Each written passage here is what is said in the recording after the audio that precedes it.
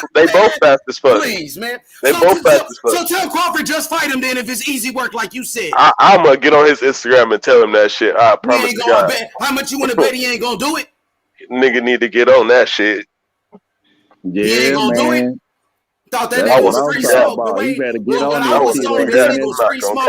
Everybody ducking Terrence Crawford, but this nigga don't even want to fight. Because when he do that, then y'all gonna know it's real. Who's a young ass fighter? Y'all gonna know it's for real then. Who's a young ass fighter? I want to see that shit, bro. I'm not telling that young boy. Philly stand up, nigga. Bro, he gotta beat one of them. He gotta beat one of them. Maybe Boots the one. Maybe Boots the one. They shook and they scared of Boots. They terrified of Boots. Spence couldn't do it. Spence couldn't do it, so Crawford needed to do it. Dangerous. Boots is too much of a risk. Crawford ain't gonna fight him. Spence couldn't do it, so Crawford need to go ahead and handle that, bro. Yeah, Spence fighting Ugas, the same dude Y'all, that Crawford you called right, out. You right, Okay, Ace. then. And what Spence Crawford couldn't doing handle it, besides so watching from the Terrence Crawford need to sidelines? go ahead and take care of that real quick, bro. Yeah, Get him out the way. Get his ass. Take care of it, nigga. That's exactly what need to happen. That's exactly what need to happen. I'm not exaggerating, being fucking sarcastic, nothing. That's exactly what he need to do. Show y'all how real it is, bro, and go ahead and stop him. I want to see the I'm motherfucker gonna fight. be honest. I'm gonna be honest, bro. He's not gonna fight Boots, bro. Nah, fuck all that.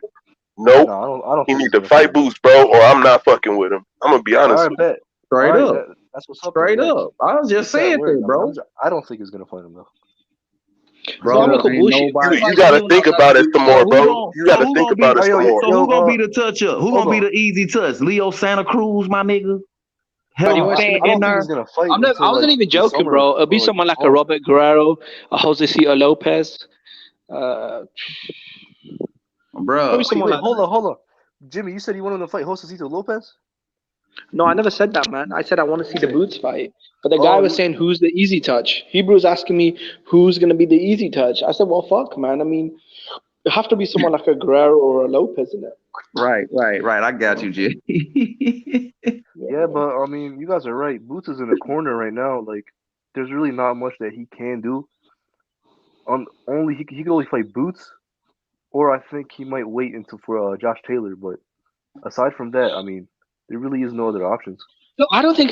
There's this Josh Taylor hype out there, bro. I'll be honest. If he's leaving Bob Arum, why would Bob Arum give him the Josh Taylor fight? I don't think he's gonna fight Josh Taylor. They're under the same management. If he re-signed with Top Rank, he might have. No. Here's the thing. They're under the same management. It's like MTK Global, I think. Yo, Havoc, you can't say that now, bro. You can't say it's too dangerous. Oh, are you responding to Jimmy? I was about to say, bro. You can't say it's too dangerous now, bro. Ain't no turning back now, bro. Let's get it. Bro, when it comes to putting on big fights, the event. Hell yeah, I want to see it, bro. Badly. I mean, I think Bud's probably go over to the PBC. I think he'll probably fight Boots. If Ugas wins, they can unify. If Spence wins, I mean, you know, it is what it is. They're also going to pay him a lot of money, man. For Josh Taylor, they're paying him a lot of money. So whoever win the motherfucking fight, I want to see them go up next against whoever is next. Ugas or Spence. Bud's not with MPK, let's keep man. going. Bud's not with MPK. Wait, Who told you that? I also want to address something real quick. Jimmy, you be calling Bud's Spence managed by Bomac. How is Spence a duck? I want to hear what you have to say. How is Spence ducking Terrence Crawford? Bro, I've gone over this a million times, bro. Bro, how is he? Oh, hold on. Man. Let me see something real quick. Hold on. You said Mikey Garcia was on the other side of the street. He was a free agent, right? Bro, listen to me very carefully because I feel like you're about Crawford to. Listen, no, you asked me a question. Can I answer? Can I answer a question? You asked me a question, innit? Go ahead. All right, cool. You asked me a question, innit? Mikey Garcia was a free agent, okay? Okay. The same way, they could look when they did Wilder Fury. Yeah, Bob Arum broke it down and said, "Look, the same way we structured the Wilder Fury contracts, that was a co-promotion for ESPN and Showtime or Fox or whatever it was. Yeah, we could do the same basic concept. When Bud Crawford got a belt and Bud pulled up in the hallway like a fucking G, what did Spence do? He put his hoodie up and said, "I'm going the easy road." He said, "You told me to get a belt. Here's my belt. What's good, pussy?" That's what he said to Spence.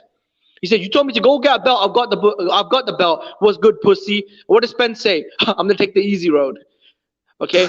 I mean, come on, bro. Like, come on. Let's not play stupid now. Come on. All right. Let's not play Here's the thing. Right. Number one, that's just all talk. And as soon as Bud knocked out Porter, right? No fucking split decisions here, bro. Bud don't do no fucking split decisions, bro. As soon as he fucking ended Porter's career, what did Spence do? He got up and ran out of the arena, bro, because he didn't want to get confronted in the hallway again.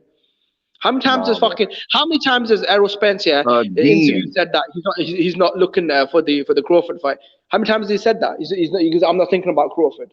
He said that a million times in the interviews. He's cleaning up his side of the street, bro. Danny Garcia was cleaning up his. Was Danny Garcia's strap season? Was Mikey Garcia's strap season? Come on, bro. Let's not play dumb now. Let's not play dumb. Listen. Hold on. He's not ducking him, bro. It's all the business of boxing that's not making that fight happen. It's that whole business of boxing. It's the pussy business of boxing. Here's the thing. He just became a free agent after that fight, and that fight with bro. What the fuck? Are you not listening to me? Tyson Fury and Deontay Wilder fought 3 fucking times. Okay, but that fight was different though. That was a Oh, well, heavyweight. there we go. Because it's different Generated a because ton of money. fucking they wanted to fight though. That's why it was different. It was different because they wanted to fight. That's why it was different. That's It true was different. though. That's true, bro. That's true. Jimmy got you right Exactly the there. same basic concept. It's a strategic UFC duck, and a bro. Fox. Spence Hold up. ducked him strategically, bro, because Yeah, he but did he not tuned want up. to fight him, bro. He could have turned and fought him. Exactly. But why did he say the business when Crawford pulled up in the hallway? This was man to man. This was no men in suits in it behind the scenes. This was mano a mano. He said, "I've got the belt. What's good, bro?" What if Spencer? You put his hoodie up and said, "I'm going down the easy road." Let's not play dumb now. Like, come on. And this whole purse split thing, bro. This whole purse split thing, bro. Errol Spence called Sean Porter a fucking undercard fighter and he gave him 50-50. Mikey Garcia was a fucking lightweight coming off a 3-year layoff, bro. Shit. Jimmy He gave him cooking, bro. Hold on. Like, come on, man. I've been seeing this for 5 years, and when people ask me how is Spence not ducking Crawford, it actually shocks me. Bro, And when people say, "Oh, he's unifying," why is he always That's a good unifying point with with that everyone Sean except for shit, Crawford? bro. That's a When he good fights point. Porter, oh, it's a unification though. It's a unification for everyone except for fucking Bud. All right, which fight is easier to make? Porter or Bud? Which fight was easier to make back then? Listen to me. That's No, not what he which said. fight was easier? Hold on. That's not what he said. That's not what he said. Okay, after the Porter fight, why didn't he fight him then? Did I ask him to fight Danny Garcia? No, we didn't want to see that shit. He could have fought Bud at the end of the year. But I need my tune-up because I got drunk and fucking high and injected myself out the Ferrari. that was a Bro, tune-up. that's no one's fucking problem. That's Spence's problem. That was a tune-up fight? All right, cool, bro. Tune up. All right, cool, bro. Fight? Like, it's been 4 years, bro. No, I'm still looking at the you fucking think that was a clock. tune-up fight, Kush? You think that was a All right, tune-up cool. fight? Hey, by your boy Spence's definition, that was a tune-up fight. Yes. God. No, that was his definition of a tune-up fight. Listen, you guys keep quoting Spence, right? He says no tune-ups, but he considered Danny a tune-up. A bunch of shit. The thing, what's your name? What's your name? Khaled. How do I address you? What's your name? Khaled. Khaled. All right, cool, bro. Listen, bro. I just gave you 100 facts a year about anything. He said, "I'm going on my easy." Listen, bro. I just gave it to you. You try to bring up the business, yeah, and I rebutted with Tyson Fury, Deontay, exact same concept. ESPN, Fox getting together, doing co-promotion. Boom, easy peasy. They did that shit 3 times, right? The Mikey Garcia, yeah, bro. Aram said, yeah, if Al Heyman wants to fucking play the top dog, he can go handle the entire event by himself. I'm cool with it. So basically, Bud, he was saying Bud's a free agent. As soon as, bro, you know what the real sad fucking part is? As soon as Bud became a free agent, your boy Spence decided to pay off Ugas's mandatory. He's fucking shook, bro. He's a bitch. Wait. How do you know he paid him off? I want to know how, because I mean, if he did, I want to know. How do you? It is like public information that the PBC pays step aside money. Put a link for it because I want to see that. What do you mean you want to see it? The WBA ordered it. They said that the Spence fight can't happen because It's actually public information. I'll look it up for you when I get in my room. I'll post a link in a few minutes. No, the WBA. Do you guys not remember that massive backlash out? Or Ugas has to go in the WBA tournament. The WBA said, yeah, Ugas has to fight is mandatory. The unification, the only way a unification overrides a mandatory is if the mandatory hasn't been called. Once a mandatory has been called, a unification cannot override a mandatory. It's not just a unification, let's forget the whole world. A unification overrides a mandatory if the sanctioning body doesn't call the mandatory. Once the mandatory has been called, then they have to fight him. So a lot of people are saying this. As soon as Crawford became a free agent, Spence decided to pay off Ugas as mandatory. So I mean, I don't know, man. It looks a little funny. That's what I'm saying. It's been 4 years. It's one guy doing all this funny business. The easy road, get a belt, paying off Ugas as mandatory. I mean, if you have a bit of neutral perspective, you can kind of see where where the scent is coming from. That shit suspect in the motherfucker, man. All right. Jimmy, what do you think Bud is gonna do next? You think he's gonna sign with the PBC or what? I have no idea, bro. I mean, I hope so, because that's where all the good fights are. He has to if he wants that fight. He has to. No, he has to, because if he was to move up to look, let's forget Spence. Yeah, he's a non-factor, but he'll never fight Crawford. Yeah, it's been half a fucking decade. If you want any top fights at welterweight, yeah, let's say if Ugas beats Spence, yeah, that's a good choice for him. At 54, if he wants to move up, Charlo's there. He's got the belts. So, and I think he beat the shit out of Charlo. This is no fucking Tony Harrison, man. some fucking bum who outboxed Charlo in the first fight. Even though Tony I Harris thought is not a bum though, Charlo could bro. He's not a bum. He can Bum is not box. Bud's level, man. This is a guy that's I been feel knocked you. out, man. I feel you. Come on, bro. This is the guy that got slept by Willie Nelson, man. Come on. I feel you. He kind of opens up later in the fight and stuff. But yeah, like I think that Bud gotta sign with the PBC, and it's gonna be a multi-fight deal. He ain't pulling no Canelo. Man, that's where all the smoke is, bro. He ain't got them numbers, and he need them welterweights on that side. So Mikey if you want to corner this guy, Mikey didn't do a multi-fight deal. you gotta sign No, with the I hope he does, but he could still be a free agent to fight because Mikey didn't do a multi-fight agreement. He fought Broner, took the bag, fought Spence, took the bag, and then fucked off to the zone to go get more money. So with Bud, he has to, I don't know, man, jump through hoops of fire and fuck dragons on the moon, and I don't know. Bro, I'm like, fuck it, let's do it. Floyd, I think Floyd might be that guy. Maybe he can really make him a star. Let's do it. Yeah, I mean, look, my Bud loses, which I don't think he will. If we want to see the fights, everybody should feel that way. Like, all right, fuck it. It ain't my money. Let's do it. He's didn't Lewis get fucking beat up by Gary Russell's little brother in the amateurs like 3 times? Yeah, he did. So even though he's good, I mean, I've got Bud Crawford. Somebody tried to say like, oh, he split with him 1-1. No, he didn't. He lost all 3 times. Yeah, that's what I'm saying, innit? And the way he keeps his hands down, I mean, that's perfect for a counter puncher like Bud Crawford. I think Crawford will knock him out. So yeah, it's a good fight.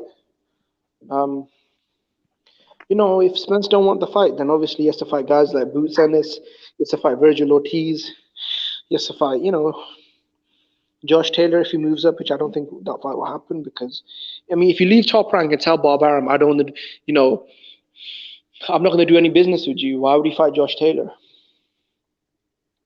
That's something I'm gonna point out about Boots. When I watched them fights, see, them was like Olympic trials type fucking fights. Them dudes was like, you feel me, amateurs going to the trying to try out for the Olympics and shit like that.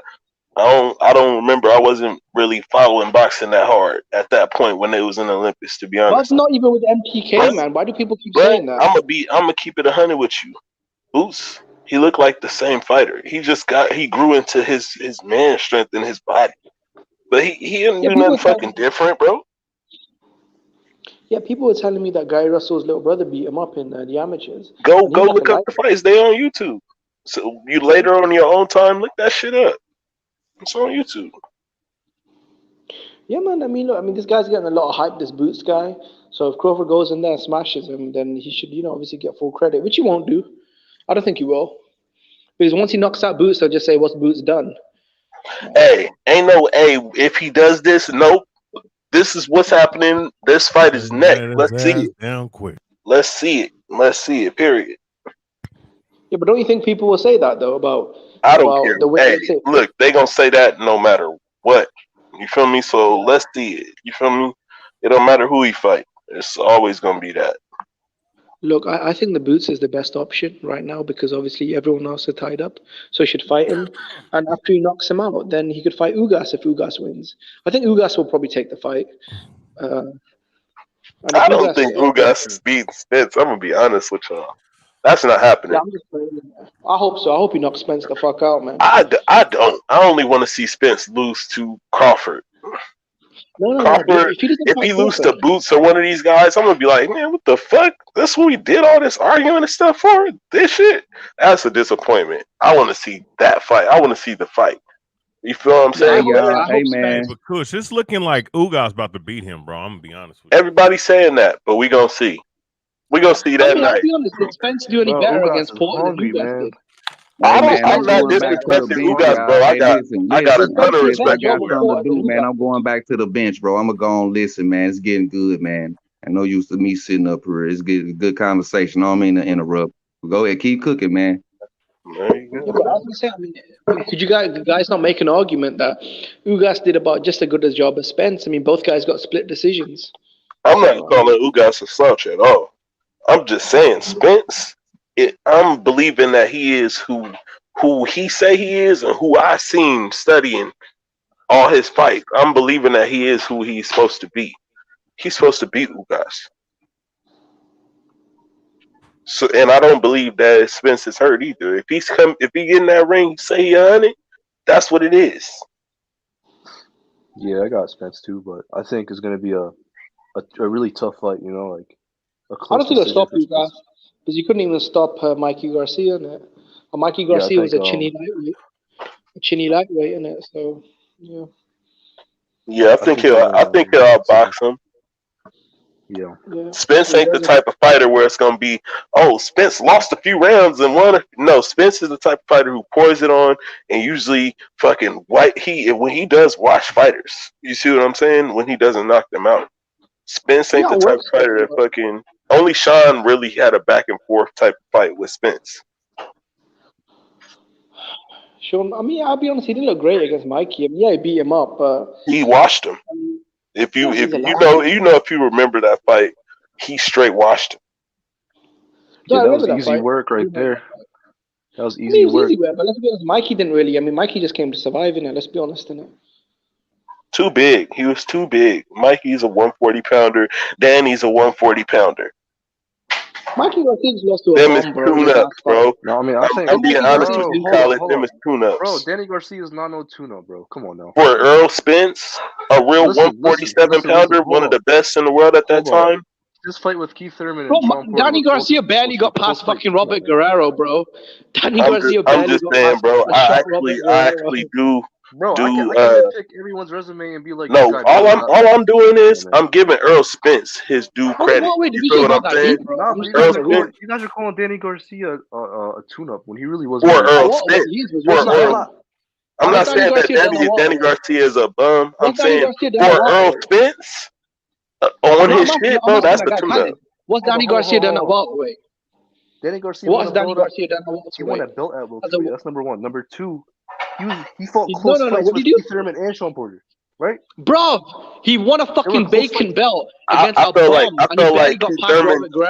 in the Keith Thurman fight, Keith Thurman dominated him early on, and then Keith Thurman kind of toyed with him. Keith Thurman dominated Danny Garcia. Keith Thurman outboxed the fuck out of Danny Garcia, bro. He did, straight up. What the fuck are you talking close fight? That fight really wasn't close. From Danny Gift. They tried to give Danny Gift a fucking... It was a clear win for him, but it was a pretty close fight. It wasn't close, bro. I don't know, bro. I think that Keith Thurman styled on him, bro. He outboxed him with one hand, bro. Keith Thurman had a fucked up fucking elbow on him, bro. That's all I'm gonna say. One hand. You know he did. Come on, man. Wait, what? What would you say? I'm saying you really know that Keith Thurman styled on Danny, bro. Come on. Nah, I mean he beat him. I think he beat him, but it was a pretty close fight. You're looking at a split It decision. wasn't like a blowout like Spence was. Like Danny Garcia was clearly fighting an uphill climb in the second half. He won 2 rounds against Spence, and he won maybe 1 extra round against Thurman. I mean, he won 2 rounds against Spence, and I think maybe he won 3 rounds. Bro, if you get the fucking styling on somebody early on in the fight, and then later on the fight, you can kind of fucking hang back and give up rounds, that means you were up a whole lot. You feel me? If you really remember the optics of that fight. Won about 3 rounds. Bro, Danny Garcia won about 3 rounds. I'm saying, like, Keith Thurman styled on him. He won about 2 rounds against Errol. Khaled. He won about 2 rounds against Spence, and he won about 3 against Thurman. I mean, 1 round makes it a blowout. Hey, as we're saying this shit, he's remembering. He's remembering. I don't know, man. Do you guys he didn't watch them, but he styled on his ass, bro. Danny lost that fight really clearly. He's not really a true 147 pounder. He's not. I mean, he's growing in size, bro, but he's not really no legit threat at that weight, is what I'm saying. He might be big enough, but that don't mean that he got the talent. You see what I'm saying? He doesn't have that. Hold up. If Bud beat Danny Garcia the way Spence did, you guys would have never called that a tune-up, bro. Let's be real. Or not you guys, but Bud fans. I don't believe that Bud is letting anybody like Danny Garcia go 12 rounds with him. Bud don't do no split decisions, bro. I just told you this, He bro. ain't going no 12 rounds with him, Bud don't do no Bud. split decisions, bro. You guys would have never called it no tune-up. Bud wouldn't have let him go 12 rounds. Bud would have stopped him in like 4 or 5 rounds. Bro, Mikey, you be honest. You think Mikey Garcia would have done the distance with Bud? Be honest. You see the difference is, bro, with Bud, with a tune-up, bro, he would get them out of there. You see what I'm saying? That's the difference. Bud treats a tune-up like a tune-up. Exactly. Spencer looked great in the Mikey fight, bro. Yeah, boxed him, worked him. But when the fuck did he beat the shit out of him? When did he knock him down, knock him out? He beat the shit out of him, bro. I'm gonna be honest. He beat the shit out of Danny. He beat the shit out of Danny and Mikey, bro. I'm gonna be honest. It's not that impressive, bro. You know what it is? I'm just used to seeing that. Listen, hold on. You guys think he would have knocked out Danny Garcia? That's cool, right? You guys could think whatever. He would have.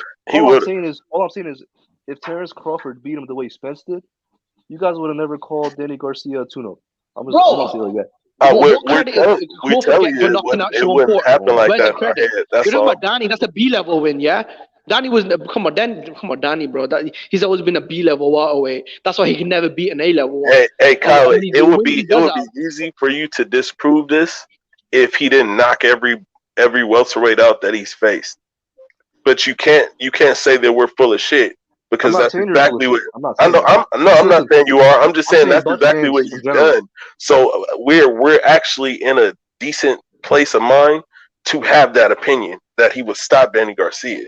He stopped every welterweight he fought. Yeah. I mean, I agree with that. I think he probably would have stopped him. But at the end of the day, styles make fights, and I'm not talking about him stopping him. I'm talking about if he beat him the way Spence did, like exactly that way. You guys would have called him a tune-up. That's all I said. Yeah, but what way, bro? He beat him by unanimous decision. Keith Thurman beat him on points. Bro, let me say this. If Spence won an extra 2 rounds. Hold on. Is that really that impressive? Be honest. Khalid, winning an extra 2 rounds, is that really that impressive? He didn't knock him out, but that was a good-ass win.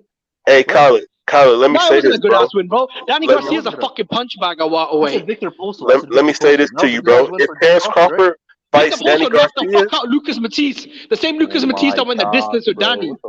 Khalid, if Terrence Crawford were to fight Danny Garcia next, post was Danny's mandatory. Why Danny dropped the belt? That's a tune-up. You hear what I'm saying? Fucking Robert Guerrero. If he fight Danny Garcia next, Danny Garcia, especially now, that's a tune-up. Khalid, what do you think of what do you think of Danny Garcia's performance against Robert Guerrero? Do you think that was a really good performance? I mean, it was pretty good. It was alright.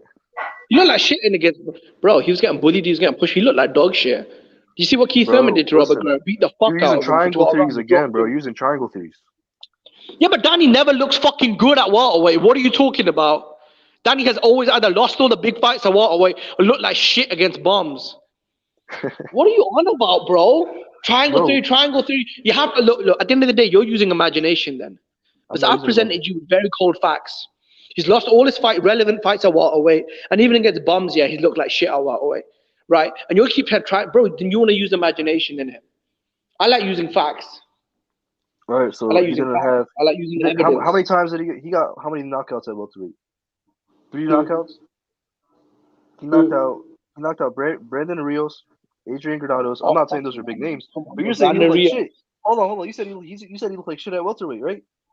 So that's what you're saying. I'm saying he's not looking like shit. He's losing the big fights. He lost all the big fights.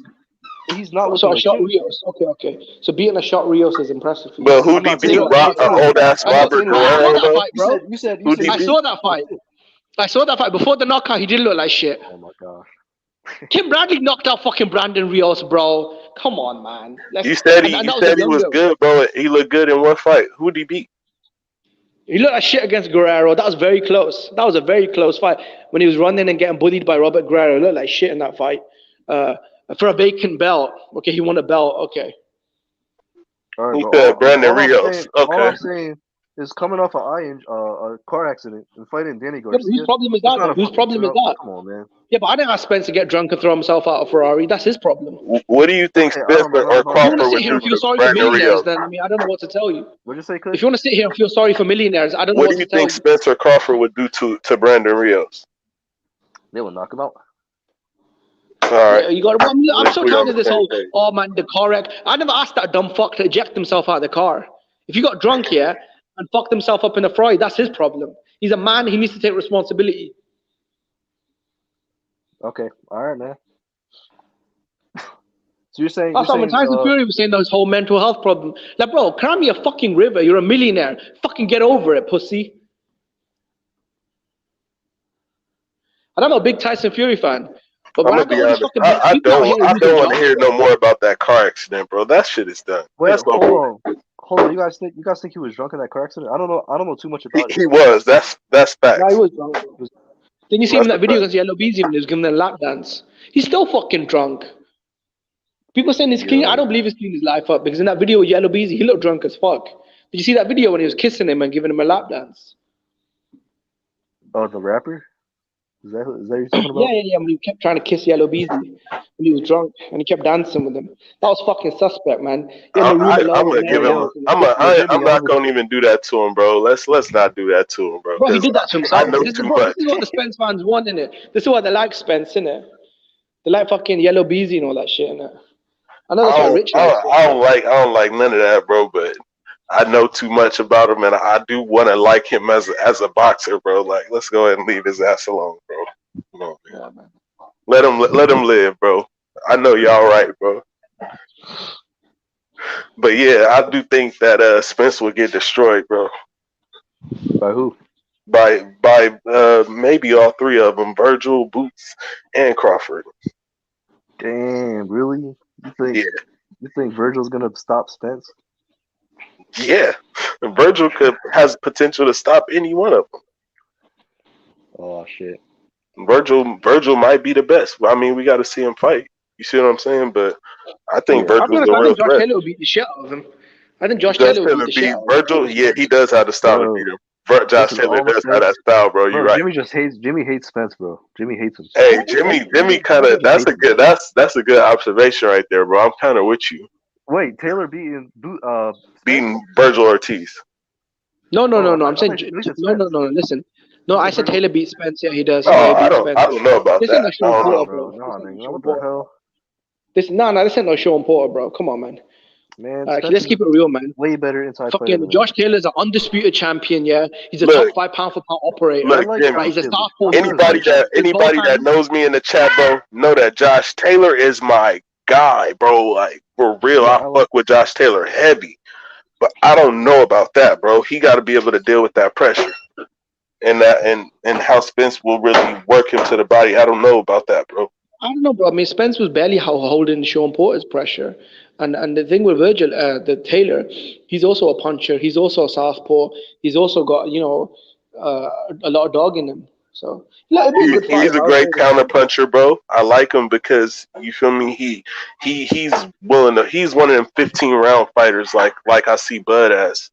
Josh Taylor was killed. Josh Taylor. Yeah, he's got tremendous engine. Yeah, he's got good engine. He's a for real pound for pound fighter. Like, he's slick. You feel me? He does shit on the clinch, breaking out of the clinch and all that. I like all that shit, bro. The people call him dirty. I think that he just got the will to win, bro. He want to win badly.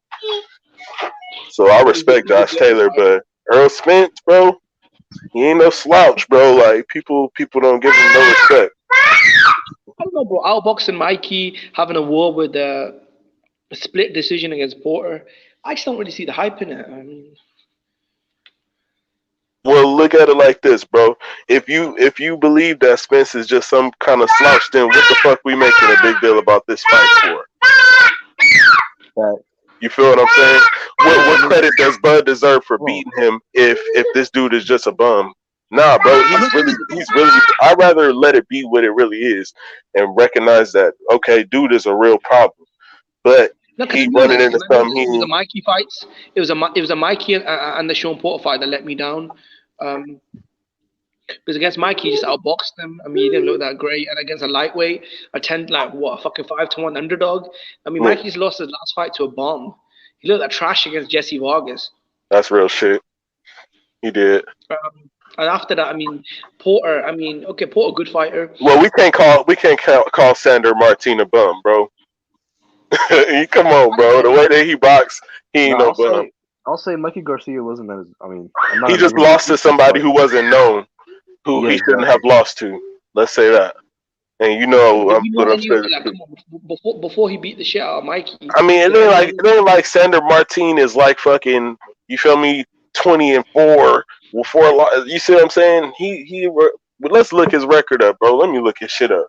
Because I ain't gonna call nobody no bum if they ain't no bum. That's why I was pissed off. My boy Regis Progress never got that smoke with Mikey, because Regis would have beat the fucking shit out of Mikey, bro. He would have beat the dog. He should have just jumped right in with him, man. Never took that too much. Mikey Garcia was out of shape, fucking fat, all that shit, bro. Like, he looked terrible. That's how Mikey always looks. Ring rust. No, but his ring rust. He's looking terrible. Bro, Sander Martin. Bro, he lost 2 times. He's fucking. Bro, this guy 41 couldn't even win the wins, 2 European losses, title, bro. or Bro, this guy 39 couldn't wins, even 2 win the losses. European title. This guy, come on, this guy's losing to.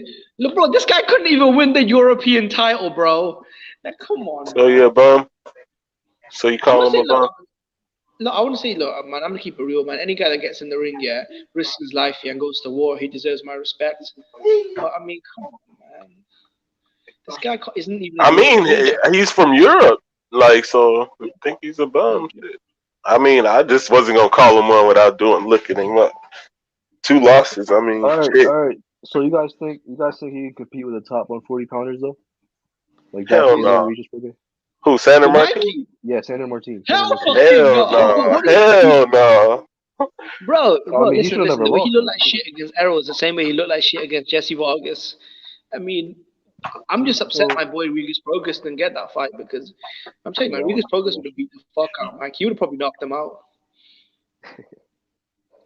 Man, Mikey Garcia, man. I don't know what he's been on, man. I thought the Jesse Vargas fight was pretty good though. Like I thought he would be back, looking much better. I mean, he won one more round than Adrian Broner. I mean, okay. Yeah, I mean, it was a good win though.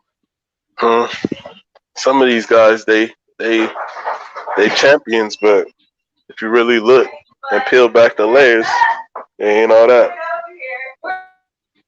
Shit, isn't Jesse Vargas fighting Liam Smith? Yeah, I believe so.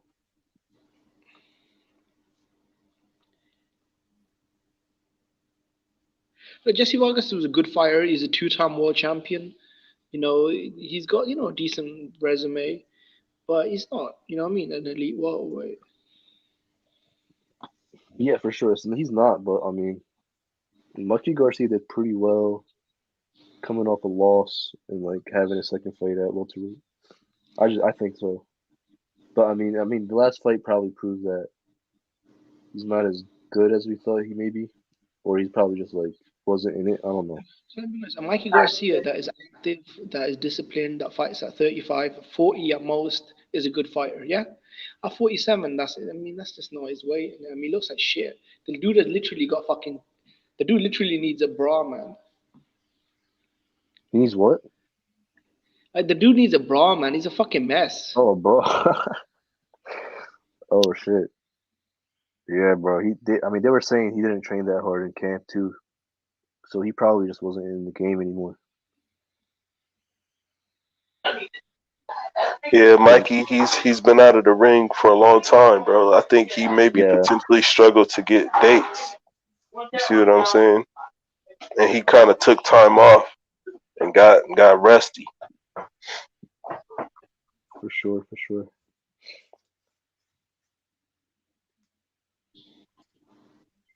America. Here in the UK, they're shutting down all live events until March. Why?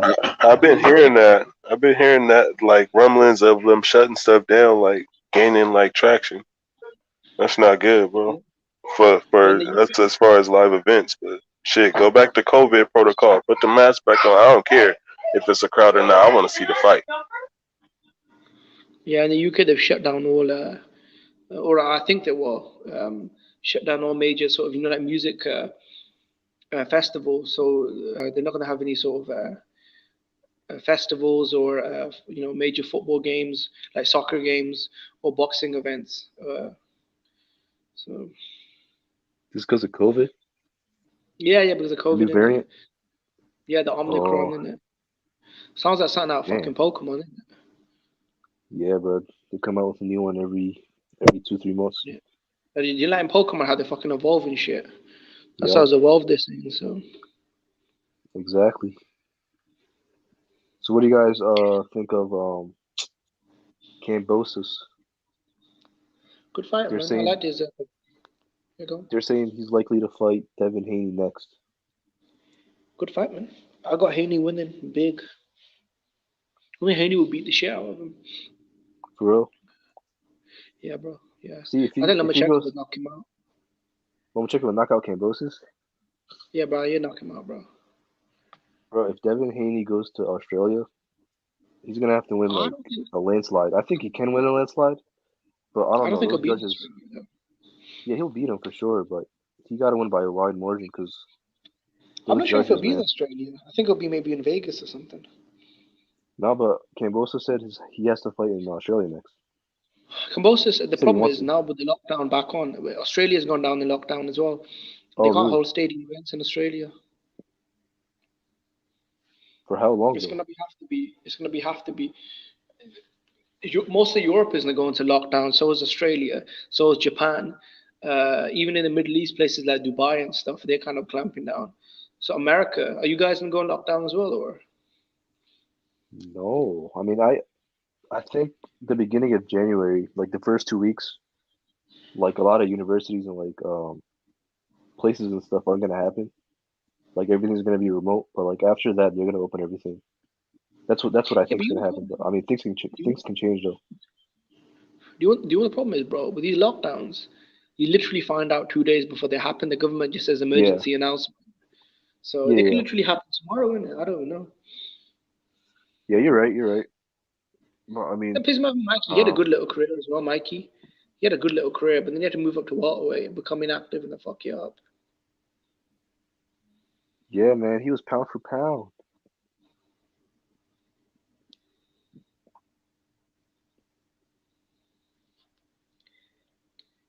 Like this guy said, I was supposed to go back to the office in January. Now they're saying June. Are you in the U.S.? Me? Oh no, I'm talking to the commentator. No, I'm from the UK, man.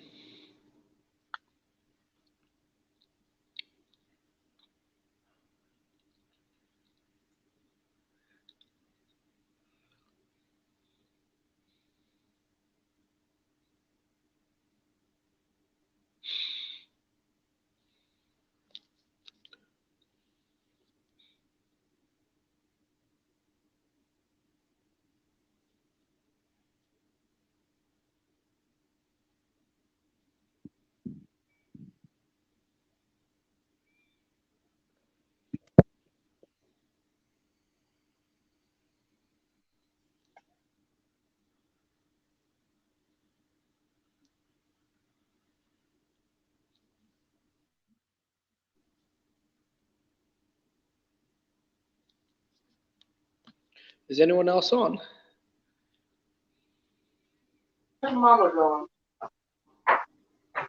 Yeah, I'm still here, bro. I just be going on mute. I'm here, bro. Okay.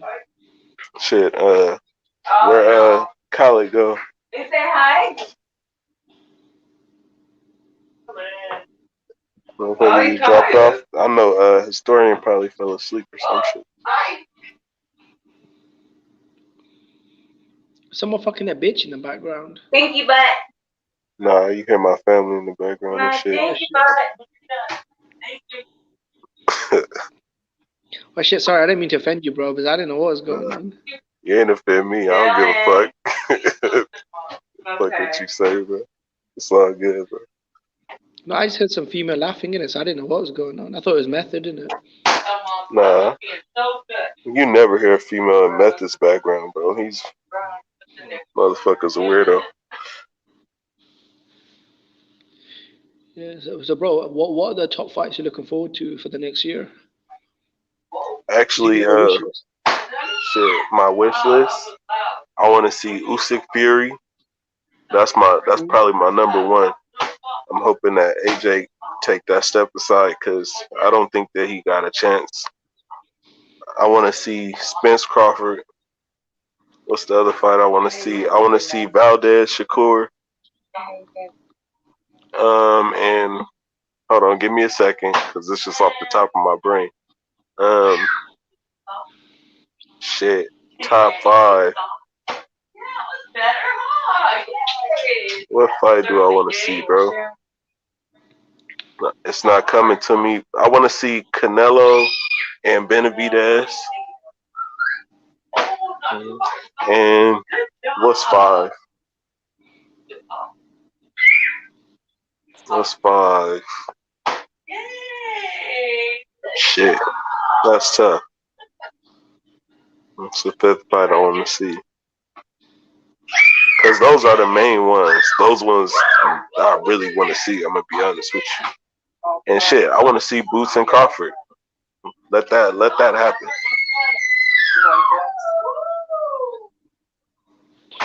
What's your 5? I mean, I don't know that it will happen, but if it happens, I will be super excited to see it. You see what I'm saying? Like, but let me hear your 5, Jimmy. Let Bud take care of Errol's heavy work in it. Hell yeah. Because I mean, if you look at the last few guys that Errol's fought, Danny Garcia, now Ugas, I'd put Boots above both of them. I mean, the reason that him fighting Boots is like kind of like, hold on, why he gotta fight Boots? Ain't because he's dangerous. It's because shit, Boots is about to be Spence mandatory. Why should we be stepping in the fire for Spence? That's what it really in my head seems like, and I don't feel like Boots is ready. I don't feel like he has the experience. But hey, if everybody want to see it, what do you think, Jimmy? I don't think Spence will fight him. I think if Spence gets a belt Hell from no. Ugas, that's who ain't gonna fight him. Yep. Yeah, that's who ain't gonna fight him. You see what I'm saying? Spence ain't gonna never fight Boots, but I think he might fight Boots. You see what I'm saying? He'll entertain it. Earl Spence ain't gonna entertain that shit. He's just a few seconds away from what Keith Thurman and Sean said. That's what guys on that side are saying. Oh, I ain't never fight him. Or I never heard of him. Bud didn't say I never heard of him. He didn't say, oh, I ain't fighting him, I'm gonna retire. He said, oh yeah, he good, his time coming. Oh, you gonna fight him? Oh, maybe, I don't know. We never know what happened down the road. That's what I want to hear him say closer to, but I really want to hear him say, nah, fuck it, give me him, because really I'm the best. I'm a fan of Muhammad Ali, bro. Muhammad Ali, if you see that somebody and say they're a threat to him, they better than him, they could surpass him, that's like a fucking, that's an insult. Now I gotta see him. You see what I'm saying? Like, how dare you put me as the underdog? Anything. Ali didn't allow that shit, bro. And that's really what I want to see from every fighter. Like, look, shit, we can't get it from every fighter. They ain't got that type of heart. Yeah, you weren't allowed to call yourself a monster in Ali's division, then he'd come see you. Hell yeah, he'll come see you wherever you are in the world. Ernie Shavers, fucking Ken Norton, Joe Frazier, George Foreman. I mean, he's fought everyone in there. Sonny Liston. Different level. I was listening to this. Yeah, I watch him. I was listening to this interview with Mike Tyson earlier, where he was saying like, I can never be as great as Ali because I see where I can't surpass him is in the fact that he was willing to really, really die for this shit. Like, y'all think these fighters are willing to die. They're not really ready to die like that.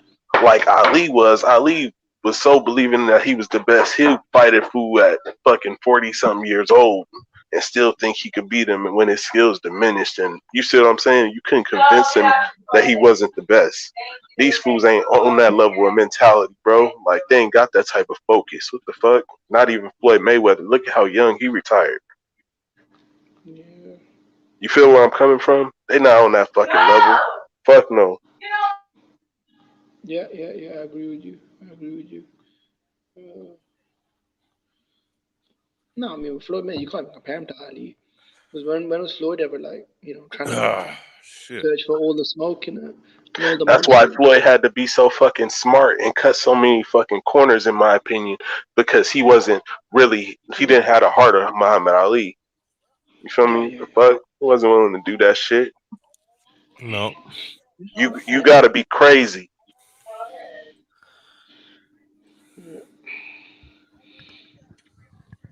Yeah, man, Ali was just different cloth, man. And people wonder why I hate Floyd Mayweather, bro. That's why, bro. Because you can't fucking disrespect that, bro. Yeah. Even though Ali's died, I don't know why Floyd keeps disrespecting him. I don't know what that's about. Worse. Yeah. It's those hating on fighters, isn't it? He called Sugar Ray Leonard an idiot for fighting Terry Norris at the end of his career. I'm like, well, fuck it, man. I mean, what do? Bro, it's even more disrespectful that if Muhammad Ali was fucking Floyd Mayweather's size, bro, in his prime, bro, Floyd couldn't touch him, bro. I'm trying to tell you. Yeah, bro. You're trying to tell these motherfuckers, bro. Floyd couldn't touch him in the ring. Muhammad Ali wasn't just the greatest out the ring; he was the greatest in the ring. Period. Yeah.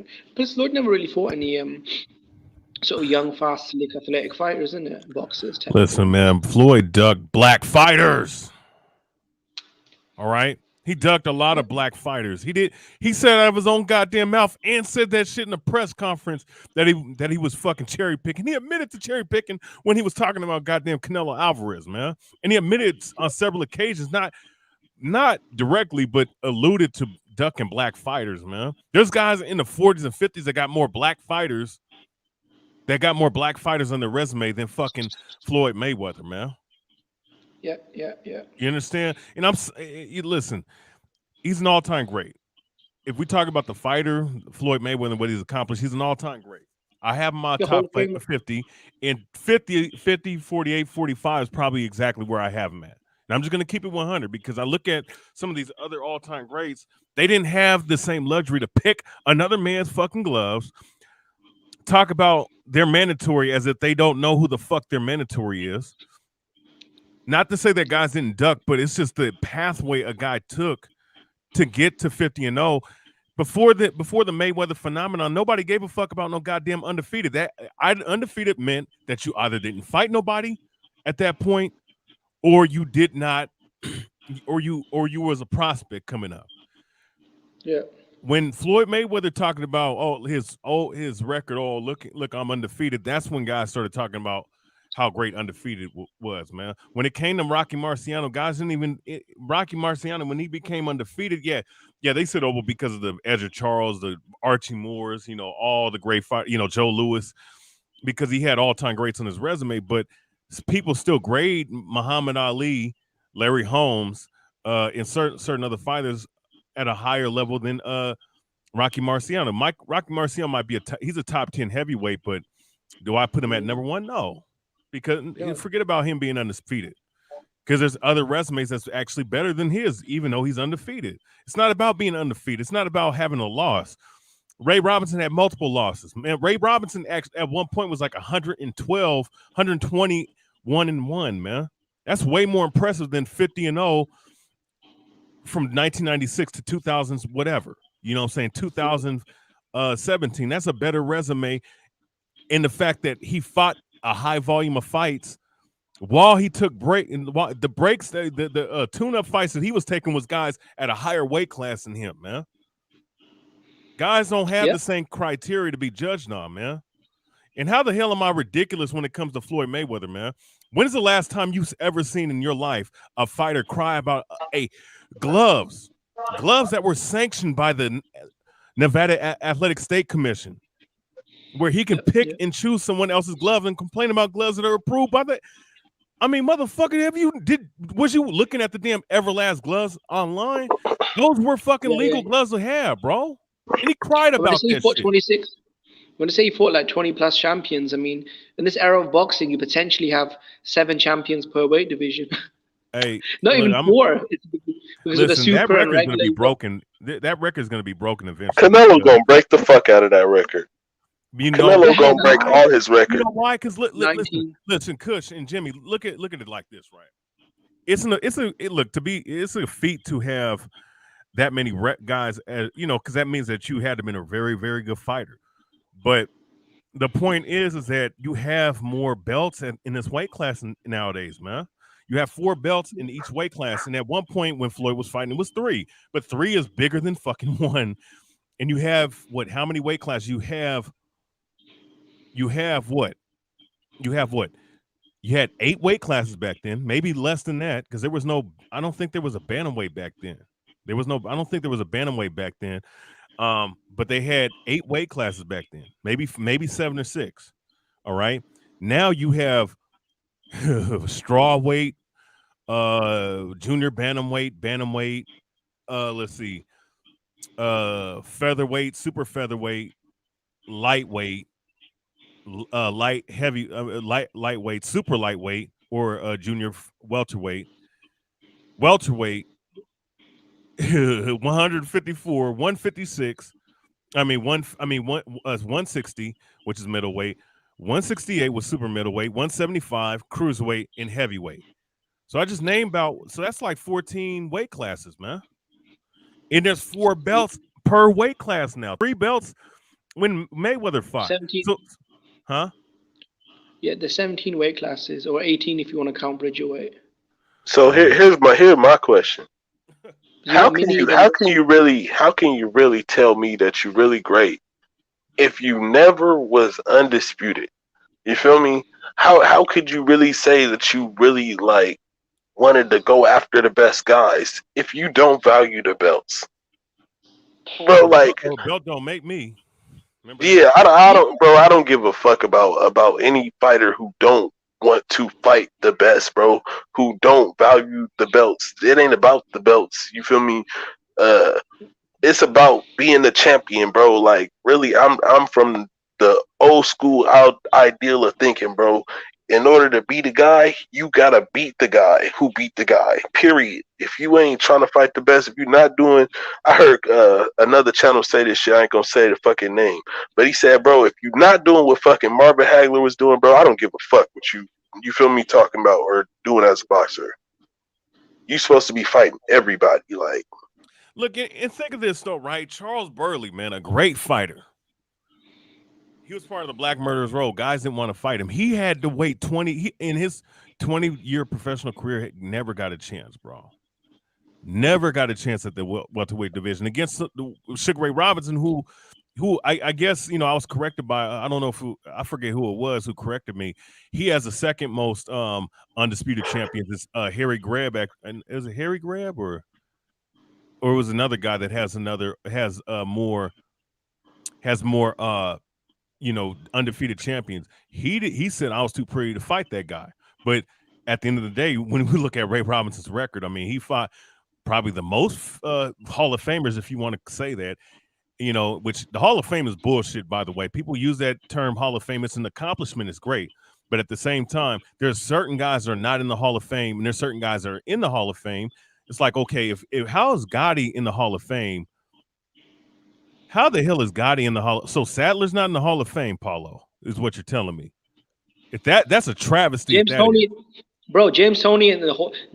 isn't in the Hall of Fame, but fucking Ataro. I think he just got in this year.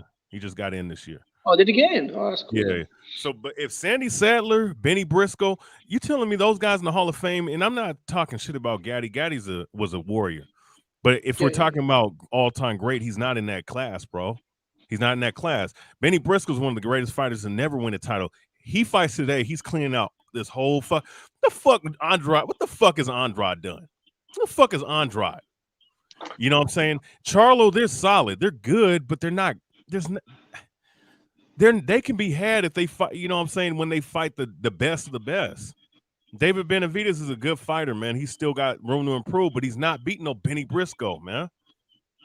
Triple G is not beating no fucking Benny Briscoe. I'm sorry, man. Triple G ain't no better than.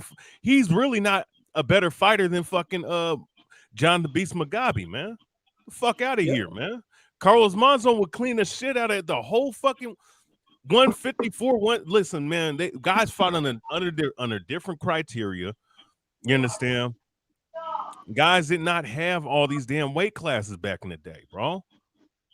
And then Pigeon Mike Tyson is on point. Sam Langford, you want to talk about a real pound for pound champion? 135 to fucking heavyweight. Technically he cleared out. If he would have did that shit today, he would be considered the greatest of all time, right? You know what I'm saying? Yeah. And of course, and that's a different era. That's another time period that a lot of these. I'm gonna just say this: a lot of these American black fighters, man, like can't be talking about shit that you ain't went through. You didn't go through the Jim Crow era, so don't talk about that. You can talk about it for reference point. Don't get it twisted, but don't act like you lived in that fucking era. Real shit. You know what I'm saying? Motherfucker. We never went through that shit, bro. For real. Like, nigga, you don't know what the fuck it feels like to have a fucking sniper on the goddamn roof of your fight, waiting for you to do something. You still do the shit just, like Jack Johnson was doing. Like, that's a whole nother. No, niggas talking about Floyd Mayweather going, what the fuck you talking about, man? He rolling with Triple H and Justin fucking Bieber. What the fuck are you talking about? And it's not about hating Floyd Mayweather as much as it is destroying the fucking narrative. BH. I know the Justin Bieber thing. I know the Justin Bieber thing, but what did Triple H do? Did he do something? Remember Triple H on live TV in WWE back in the day when they split the brands? He told, I think this is before they did the brand split. He told Booker T to shine. Basically, he called him a jigaboo and told him to shine his shoes live on camera, man. Fucking hell. And the one guy that checked him in the back locker room was Brock Lesnar. You know what I'm saying? Brock Lesnar about to beat his ass for that shit. But yeah, isn't it funny? No one even likes Brock Lesnar in the locker room, but he's the one that, yeah, man.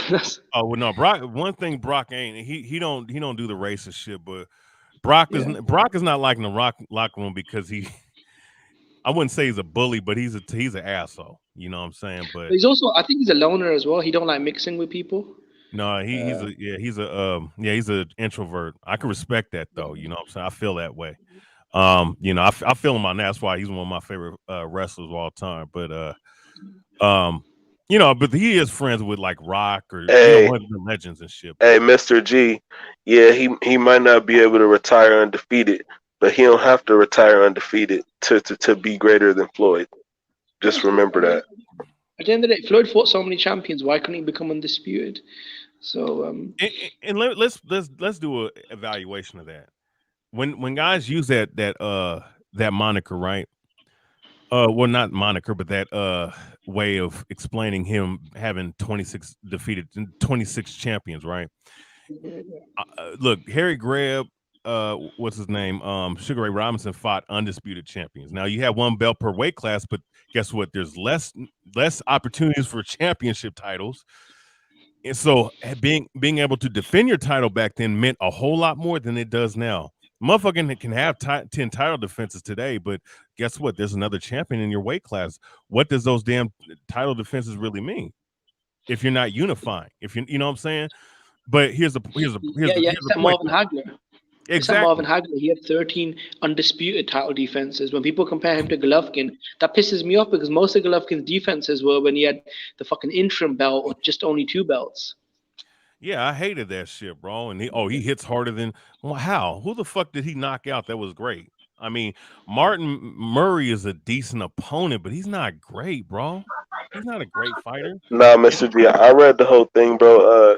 You could always say that Floyd is better than Canelo, but you won't always be able to say that Floyd is greater. You see what I'm saying? It's a difference. Floyd is better than him because he beat him. You see what I'm saying? So he'll always be better.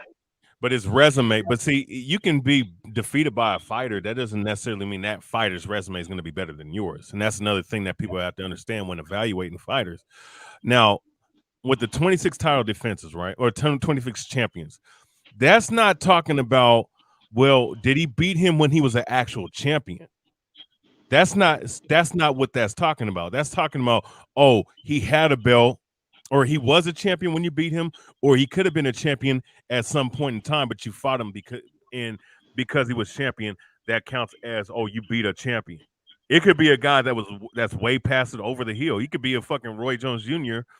knocked the fuck out several times. I'm not saying that's what Mayweather who he fought.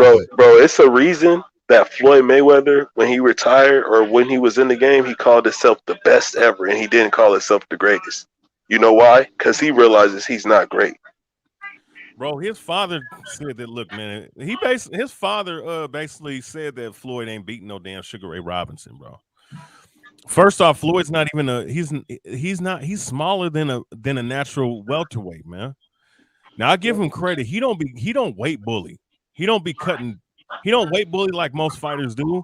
And if those fighters were relegated to that era where they had to fight in their actual weight class and there was no juniors and supers, I'm gonna tell you something. A lot of these guys wouldn't be shit, bro, and that's just a fact. Ain't gonna be no weight bullying in the same day weigh-in era, and there ain't gonna be no damn. I'm gonna rehydrate 20 pounds. No, hell no. You're weighing the same day. Huh? I don't think. I mean, forget Sugar Ray Robinson. I don't think Mayweather would beat Tommy Hearns or Sugar Ray Hell Leonard. no, he get knocked the fuck out. Mayweather. See, here's the thing about Mayweather, and it's not.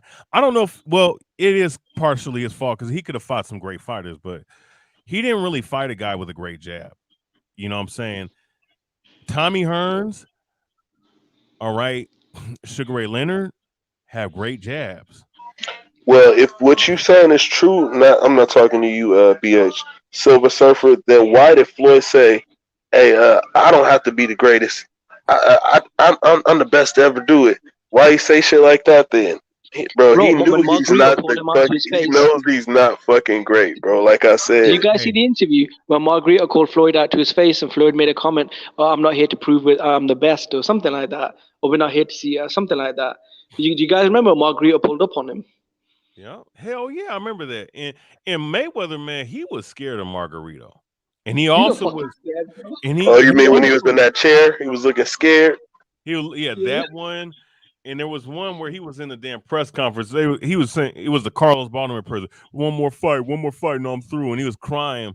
And That's just funny, bro. People always be alluding to. People be like, "Oh, but he was a cheater, though." But we didn't know at that point, though. You feel me? But no, he said he's like, "Why?" They were asking why, Floyd. And if you hear him, he said Antonio.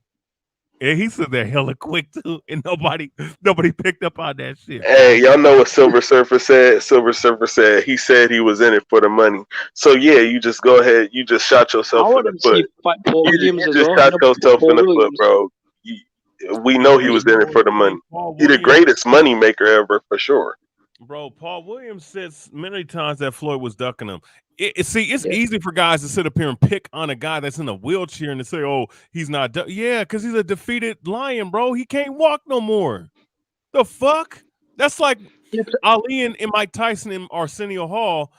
When Arsenio had Ray Leonard, Sugar Ray Leonard, Ali, and Mike Tyson on the interview him on the same time. Mind you, Ali has Parkinson's at this point. Mike Tyson in his prime.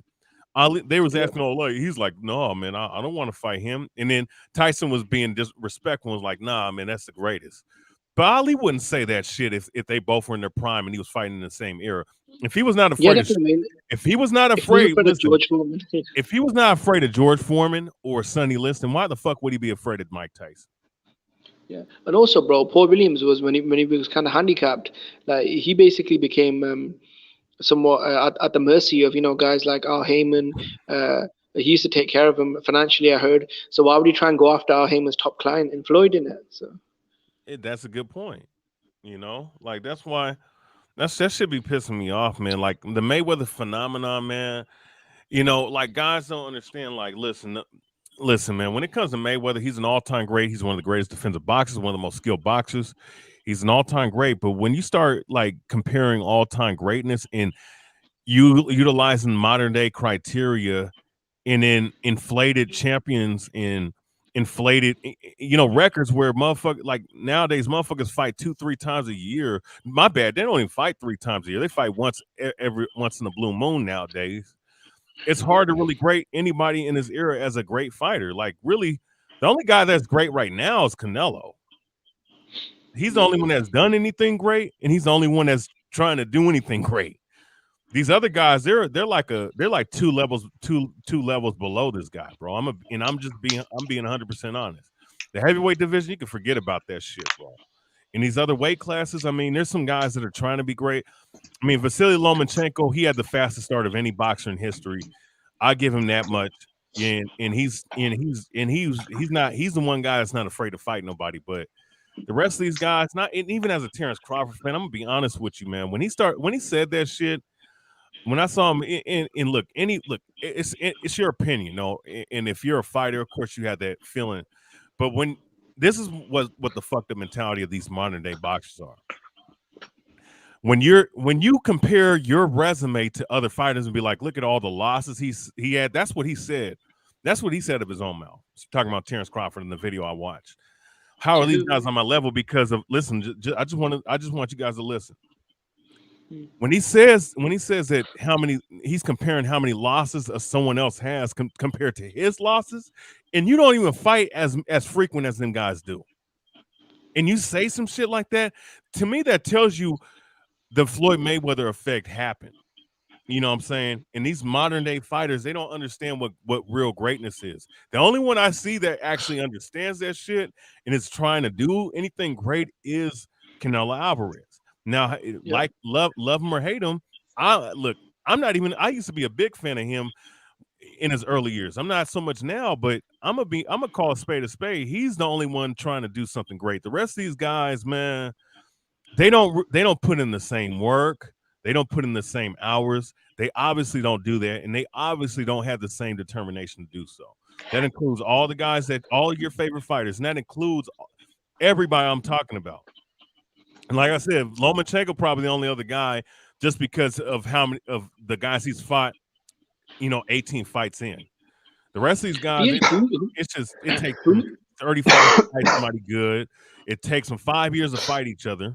I don't give a fuck which side you're on, the Crawford or Spence, or this shit is fucking. This is ridiculous. why UFC is taking over. Do you think this is because in the Usyk, UFC? I'll give Usyk. Okay, Usyk is the only.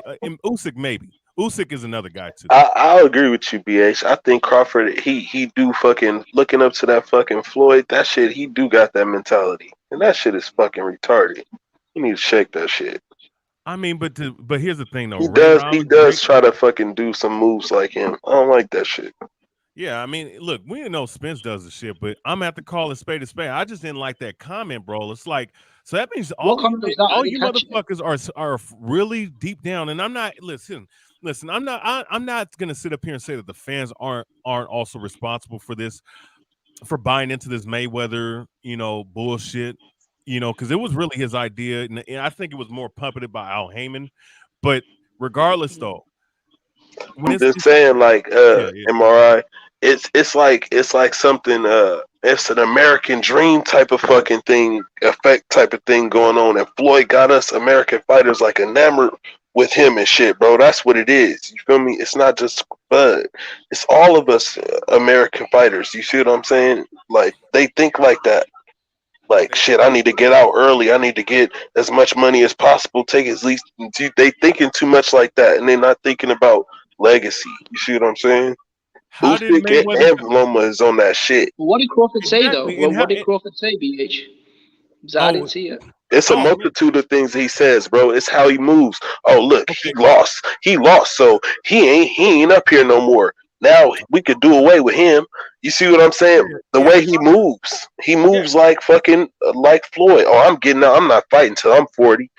All that type of talk, bro. I don't want to hear you say that shit. I don't care if that's what the plan is. Don't say that shit, bro. Listen, with Crawford. Listen, with Crawford. What he said was he was comparing his resume to all-time greats, and he was basically stating, I could play the audio if I could. I won't put up the video, but I could play the audio. It's on a regular channel. Or he was comparing himself, huh? No, go ahead. I thought, was it the Joe Rogan interview? No, it was not. No. He was in the car. Crawford, greatest of all time, greatest all time. Let me see if that's up. Crawford. Okay, let me type in. Let me type it in my phone. Terrence Crawford on Sugar Ray Robinson. Yeah, I'm a huge Crawford fan, but even I'll keep it real. His resume is not the best. You know what I mean? So Terrence Crawford said he would destroy legend Ray Robinson. And listen, don't get it twisted. Don't get it twisted. I'm not sitting up here saying. Listen, I'm not saying that a fighter can't feel the way he does, but the reasons he's giving, right? Okay, just listen to this shit. My bad. Now listen, he's talking about levels, right? Now listen to this shit. This is Terrence Crawford now. But it would be no point, you know what I mean? If I smash Ray Robinson, what is you fans is gonna say? Oh, you beat a bum. You beat a nobody. So why would I even waste my time on Ray Robinson? I should say Ray Robinson. Come on, man. How many losses you got, brother? Oh, you know what? Never mind. I think this might have been another Ray Robinson. My bad. BH, don't be trying to sabotage my boy over there, Okay, bro. you know what? Come Never on, mind. man. Okay. You know what? I take that back. Never mind. He's not Come talking. on. I think he's talking about Somebody. the Ray You know Robinson what it that fought was? Somebody. Ugas. Okay. Here's what it was. It says Terrence Crawford says he would destroy the legend Ray. Okay. I was fooled by that. My bad. Oh my God. My bad. I take that back. Okay. I love my boy Bud. All right. Bro, you was about to have me telling the truth. I was about to say, man, Sugar Ray Robinson will mess around and break Bud's jaw, bro. You know You're talking what? about the Never one mind. you know that had the My draw with bad, man. rematch. Hey, I was yeah, man. My bad. That's That's some clickbait bullshit, bro. That was when he was talking to Gary Russell and shit, bro. I was about to say, bro, you trying to sabotage my guy. That was clickbait right there. Hey, wait a second. They did you dirty. Hey, bro. Hey, real quick. But who fuck is calling himself Ray Robinson today, though? Oh, it's the guy that fought Ugas. Bro, Ray Robinson, there is a Ray Robinson. It's one of the last dudes that actually beat Bud in the amateurs. And he fought Mean Machine before Mean Machine fought Bud in an eliminator. Wow, man. Whoever He's been clout chasing off Bud just like Gary Russell for years, bro. He's got like 30 losses. So this dude, Mike Alvarez is TB. Man, you fucking faggot.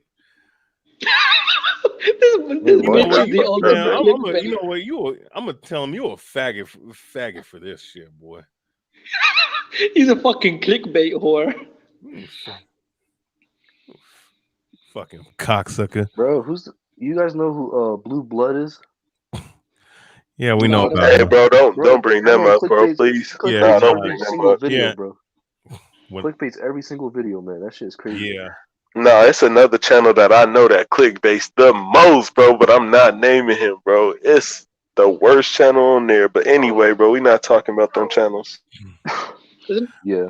But listen, but here's the thing though, right? I think that okay, you know what? Fuck it. I clear Bud of all that shit.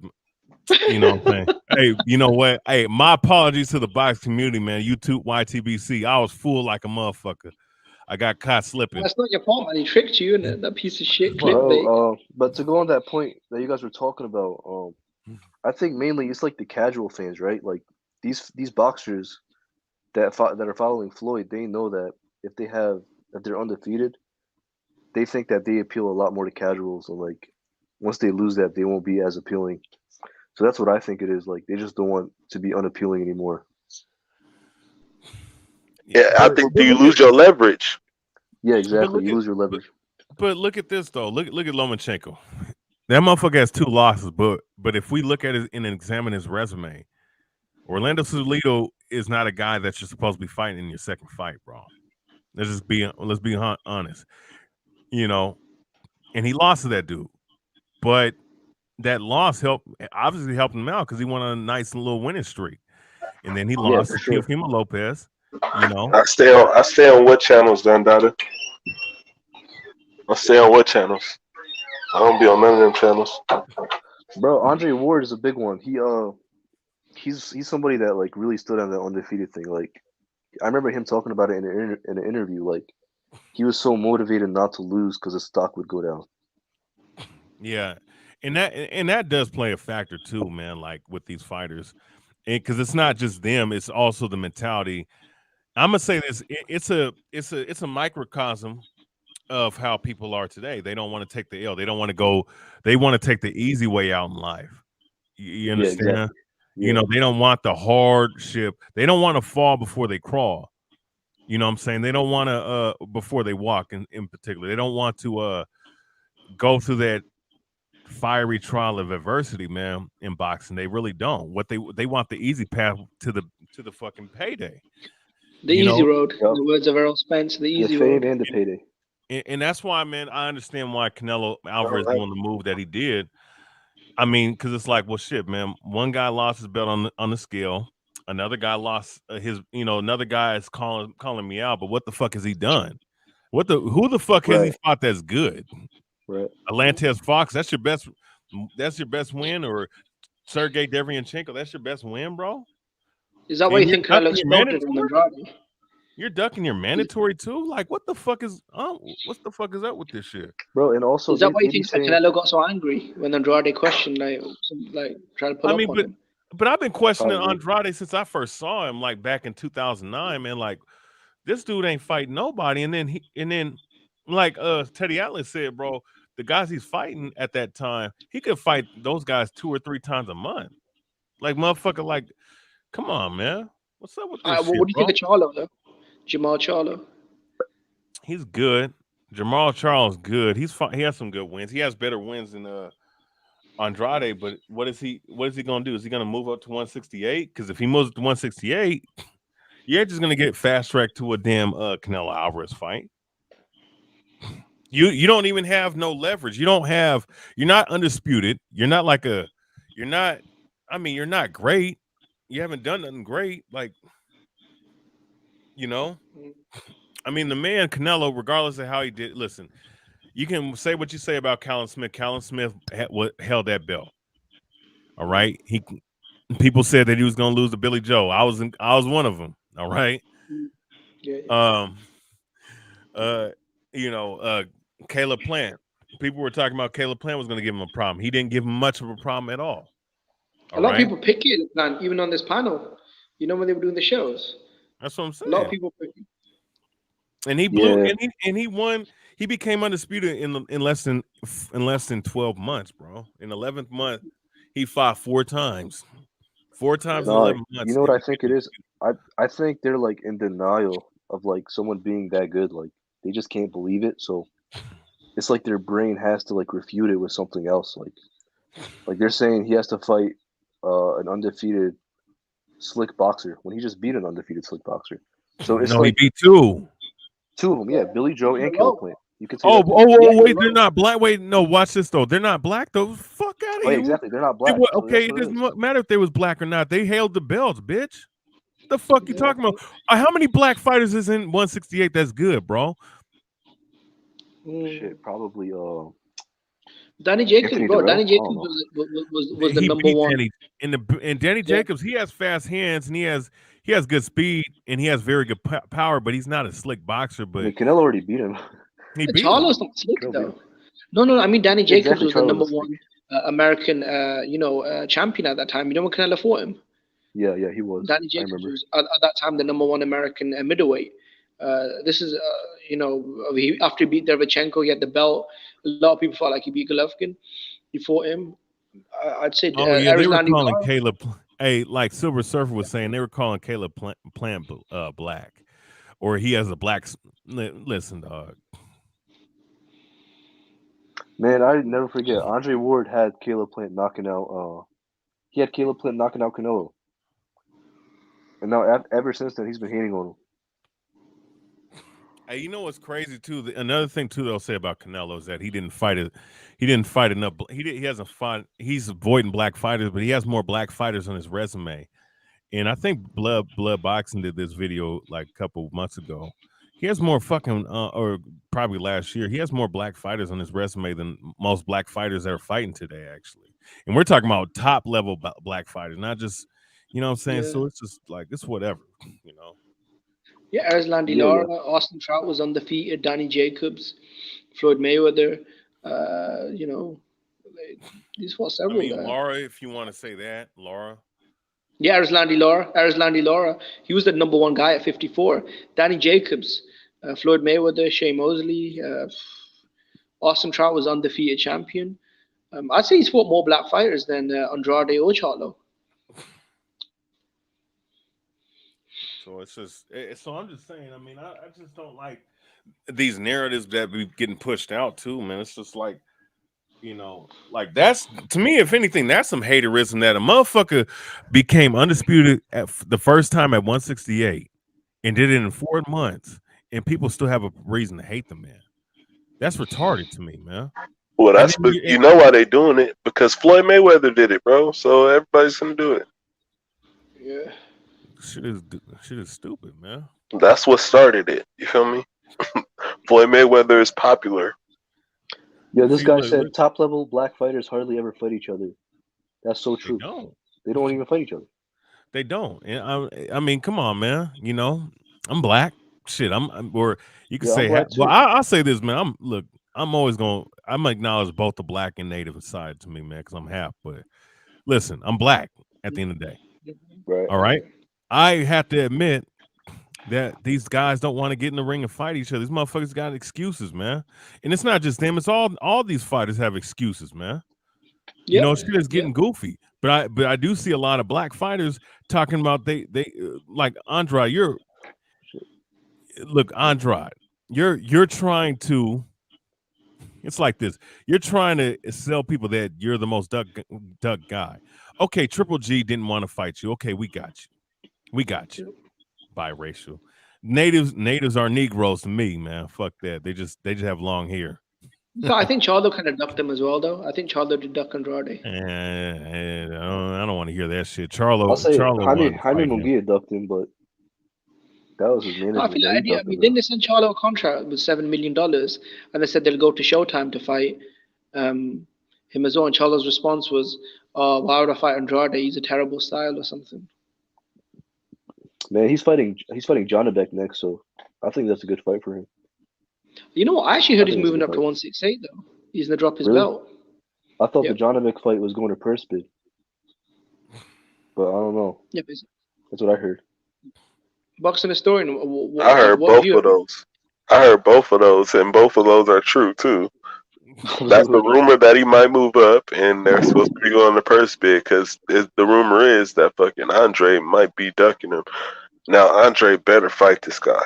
Bro, yeah, I want to see him fight him, man. That's a good guy to fight. Jonabek can fucking fight. Man, he's a gold medalist, right? He ain't no fucking joke, bro. He's a dog, bro. I seen him fight. Because Eddie Hearn was saying that there's no point of staying in the middleweight division anymore if Andre can't get unifications against Golovkin or Charlo. So they're gonna actually try and move up and become Canelo's mandatory, I think. Yeah, well, we gonna see. See that? Go ahead. I was just saying, see, they only follow the details on the big fights closely. Like, we wondering what the hell's going on with Jonabek and Andre. Like, what's happening? Yeah, we don't even know. I don't even know, man. All I heard was purse bid. That was like a week ago, I think. Yeah. So maybe he's backing out. I don't know. But so Golden Boy, what's up with that boy Triple G, man? Triple G, he's been moving weird after that Canelo fight. Yeah, he's been non-existent. He's been non-existent, bro.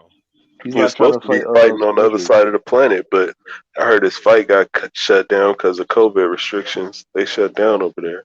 So now his fight is like in limbo or whatever the fuck. I don't know what the fuck Triple G gonna do. Here's the thing, though. How come these damn prospects fighting more than damn champions, though, this year?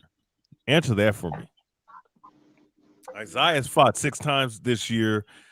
Jared Anderson fought 4 or 5 times this year. Why the fuck are these guys fighting more than the damn champions? Because it's out with the old and with the new. These new dudes, these old dudes, they cost too much fucking money.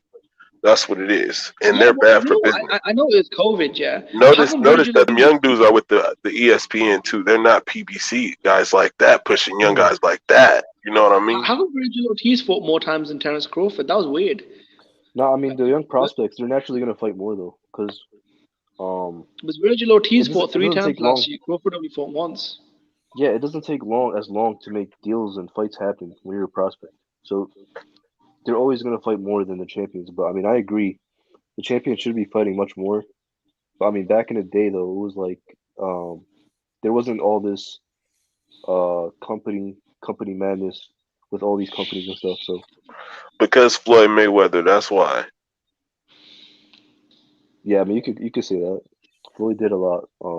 He changed the game a lot. But I don't know, man. The champions they all like fight once a year now. It's kind of ridiculous. It's not gonna be New Year tomorrow. What the hell is bacon and eggs talking about? New Year's on Saturday, bro. I mean, it technically is tomorrow, my time period.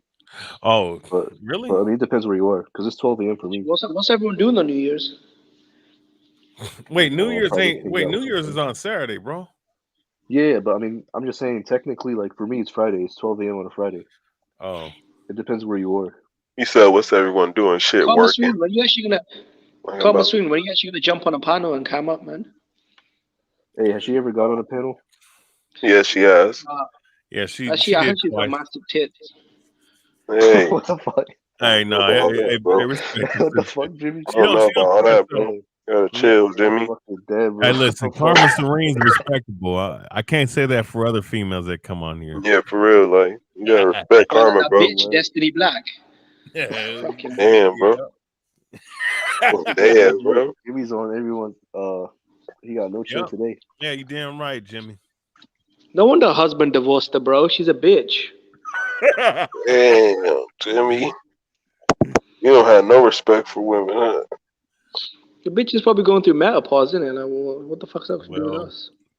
Look, I seen. Look, man, I seen enough. I'll just say that much. But nah, Karma Serene, she cool. She's a good. She cool sister, man. Don't forget when. What your thoughts on Destiny Black? Is she cool?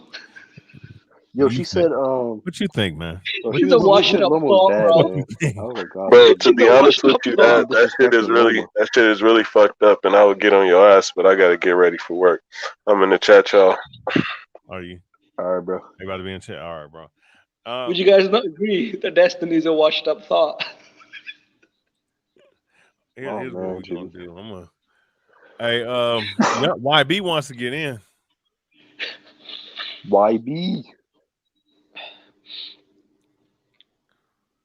Destiny Black, man. Shit, man, whatever, bro. Whenever she's running her mouth, I'm always thinking, who is this loudmouth whore? What's her problem? Hey. Hey, but on the real though, yeah, I don't know, man. Motherfucker, like that is a damn shame. The prospects is fighting more. Have you seen the chat? Have you seen how many people simp over her in the chat? And I'm looking at it thinking, fucking hell, I wouldn't piss on her. Wait, what'd you say? Bro, that's bro, why do you supposed to hey, moving on to the next topic though. With that being said though,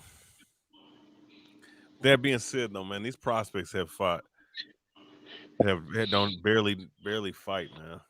You know. Yeah, I mean, man, no, these prospects fight a champions. whole lot more than these damn champions. These champions don't fight. Only champion that's fighting is Canelo. Yep.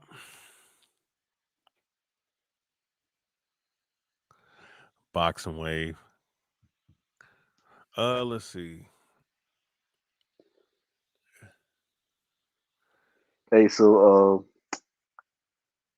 you guys looking forward to that Joshua Usyk fight? Not really, because Joshua gonna get knocked out. Oh shit, really? Jimmy, what do you think? Yeah, bro, I'll be honest. I agree with BH, man. It's just this really was the worst style for Joshua. I think stylistically it's even worse than Tyson Fury. Because I thought the Fury fight would. Yeah, go ahead.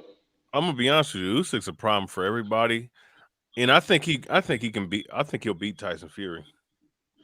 Would you pick him to beat Wilder? I think the only guy that's gonna beat him in the long run, the only guy that's gonna beat him is Frankie. Wait, hold on. You said Usyk will beat Tyson Fury? Hell yeah, he will. Damn. Well, you got him just outboxing him for 12 rounds or what? Bro, he can stop him too, man. Like, nah, man, I don't think he can stop him. Because Fury's been dropped. Look, prior to Wilder, people were talking about, if he can get dropped by cruiserweights, what do you think Wilder gonna do? Listen, Usyk, you guys gonna see. Usyk's just a better boxer, and he brings more. Usyk's a bigger puncher than fucking Steve Cunningham. I tell you that. Yeah. Cunningham's probably the same size. He's somewhat the same size too. Usyk just better to me, man. He's better than all these guys at heavyweight. Wilder. Yeah, what about Usyk Wilder? Who Where would you rate? Listen. I'm gonna say this: 80. It's gonna be 80-20 Usyk, because all Usyk gonna do, he's gonna get on the inside, he's gonna bang punches, and Wilder's gonna jam his power. He's not gonna have that same power as he's telegraphing it a mile away against these fucking guys that can't move. Usyk gonna get on the inside. He's gonna bang that body. He gonna, Wilder has a puncher's chance. He got an explosive right hand, and he can knock you out with it. But I think that Usyk gonna get on the inside, and within 6 or 7 rounds, Wilder gonna quit, man. Yeah, bro, he's gonna box circles around him. Because he could either outbox him. Because look, if that's all Wilder got, Wilder don't set his shit up with no jab. Listen, he's hitting Fury because Fury, even though Fury's mobile, Fury is a big ass target, man, to hit. So if you throw something's gonna land eventually. He's just not gonna do that again. I mean, he knocked out Ortiz and he knocked out everybody else he fought before Fury, but Ortiz is like 45, 47 years old, bro. Let's just keep it a buck. And I'm not sitting up here, taking away from his win. He that's a good win. I just don't think that Wilder, man. I think that at the end of the day, Wilder is just gonna. He had a nice little run, and because he didn't improve like he should have. I mean, you was in the Olympics. You was bronze medalist. You had one of the most skilled welterweights in the history of the welterweight division, and what's his name, Mark Breland, training you, and you couldn't improve. You didn't want to improve, and you don't run. You don't do no jump rope. How long do you think that's gonna last? As a heavyweight, you guys see that video? That's not gonna fucking last too long, bro. That's not gonna last. So I mean, I'm just saying, he's up. He can't fight no more bums no more. So you got to fight the top level competition, bro. It's not just easy. It's not easy to knock out the top competition in your weight class, bro. Did you see the video of him saying why he doesn't run or do rope? Because apparently normal fighters do that, and he's a special fighter. Ain't nothing special. Listen, bro, ain't nothing special about Wilder, bro. I'm gonna be honest with you. The only thing special is that right hand. But if motherfuckers can get up from that right hand, or if they could just avoid the right hand or take half the leverage off of it, Wilder does not have no fucking. He doesn't. If you don't run and don't do jump rope, you know what the mind of a fighter would be that can actually box. Let's get on the inside. He's long, lanky. Let's get on the inside and bang that body. He can't defend himself, and his chin is right there. And he can take a punch, but he's chinny. And chinny means that if you get hit, you kind of, you don't react as well as you would do if you can take one. But you can, but he has heart. Where would you rate Joshua if he comes back and he finds a way to either beat Usyk, outbox him, or knock him out? Would that be a really big deal, big win for you? He does, but I just don't think that. I don't think there's some mechanical things that he won't be able to fucking improve on because it's given his size, man. And I've never seen this guy being able to bounce on his toe. He's not able to, bro. He can't do it. He can't really move like that, bro. Like he's robotic. He can box straight up like the European, the European style or the UK style for that matter. Yeah. But how many more? How much more is that gonna take? You know what I'm saying? Or how much more can you really improve on him? I just don't. To me, him and Wilder in the same boat. They're good, but they're not really special to me, bro. Because there's certain things they're lacking. There's certain things that either one or two of them one of them or two of them can't improve on, man. Because they don't want to improve on. Looking back, maybe this era of heavyweights wasn't as good as what people like to say it was. Remember back in the day, they're saying this is a new golden era. Yeah, I think that this era had more characters than better talent. Like the talent level that I'm seeing in this era is no different than the talent level that fought in the Klitschko era. Sam Peters, who's better, Eddie Chambers or Andy Ruiz? Because they're very similar. They're 6'1", 6'2", fat boys with fast hands. Who's really better? Eddie Chambers. Okay, I'm just using comparison by comparison, the type of fighter. Who's better, him or Andy Ruiz or Eddie Chambers? I got Eddie Chambers. Eddie Chambers can box. He doesn't have great power, but I think he has a little bit faster hands, and I think he has a better jab. Do you want to look at the relics of the Klitschko era, like Derek Chisora? He's a relic of the Klitschko era. Exactly. Why is he still fighting? Like Derek Chisora's prime was back in 2009. Yeah. 2008, 2010. Like this ain't the Derek Chisora. I mean, the fact that Derek Chisora can go rounds with Yo, I'll be right back. Joseph Parker. How great is Joseph Parker? Arguably beat him in the first fight. Yeah. You know, exactly. So I mean, he's been washed up though. Here's the thing though, he's been washed up. Derek Chisora went rounds with a past his prime Klitschko, man, and actually won three of those 12 rounds. Yeah, and look at Povetkin. He's washed up. He knocked out Dillian White, who was the number 3 heavyweight in the world. Yeah, Dillian White. Who's the other guy? Who's the other? Okay. Let's look at. I mean, David Hay. Yeah. How much? I mean, come on, David Hay. He was able to survive with the Klitschkos. Hey, guys, talk about Deontay Wilder. Okay, when Deontay Wilder was coming up, right? When he was up, he was like 20-0 against however many bums he fought at the time, right? Yep. How many? Remember, they said. I remember this. They said that he was not ready for Vladimir Klitschko. They said that he was not ready for him, and that was a past his prime Klitschko. Yeah. You know, I'm trying to think of some of them guys like Chris Areola. Like guys don't remember Chris Areola was boxing since 2006, bro. His best years was in 2008 to 2011, bro. The guy you saw that fought Wilder and the guy that you see that fight that fought Andy Ruiz is not the same guy, bro. All right. I'm just being honest with you, man. Like, and it's not knocking guys. It's just you got to look and evaluate. It's about like examining what you're watching and have something to compare it to, man. Like I just said, like I said, these guys that are fighting today, the top guys are not really that much better than the guys that were fighting in the Klitschko era. All right, Kevin Kingpin Johnson, defensive fighter, right? How much better is someone like let's see who's up in the top 10 at heavyweight today? How much better is someone like, I don't know, Joe Joyce or somebody like that, or is Joe Joyce or one of those guys like what's his name, the dude from New Zealand, Joseph Parker, is he that much better than Kevin Kingpin Johnson? I doubt it. I think a lot of people would disagree though. I haven't watched that much back in that era, so I can't really say. But you said, who do you think Klitschko? Like, let's say he was in this era, you think he would beat Tyson Fury? Which Klitschko, Vitaly or which one is better? Vitaly's the better one to me. You think he would have beat Tyson Fury?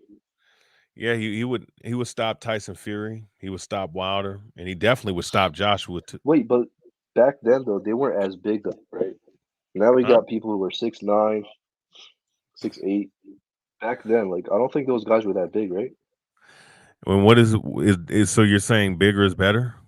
No, that's not what I'm saying. I'm just saying like in general, like in terms of physicality. Well, I'm not saying here's that the makes problem. it better. Now, here's the thing about the Klitschkos and what guys like, and this is the reason why you see a lot of big heavyweights now. A lot of these guys, because they're trying to compete with the Klitschkos, they're trying to find. And my favorite heavyweight in the past right now, I mean, I think my favorite heavyweight of all time is probably Sonny Liston, if you ask me. All right, that's probably my favorite heavyweight all time. But regardless of the fact, though, the Klitschko era. They did fight a few guys that was tall, but yeah, did they fight a lot of guys that were like short? Yeah, but here's the problem with a lot of these trainers, that in a lot of these trainers, there's not too many great heavyweight trainers in today's time. What happened is that they started trying to find a lot of these guys off the basketball court and the football field, from guys that are like ranging from 6'4" to 6'9" in today's era. All right. This era that we're seeing, they're trying to find these guys, and okay, you're tall, long, box tall, use your jab. But the problem with finding guys are tall and whatnot, and you see this with every fucking heavyweight boxer. This is why when you go watch. We don't have to go that far back. Go watch the guys in the 90s all the way up to the early 2000s. Almost 95% of them, 90% of them guys can move their feet, and it was just Yeah, you're right. It was You're right so about that. fucking different. You watch a fight like Joe Gibb. What's his name? Joe Gibb. And Bruce Seldon. Go watch that fight. That fight is, and I know that they're shorter than these guys today, but it's such a different. It's much more crisper. It's way more technical than with these guys. Like these guys are big, and these guys all around the world been trying to find bigger guys to compete with the Klitschko's. That's what it was. And they're trying to find these so-called super heavyweights. Listen, that shit is an inflated fucking thing. And the problem with these guys is that they can't move. They can't really. They don't know how to act. They're not fluid in their motion, and that a lot of these guys haven't been taught that. Facts. That's true. And I'm just saying for myself because I'm a big guy. I was taught how to move and how to circle around. A lot of these guys are not trained. Oh, look, man, you're using too much movement. You can gas out and tire. Well, if that's the case, then motherfucker, do your goddamn road work.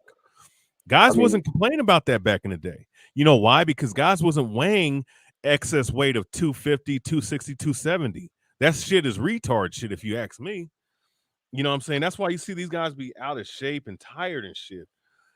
Yeah, because when you get to that size, bro, like, listen, it's hard to really get motherfuckers to really be that size and do what someone like Lennox Lewis does. And you got to understand too, because these guys are so uncoordinated, and a lot of these guys are slow-footed. Footwork is like 90% of the fucking game. Oh, okay, it's 50% of the game, and that's a huge aspect of the game.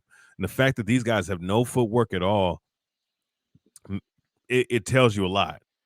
Just because you have an 85, 87-inch reach don't mean a damn thing.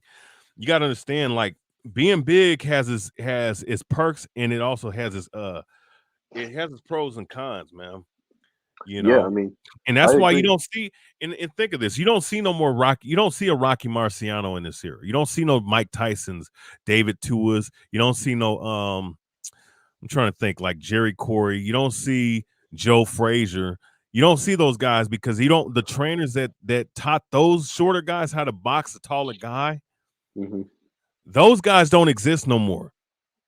And I've been taught a long time ago, a lot of the generation of trainers, that's why like a lot of new guys, they look at the motherfuckers that fought back in the day. Bro. A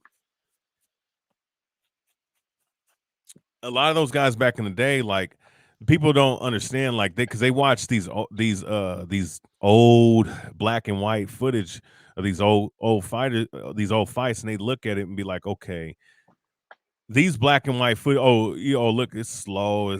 Because all those tapes that you see are slowed down. Most people don't understand That's that. true. Yeah. Even the tapes from the 80s and 90s, that shit is slowed down. Like the motherfucking tapes you see today, a little bit of it is sped up to a degree. You understand? I mean, you didn't have HD, you didn't have no HD to see Ray Robinson's amazing jump rope work. You know what I'm saying? That motherfucker's jump rope work was probably the best I ever seen anybody do. Most amazing shit that you could see. At the end of the day, though, like, you don't have, like, each generation that kept going on, right? They forgot something that the other generation had.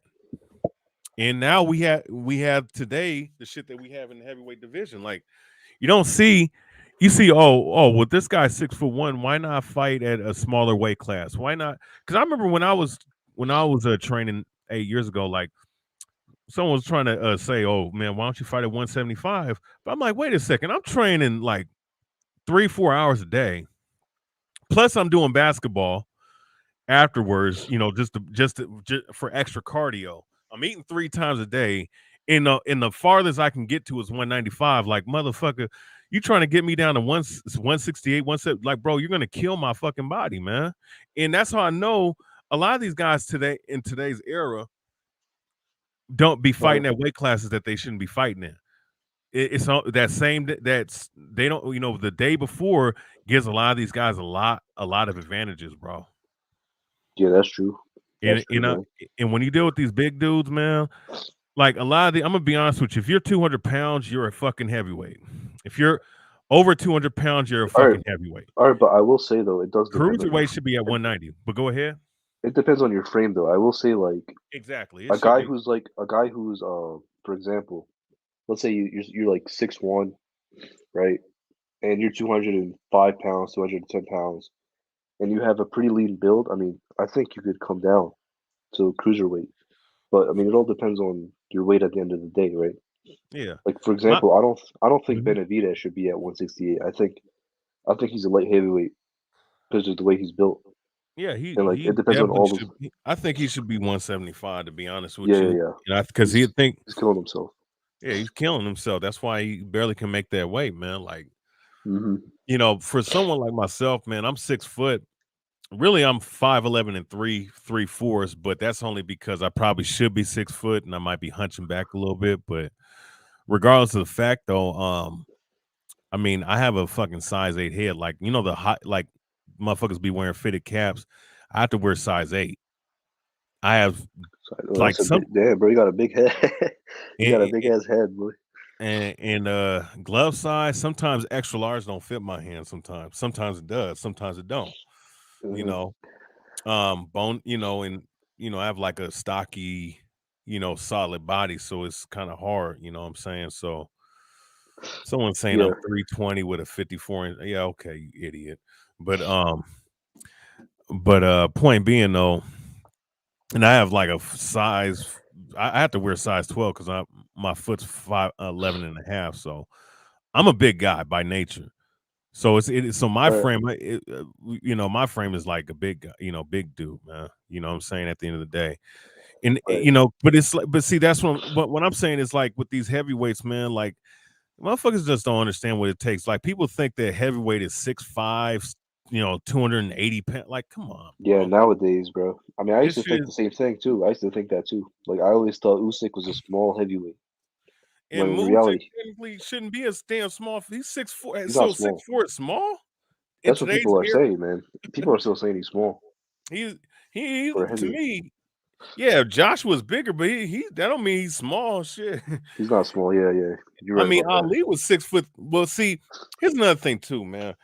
Let's use common data. Motherfuckers would be if those guys were transported in today's time with the damn same steroid up foods. You dig what I'm saying? Yeah. Motherfucker talking about me getting them down to 160. You out of your fucking mind, bro. What the fuck? He said with discipline. Hell no, man. The fuck. But see, that's why, man. That's why like big guys have to train with heavyweights. Need heavyweight trainers. You can't like guys don't understand don't understand big guys, man. Like in this era, I'm gonna be honest with you, and I'm gonna be honest with you. Just from what I've seen, motherfuckers will like, oh, why not get down to 200? Possibly that could be definitely the case, but that's not. I'm gonna be honest with you, man. Getting to 200,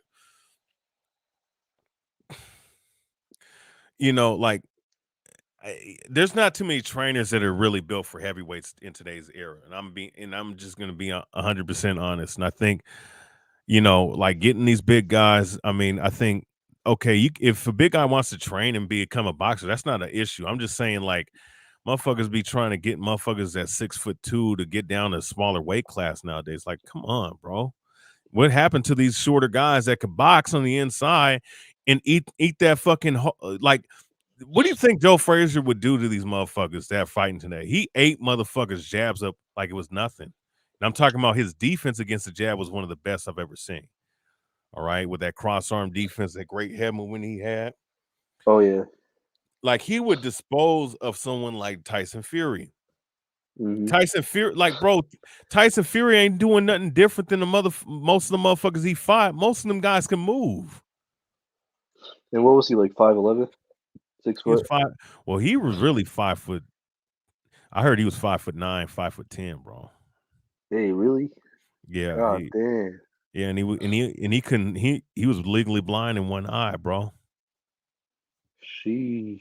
And didn't tell nobody until after he stopped boxing, man. That's how you know these motherfuckers are soft today, man.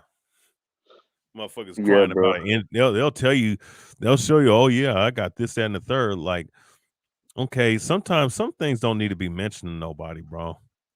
Nobody, you're not gonna win no sympathy points, man. Like, look, Jerry Corey literally had his whole eye slip, man. You know, fighting where you could see the white, you could see the damn whiteness of his damn eye, man. Still boxing and still fighting, man. Like, come on, this is a different time niggas living. Like, niggas are soft, man. Yeah, bro. It's a different era now. Motherfuckers Way soft, man. different era. Motherfuckers bigger, stronger, faster. These guys better, but these motherfuckers barely get in the ring. These motherfuckers crying about a goddamn toothache and shit, man. Motherfuckers. I'm just saying, you know, guys is crying about their arm broken and shit. Motherfuckers were fighting with all kinds of shit back then, bro. Shit that they probably don't know. We probably don't even know, man. Like, you know, like Joe Frazier. That's why, man, like a modern day boxing fan would be like, oh, well, Joe Frazier's too small for the heavyweight division. How? The fuck? Like, if he could hit hard the way he does, he would look, his style is tailor-made for a boxer. The greatest boxer ever, the greatest stylist boxer, like an outboxer that ever lived, was Ali. Right. Yeah, I mean, historian calling people, bro, when are you getting back to the gym with that knee? I'm gonna get back to the gym as soon as the snow stops, as soon as it stops snowing, man. Shit, man. And I listen, I have a torn meniscus in my right knee and a messed up, crushed ligament in my left knee, and I'm still gonna get back up in the gym, bro. Hey, You yeah, know get what I'm back saying? in the I've been gym, fucking, man. I've been Get back in toughing the this gym. shit out with no fucking medical help for the last fucking 17 years, man. Hey, no, listen, if your knees go, your knees go, but I'm talking about motherfuckers. You know, motherfuckers crying about a goddamn toothache and shit. Like, I'm talking about like Keith Thurman with his damn arm, his arm sore and shit, bro. Yeah, bro. No, That's just how it is YB, now. I'm just sitting up here saying, like, bro, listen, YB, when it comes to in comparison to guys back in the day, like Joe Frazier didn't make like, I'm just saying, like Teofimo Lopez, you know, like before the fight, nobody talked about the air holes in his heart. You would have already been feeling some kind of way back then. Yeah, it would have been a lot different. But back then, I think no one would even mention that, to be honest. You know, no fighter would have mentioned it. I'm just thinking, like, I mean, of all the injuries, like, you know, like, okay, let's use the basketball analogy. When, you know, Larry Bird was not 100% when he first came into the league. This motherfucker mangled his fucking pinky and disjointed that shit playing baseball before he went into the league, and he had a fucked up back his whole career. Yeah. And the motherfucker still did what he had to do, but he didn't complain, bro. He did not miss more than, I think, 10 games in his whole career. Motherfuckers today, with all the fucking performance enhancing drug EPO shit that they got in the NBA today, these motherfuckers is talking about load management, man. Yo, you sound like my uncle, man.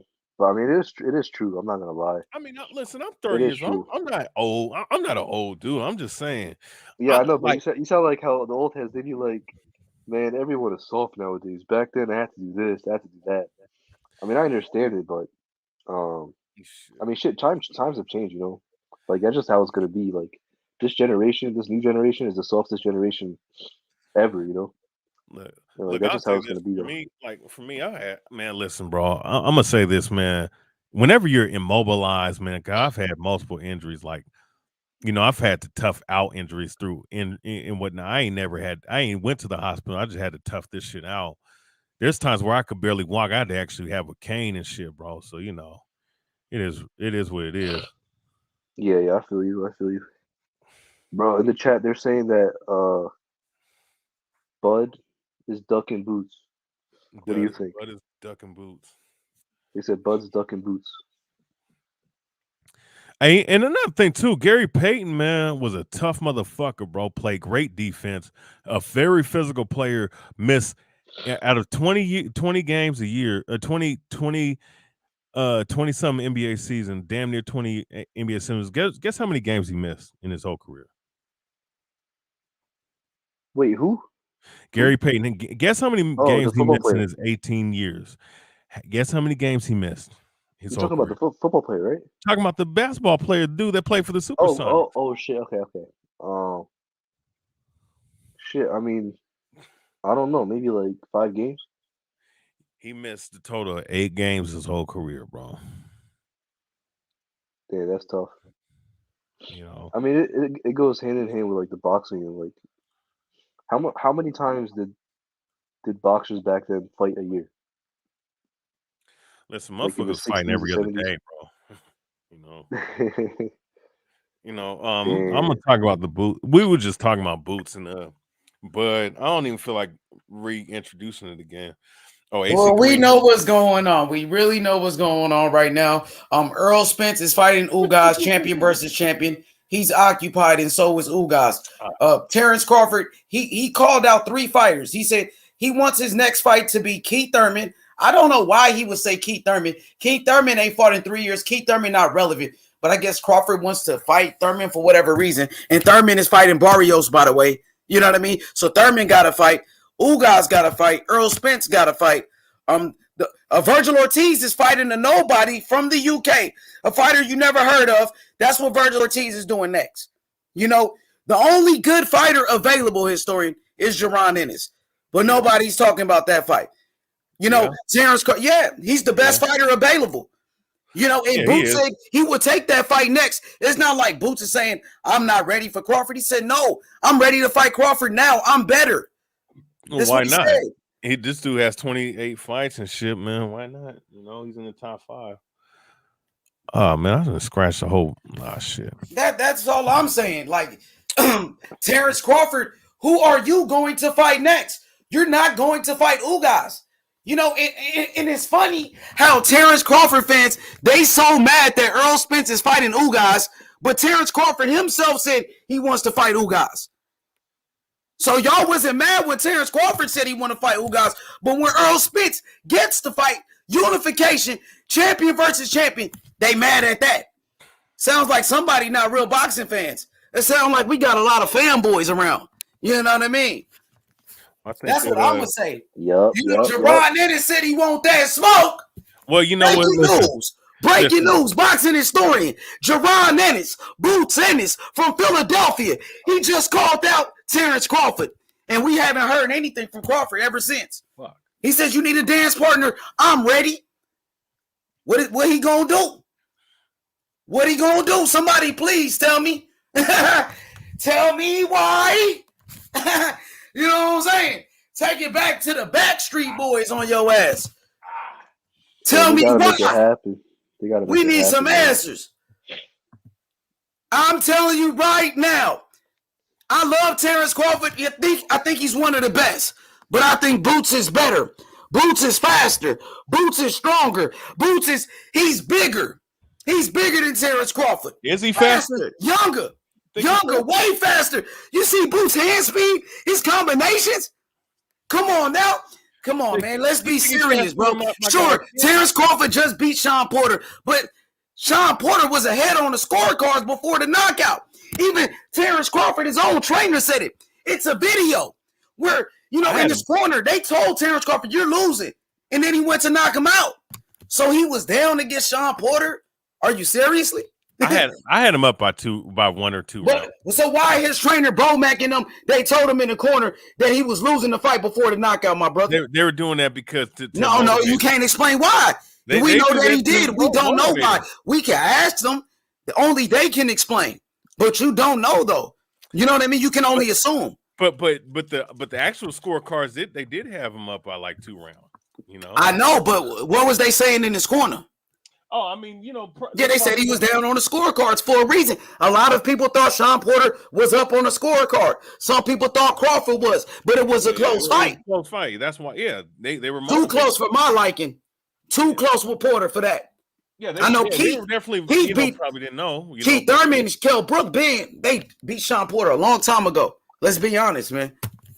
The fight should have never been that close. Let's be real, bro. But wait a second. He did something that none of them other guys could do. He did knock him out. He did. We give him that credit. But we're talking about him being down on the scorecards. You know, that's what his team said. It's a video. And come on now. Everybody saw the video. They said he was losing the fight in the corner. Yeah. You know, so let's be honest. Jaron Ennis is bigger, stronger, faster than Terrence Crawford. More skilled. He's a boxing phenom. This kid is like the LeBron James of boxing. Jaron Ennis. Hey, man. You know he's good. He's coming. He's on the come up. That's for sure. He's really good. You know he is, bro. The speed and the power is reminiscent of Roy Jones Jr. Some people compare Jaron Ennis to Roy Jones. They said Jaron Ennis is the next Roy Jones Jr. I heard some people say he's the next Sugar Ray Leonard. This is who they comparing this guy to. That's how good they say he is, man. And the kid got it, man. If he's not that good, why Crawford just don't fight him then, man? If he ain't that good. Yeah, but I think he'd be a great champ, but he got. He's the truth. You know what I mean? Look at this kid. He's a fucking beast. He's a monster. He lives in the gym. He's in the gym every day training. And when he's not training, he's training other fighters, boxing historian, as well. He's only 23 years old. He's ready right now. Remember, you know, Jaron Ennis, he has a common opponent with Terrence Crawford, Thomas Delorme. And you said Thomas Delorme is a bum, but didn't Terrence Crawford fight that same so-called bum? And Terrence Crawford went how many rounds with him? I think around 9 rounds or 8 rounds, whatever. And guess what? Jaron Ennis knocked him out in 1 round. And don't tell me Delorme was old, because Delorme just went 12 rounds with Stanionis. Gave Stanionis a tough fight, my brother. And he went 12 rounds with Jamal James. But Boots knocked him out in 1 round. Ain't nobody beat Thomas Delorme like that. Not even Terrence Crawford. So I'm sorry to break your hearts. You know, there's a new sheriff in town. His name is Boots Ennis, and he's from Philly. You feel me? And he's looking for that smoke. What's up? It's been a minute since Philly produced a great fighter, man. It's been a long time, man. Wait, you know what I'm saying? Nah, man. Philly always produces good fighters. Yeah, no, you talk about Bernard Hopkins? Yeah.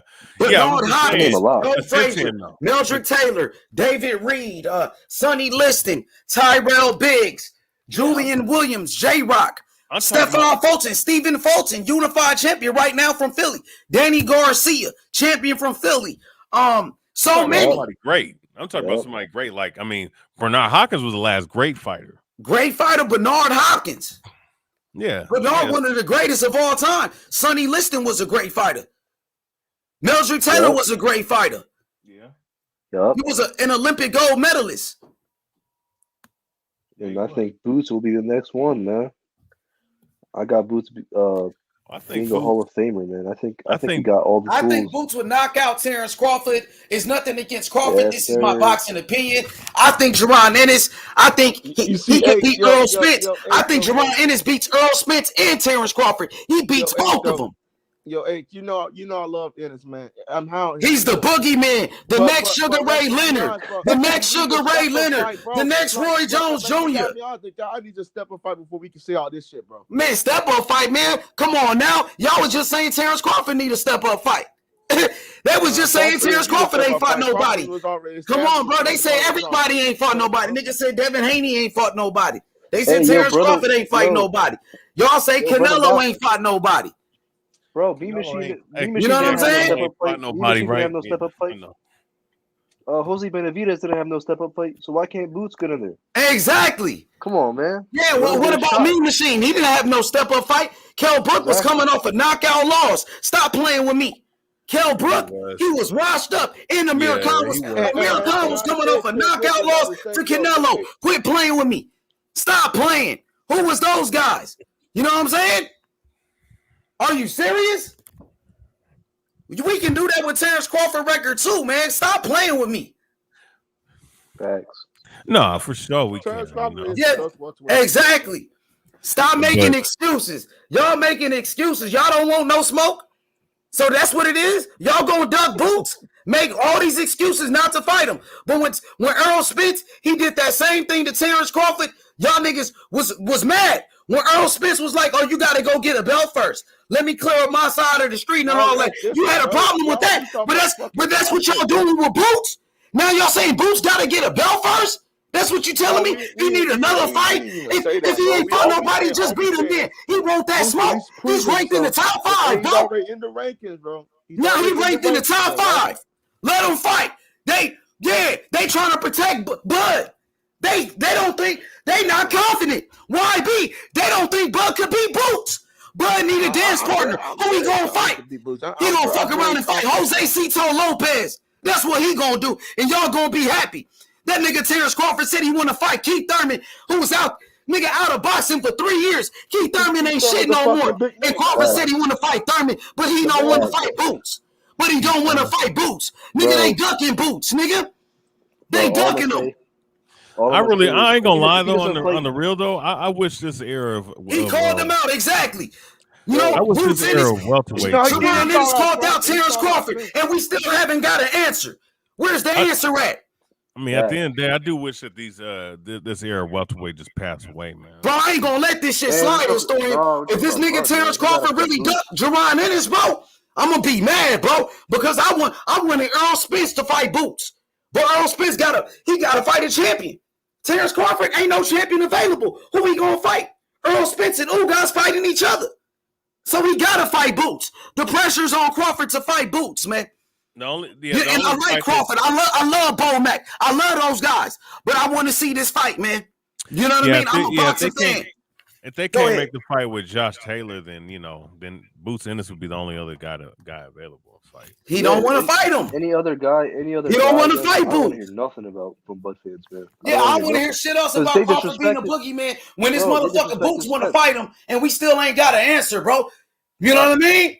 Yep. And Terrence Crawford, one of my favorite fighters, but I gotta call it for what it is. I can't be biased and protect this guy. You got Boots hunting him down, Historian. I could pull it up with a video where Boots said, "Nigga, he's better than Terrence Crawford." Terrence Crawford was like, "Oh, man, listen." They asked Terrence Crawford about Boots, and Terrence Crawford said, "Yeah, I heard about him in the amateurs. People were telling me that Boots fight just like me and all of that, all happy and shit." And then Boots responded and said, "No, I don't fight like you. I fight better than you. I'm better than you at everything." Let's go, bro. So I'm going to pull it up where Boots Ennis called out Terrence Crawford. You know what I mean? Historian, this shit getting serious now, man. This shit getting real now, bro. The truth's starting to come out. You know what I mean? Let's make it happen. Well, he should fight Boots if there's no one else available. Terrence Crawford fans, they scared of Boots. You know what I'm saying? I could see if Earl Spence didn't have a Ugas fight. You know what I mean? Then I would say, Earl Spence, you got to fight Boots. But Earl Spence fighting Ugas a champion. If Terrence Crawford was fighting Ugas, I would understand. But Crawford don't have a fight. That's the issue. Yep. Hey, Don Dada, here's what I'll say about this, man. Because you're saying who got beat by Gary Rush. Listen, the amateurs and the pros are two different animals, bro. Just because he got beating the amateurs by somebody don't mean that same shit's gonna happen in the pros, man. Pros are different. Smaller, you fighting with smaller gloves, no headgear, and there's no restrictive rules of what you can do in certain aspects, man. You can be a lot more dirty in the pros than you can in the amateurs, bro. You know, so I mean, look, at the end of the day, Jerron Ennis has a lot of size, a lot of power, you know, and he's willing to mix it in with somebody, and he has a good jab. So I think he's power. He has a lot of power. He's a lion, bro. So you know he's a young lion. These other guys, man, like I think, man, they're not as hot as they used to be anymore, man. I don't think that they had that same killer's mentality like they used to, man. To be honest with you. Yeah, man, and it's a lot of Terrence Crawford fanboys that's trying to protect this guy from Jerron Ennis.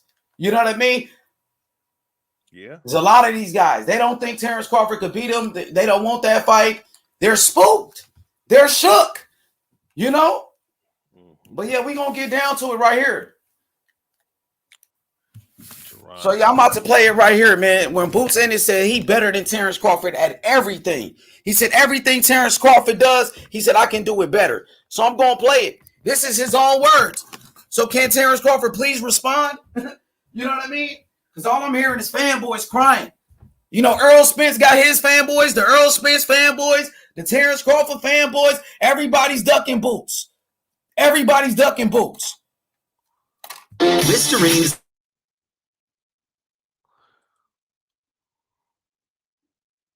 I may.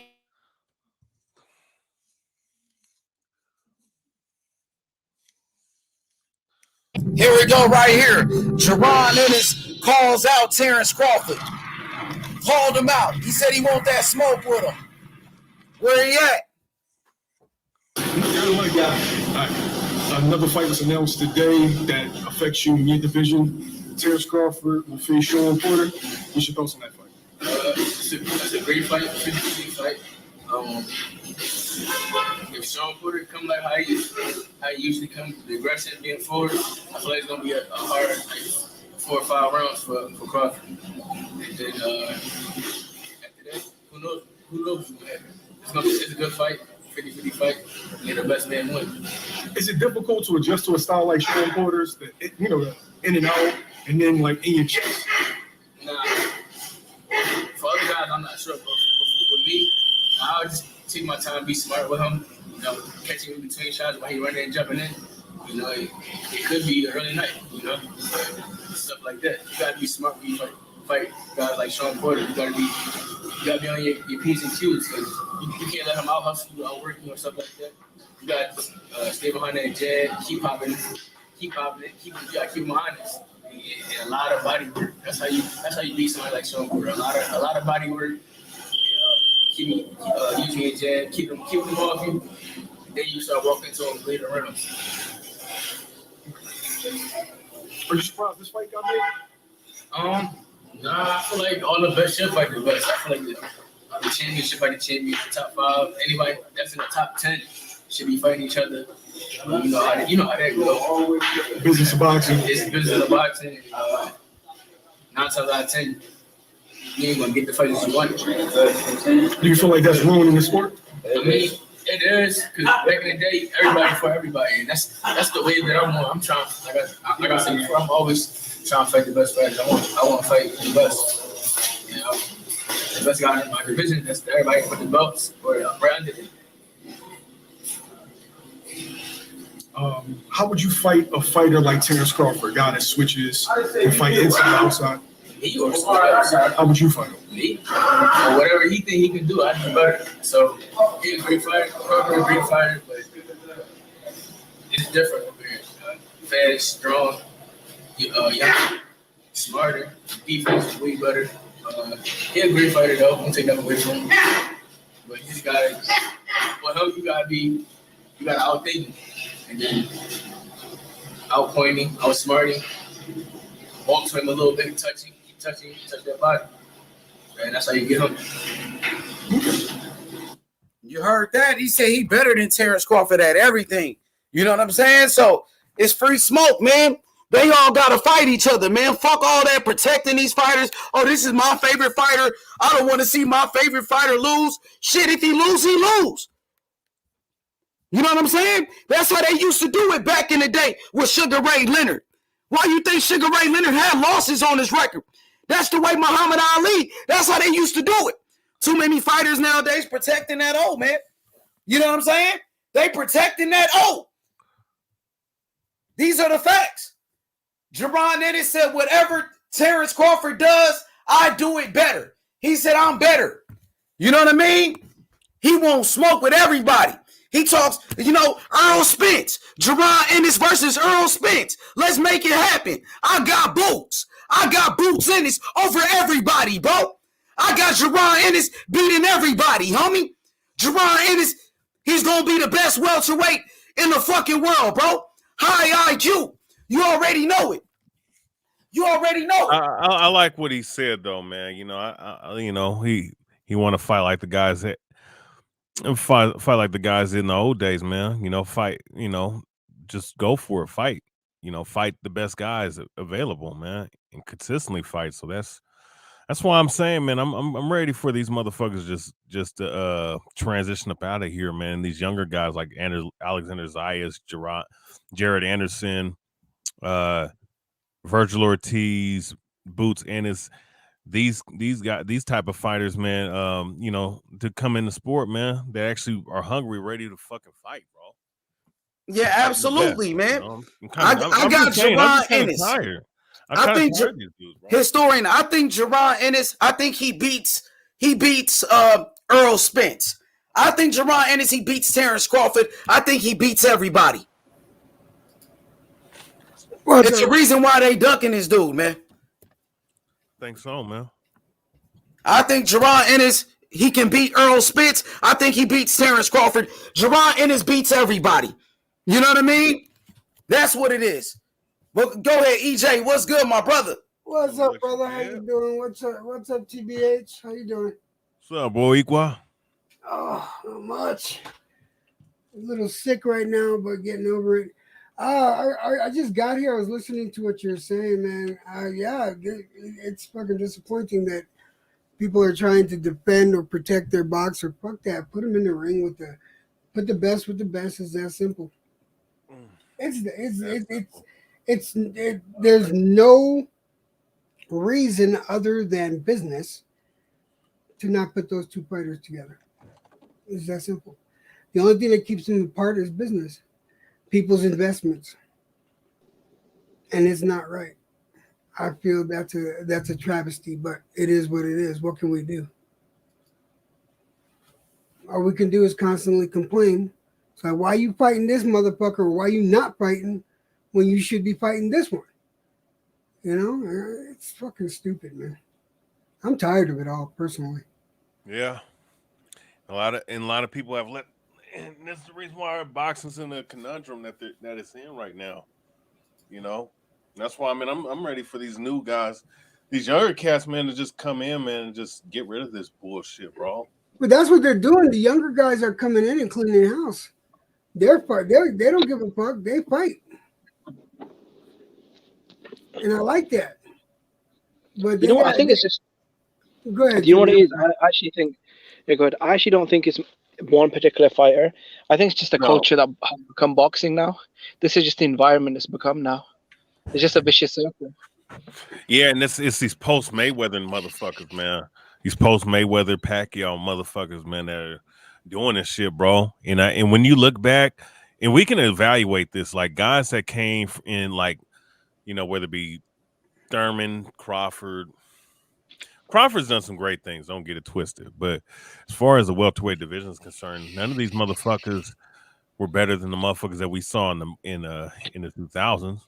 Miguel Cotto, fucking Sugar Shane Mosley, Zab Judah, Kasazu. Those guys were very good fighters, Hall of Famers. These guys, man, haven't done Hall of Fame work. They're not really Hall of Fame worthy, bro. They're just not. Bro, hey, historian, I know one thing, man. Jaron Ennis will knock out Terrence Crawford. Jaron Ennis will knock out Earl Spence. He fucks both of them up on the same night. They won't even fucking fight each other. They won't even fight each other. That motherfucker, Jaron Ennis beat both of their ass. How about that? I'm sick of these motherfuckers, man.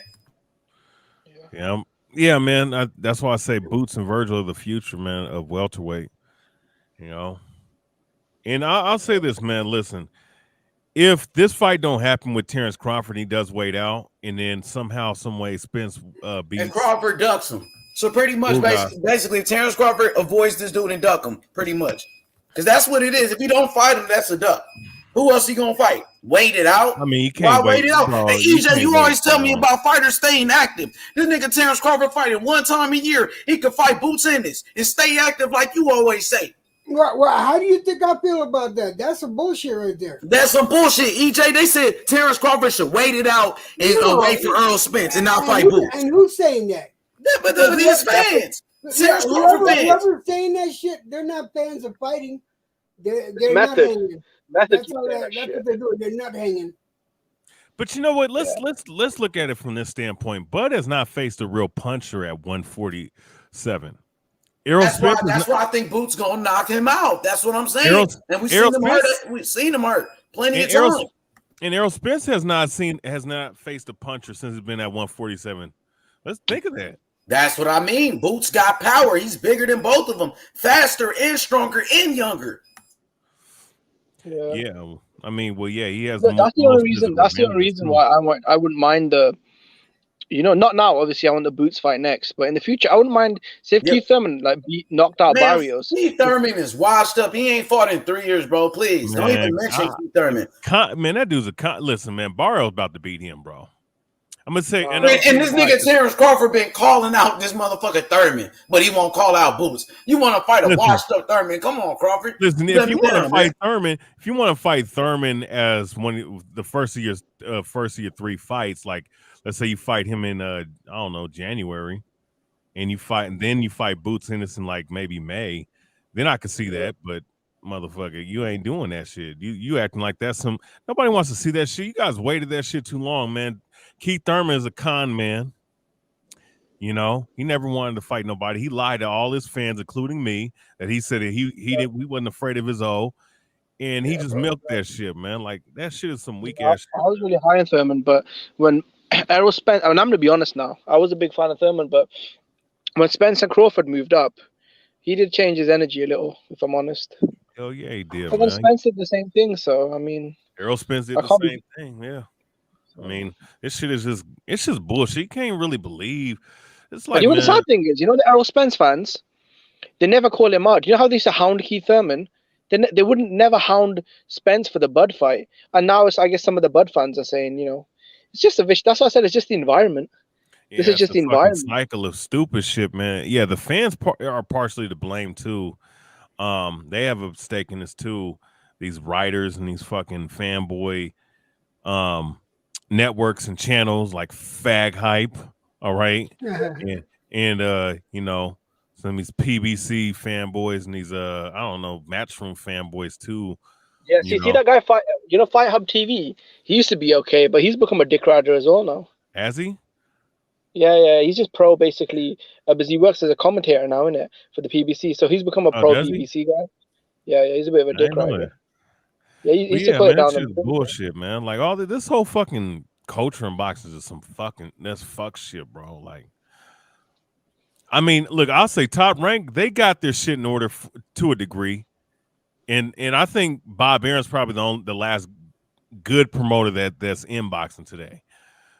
I'll give them credit, but as far as everybody else is fucking stupid, man, to me. Top Rank is good for a starter package, but really they don't look out for their boxers down the road. I mean, I don't know, bro. They are Bob Aaron's that way. Errol Spence.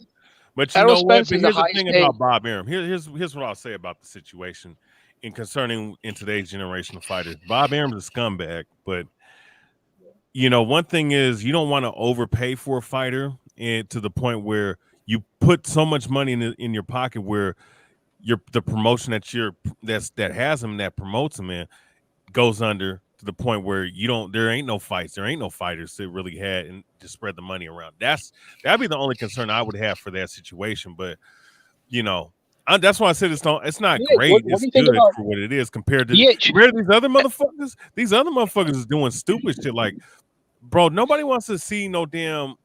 Like, how many people is really gonna buy an app? You know what I'm saying? There's not many people in America gonna be buying apps like that to watch one fucking promotion of fights, with only a certain amount of days. PBC, on the other hand, like, you're putting everything on pay-per-view. Like, this shit that's gonna be on Saturday is not pay-per-view. Barrios and fucking Thurman is not pay-per-view material, bro. I mean, Errol Spence, Ugas, you can, as long as you can, fill the card with, you can sell that possibly as a pay-per-view, but it's not gonna do well. I know, but I'm gonna pay for that. I'm paying for the stupid, man, the Ortiz fight. But and you're a real boxing fan because Sanchez is your favorite fighter. Right. So you gonna. I'm paying because of Sanchez. That's why. He's buying a pay-per-view because he support Frank Sanchez. That's his favorite fighter. Yeah, I feel that. I mean, if I want, look, I have the money to pay for it, but I don't my thing is I need to have like high quality. I pay for quality, man. You know what I'm saying? And I'm No, just, dude, I get you. I you totally know, get you, and I don't disagree with you I at all. like Frank Sanchez. I think be honest with you, I think he'll wash up most of these guys up in the heavyweight division, man. I think I'm going to tell you, man, it's going to be Sanchez. The big talk 2-3 years. It's going to be Sanchez Anderson. yeah. Everybody I be think fighting that over those Sanchez two. is Who's more the ready best? than Anderson right now. I'm telling you right now, Sanchez, bro, put him in there with, bro, after this fight, put him in there with fucking Joshua, bro. He will knock him the I fuck think they're out. going to put him up against Ortiz. I think that's why they put him on the undercard now.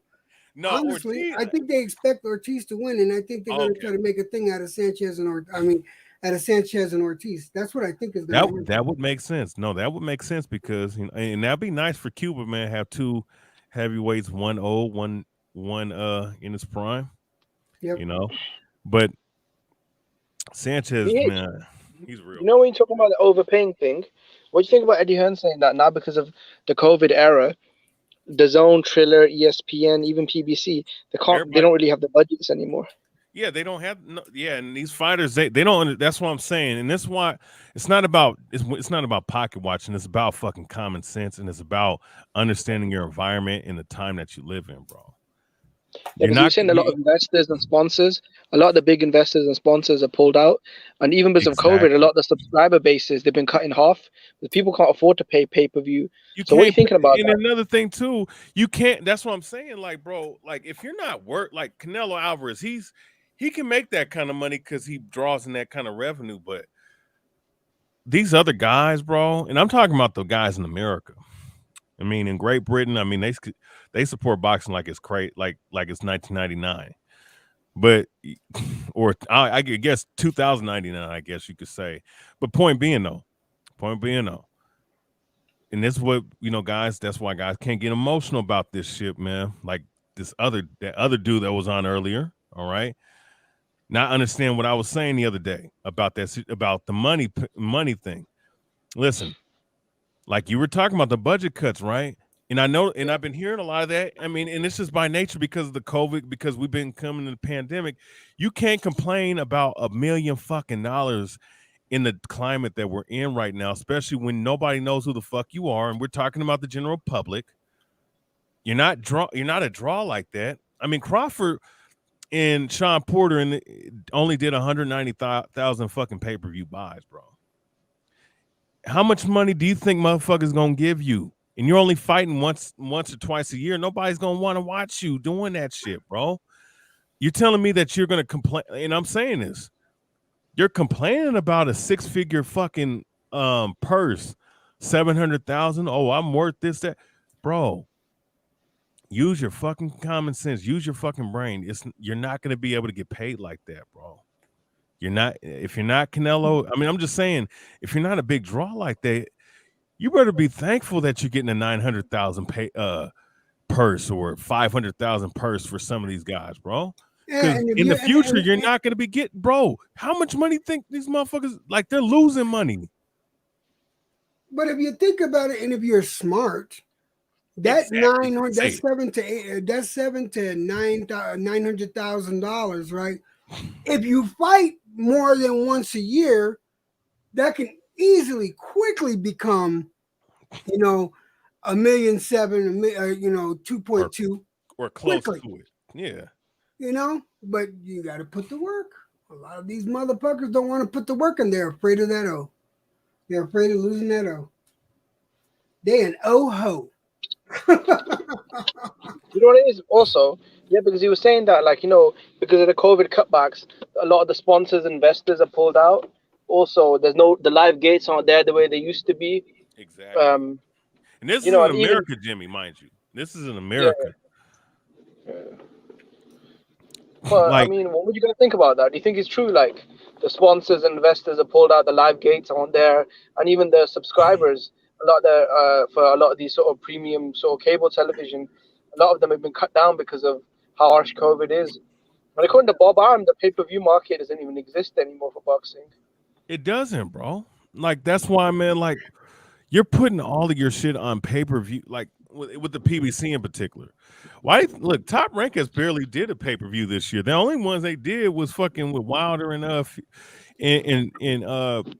Fury, and that only made sense because that was a sell the first 2 times. You understand? And really it underperformed only 600,000. You know, and that should give you an inclination, bro. And that's a big heavyweight bout, and they promoted the hell out of that shit. They even fucking prolonged that to get more people. Hey, y'all heard anything from Terrence Crawford? Tell him Boots Ennis looking for him. Historian. You know what I mean? Let him know. You know what I mean? Can we get a video? Is Terrence Crawford really ducking Boots Ennis? Will Terrence Crawford ever respond to Boots Ennis? That's what I want to know. Will he ever respond to Boots Ennis call out? Or does Boots got to get a belt first? Is that what it is? Get a belt first? He got to get some more followers up. Man, it's about the money now. There ain't no belts to get, bro. I thought I'd never see the day Terrence Crawford turned to a diva. You know what I'm saying? The nigga turned into a diva when it came to Boots Ennis, man. This shit is unbelievable. I think it's more that he's just listening to his advisement team, and that's it. He's gonna listen to them no matter what. And they're telling. So when Earl Spence does the same thing, it's a problem. When Earl Spence does it, you got a problem. And not you. Let me finish. You don't. I'm saying when Earl Spence does the same thing, follow what his manager's saying, all of that. Everybody got a problem with it. But when Crawford does it, it's acceptable now. Yeah, but Crawford was the champion, though. Boots isn't, though. I agree with you. You should fight Boots, but I think Crawford has more clout. Shit. So he need a belt. So he got to do what. So he got to do what Earl Spence told Crawford to do. Then. So Terrence Crawford is being like Earl Spence, telling Boots to get a belt first. Is that what it is? No. He got to get a belt first. Now Terrence Crawford is, doing it. Keith Thurman. Boots got to get a belt first. He doesn't have enough followers. Is that what it is? No, I think it's some bullshit. Dang, he ain't a champion now. That's the reason why he ain't gonna fight him, because he's not a champion. That sounds like what Earl Spence said that to Crawford. And then Crawford fans got mad. Oh, you got to get a belt first and all of that. Oh man, the tables turn now. Now Boots is the hungry fighter. Now Boots wants his shot at Terrence Crawford. Will Terrence Crawford answer? Ain't he a free agent? Isn't he a free agent? Yeah. Yes, he is. Make your next move your best move. You hear me, boxing historian? I know you like Terrence Crawford. I know you like Terrence Crawford, but guess what? Javon Ennis gonna knock his ass out. And that's why Terrence Crawford ducking Boots. Everybody ducking Boots. Boots beats everybody, and Boots gonna beat Earl Spence. Boots gonna beat Earl Spence, and he gonna beat Terrence Crawford. And we can bet. Terrence Crawford available. He need a fight. He need a dance partner. Javon Ennis raised his hand. He said, I accept the smoke. I would like to fight Terrence Crawford. Terrence Crawford said he's a boogeyman. Nobody wants to fight him. Well, I'll fight him. Yeah. Well, does he have a mandatory coming up? Or he doesn't even have a mandatory. He just bought his mandatory. Virgil Ortiz is ranked number 1, but Virgil Ortiz is fighting a nobody from the UK. So Virgil Ortiz got a fight already. So the only person available, EJ, is Boots. He's the best available. No one even knows that guy in the UK, because when I heard Virgil Ortiz's next opponent, bro, I had to Google him. I didn't know who he was. Look at Paolo. He dangerous and got nothing. He got nothing. He got respect. If Terrence Crawford beat Javon Ennis, he beats a top 5 welterweight, somebody that's considered one of the best in boxing with some of the best skills. He got nothing. He got some of the best skills in boxing. Excuses. Okay, that's that duck talk. Let's get back to that duck talk. You know what I'm saying? So Earl Spence, Terrence Crawford, they cannot fuck with Javon Ennis. Can't nobody fuck with Boots Ennis, bro. Straight out of Philly like Bernard Hopkins, homie. Bernard Hopkins, the executioner. Let's go. Undisputed middleweight champion. Javon Ennis, you know what he said, EJ? He said he want to be a great champion. He said he want to be a 3-time undisputed champion in 3 different weight classes and make history. And he's always in the gym training. He wants to fight Terrence Crawford. Where you at, Crawford? Where's Spence at? It's Boots time. Let's go, Boots. We want that smoke. Yeah. What's up, Postman? I got Boots Ennis knocking out Terrence Crawford. And I got Jerron Ennis beating Earl Spence. And we can bet it. What's up? And we can bet all y'all ducking Boots. Everybody ducking Boots. Everybody, bro. Earl Spence don't want no smoke with Boots. Terrence Crawford don't want no smoke. Okay, I give you that. Earl Spence, he got to fight with Ugas. He fighting a champion. What the fuck Terrence Crawford doing? He don't even have a fight. And he don't want no smoke. He don't even want no smoke, bro. And we pulling up, homie. We pulling up. They ducking. You right, Havoc. They ducking Boots. They ducking Boots, Havoc. And you a fighter. You know what it's like, bro. They don't want no smoke. And I thought Terrence Crawford was the baddest man on the planet. He's number one pound for pound. But he ducking Boots, though. What's up, Crawford? Where the Crawford fans at? Where the Spence fans at? I got Boots. I got Boots. Let's go. Let's go, Karma. Let's go. She said, Ennis. It's Ennis time. Let's go, Boots. Let's go. What's up? What y'all got to say? I think we got to see. I think we have to wait for Crawford. Oh, I think he could fight. He could fight Terrence Crawford, bro. I mean, Terrence Crawford could fight him. Yeah. But who's he gonna sign with though, Crawford? Though to get that fight, doesn't he kind of need like a? I mean, who's gonna stage the fight though? Does he have to kind of sign with a promoter though? Because who's gonna? I mean, Crawford can't do it himself though, innit? That's what I'm saying. What you mean Crawford doing it by himself? What does that mean? No. I mean, who's gonna? Will he have to go to the PBC to fight Boots, or how's he gonna? He's a free agent, right? Do what Canelo does. Canelo went to the PBC to fight Caleb Plant, right? Yeah. Well, that was for one. So Terrence Crawford is a special rules for this guy. Will they give? No. I'm saying if it's Boots for PBC, then he'll have to go there. Yeah. Or is he with Showtime? He's with Showtime, man. He could go straight to Showtime. Go to Steven Espinoza, meet up with Showtime, and make a fight happen. Will they give him a one-fight deal? Yeah, make a fight happen, bro. No, I'm saying, would they give him? You give him a one-fight deal, take a two-fight deal, and go for undisputed, and fight Earl Spence or Ugas. I think if you find That's all he gotta do. You don't want no smoke. What he gonna do? I think he'll fight Boots. I'm keeping it real. He ain't said it. Why he ain't say it? Why he said he want to fight Keith Thurman instead of Boots then? Keith Thurman don't have no belt. What belt he got? Keith Thurman was retired for 3 years, man. That's probably because he probably thinks Thurman's a bigger name than Boots. See, Karma said Boots isn't signed to the PBC. Dang, people got quiet when they said Boots. Boots' name. Come on. No, I don't know, man. I want to see the fight. I want to see the fight. I just don't. I don't know what it's going to take to make it happen. But then again, you also got to remember he just fought like a month ago, not even a month ago. You know, so we got to see where his head's at. Maybe he will make the fight. No. But usually they don't choose a fight like. Yeah, I don't say definitely. Yeah, until after they just finish fighting. Or who he signs to. Because So I'm not even sure what. Maybe they will fight. It'd be nice to see. He could fight him next, you know. You never know. Yeah, why not? He don't want it though. You know why? Because he don't want it. He don't want to fight Boots. That's why. If he wanted to fight Boots, they can make that happen next, right, Jimmy? Yeah, that's what I'm saying. We'll have to wait and see because, I mean, if he's off of contract from Top Rank, then yeah, he can fight whoever he wants in it. But I think he'll sign to PBC, and I think he'll fight guys like Boots. You know. But I just don't think he wants to be locked down with anyone. I think he likes the idea. I mean, let's stop making excuses. He ain't gotta be locked down with anybody. You know, just make the fight happen. You know, that's all. That's all. I want to see the best fight the best. And right now, Jerron Ennis, he's the best available.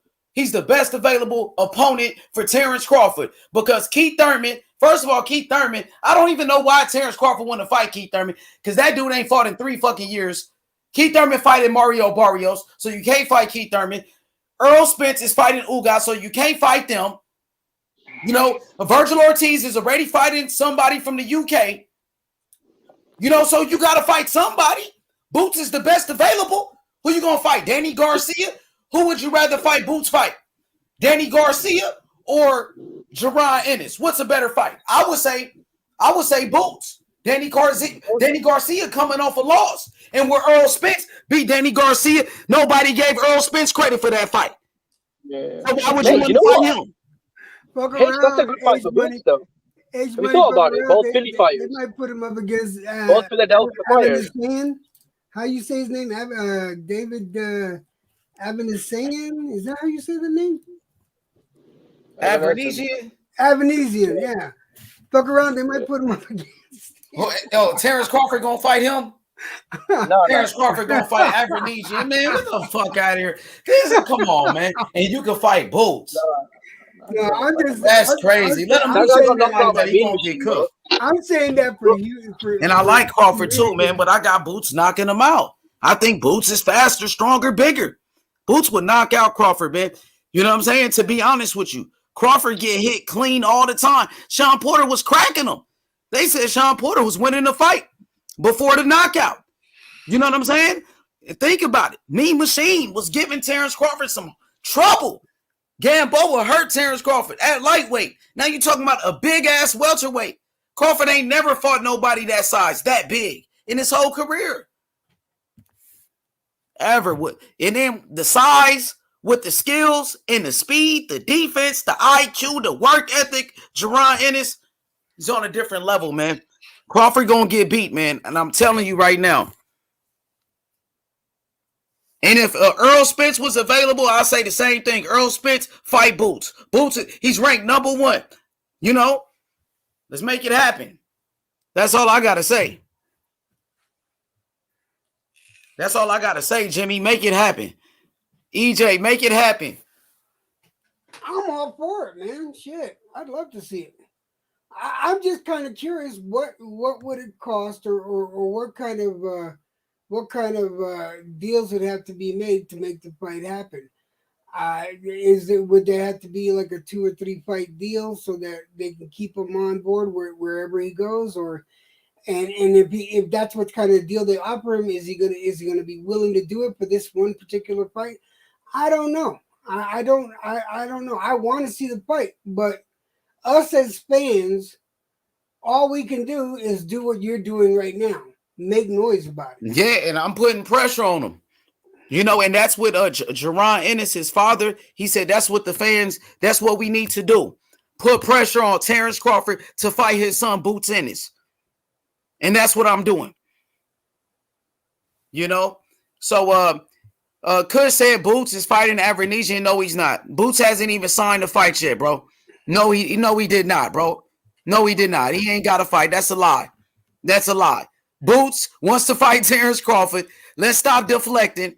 Let's stop coming with excuses. Let's stop making roadblocks. Boots don't have a fight. If Crawford won it, he can get it. Point blank, period. And when Boots knock his ass out, I'm going to tell you I told you so. Boots don't have a fight. No, he don't have a fight, bro. I know people that be with Boots every day. He don't have a fight. Boots is available. My nigga YSM was just with his daddy yesterday. He didn't say he had a fight. They said they want Terrence Crawford. Y'all don't want Crawford to fight Boots. Stop making excuses. You know what I'm saying? You know, Crawford is available. If Earl Spence didn't have a fight, I'll put the same pressure on Earl Spence. We put pressure on Earl Spence every day. Now, when it's your favorite fighter, you know what I'm saying? You got to deal with it. You got to take it like a man. Let that nigga fight. If he's supposed to be the best, he number 1 pound for pound and all of that, I think Boots is better. I got a better dog. My dog will beat your dog. My fighter will beat your fighter. That's what I say. And we can set it up. And we can bet. We can do all of that. Let's make it happen. Okay, then. Making excuses. But so just fucking last week, when Jerron Ennis was Earl Spence mandatory, Y'all wanted what? Jerron Ennis to fight fucking Earl Spence. Y'all wasn't saying Jerron Ennis had a fight then? When y'all wanted Earl Spence to fight Jerron Ennis, y'all wasn't saying he had a fight with Avenesian? Now the captain in the line. Ain't no protecting this nigga. Nigga, this nigga gonna knock out Terrence Crawford. Jerron Ennis gonna knock the fuck out of Terrence Crawford. Y'all niggas gonna be crying then. We gonna see. We gonna see then, nigga. But yeah, nigga, because that's a motherfucking lie. Because when Jerron Ennis, he was ranked #1 in the IBF, y'all was saying Earl Spence gotta fight him. Earl Spence is trapped. That was the narrative. Earl Spence gotta fight Terrence Crawford or he gotta fight Jerron Ennis. Y'all wasn't saying Jerron Ennis had a fight with Avenesian then. When we was talking about Earl Spence fighting him. Now because it's Crawford, oh, now he got a fight. Oh, he booked. Y'all don't want to see it. Y'all just don't want to see it. Y'all say everything but let's fight. Y'all say everything but let's fight. And then the backtracking started. Then they start backtracking. You know what I'm saying? Ain't no backtracking on this one. Who's fighting Evanescence? Ain't no backtracking on this one. Is it Crawford versus Jerron Ennis. Line that shit up. Line it up. Terrence Crawford need a fight. Jerron Ennis is the best available. They talked to Jerron Ennis and his daddy yesterday. I could hit up YSM. YSM be with Boots all the time, my nigga. And that's my nigga. You know what I'm saying? Nah, it's time for Terrence Crawford to fight Boots. I want y'all to keep the same energy. Stop deflecting. You feel me? Go ahead, Jimmy. My bad, Jimbo. No, mate. I was gonna say, who's fighting David Evanescence? So I jumped off a little bit.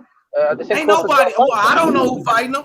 Shit, it's not Boots Ennis. Boots ain't fighting him. He hasn't signed a contract yet. No, he hasn't signed anything yet. Yeah, so that's what I'm saying. How you gonna? That's what they Terrence Crawford fans saying. Oh, he got a fight already. No, he don't. He's available, and so is Terrence Crawford. Let's make it happen. Let's stop deflecting. They need to move on that fast then. Yeah, bro, they need to move on that fast then. Because I don't want them fighting anyone else. And fuck it, they need to fight each other, man. Because I've been watching some videos on Boots, and yeah, man, he looks like a really, really special talent. Explosive, fast, slick, strong, really young, big. That's a good test for Crawford, you know. I mean, if he beats him, the fight not gonna happen because Terrence Crawford don't want no smoke. If Terrence Crawford wanted to fight, it can happen. But since Terrence Crawford is waiting and waiting, he don't want to fight. That's why the fight is not going to happen because of Terrence Crawford. Because he don't want to fight him. Because Boots said he's ready to fight him. Yeah, we need to put pressure on Crawford because, you know, everyone, fans are putting pressure on Canelo to fight Benavidez. Fans are putting pressure on, you know, a lot of fighters. So, yeah, man, Crawford, he needs to step up and fight Boots. Yeah, the pressure, that's all. You know what I'm saying? Put the pressure on him. That's what Bozy Ennis said. Put the pressure on him to make the fight happen. Yeah, we the real boxing fans. We want to see it. I don't want to see Terrence Crawford fight nobody else. Jerron Ennis is the best available. You know, you got Danny Garcia or Jerron Ennis. Who you want to see Terrence Crawford fight next? Jerron Ennis or Danny Garcia? Pick one. Boots, man. Boots. Bro, definitely. All right, EJ. Danny Garcia or Jerron Ennis for Terrence Crawford next. What's a better fight? I want to see the Boots fight, man. Okay. Okay. Just checking. Historian, you there, Historian? My boy? Nah, he gone. Yeah, but yeah, that's that, man. Make it happen. Let's make it happen. That's all, man. And I like Crawford. I just think Boots will beat him, though, to be honest, because that dude is young and hungry, man. He got power to his combinations, his hand speed, boxing IQ, and Terrence Crawford is a slow starter. He starts slow. You think Crawford's career will be over then? Boots gonna catch him. And the same thing with Earl, though. Same thing with Earl. I think Boots will beat Earl Spence. Jerron Ennis beats up Earl Spence. Man, beat him up. Same thing. What you think about Jerron Ennis and Earl Spence? Who you got, Jimmy? You know what? It's really early to say. I think Boots has definitely got the talent to beat Spence. But as much as I ragdolled on Spence, he's a really good fighter. He's strong, he's technically sound. But, you know, obviously this kid, he looks like he's a real deal, doesn't he? He looks so sharp, explosive, fast, strong. young. He's so fucking big as well, and he's huge. That's why I think when he says he's talking about 54, definitely, bro. He can move up to 54, probably with a belt there as well. So yeah, man. I mean, that's a dangerous fight for both men. If Crawford does lose to Boots, do you think his career's over? Nah, I don't think his career will be over. I think he could come back, be a champion again. But Boots is a special fighter. Yeah, it's a good fight, man. Hopefully he gets it on. That's the future of the sport right there, Boots. But I still think like Crawford could beat those guys like a Danny Garcia and like a Keith Thurman, or you know what I mean, like a Mario Barrios. But I think Ennis is a different type of animal. With his speed, his power, his size, all of that will give you problems. Yeah, he's a southpaw as well. He can switch. Yeah, that could be a war, Because I can see that being a war. Because Boots throws a lot of punches. I see that fight going 12 rounds personally. Yeah, I don't see anyone knocking anyone out, honestly, because I do see it as a brawl. I don't see anyone knocking out, but I do think that Crawford would edge it out, but that'd be a close fucking fight. I really do believe that'd be a goddamn good fight. I'll be honest, I think Boots is faster though.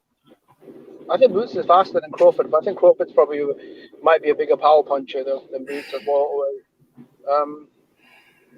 That'd be good, man.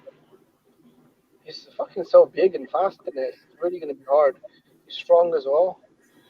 So it's gonna be really tough for Crawford. A southpaw, like, I do know this though. If Boots can capitalize on the holes that fucking Porter was able to capitalize on in Crawford's game, that could actually hurt. That could actually hurt Crawford. Yeah. There's two different styles though. Porter, he's more of a herky jerky, in and out, like little pit bull, isn't it? High volume. But Boots and Crawford, their styles are very. When he says he fights like them, I kind of see where he's coming from. Those guys are a bit more slick, fight at range. You know what I'm saying, EJ? Because no, I mean, what I'm saying though, if Boots was able to capitalize on the flaws that Bud had during the Porter fight, right? And he could adjust to that to make an opening that way. I can see Boots fucking doing some major damage. If anything, that's how he would win. But if you don't, and he fights the way he fights, which is a good fight. I mean, dude, he's an excellent boxer.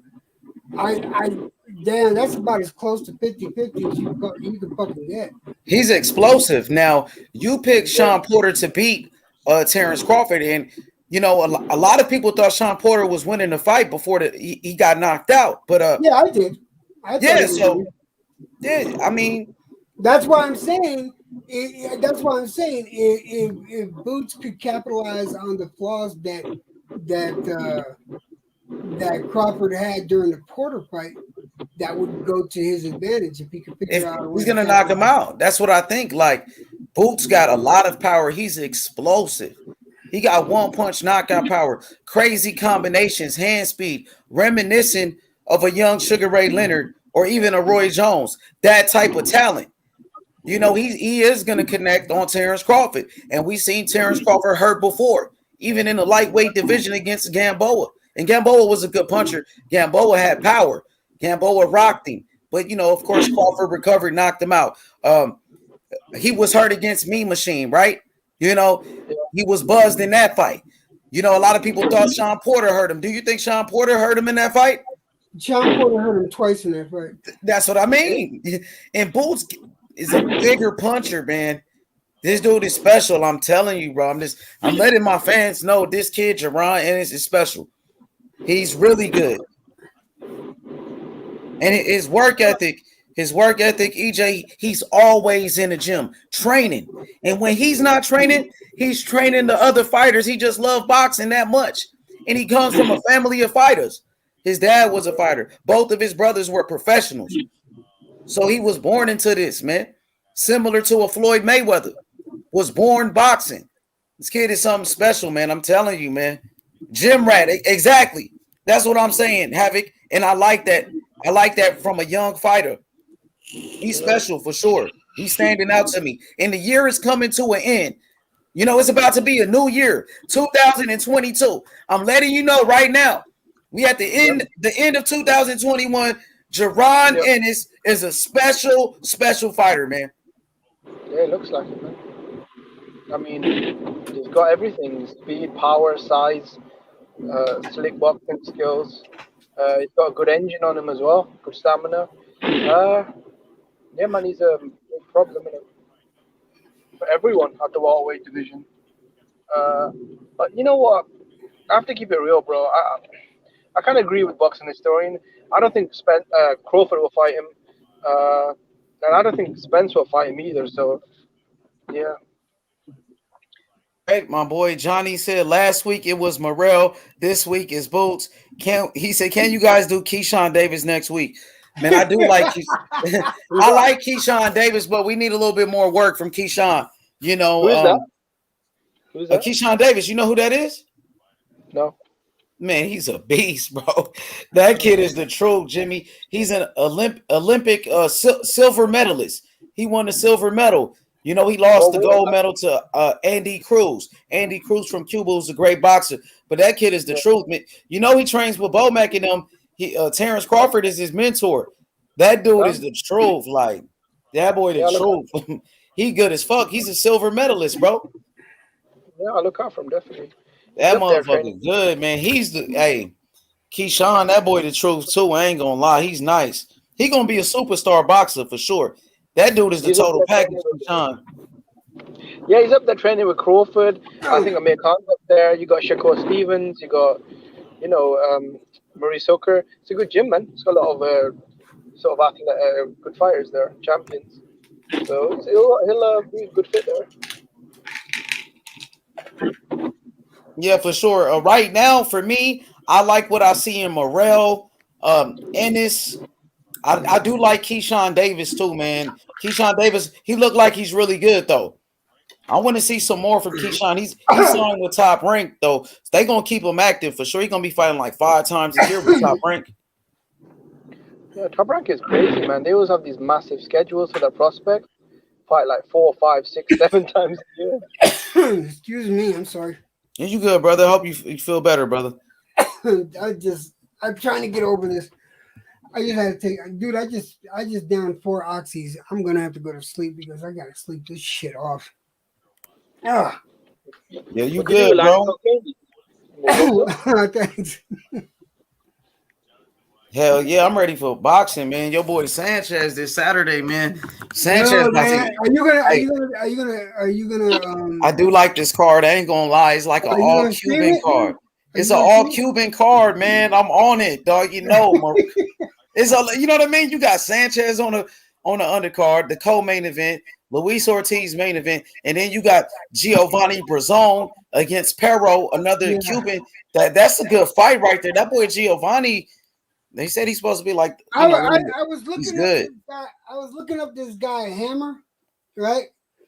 Yeah, he's got a dangerous right hand. The one Sanchez is going up against. He's got a dangerous right hand, and he's a cheater like fuck, man. He likes getting in a hit before the break starts. You know, when the ref breaks them up, he likes throwing a fucking hit every so often on that and gets away with it. And so Sanchez got to be careful with that.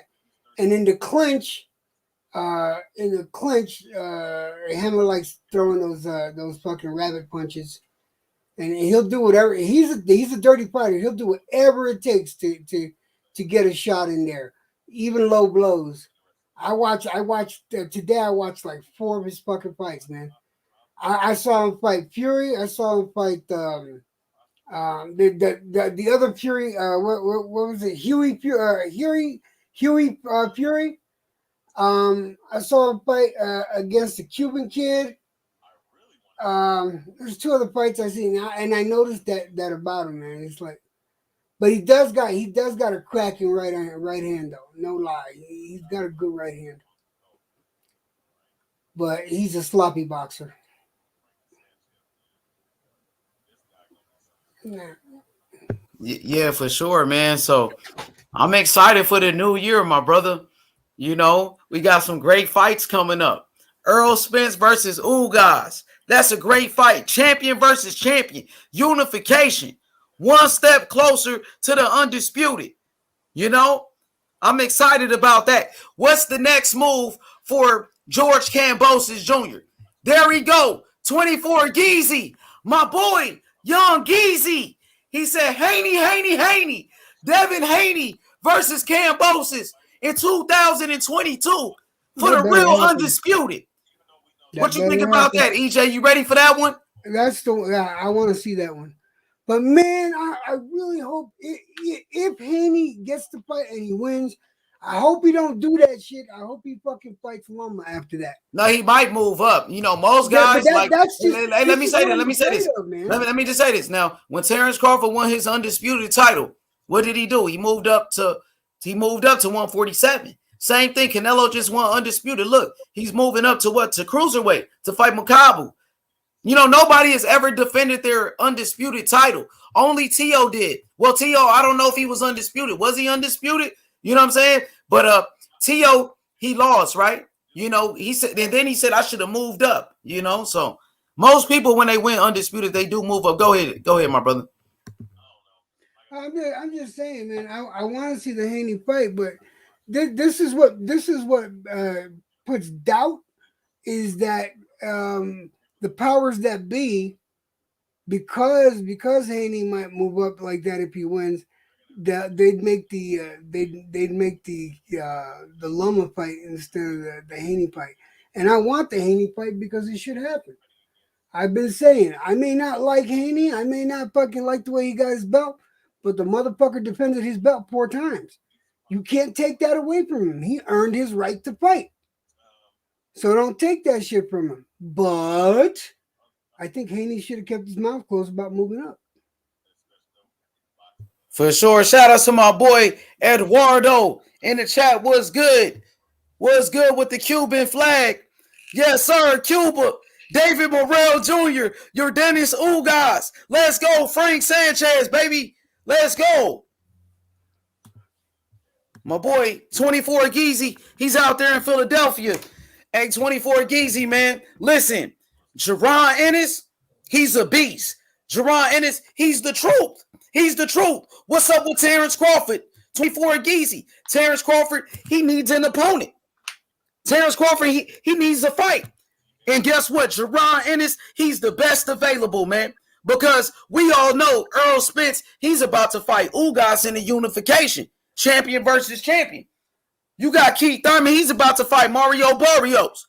Virgil Ortiz, he's fighting, you know, a guy that we never heard of. So who Terrence Crawford gonna fight? Jerron Ennis is the best available. And I'm going to tell you this, 24 Geezy. I got Jerron Ennis knocking out Terrence Crawford, bro. He gonna knock his ass out, bro. And Jerron Ennis, he got the best skills in the welterweight division. I think Jerron Ennis, he gonna beat Errol Spence too. Jerron Ennis, he's the best welterweight in the world, bro. You know what I'm saying? I promise you that, bro. Boots. Let's go, Boots. Let's go, my boy. That's all about Sanchez. Oh, yeah, I got you. Don't trip. We going to turn up to Sanchez all week, man. There we go right there. There go the champion. That's my boy right there. That motherfucker's going to wreck house. He's going to wreck house. Sanchez is going to fuck that boy up, man. I'm going to tell you what's going to happen, man. Fucking Hammer is gonna try one of them fucking rabbit punches. That's gonna piss Sanchez off. And he ain't gonna go for it, man. He ain't gonna go for it. He's gonna fuck that boy. Hey, you remember in Sanchez, he just fought on a Wilder undercard, and he's back in the ring again, just like that. So this guy's staying active, bro. Yeah, no, if you're gonna be in the Canelo camp, you're gonna be active. Seriously, you're gonna be active.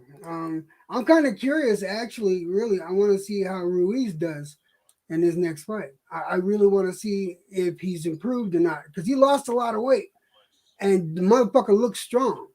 I want to see how Ruiz handles his next fight. But right now, it's all about Sanchez going. That poor boy. I feel sorry for him. And if he tries to cheat, man, you can't fuck up with a Cuban like that. Cuban got bad temper. Hey, 24 Geezy, he said, yo, H, do you think Josh Taylor will move up and fight Crawford next? He said, if so, he gets a pass. He said that a pass is mandatory. He said he fight Crawford next. If he gets a pass, is mandatory. The thing with Josh Taylor, he said he want that fight. But Josh Taylor, the thing is, Josh Taylor is at 140 right now, 24 Geezy. He's still at 140. He still has to fight his mandatory Jack Catterall. So Terrence Crawford going to sit there and wait for Josh Taylor? Wait a whole year on the Josh Taylor fight? Nah, fuck that. He got to stay active. You know, Jerron Ennis, he's the best available. Jerron Ennis, he's ranked in the top 5 in every sanctioning body, man. I would rather see Jerron Ennis versus Terrence Crawford. Come on, man. You know, if he beats Josh Taylor, okay, Josh Taylor was great at 140, but Josh Taylor never fought at 147. That's what I'm saying. I want to see Terrence Crawford versus Jerron Ennis. Philly in the building. Bernard Hopkins. All the great champions like Joe Frazier and Meldrick Taylor, bro. In Philly, we back. We got Jerron Ennis, the future of boxing. Jerron Ennis, the next Sugar Ray Leonard, the next Roy Jones Jr. Let's go. Let's go, Boots. Let's go, Boots, man. That's what I'm going to say. Terrence Crawford going to be waiting on Josh Taylor forever? Man, fuck that. Wait on a 140-pounder. Josh Taylor still at 140. He got to fight Jack Catterall, man. So he going to sit there and wait for Josh Taylor when you got Boots calling you out? Boots Ennis calls you out. What he going to do? You got to answer, homie. All call-outs are mandatory. We know that. I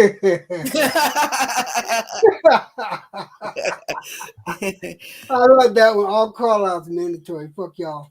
Yeah, he got to take that fight, man. Come on, Crawford. If Crawford is that good, he should be able to beat Jerron Ennis, a young fighter, only 23, who hasn't really been tested like that. Dang, if he really that good, knock him off. Like Kush said, knock him off, Kush, if he's that good. Let me ask you a question. I said this earlier, and the one that responded to me was TBH. But I got to ask you, what do you think about the entire card? What if they do want to make they want to make Ortiz and Sanchez fight? And what kind of fight do you think that would be? I personally think Sanchez is gonna win between him and Ortiz, but I think that's what they're setting up. Personally, what do you think? For real, you think so? I do. I know they friends though, man. I know they train with each other and things of that nature. And some of those Cuban fighters, they really don't like to fight each other. But now they starting to fight each other. As you can see on that Luis Ortiz undercard, you got Giovanni Brazon from Cuba fighting Pero from Cuba. You know what I'm saying? So yeah. I think that's a great fight if they did fight, but I don't think they're going to fight, man. They friends, man. They close friends. I don't think so. But if they did fight, I'd watch it, though. I think it'd be a good fight. If Ortiz wins, I think that's going to be the fight. If Ortiz loses, I think he'd fight Martinez or Martin. Is it Martin or Martinez? Not Charles Martin. Yeah, Martin. Yeah, so yeah, if Martin wins, which that doesn't look likely. I don't think so.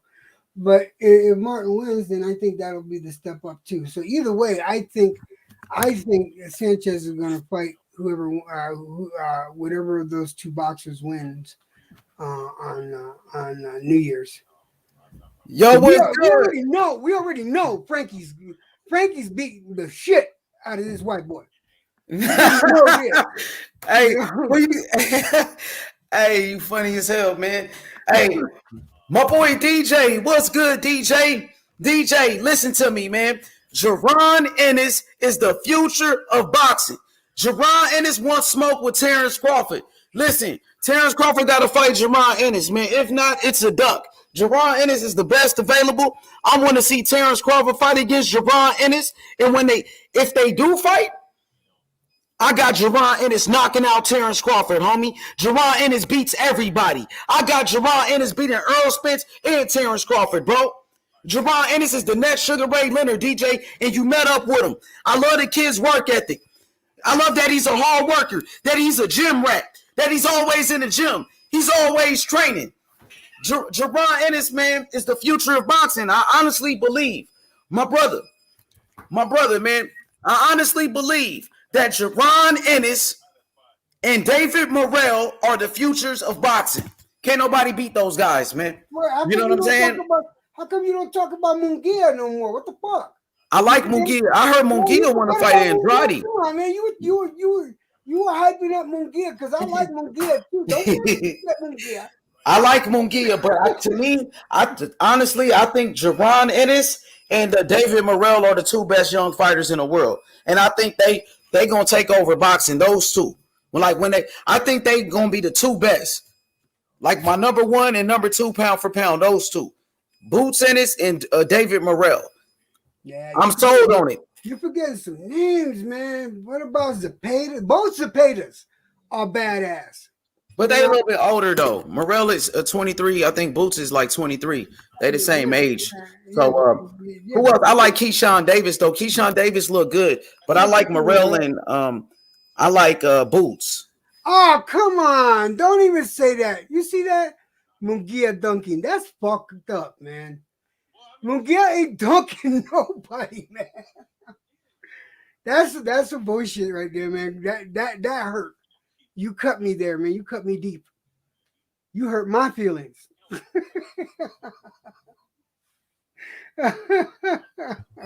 Hey, Munguia, I heard he wants to fight Demetrius Andrade. I seen somebody made a video and they said Munguia waiting on Demetrius Andrade. What you think about that? What you think about that fight? I think I'm sorry, Andrade gonna go down like a cheap hooker on a dick. Oh, so you got Munguia beating a Boo Boo? Yep. Man, I don't know, man. Nah, man. Like I said, he's gonna go faster. He's gonna go down faster than a hooker. No lie. Know about that, man. I don't know. Andrade is a good boxer, though. Andrade do got skills, though. He's gonna be looking up at Munguia's nuts. That's how it's gonna be. Munguia, I think Munguia could take him, man. I seriously do. In a harsh way. I don't know about that though. Like I said, Demetrius Andrade is a very skilled boxer, man. He's an Olympian. He's undefeated, 3-time world champion, 2 different weight classes. I don't know about that one, EJ, man. That's gonna be a tough fight for Munguia. I don't think it's gonna be that tough. Because honestly, fucking, the past 2 fights, fucking, Boo Boo hasn't even been fucking challenged, man. I mean, who the fuck is that last fight? Who the fuck wanted to see that fight? Put him up against somebody like Munguia. That's gonna be a different story. Seriously, come on, think about it. Munguia's hands become nah. But you got to think about Demetrius Andrade, his boxing skills, man. That dude can move. He's tall. He's fast. Munguia, he's never been in the ring with somebody like a Boo Boo. So you got to be honest. Boo Boo got skills, man. Boo Boo hasn't been in a real fight in years. He has not been in a real fight with a real opponent in years. Can't say the same about Munguia. Munguia's been into he's been moving up the fucking ranks. Munguia's good, man. Munguia's gonna take it from Andrade, man. I'm telling you. If he break it down for me. You know what? I would pay for that fight too. Because I'm on the zone, so you wouldn't have to pay that much. The zone shit is pretty cheap. Yeah, I that fight I would pay for because I think Munguia is definitely a future star, and that'd be perfect for him. And then he gets a belt to boot. Fuck yeah, blast him. I mean, Munguia been the mandatory for a very long time for Boo Boo. Like Boo Boo been calling out Munguia for damn near 2 years now. Munguia been at that number 1 spot the #1 contender for a long time, and he hasn't won no smoke with Boo Boo until now, probably. He just fought Rosado. Before that, he was fighting Spike O'Sullivan, and you know what I mean? So who was those guys Munguia been fighting? I mean, he beat Rosado. He did beat Rosado. I'll give him that one. But man, I think it's a good fight. I think it's a very competitive fight. But I would have to lean towards Boo Boo, I think. I think Boo Boo can outbox him. Like 24 Geezy said, my honest opinion. Yeah, that's fine, man. You do. We agree to disagree. That's fine. Well, break it down for me. You think Munguia would knock out Boo Boo? Munguia gonna crush his fucking ribs. Ribs and a hook. Ribs, hook. Oh, wait, no. Let's not forget the uppercut. Shit, I almost forgot. Come on, man. Nah, man. Andrade has not been tested in years. This is going to be a complete shock to his system, and it's going to be too late when he realizes it. So you really don't think Andrade is that good, then? You don't believe the hype? I don't think he's. I don't think he's been.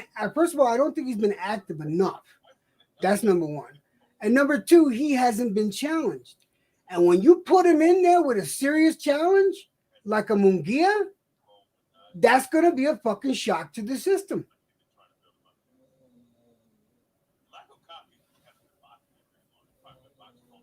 I don't know, DJ. Like, man, that boy Boo Boo got skills, man. You got to respect his boxing skills. Boo Boo, very quick, tall. It's not that I don't respect his boxing skills, OH Money. It's that if you don't use the boxing skills, you get rusty. He hasn't been challenged to his full potential, not for a few years. And that affects a boxer, especially when you put him up against somebody that's hungry and talented. No. Munguia's going in there starving. That motherfucker wants a meal. And Andrade is it. That's just like you said, you have your opinion. That's just my opinion. With no disrespect, towards you or anything like that. That's just what I believe.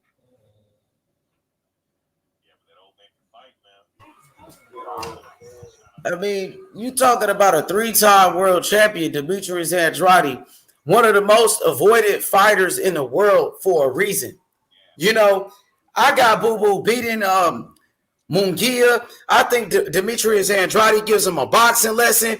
I do like Munguia, but it's a reason why Munguia never, pursued this fight with Andrade. He's been a mandatory for years, and he hasn't won no smoke. So now he finally steps up. I got Boo Boo taking him to school, bro. I got Andrade in that one. All right. So if that fight happens, I'm gonna be in your channel, and may the best man win. But that will be one day I'm gonna tell you I fucking told you so, or you're gonna tell me one way or the other. Somebody's gonna get told I told you so, motherfucker. Man, I just think Andrade, he's naturally a very skilled boxer. He has a great pedigree, an Olympic background. The kid is fast. He's tall. He's strong in the middleweight division. I got Boo Boo, man. I got Andrade, man. He can box. It's a reason why people like Charlo ain't trying to fight him, man. Well, we'll see. Hopefully they make the fight, man. I really hope they make that fight. But I thought Boo Boo was going to fight the Johnny Beck dude. So now I'm hearing reports that Munguia wants to fight. So we got to see what happens, man. I think Munguia versus Boo Boo is a better fight than Boo Boo versus Johnny Beck, though. That's a much better fight because Munguia was a champion before. He's a former champion.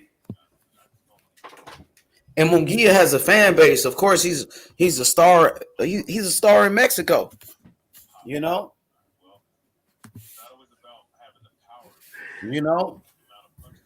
right, Sam D, you gotta stop that bullshit right there. Yeah. All right, Sam D, you gotta stop that bullshit right there. Hell yeah, my boy Joey G. My boy, you know what it is. It's H Money Boxing. I'm live with my boy Electro Jed, man. Go check out his channel on YouTube, man. One of my favorites, you know. And he's a close friend of mine, you know what I mean? And man, I'm looking forward to the fights, man. Like I said, David Morrell Jr., absolutely phenomenal fighter. Man, this kid is special, EJ, man. Like, yeah. I've been telling people about Morrell. One thing about Morrell, he has a belt just like Devin Haney. And guess what? Morrell has defended his belt about 3 times as well, EJ. And he only got 6 fights. Yeah, yeah. You don't even have to explain Morrell to me. He's a fucking wrecking machine. You don't have to explain it to me, man. I already know. Yeah. But I know that they're going to. What sucks about this fucking boxing politics is that they're not going to stifle him, but he's not going to get the matches he wants. He's going to get the matches they give him. And that fucking sucks. Because and the fight that he wants that fight with David Benavidez. That's the fight that should happen. It should happen. I agree with you. They're not going to give it to him, though. I guarantee you they're not going to give it to him. Whether it be Benavidez' team or whether it be the powers that be, not going to happen. But that fight should happen. And even Benavidez knows how talented that boy is because he said it himself. He knows that boy's talented. He knows that boy can hurt somebody. Morrell he ain't no joke. Hey, my boy Coco the Don, he said Duckavidez. So that's the fight. That's the reason why the fight's not going to happen, huh, Coco? Because Benavidez don't want no smoke. Duckavidez, huh? Yeah. You already know what time it is. It's the Don. We want Benavidez. David Morrell Jr. He's an undefeated champion. You can't say that about Morrell. Morrell, he's the world champion, bro. He's the world champion at 168 right now because Canelo Alvarez, who's the undisputed champion, Canelo, he's moving up to cruiserweight. He's about to fight Makabu. And guess what? David Morrell, he got the WBA world title. And David Benavidez, where you at, Benavidez? You over there hiding? Oh, my bad. You clout chasing Canelo. Come on, homie, let's fight. Let's fight. My boy Morrell want that smoke with Benavidez. Benavidez, he ain't no boogeyman. Ain't nobody scared of Benavidez. David Morrell want that smoke with him from Cuba. And we know Morrell, his amateur record, 132 wins, only 2 losses as an amateur, homie. And David Morrell, he became a champion in only 3 fights. And he defended his belt more than 1 time, homie, like a real champion. Duck, goose. Benavidez, you right by 10. You know what time it is. Yeah. What's up with Benavidez? Benavidez, he calling out Charlo, who fight at 160, man. You real tough when it comes to these little guys. And who Benavidez fighting? He fighting Kyron Davis. Who the fuck is that? Ronald Ellis? Canelo sparring partners? Come on, my dude. And guess what? Benavidez, his best win is Anthony Durrell. That's the only person you beat. Come on, man. Morrell, he just knocked out Fox. And Fox, he's the best win on Demetrius Andrade's resume. Demetrius Andrade, his best win is Mikhail Fox. And guess what? When Demetrius Andrade, when he went 12 rounds with Fox, Fox dropped him. Demetrius Andrade got dropped by Fox. And Morrell knocked out Fox in 4 rounds. And Morrell is a main event fighter. And every time he fight, he do over 1 million views. Come on now. Come on now. What's up? What's up with Benavidez? Benavidez said he want to fight Canelo. Canelo at cruiserweight. What you going to do? You going to sit around and wait on Canelo and clout chase him? Come on, man. Stop with all that talking and let's make the fight happen. And Benavidez dad, he talking about, oh, Morrell need 5 more fights. We need 3 more years. Man, what kind of duck talk is that? I got you. I got some duck talk for you. Here you go. Wait. I got you. Let's do it. Oh, yeah. There you go. Benavidez, where you at? Look at.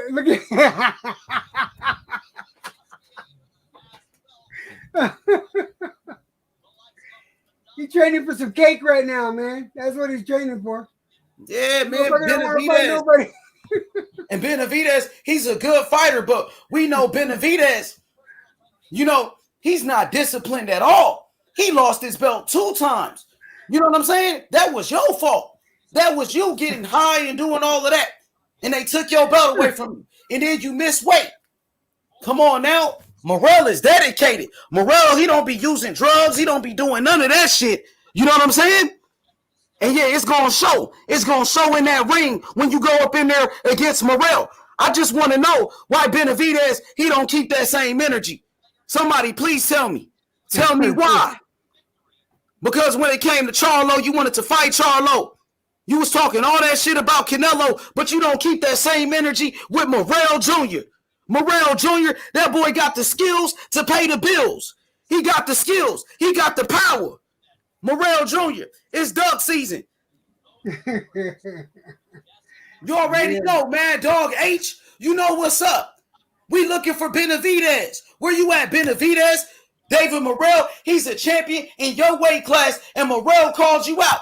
And matter of fact, when he knocked out Fox in his last fight, after the fight, David Benavidez, his father, came to his locker room. And he wanted to take a picture with Morrell. They fans of Morrell.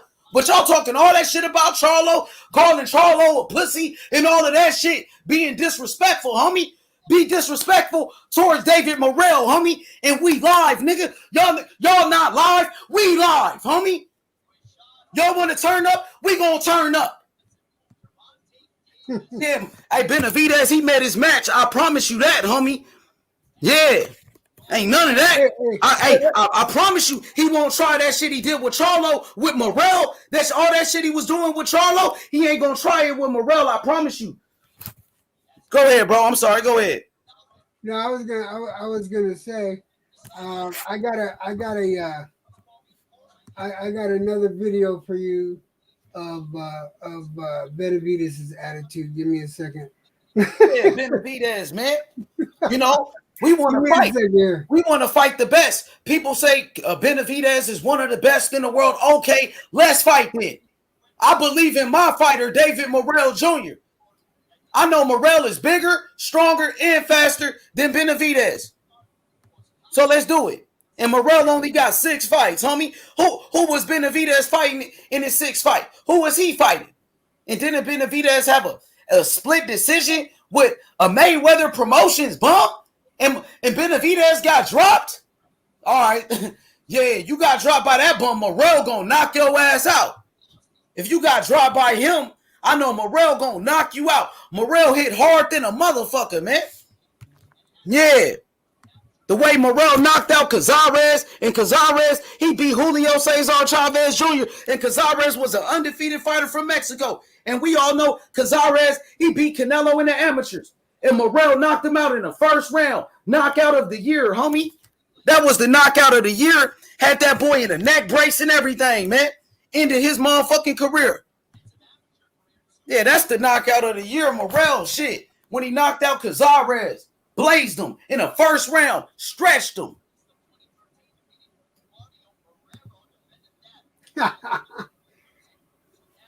Here you go.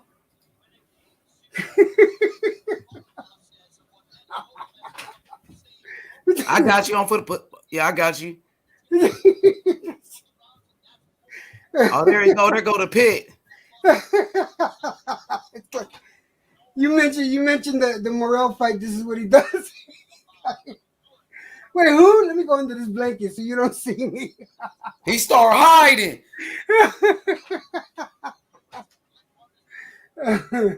Benavidez hiding, man. That's what happens when Morrell comes around.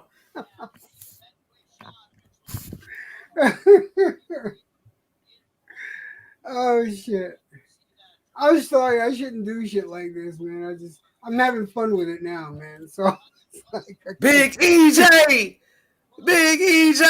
my boy Sanchez, man. I know you excited about Sanchez, man. Oh, yeah, I am. Sanchez, he's a special fighter, man. You know, he got the skills in the heavyweight division. When you talk about the most skilled boxers in the heavyweight division, you got Tyson Fury, Alexander Usyk, and Frank Sanchez. Those are the most skilled heavyweights today.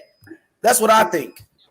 Dude, I think I'm looking forward. I'm telling you, man, with me, like I said this earlier, man. I think in 2 or 3 years, like I said, Sanchez is going to be champion, and I think it's going to be a big fucking fight between Sanchez and Anderson, man. Mr. Anderson. Oh, Jared Anderson, the real big baby. Yeah. Who you got in that one? Ooh, man, I got to see how Anderson does, man. Because I'm going to be truthful, man. Anderson's good, but he's got to stop beating up cab drivers right now. Seriously. He's going to kill one of them. So we got to bump him up. And I think he can go up against, what's the fat dude? Wachowski, Kanauki. What the fuck? Yeah, Adam Kalinowski, the dude that just got knocked out. Throw him against Kalinowski, right? And see how he does with a bigger puncher. All right, because I'm pretty sure he'll whoop that ass. And then after that, you could throw him up against who the fuck ever, man. The Hellenius, or fucking throw him up against who was the one that was supposed to fight Ortiz? Not Ortiz. Who was the one that was supposed to fight? Ortiz, or are you talking about Sanchez? Who was the one that was supposed to fight Sanchez again? But Carlos Negron from Puerto Rico. I mean, throw him against Negron or something like that. Just slowly step him up a little bit. Yeah, but I bet you there's gonna be big smoke between those two. 2-3 years, man. No lie. See, hey, Big Baby only got 10 fights though, EJ, man. He Yeah, only but got he's 10 got fights. fucking power though. You know what? Even though the fights he had, but I don't know, man. I see things. I think that kid's he's gonna do good. But Sanchez is gonna do it first. So, who you think gonna win that fight when they do meet up, Sanchez and Big Baby? Well, I gotta take Sanchez. Well, man, Big Baby good though. Big Baby, man. I'm just saying though. I'm just saying. I have to say I gotta go with my boy, but I'm gonna enjoy the fight. I know this is gonna happen 2-3 years, and then those two names. Mark my words. Those two names. Those are gonna be the names that everybody's gonna be talking about. All right, what about what you think about Joe Joyce? You like Joe Joyce by any chance? Joe Joyce is okay, but he's not really on my radar like that. You know, I mean, he just beat Daniel Dubois, and they were saying Daniel Dubois was a future heavyweight champion. They were saying Daniel Dubois was the next Lennox Lewis, and Joe Joyce, beat him easy, stopped him. Yeah. I like Joe Joyce though. I think he's good. It wasn't a challenge. It wasn't even a challenge. I like Joe Joyce though, EJ, man. He's one of my favorite heavyweights. Powerful, knockout artist. Joe Joyce is a beast, man. You can't deny that, bro. I don't deny that. It's just like he's one of those guys that are like not on my radar. It's like check him out though, EJ. That's what I'm saying. I'm checking him out. I like him though. I'll check him out. I'll check out at least 5 fights from him. See, he fought Usyk in the amateurs. Usyk beat him, but it was a close fight. Usyk was older than him at that point though. But Usyk did beat him. It was a close fight in the amateurs. It was called the World Series of Boxing. The World Series of Boxing. It was pretty, they had some good fights in there. But as a professional, Joe Joyce looking like a monster right now. Oh, I don't doubt it, man. I know, but like I said, the last fight didn't look like a challenge to him. Whether that be a lack of what's his name, but it wasn't a challenge. He beat him too easy. So it's like, which is nothing against Joyce. Don't get me wrong.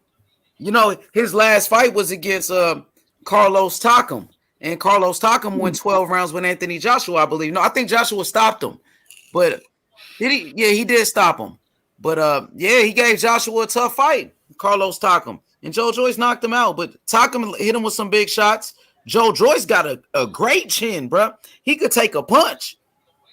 And he got that jab, too. And he got one of the best trainers in boxing, Ishmael Salas. Ishmael Salas is a great trainer. So you got to watch out for Joe Joyce in 2022. My boy Joe Joyce coming up in the heavyweight division. Y'all got to take this dude serious. The juggernaut, Joe Joyce, man. He's coming with that smoke. I promise you that. He been calling out Tyson Fury too. He said he want that fight. He said, Fury, I respect this guy, but I want to fight him. He was an Olympic silver medalist as well, man. He don't get that much love. He from the UK too, just like Anthony Joshua and all of those guys. But nobody give Joe Joyce the credit he deserved. He beat Daniel Dubois, and people were saying Daniel Dubois was the next great champion. And Joyce smoked his ass, bro. Yeah, that's what I'm saying, though. But so, yeah, I think I'll look into it, man. I take your word on things. I'll see what you guys say. He's good. He's a force, man. Like I'm telling you. I'll tell you, man. I'll tell you. He's a beast. Watch out for him, though, because he ain't no joke. They keep sleeping on him, blowing him under the radar. Joe Joyce ain't no hope. Even Kush, the greatest to say Joe Joyce makes fight look easy. Yeah. Yeah, they say he's pretty slow, though. That's the knock on him. They say he's slow, but he got power. He a fucking beast. You right, Kush. He a beast, though. I want to see what's next for him.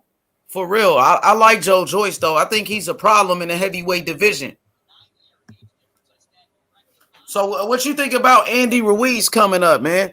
What's next for Andy Ruiz? That's what I was saying. I'm kind of curious to see what the Canelo camp did with him, man. Because first of all, like I said, he lost a lot of weight.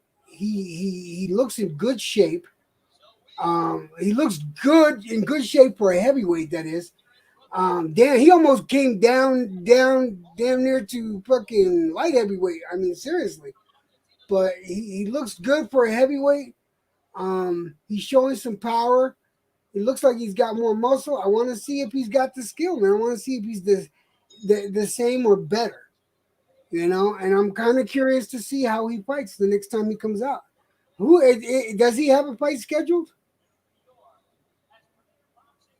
Let me look it up. Why ask? Let me just look it up. Andy Ruiz. Nah, he doesn't have a fight, man. I mean, what's a good fight for him at this point? Do you think a Deontay Wilder Andy Ruiz fight makes sense? I mean, what you want to see from Andy Ruiz? Oh, I would love to see a Wilder Ruiz fight, or even a Ruiz White fight. I wouldn't mind seeing that. What about Andy Ruiz versus Luis Ortiz? I wouldn't mind that either. Because this would tell us where he's at. If he's fighting the same, if he's improved. Actually, I think Ortiz would be the best fucking test for him. Just to see where his new skill set is at. If he does have new skill set. You know what I mean? But man, he's been training hard with the Canelo camp for damn sure. What about Andy Ruiz versus Wilder? Who you think win that fight? And if he gets caught with that right, though, man, honestly, think about that. If Wilder fights the way he fought against Fury in the last fight, especially in the first 2 or 3 rounds, right, and he fights like that, but he could do that more, I could see that being a problem for Ruiz. And especially if he catches him with that right. Oh, good Lord. Now I can see Wilder knocking Ruiz out. But again, this all depends on Ruiz's new skill set. Does he have a new skill set? What you thought about Andy Ruiz, his performance against Chris Arreola? Did you see that fight?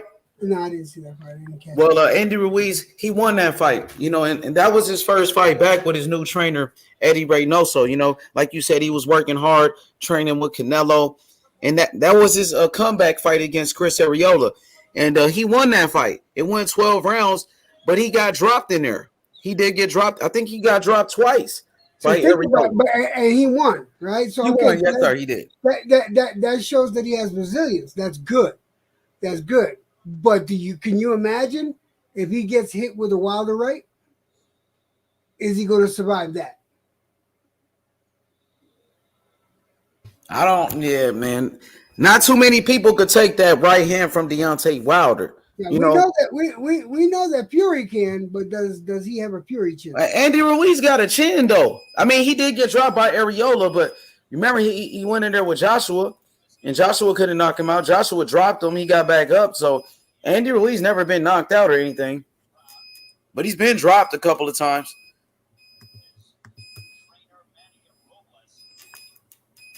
Yeah, he's been dropped a couple of times. These are some interesting fights we're calling, man. I would, you know what? Yeah, I wouldn't mind seeing him fight Wilder, but will Wilder fight him? Yeah, for the right money, I think he will, man. That's a big fight. Now you got Andy Ruiz, former unified heavyweight champion, the first man to beat Anthony Joshua. He knocked out Anthony Joshua. Andy Ruiz. Andy Ruiz is the first Mexican heavyweight champion in the history of boxing. That man made history. Now with Deontay Wilder, former heavyweight champion, the knockout artist Deontay Wilder, that makes for a great fight, my brother.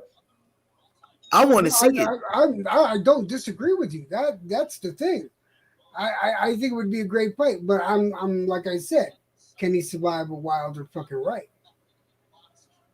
And how would he fight? I mean, how is his skill set against, like I said, his new skill set, training with the Canelo camp and everything like that.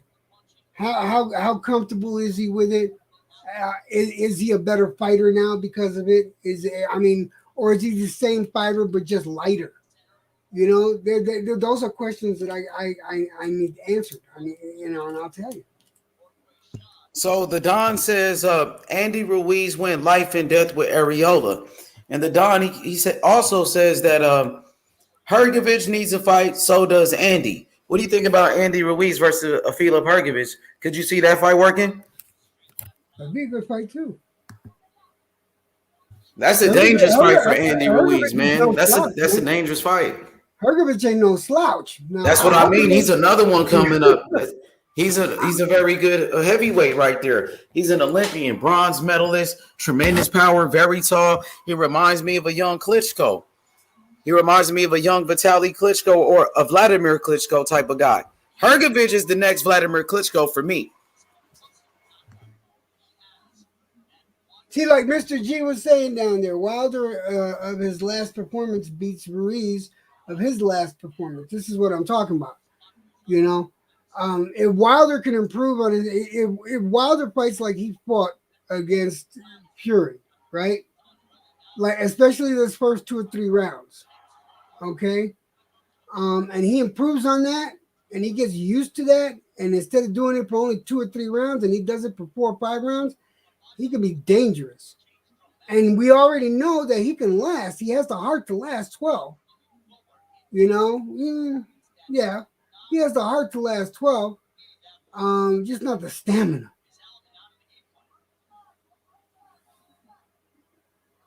We already know Ruiz can fight 12. He fought 12 with all that fucking fat on him. And now he's lighter?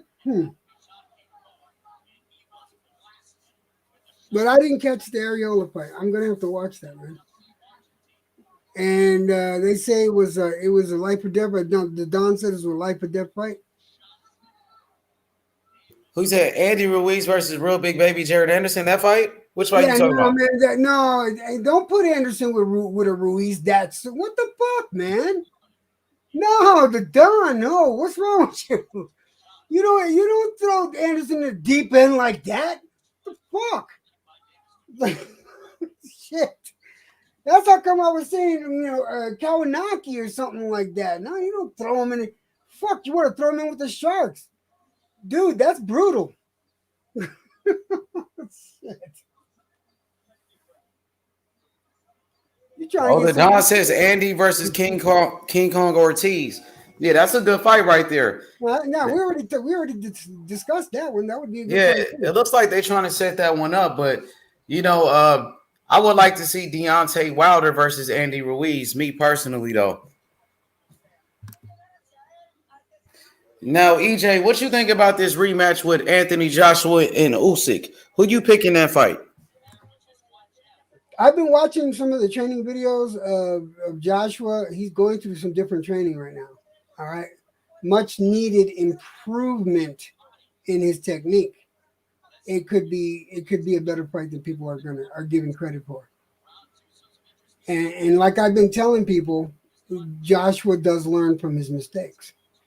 Maybe his head might not be in it. Like his head wasn't in it during the last time when he fought Usyk. You could tell his head just wasn't in it. But if his head's in it and he's training as hard as I've seen, yeah, that's going to be a better fight than the last one for goddamn sure. And he's got a chance. He's got a chance of taking this shit back. I'm not taking anything away from Usyk, but it is what it is. He's the way he's training, he's trying to counter Usyk's style.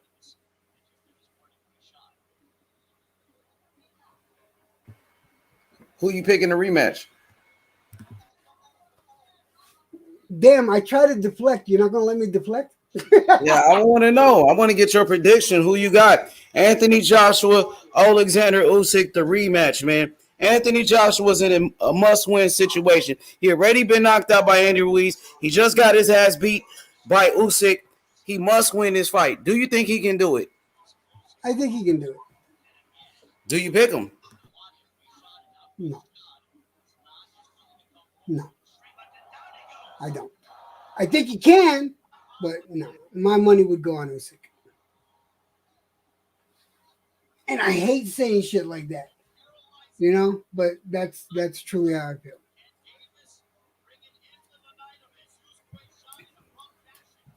You got Usyk?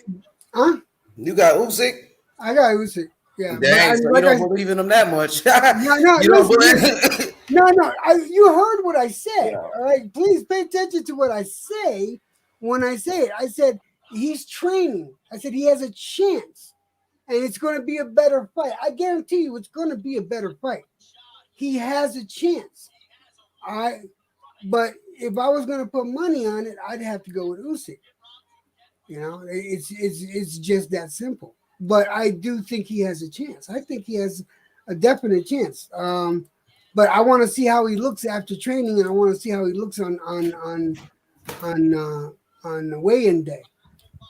Man, I see a lot of people counting out Anthony Joshua. I'm going with Anthony Joshua in the rematch. I think so, man. I think he comes back in the rematch and wins, redeems himself. He's done it before. Right. He has, and that would be great if he does. I fucking commend him if he does. I really do. But like I said, I do believe it's going to be a better fight than the last fight by a huge margin. But Usyk is a hell of a fighter, man. Yes, and he is. And but Usyk is that fucking good. I am not taking anything away from AJ though. He is going in there trying to learning how to counter how Usyk fights.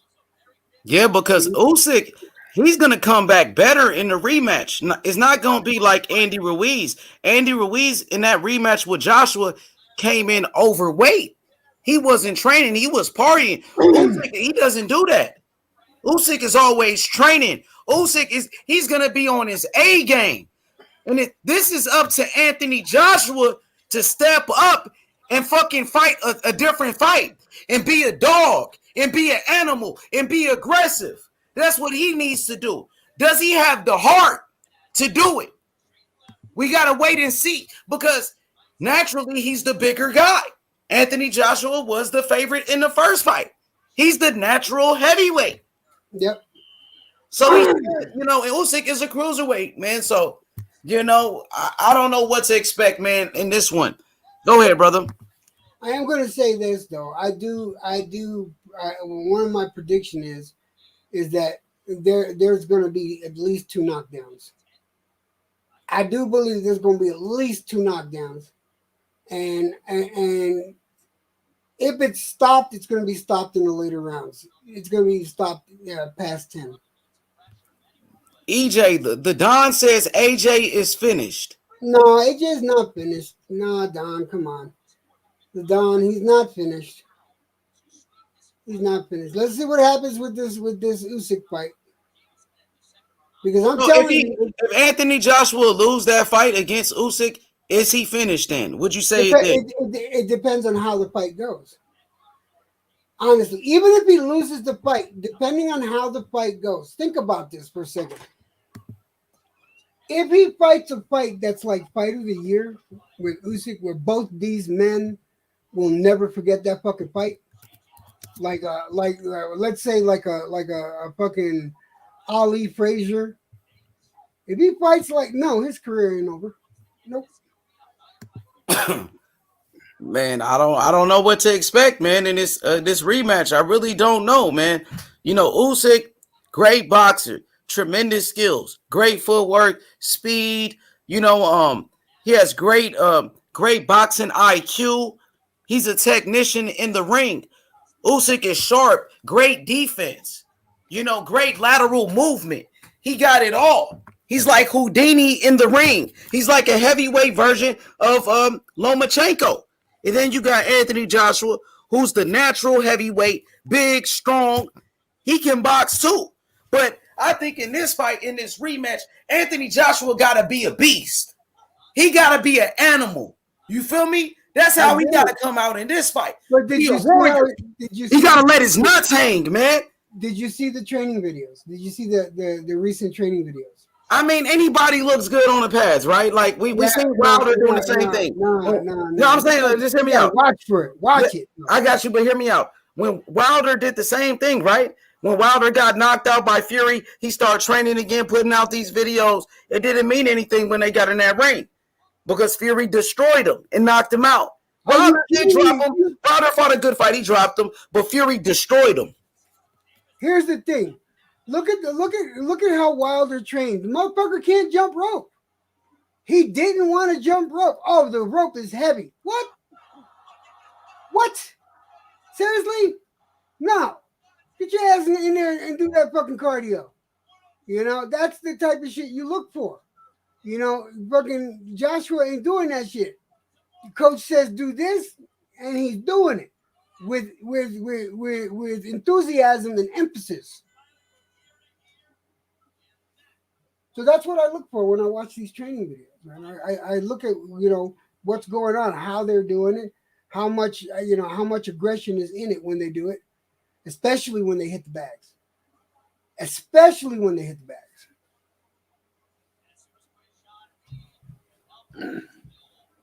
Yeah, man. So, like I said, I don't know what to expect in this rematch between Anthony Joshua and Usyk. I think right now it's up to Anthony Joshua. He must have the right mentality. He has to go in that ring as if he's a killer. He must believe in himself. I don't know if Anthony Joshua got the chin. I don't know if he got the chin for the heavyweight division like that. You know what I mean? I don't know. Because Usyk was in there hurting him. And Usyk is not the biggest puncher.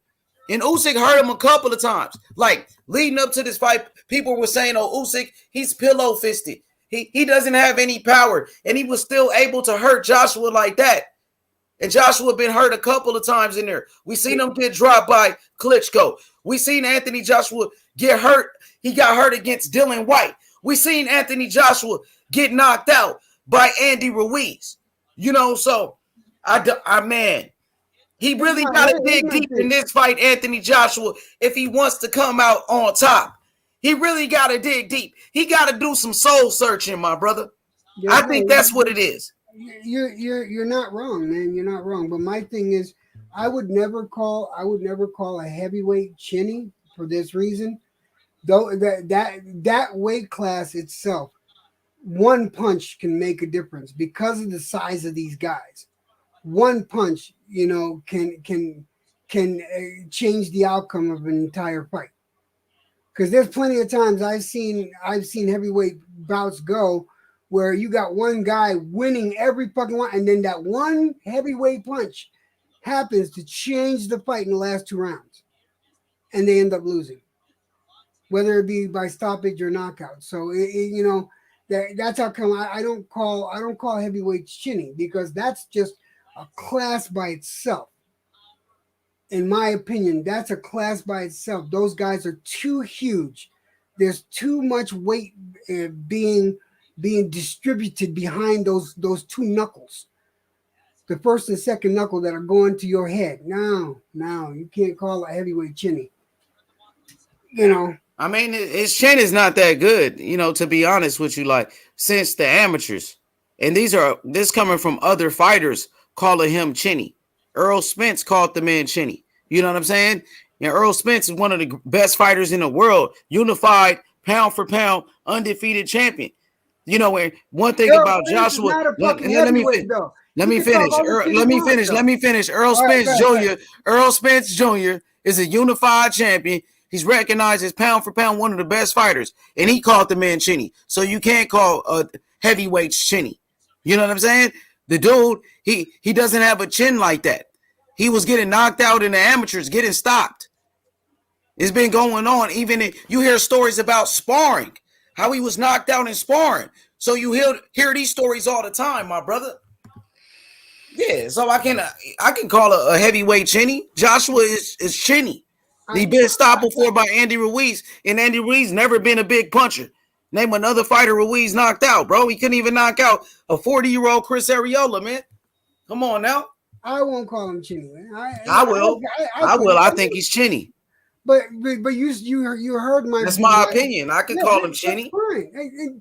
Again, the opinions vary, and that's what makes the world go around. If we had the same opinion, shit would be boring. Yeah, exactly. Yeah, the dude got hurt. Like Anthony Joshua got dropped against Klitschko. He got hurt against Dylan White. He got knocked out by Andy Ruiz, who wasn't even a puncher at the time. Knocked him out. Who else? He got hurt against Carlos Takam. He got hurt against Alexander Povetkin. He was hurt against Usyk. Come on, man. He's chinny than a motherfucker, man. That boy ain't got no chin. He on his Amir Khan shit in the heavyweight division, man. I got Mr. G said it right though. He said if AJ loses in a lopsided fight or by KO, he is finished for the most part. I agree with that. He's still a big name though, man. I'll agree with that. But if it's a memorable fight, if it's like what white people like to say is slobber knocker, I like that. I like that word, slobber knocker, right? If it's a slobber knocker and both men are putting everything out there, then yeah, no, I don't think his career is over. But you know, and he loses that way, I don't think his career over. But if it's a lopsided fight and he gets knocked out, yeah, I would throw in the towel then if I were him. And my boy Havoc. He said he looked good on the pads before the first fight. He sure did. And he got his ass whooped in there, you know. Aries said, AJ. He still got a lot of fans, man, but a lot of people gave up on him. YB said, let's go, AJ. Let's go, AJ. Why you up here, YB? YB fucking with AJ. We gotta wait and see, man. Usyk, man, whooped his ass, man. He gave him an ass whooping, man. You know what I mean? Man, that boy looked confused in there. Usyk had him confused. Man, Anthony Joshua got to be a dog. He got to change his mentality, man. You got to be an animal in there. He be too nice and shit. Nice ass nigga, He's got to be hungry, man. He's got to want it, man. And that's 90% of it. You got to want it. You got to want it that bad. Hunger is what fucking drives a fucking a good boxer. Is hunger. He gotta be aggressive. He gotta be mean. He gotta be a dog. He gotta let them know that he come back. That's what he gotta do. He gotta show the people, show the world, man.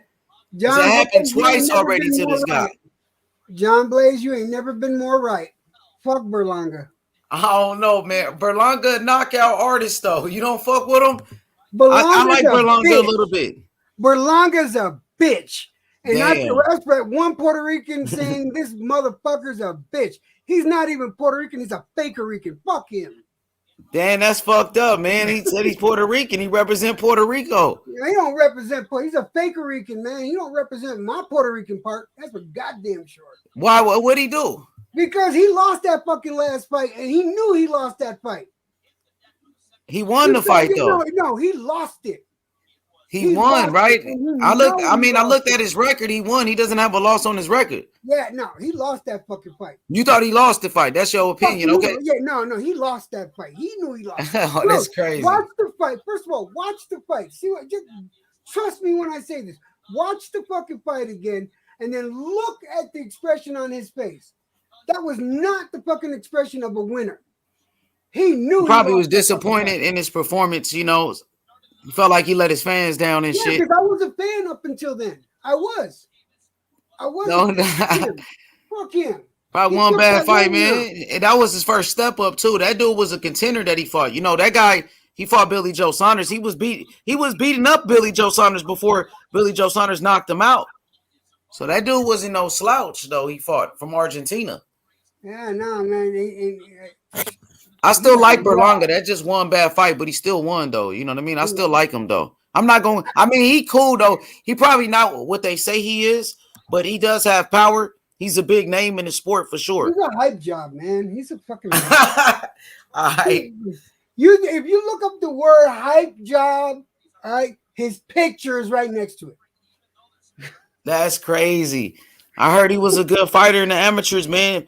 Come on now, man. He can't be a hype job, man. After one fight, he's a hype job, man. I think he's a good fighter. He's just a young fighter, pretty face they wanted to put up there for the face of boxing, the new face of boxing, and it ended up failing. And oh man, I don't know what fight those judges were watching, but they weren't watching that fucking fight. I thought, it was a close fight for sure. It was a close one, but Berlanga outlanded him. I thought Berlanga won the fight. My honest opinion. It was a close fight, but I thought Berlanga won though. To be honest with you, I had it. No lie. I thought he won though, but it's cool. That's I respect it. I feel you, man, but still not. Well, I respect it, man. There we go, right there. EB Edgar Berlanga. Yeah. You know how many first round knockouts that man had? Like erectile dysfunction. That man had like 16 straight knockouts, all in the first round and shit. They were saying this dude was the next Mike Tyson and all of that. You don't believe in that hype? You say he a hype job. He ain't the next Mike Tyson. Fuck him. I don't believe in that hype job. Dang. That's what they were saying, though. I don't care what they say. They can a lot of fans were saying that. And when say a lot. You're not fucking with Berlanga at all. No, I don't fuck with him. No. Dang, okay. Maybe I shouldn't talk the shit that I talk, but no. No, it's cool. That's your opinion. Nah, it's cool, bro. You good. But yeah, I don't feel that motherfucker at all. What you think about like his star power though?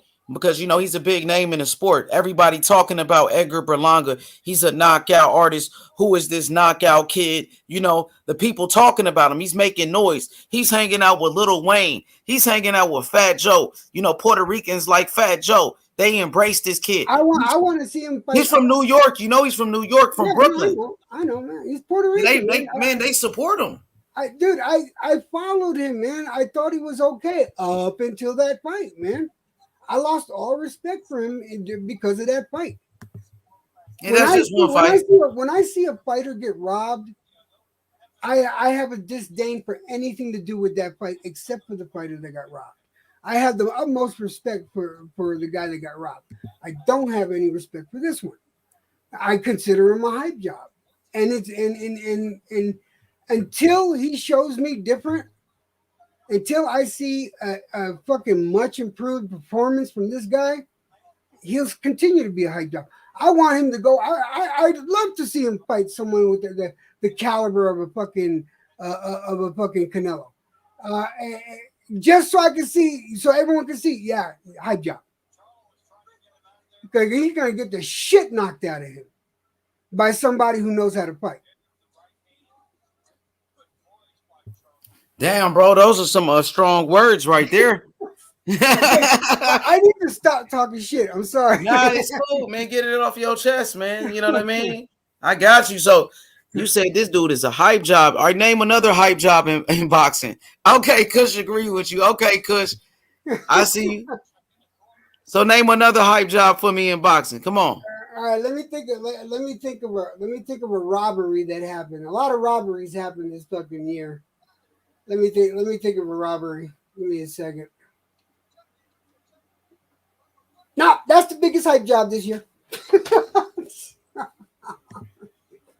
I'm sorry, man. That's the biggest hype job. That's the biggest robbery I saw this year. So you said hype job of the year. Yeah. Name another one though. Who's another hype job in boxing besides him? What you think about Ryan Garcia? I think Ryan Garcia got issues. I think he's how do I? Is he a hype job? No, he's a talented fighter. He's proven he's a talented I think Berlanga is good too. I think he's a talented fighter, but that's your opinion, though. I respect it. Here's the thing about here's what I think about. I think Ryan Garcia needs to shut his fucking mouth, and I think he needs to man up or nut up. You know, that's what I think. Philly Zoe said Benavidez called out Berlanga, but he don't call out Morrell. He won't call out Morrell, who got a belt. Berlanga don't have a belt. Why is he calling him out if that dude is a hype job? And Morrell is the one with the belt. He should be calling out Morrell. Think about it. Think about what you just said. Rewind, re-say it, and then you answer your own question. Why would he talk about a Berlanga instead of a Morrell? Because he know he'll beat the shit out of this boy. I feel you. Facts. Oh, we got a special guest. Look, David Morrell, the Destroyer. Salute you. Morrell. David Morrell Jr., special fighter, man. For sure, man. Philly, that's what you said. You typed that in. You put it in the chat. You said that, you know what I'm saying? This man calling out Berlanga, who my boy EJ just said is not that good. He's a hype job. But he won't call out Morrell, who's the champion, the man that's on his same network. They both with the PBC. That's crazy. I'm disappointed in Benavidez, man. Do you get where I'm coming from with that? I feel you. Yeah, I got you. Man. That's crazy, Zoe. Man, come explain that shit, Zoe. I don't understand that, bro. You know what I mean? We got David Morrell, the Destroyer, up in here. And look, he said, love the support y'all showing David Morrell.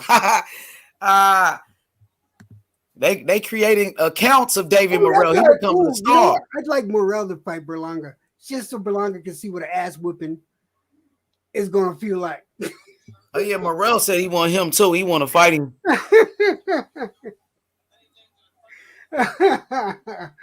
Fudo, man, I'm sorry, man. You know, Fudo, I'm going to be honest, man. If I get the opportunity, I'm going to be honest, man. And that's that, brother.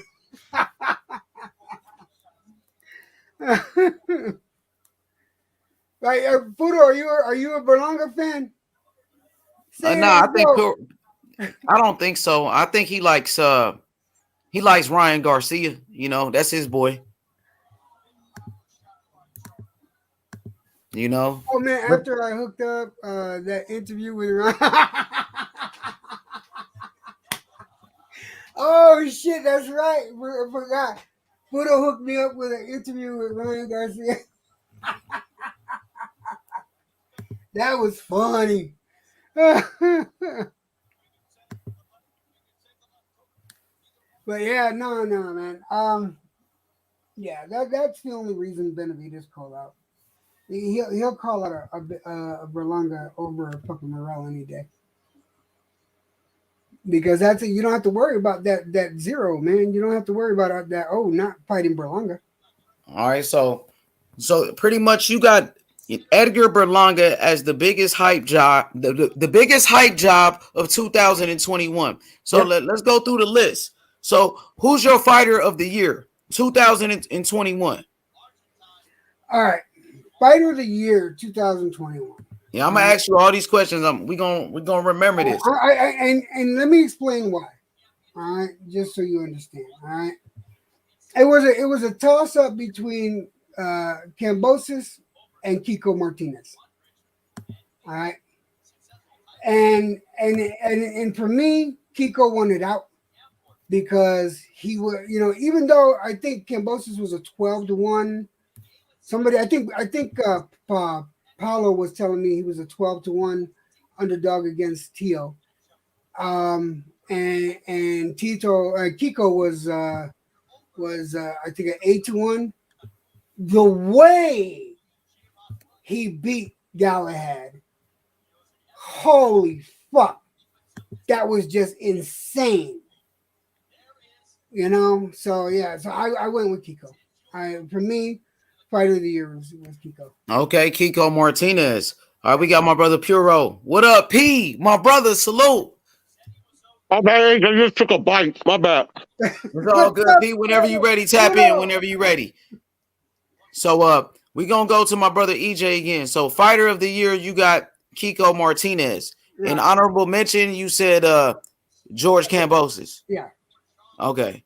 All right. I would say Kambosos for me. I got George Kambosos as my fighter of the year. The way he beat Teofimo Lopez as the underdog, he shocked the world, man. You know what I mean? I gotta go with Kambosos for me, fighter of the year. You know, and whenever Apiro is ready, we can go to him. You know, so talk to me, brother. Talk to me. Who's your fighter of the year? And we want to do the nominees as well for fighter of the year. That would be Canelo, Kambosos, Kiko Martinez. I guess we put Kiko Martinez in there since EJ said him. Tyson Fury, Usyk, Ugas, Josh Taylor. Who? That's five right there. Oh, yours is Josh? No, mine's is Canelo. Yours is Canelo. A lot of people are picking Canelo. Yeah. You go ahead and say why you picked Canelo, and I'll tell you why I didn't. Oh, just because he unified the he went undisputed in the 11 months and shit. You know, he did it fairly quickly. It's impressive. Yes. And that was a great feat. I'm not denying that. Yep. Who's yours, EJ? Go ahead, EJ. What was the question? What's yours? Mine was Kiko Martinez. Oh, Kiko Martinez. Gotcha. Yeah. Only because of how much of an underdog he was and how he beat Galahad. You know, 2 knockdowns. The first knockdown was at the end of the round, and the knockdown was at the beginning of the next round. So, yeah, you know, it was not pretty. Well, actually, it was pretty. I'm not mad at it. Here's the thing. Here's why I didn't pick Canelo, so people don't understand. I'm not a Canelo hater. You know, my thing is we knew Canelo was going to win who he was fighting. We knew it. Everybody knew it. There was no doubt.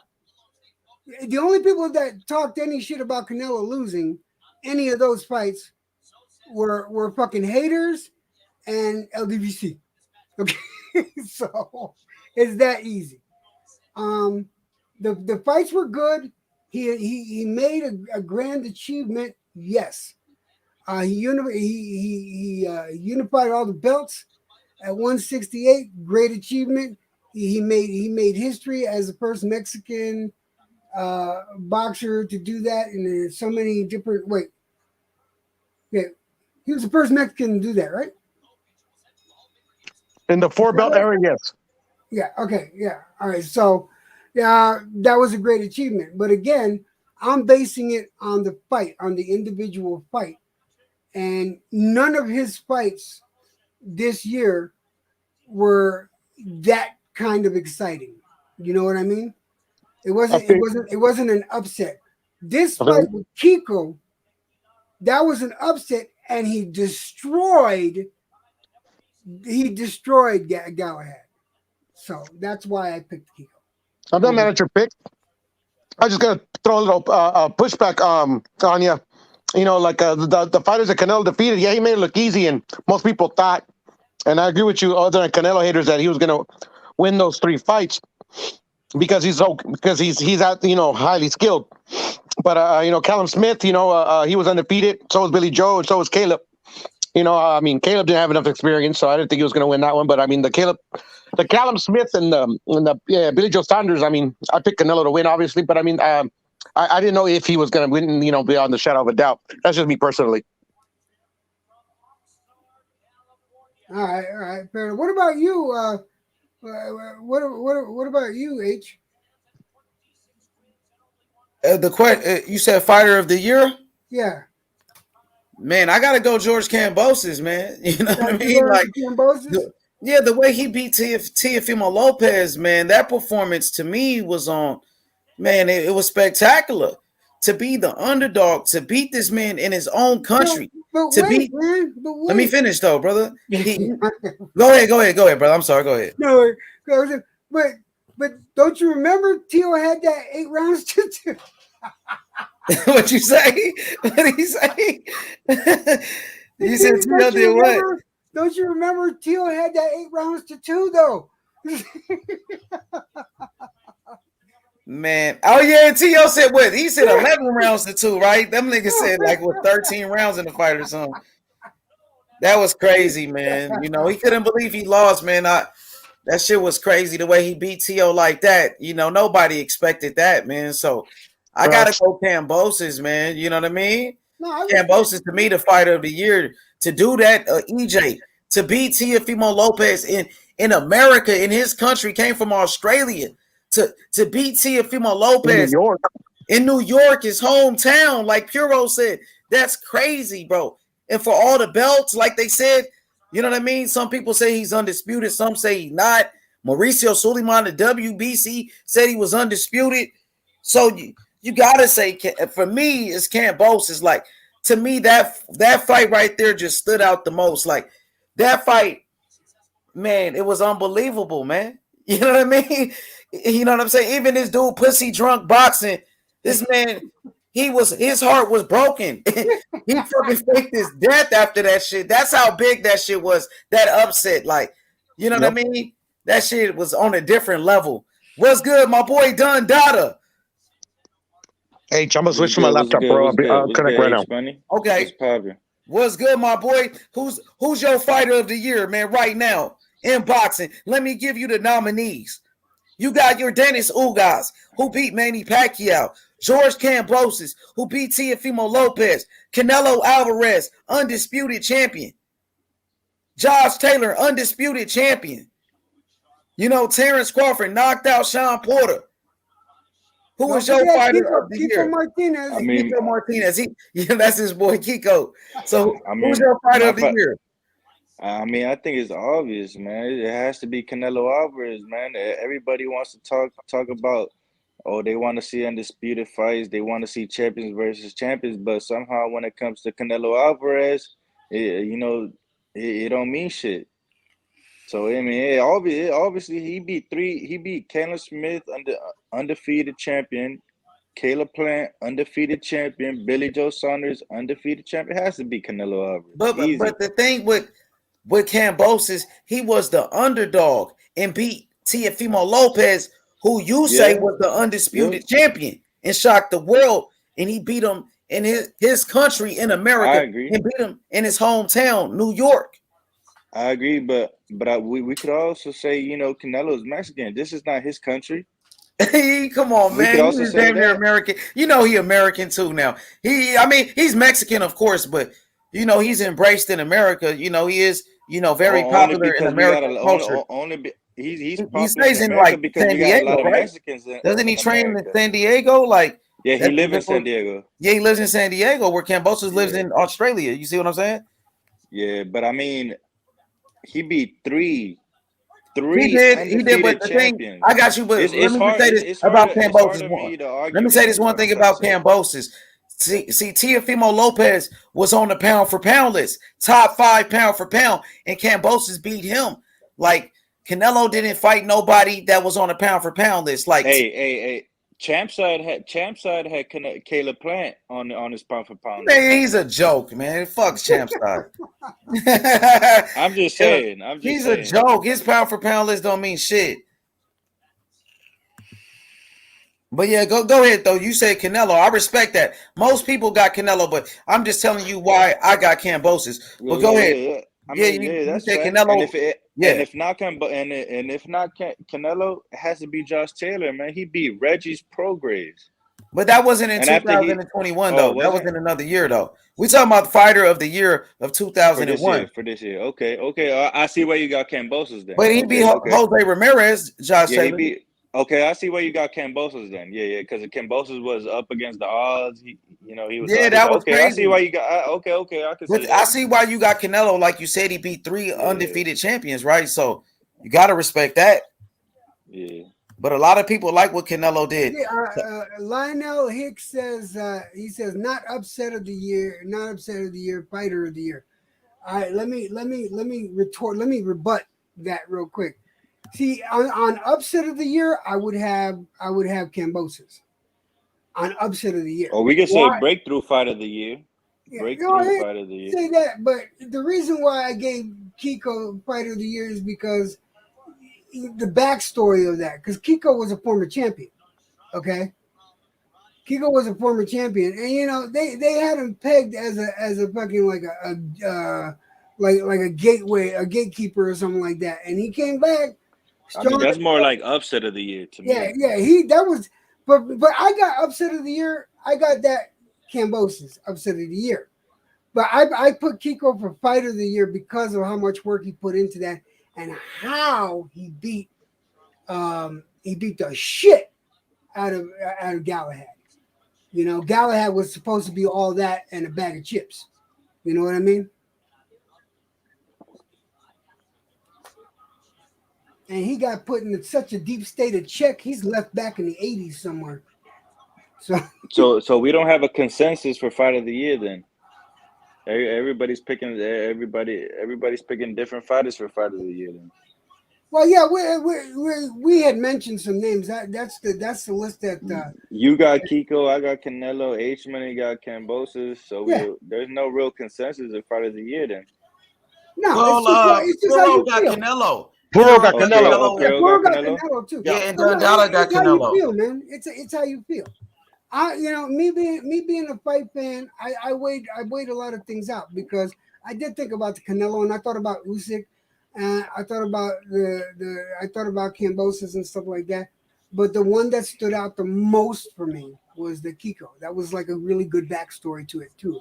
So when it comes to Canelo, we got to remember a lot of these YouTube channels when it came to Billy Joe and Caleb Eggplant, they had Canelo losing against these guys too. We can't forget about that shit. We can't just say Canelo was. But those are haters, though, man. Come on. That is true. Those are the LDBC that were saying that they just hate Canelo. Facts. All the LDBC had Caleb Eggplant beat.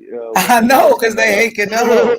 Yeah. So I guess we got to take that into consideration as well, then. Yeah. So. A lot of people are picking Canelo. For me, it's Kambosos. I seen my boy Hawker Mustang. He said Kambosos upset of the year. Man, I got him as my upset of the year and fighter of the year. That's for me. You know what I mean? But I'm not mad at Kambosos. I'm not mad at Kambosos for that. Yeah, I got Kambosos upset of the year. I nobody saw that coming. For upset of the year, I got either that Mikey Garcia fight or the Josh Warrington and Mauricio Lara fight. Those are my two top upset of the years.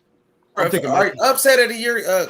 Let's see, nominees. You got Ugas Manny Pacquiao. Ugas beating Manny Pacquiao. Kambosos Teofimo Lopez. Usyk Anthony Joshua. What else? The Josh Warrington versus Mauricio Lara fight was a huge upset. Yeah, but it wasn't on the level of those fights. When it comes to popularity, it wasn't. When it comes to popularity, it definitely wasn't. Was supposed to lose against what's his face? Don't forget that one. And Sandor Martin wasn't. Nobody knew who Sandor. Yeah, Sandor Martin, Mikey Garcia. That one. That's a huge upset. Piro, we was watching that shit together. When it comes to the betting odds, Mikey Garcia and Sandor Martin was huge. Yeah, it was the biggest of this year. It was huge. It was one of the biggest. It was one of the biggest. When you come to gambling, it was the biggest fucking upset of the year, basically. Dude, I didn't even think about that one, man. I didn't even think about that one. But you're right, man. That's a huge. But ahead of it was the Mauricio Lara beating Josh Warrington. And then Mikey Mikey Garcia, that fight with Sandor Martin, that had to be probably one of the biggest upsets, man. The biggest upset. Why is he still ranked in the top 10? Who, Mikey? Yeah. Because he's Mikey. That's at why. what weight though? He only has two losses. Chad. Yeah, Mikey's Mikey, man. You can't deny that he's a real.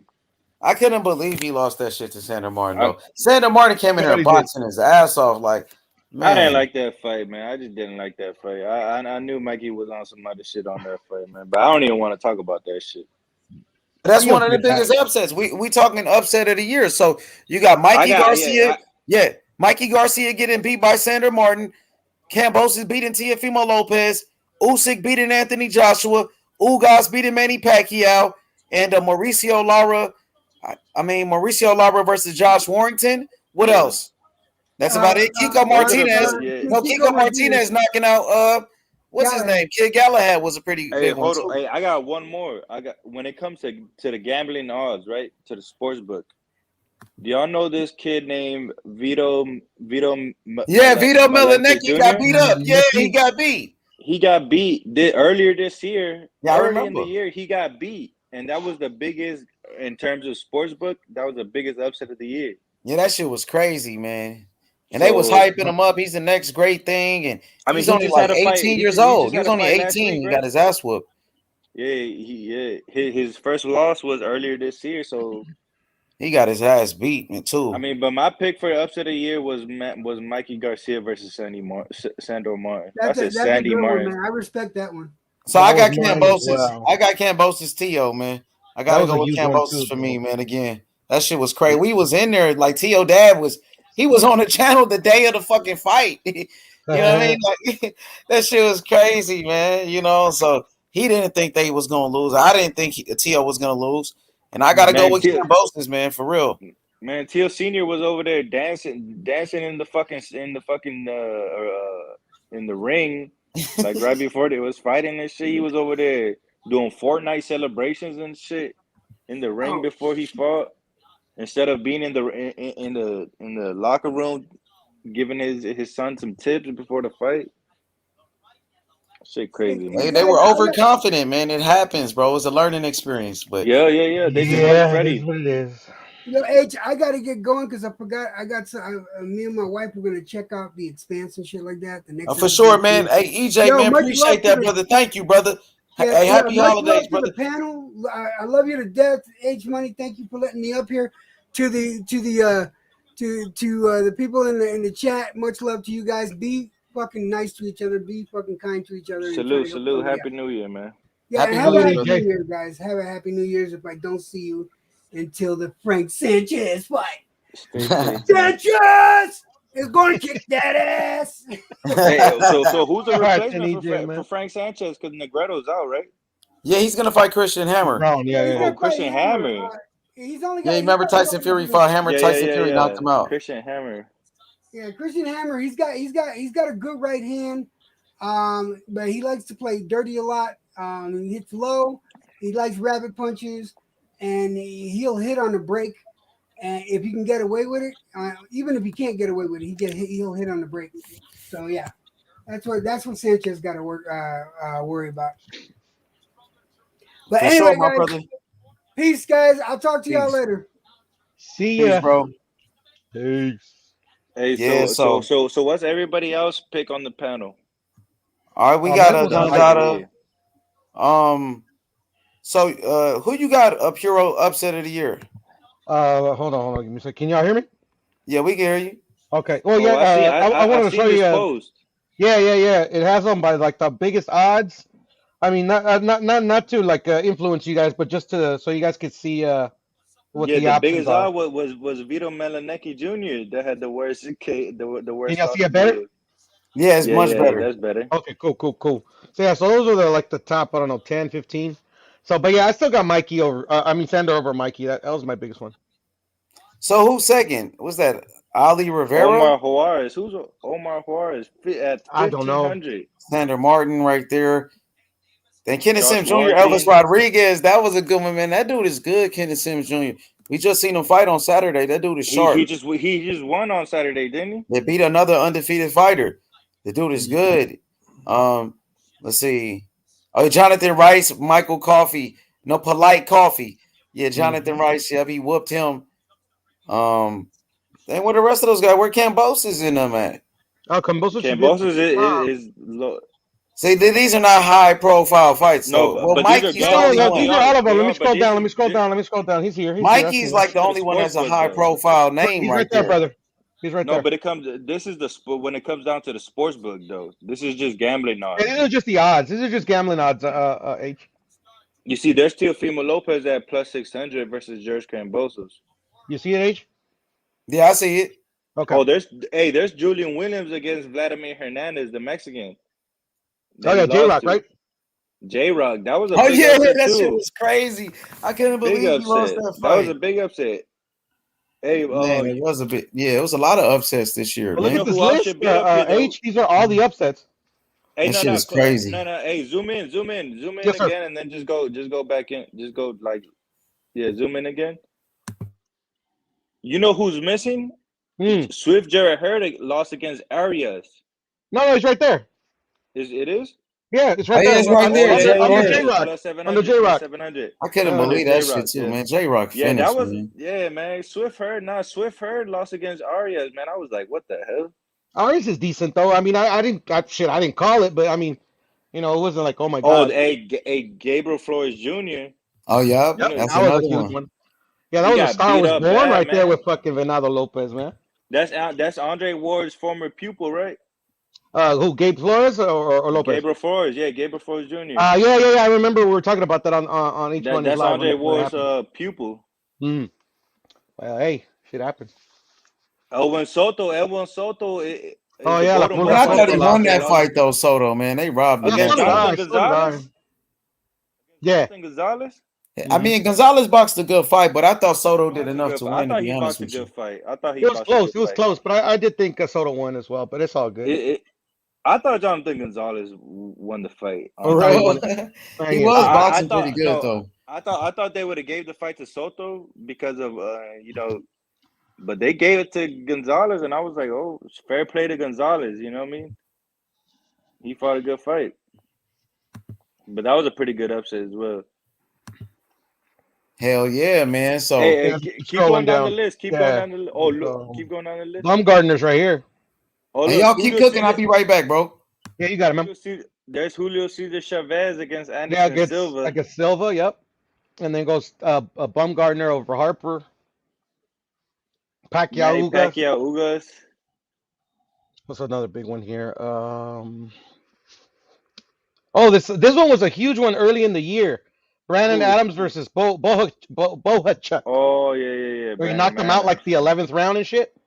Yeah, I seen that. Omar, there's a Omar Chavez. I don't know if y'all know about. Yeah, that was with Canelo's brother. Yeah. Oscar Oscar Valdez against Berchelt. I don't know. If that was an upset as well. Yeah, that was I don't know if y'all want to talk about Oscar Valdez and shit. No, I mean, a lot of channels. This one he didn't get popped. No, fuck, I talk about Valdez all the time. I think he fucks up Shakur if they fight in in the immediate future.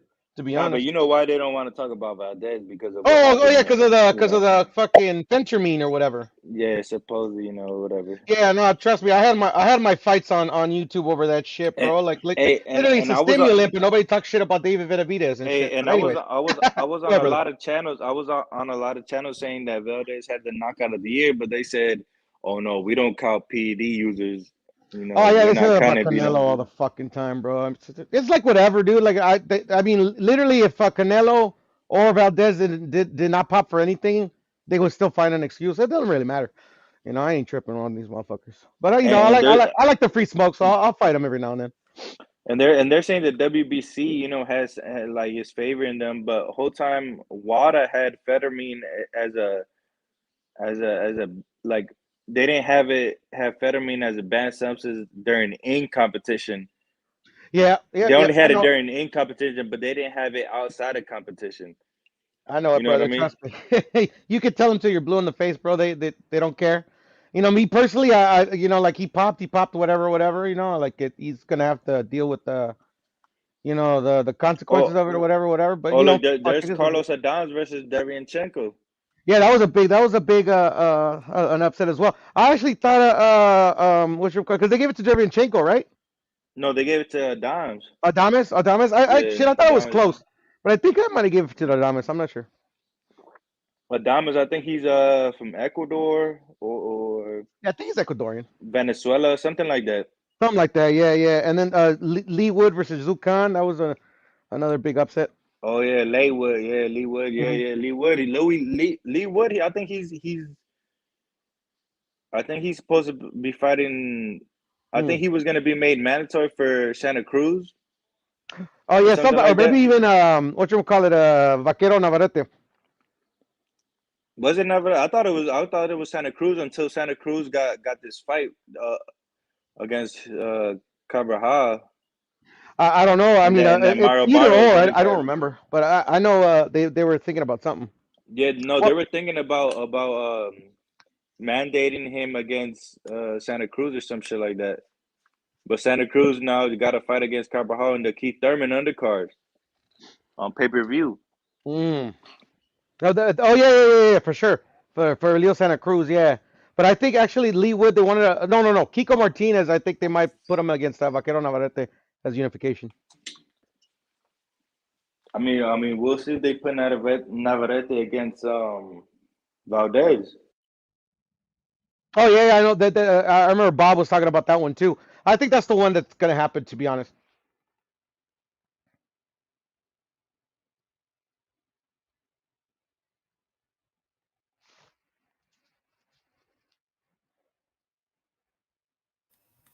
Hell So what? yeah. So Go ahead. So what's y'all upset of the year then? Like I said, I got Teofimo Lopez, man, and Kambosos, man. You know what I'm saying? Due to be like just because it's like high profile. I Like a high mean, profile all of fight? that, you know, the odds were against him. Everything combined. Teofimo Lopez was a pound for pound fighter. He was considered as one of the best.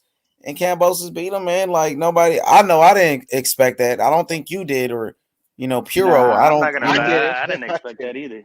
I put $50 on the first round knockout, but it is what it is. H money, but you have a lot of channels out here that will say that Kambosos. That a lot of people saying, after the fact that Kambosos was gonna win, so I don't know how big of an upset. Well, some of them really for didn't believe it, man. I think some people just was hating on Tio, but some people actually did pick Kambosos. I think Taco picked him over here. There was a couple of other guys that So picked him. I heard a couple of people saying that Kambosos was gonna beat Teofimo Lopez. Yeah, a couple of guys did, though. And he did, though. That's crazy, man. I thought Tio was gonna whoop him. That's why I picked the Sandro Martin over Mikey Garcia fight. Because nobody even knew who Sandro Martin was.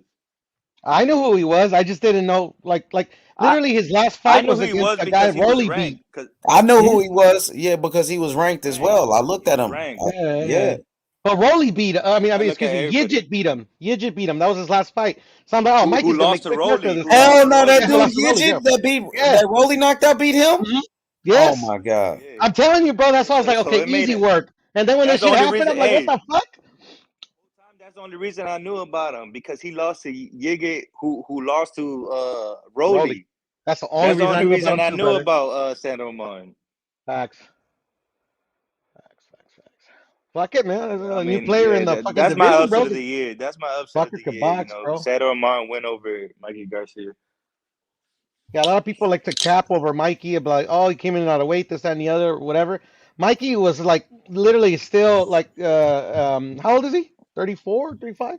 Like 33 or something. We can't like 34, 33. Let's not cap. He was out of the ring for like 2 Yeah, years. So I mean, that's a like, fact.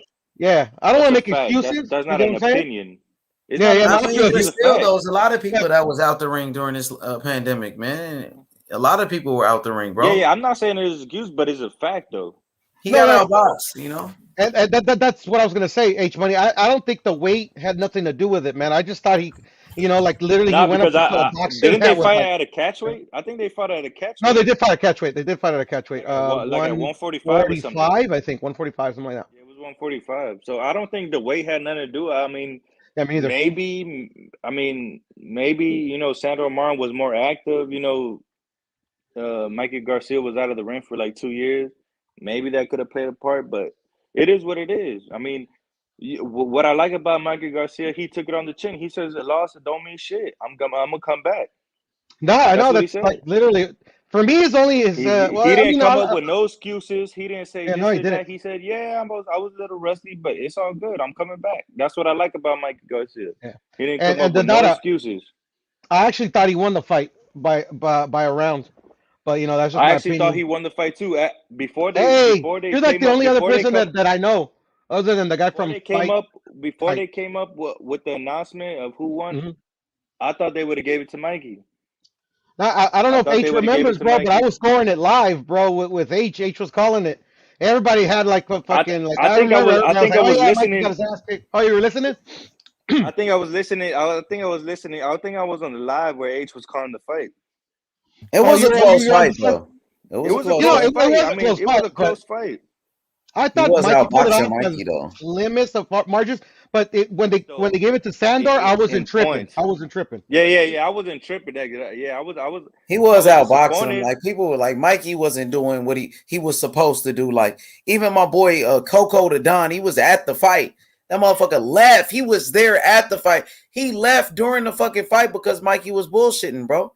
He was like, Okay, "Man, I'm leaving then this we shit. can't Fuck it." trust Coco then, though, because if he left in the I can middle tell of you the this. I fight can tell you and this. we Hold saw the on. I whole can tell you fight, this. He was pissed off though. He was like, "Man, fuck yeah, Mikey." I You feel know, him. I Mikey feel let him. him Mikey down. Like, No, he didn't let me was down. He letting won. his hands go I though. mean, He for was him, he was hurting. there. He paid his money to go to the fight. Like, I know you paid the money to Yeah, watch it. You bought the yeah. zone. I know that. Like, me too. Like, but he was like there. He was rooting for Mikey, and he was like, "Man, Mikey didn't come to fight."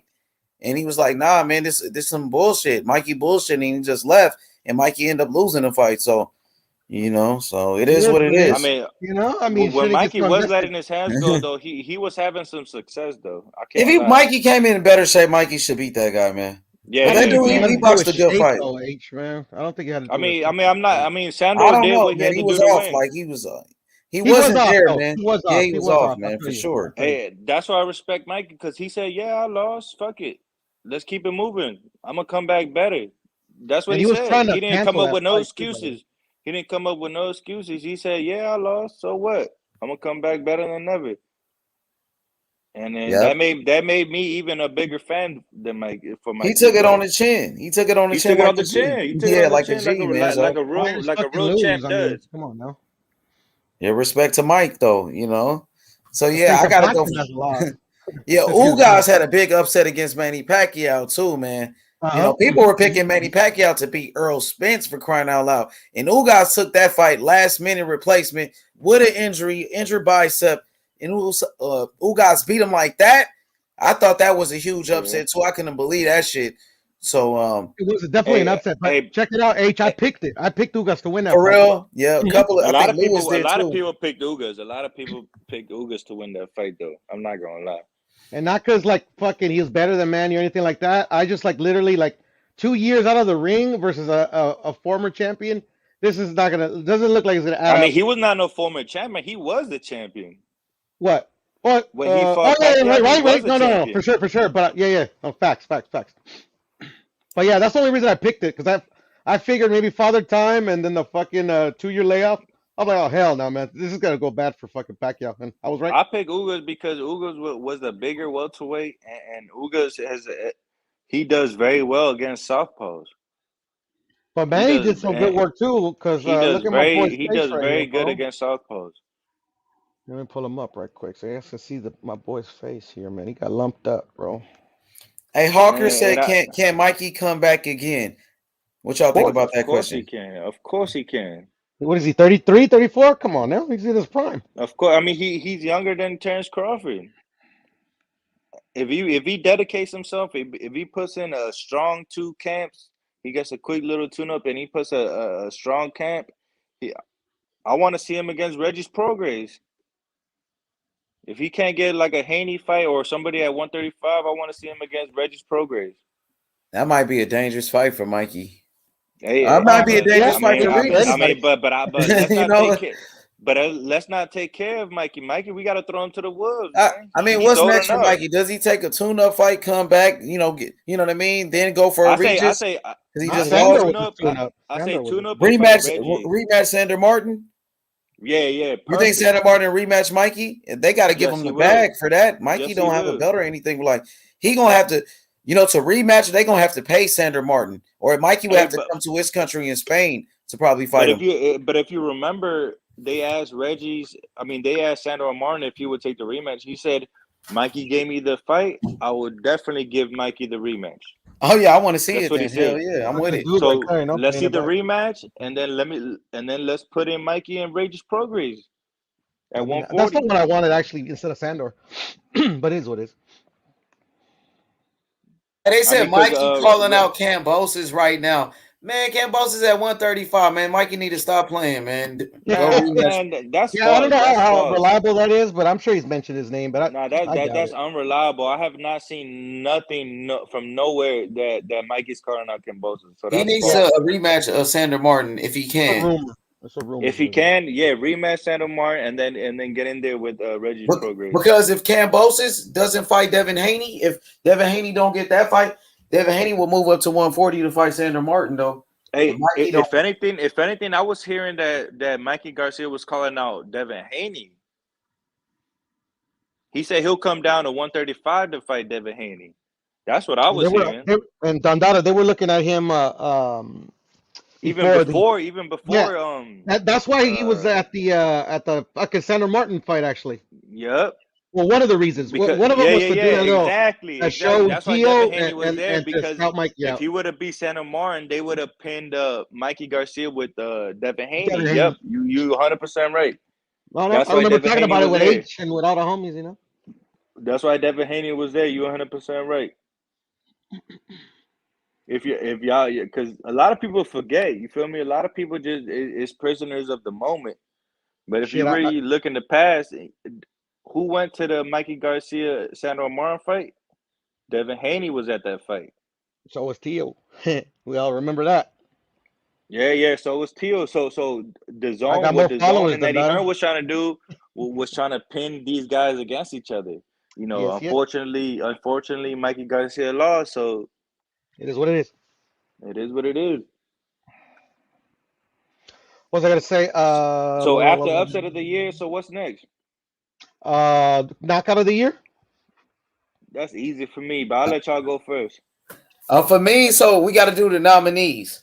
So nominees. I gotta put David Morrell Cazares. First round knockout, the way he knocked out Cazares, one punch knockout. I forgot about that. That's a good knockout though. Yeah, Morrell Cazares. We got Tyson Fury knocking out Wilder. In round number 11. Fury knocked out Wilder. Kiko Martinez, Kid Galahad. Yeah, Kiko Martinez, Kid Galahad, another one. What else?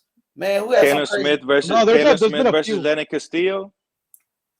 I heard it was a brutal knockout, but yeah. Oh fuck! Oh hell yeah, man! That was shit. This man had Lennon Castillo's having a seizure in the fucking ring. Yep, facts. And we cannot forget about, and that's my pick personally. PEDs aside, Valdez over Berchelt, man. That's one of the smoothest knockouts of the year, man. That was a good knockout with the left hand. That shit was nice though. That was a good one. And then I guess we can't ESPN counted Jake Paul versus Tyron Woodley. I ain't gonna count it. Yeah. It's H. It's your platform. Nah. Piro said nah, so fuck it. Nah, bro. Nah, because that's some circus shit.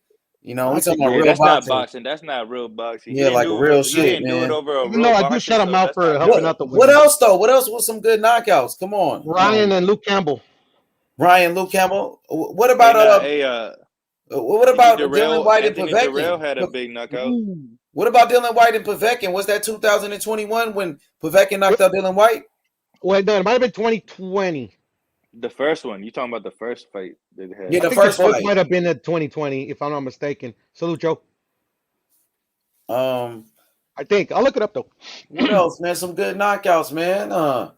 Jose Zabeda, Jose Vargas. That shit was sick. Jose Zabeda. Tank Davis knocked out Mario Barrios too, but with a body shot. That was beautiful, man. That was pretty good. But that Zabata shit was nasty though, man. Yeah, Ain't gonna in the first round as well, man. Motherfucking Tio should have done that fucking. Man, he fucked them up, man. That Zabata had a good knockout. What else? Some good knockouts, man. But are we talking like are we talking about stoppages or are we talking about like one some hitter knockouts quitters? like But are we talking about one hitter quitters though?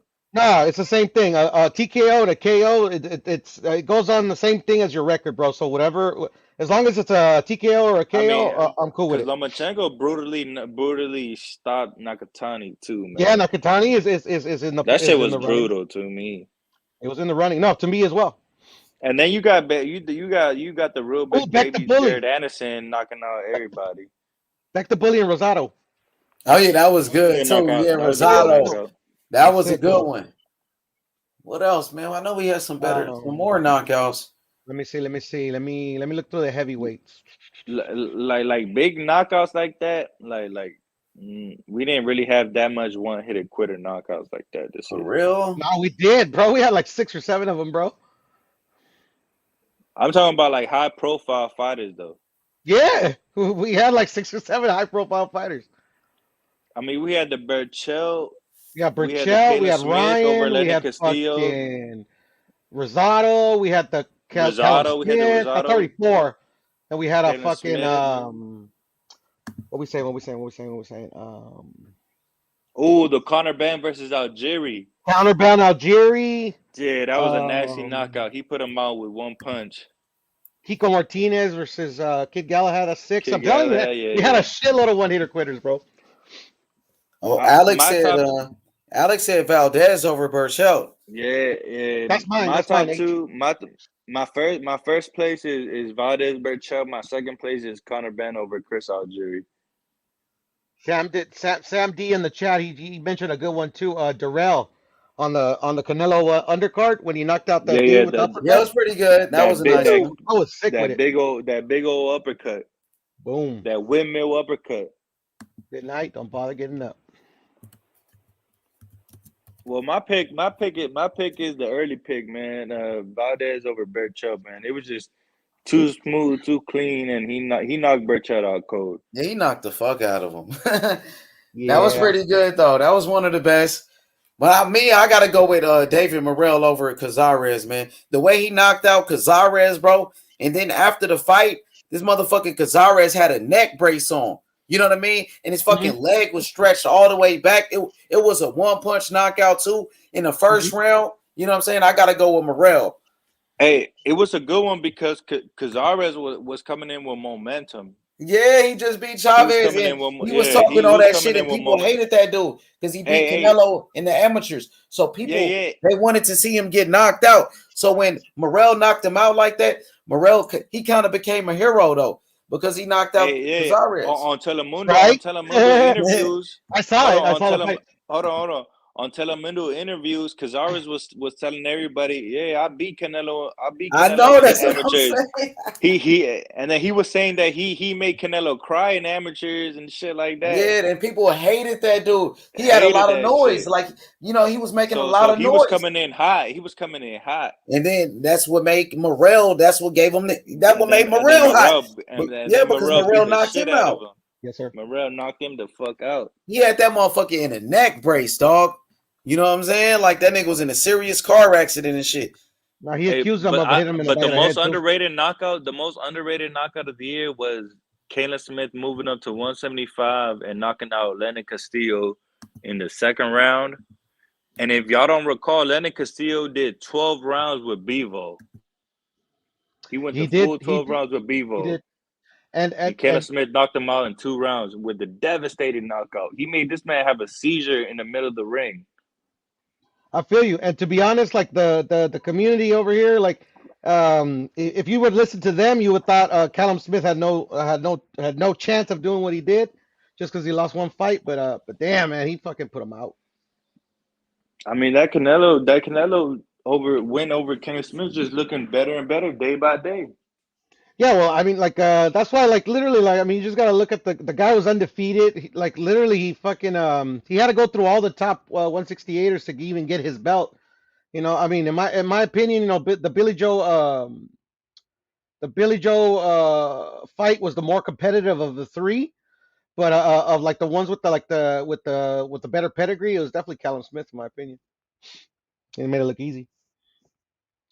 Okay, so who you pick up, Puro, your knockout of the year? Who you got? Oscar Valdez over Burchelt, and honorable mentions to my dudes Tank and Ryan.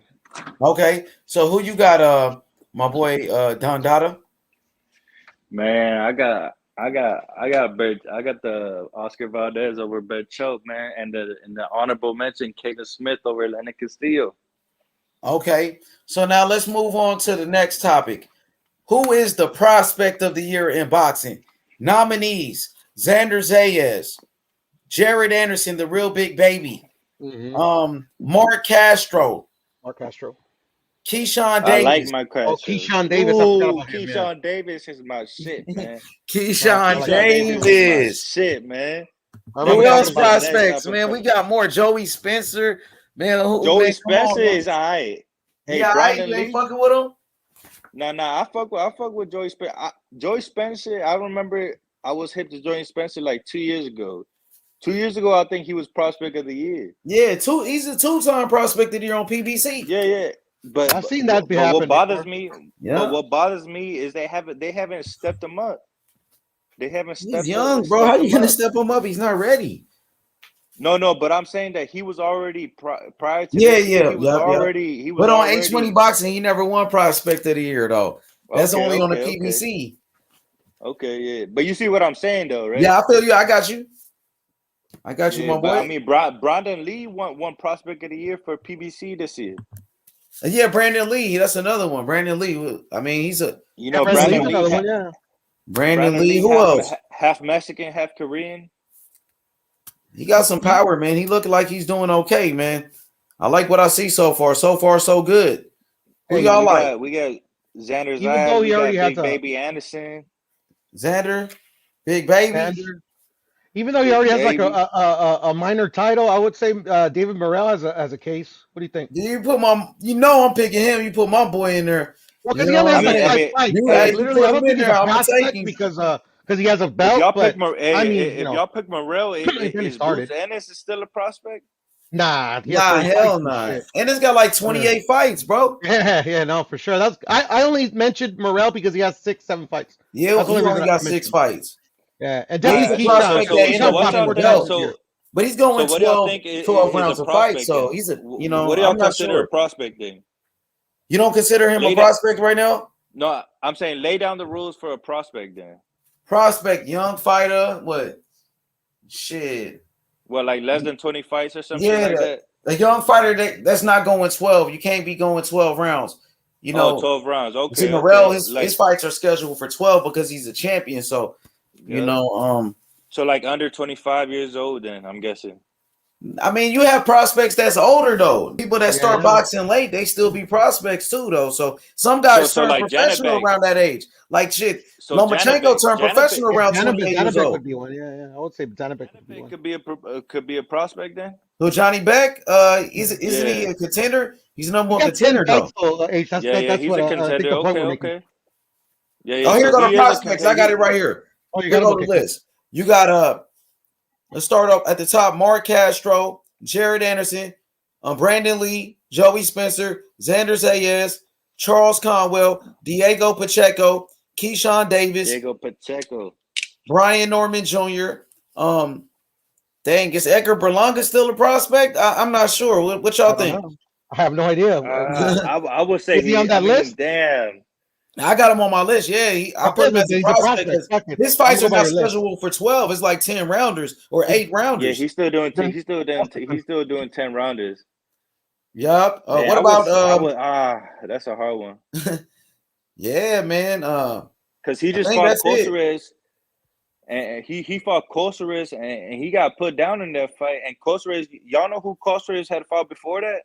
Billy Joe Saunders. Yeah, that Argentinian dude. That was a tough dude. That dude was a contender.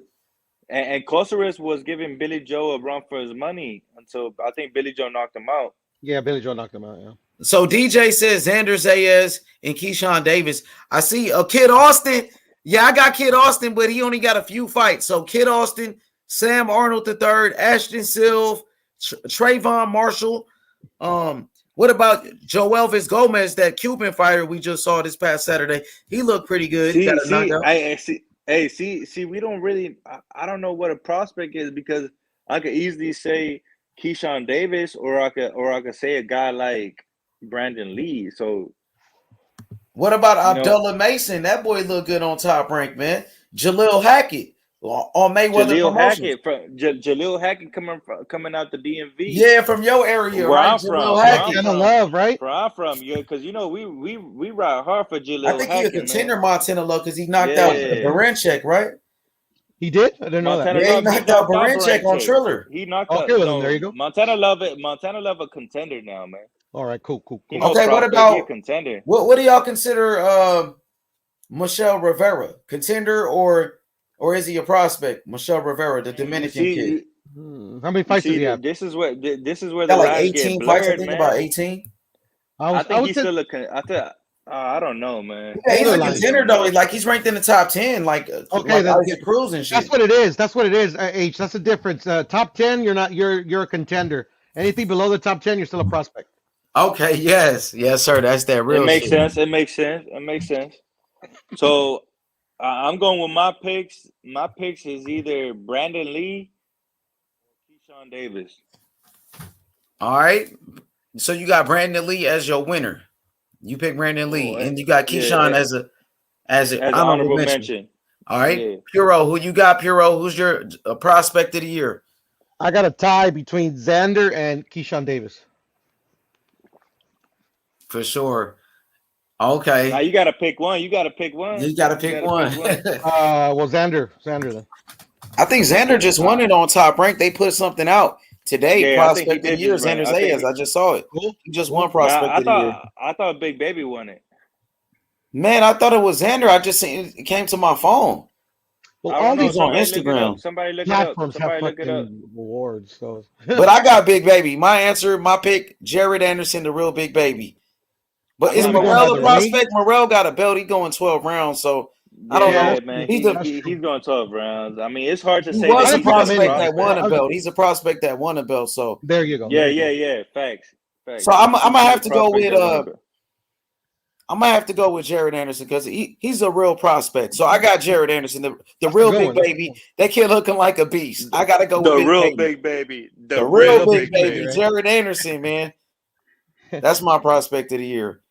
Cool. So what's the next one? I got it. Trainer of the year, ladies and gentlemen. Trainer of the year. Who y'all got? Put it in the chat. Who's the trainer of the year? I got the nominees. We got Ishmael Salas. The nominees. Eddie Reynoso, Ishmael Salas, Javier Centino, George Kambosos trainer, Javier Centino. We got Robert Garcia not in there. Man, Robert Garcia wasn't a good year for Garcia. Really, a lot of fighters that won the fights this year, man. Man, shit, Hector Tonajaro lost for him. His brother Mikey Garcia lost. Mm-hmm. No, but he had Jesse Bam Rodriguez. Oh, Sugar Hill, Tyson Fury trainer, Sugar Hill. Yeah. All right, Bo Mac, Terrence Crawford trainer. Bo Mac, Sugar Hill, Eddie Reynoso, Ishmael Salas, Ronnie Shields, Bo Mac, Terrence Crawford trainer. What do you say, Derek James? Earl Spence trainer, Derek James. All right. What about Lomachenko's father, Papachenko? Ooh, Papachenko. Ooh. Hey. That's a good nominee. Papachenko, what he did with Usyk, what he did with Loma. Usyk and Loma, man. Both of them, correct. Ishmael Salas cold, though, what he did with Ugas. Shit, what he did with Joe Joyce. Come on, man, his job with Joe Joyce. All of them dudes, man. No, all those dudes are worthy. Hey. Yeah, well, Robisi Ramirez, how Robisi came back. Ishmael Salas, cold, man. Reynoso. Know when I could tell you. Eddie Reynoso, what he did with Canelo, undisputed. Eddie Reynoso. You know, Julio Cesar Martinez, Andy Ruiz. Ray Martinez. Fucking Ryan Garcia. Valdez. Frank Sanchez. Big win over Ajagba. Mm-hmm. Eddie Reynoso got to be right there. But Sugar Hill, I think Sugar Hill, Eddie Reynoso, Ismail Salas, Papachenko. So name your top three. Everybody name their top three then. Right, for Trainer of the Year nominee for me would be Eddie Reynoso, Ismail Salas, Sugar Hill. Those are my top three. My top three will be Eddie Reynoso, Papachenko, and Robert Garcia. Those are my top three right there. Eddie Reynoso, Papachenko, and Robert Garcia. Who you got, Puro? Well, I'm gonna keep the same energy, and I'm gonna tell y'all motherfuckers, y'all gotta pick just one. Oh yeah, Javier Centino. Yeah, I gotta keep it. Yeah, I got it. To be honest, man, if I had to pick one right now, I'm gonna go with my guy, man, Javier Centino, the trainer of George Kambosos. The game plan that they came up with to get in Teofimo Lopez's head, it worked. I gotta go with George Kambosos, his trainer Javier Centino from Puerto Rico, man. That's what I'm going with, man. My ACP brother, man. ACP for life. You cannot be mad at that, man, because he had a historic win. It's a year for Kambosos. 2021 for me was the year of Kambosos. The year of Canelo as well. But for me, the star of stars was George Kambosos for 2021. I got to give it to his trainer from down under, man. His trainer. Under. Oh, okay. Alex says Sugar Hill, Reynoso, Bomac. Okay, Alex. DJ says Sugar Hill got Tyson Fury and Nico Ali Walsh, Muhammad Ali grandson over there. I see him. And he had, who his name? Man, DJ, Darrell? I think Anthony Darrell. Hey, tell DJ to hop on a panel, man. Speak with his chest, man. Stop tapping in the chat. DJ, you know what that is. Your boy Dunn Dada, he want to go another round with you, So, yeah, man, I'm going to go with Javier Centino, man, the trainer of Kambosos, man. I got to go with him. Hey, look, y'all might disagree with me, man, but I'm going with Papachenko, man. Lomachenko had 2 dominant wins, and then Usyk over Anthony Joshua. I'm going with Papachenko, man. Trainer of the Year, Papachenko. Cool. And it's all good. I mean, I almost always disagree with you, but it's all good. I'm just fucking with you. That's a good pick, Papachenko. I'm gonna go with Eddie. I'm not mad at Eddie either. I'm not mad at because I would have picked Eddie too, but Papachenko, oh my, what he did with Usyk and what he did with Lomachenko, man.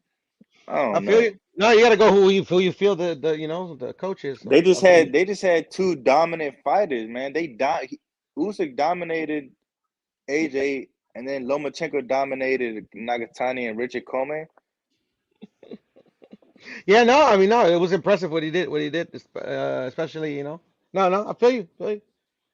I ain't mad at you, but I'm not. But I'm not mad at Eddie Reynoso. Eddie Reynoso had a hell of a year too, man. Yeah, no, he did.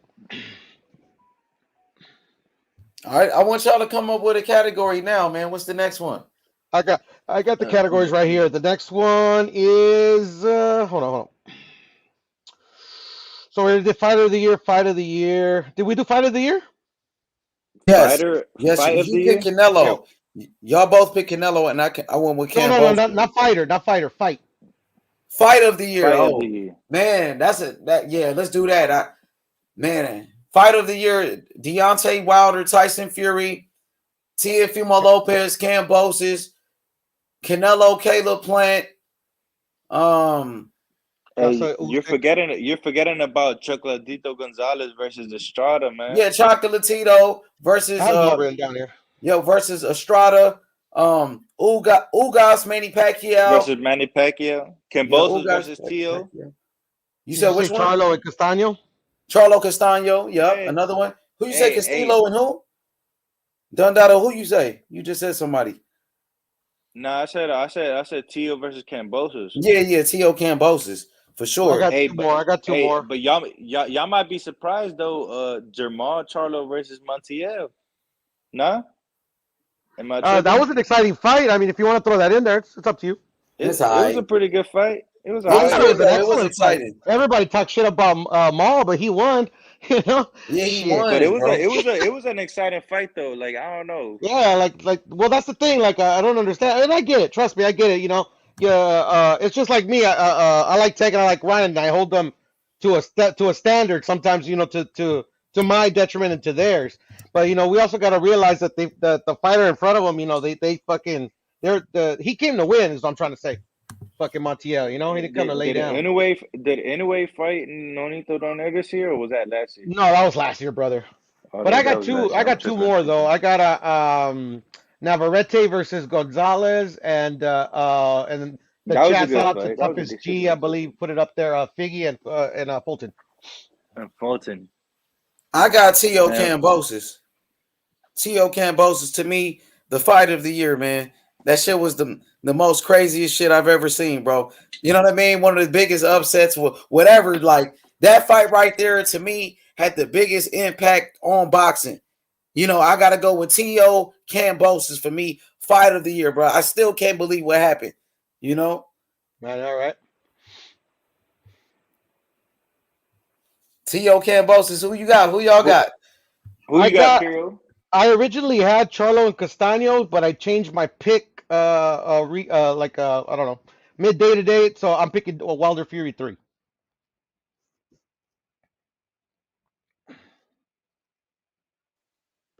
But is that like based off high profile? Like It's based on fighters it's based on all the, for me, all the elements you need for a big fight. You know, you had drama. being high profile fighters, You had drama, it was a knockouts. trilogy, so it was like to finalize the, you know, it's to fucking, you know, end the story, if you were, and then you also had a fucking one of the candidates for knockout of the year, so it's got, you know, and then you know, fucking, it was when I first started on YouTube, I guess this would influence me too a little bit. That was the fight everybody was talking about. You know what I'm saying? This man Wilder Fury DJ, this 3. man DJ on this zone now. DJ, my brother. Oh, he is? What's going on? What's going on? Can y'all hear me okay? Yeah, we got you, DJ, we hear you. Hell yeah, man. Listen. Charlo Castaño was the fight of the year for me. I mean, just it was the a back and fight. the back and forth between them two, and just the ramifications in that fight. That fight was for undisputed, man. It was. It was for undisputed. That's what puts it above everything else for me. That fight was for everything, bro. And then behind that, man, I gotta have Fulton and Figueroa. That was a great fight. I thought that was a great fight as well. That was a great fight, man. And even though I'm salty about the results, man, Wilder Fury 3 was a great fight too. Hey, unpopular opinion, man. I still think Chocolatito versus Strada was the best fight, man. It was a very good one too. When you're talking about competitive fighters, top A-level class fighters, man, and when they went at it, man, I still think Chocolatito Strada was the best fight of the year, man. That's just me, though, man. I feel you. And y'all were trying to define what a prospect is to contender. Go ahead. What's your thoughts on that? To me, a prospect is somebody who's still fighting 8-rounders, bro. Like if you unranked and still fighting 8-rounders, like you still a prospect to me, man. That's just me. And somebody, you know, once you start creeping up into that top 12 and top 10, that's when I consider you a contender.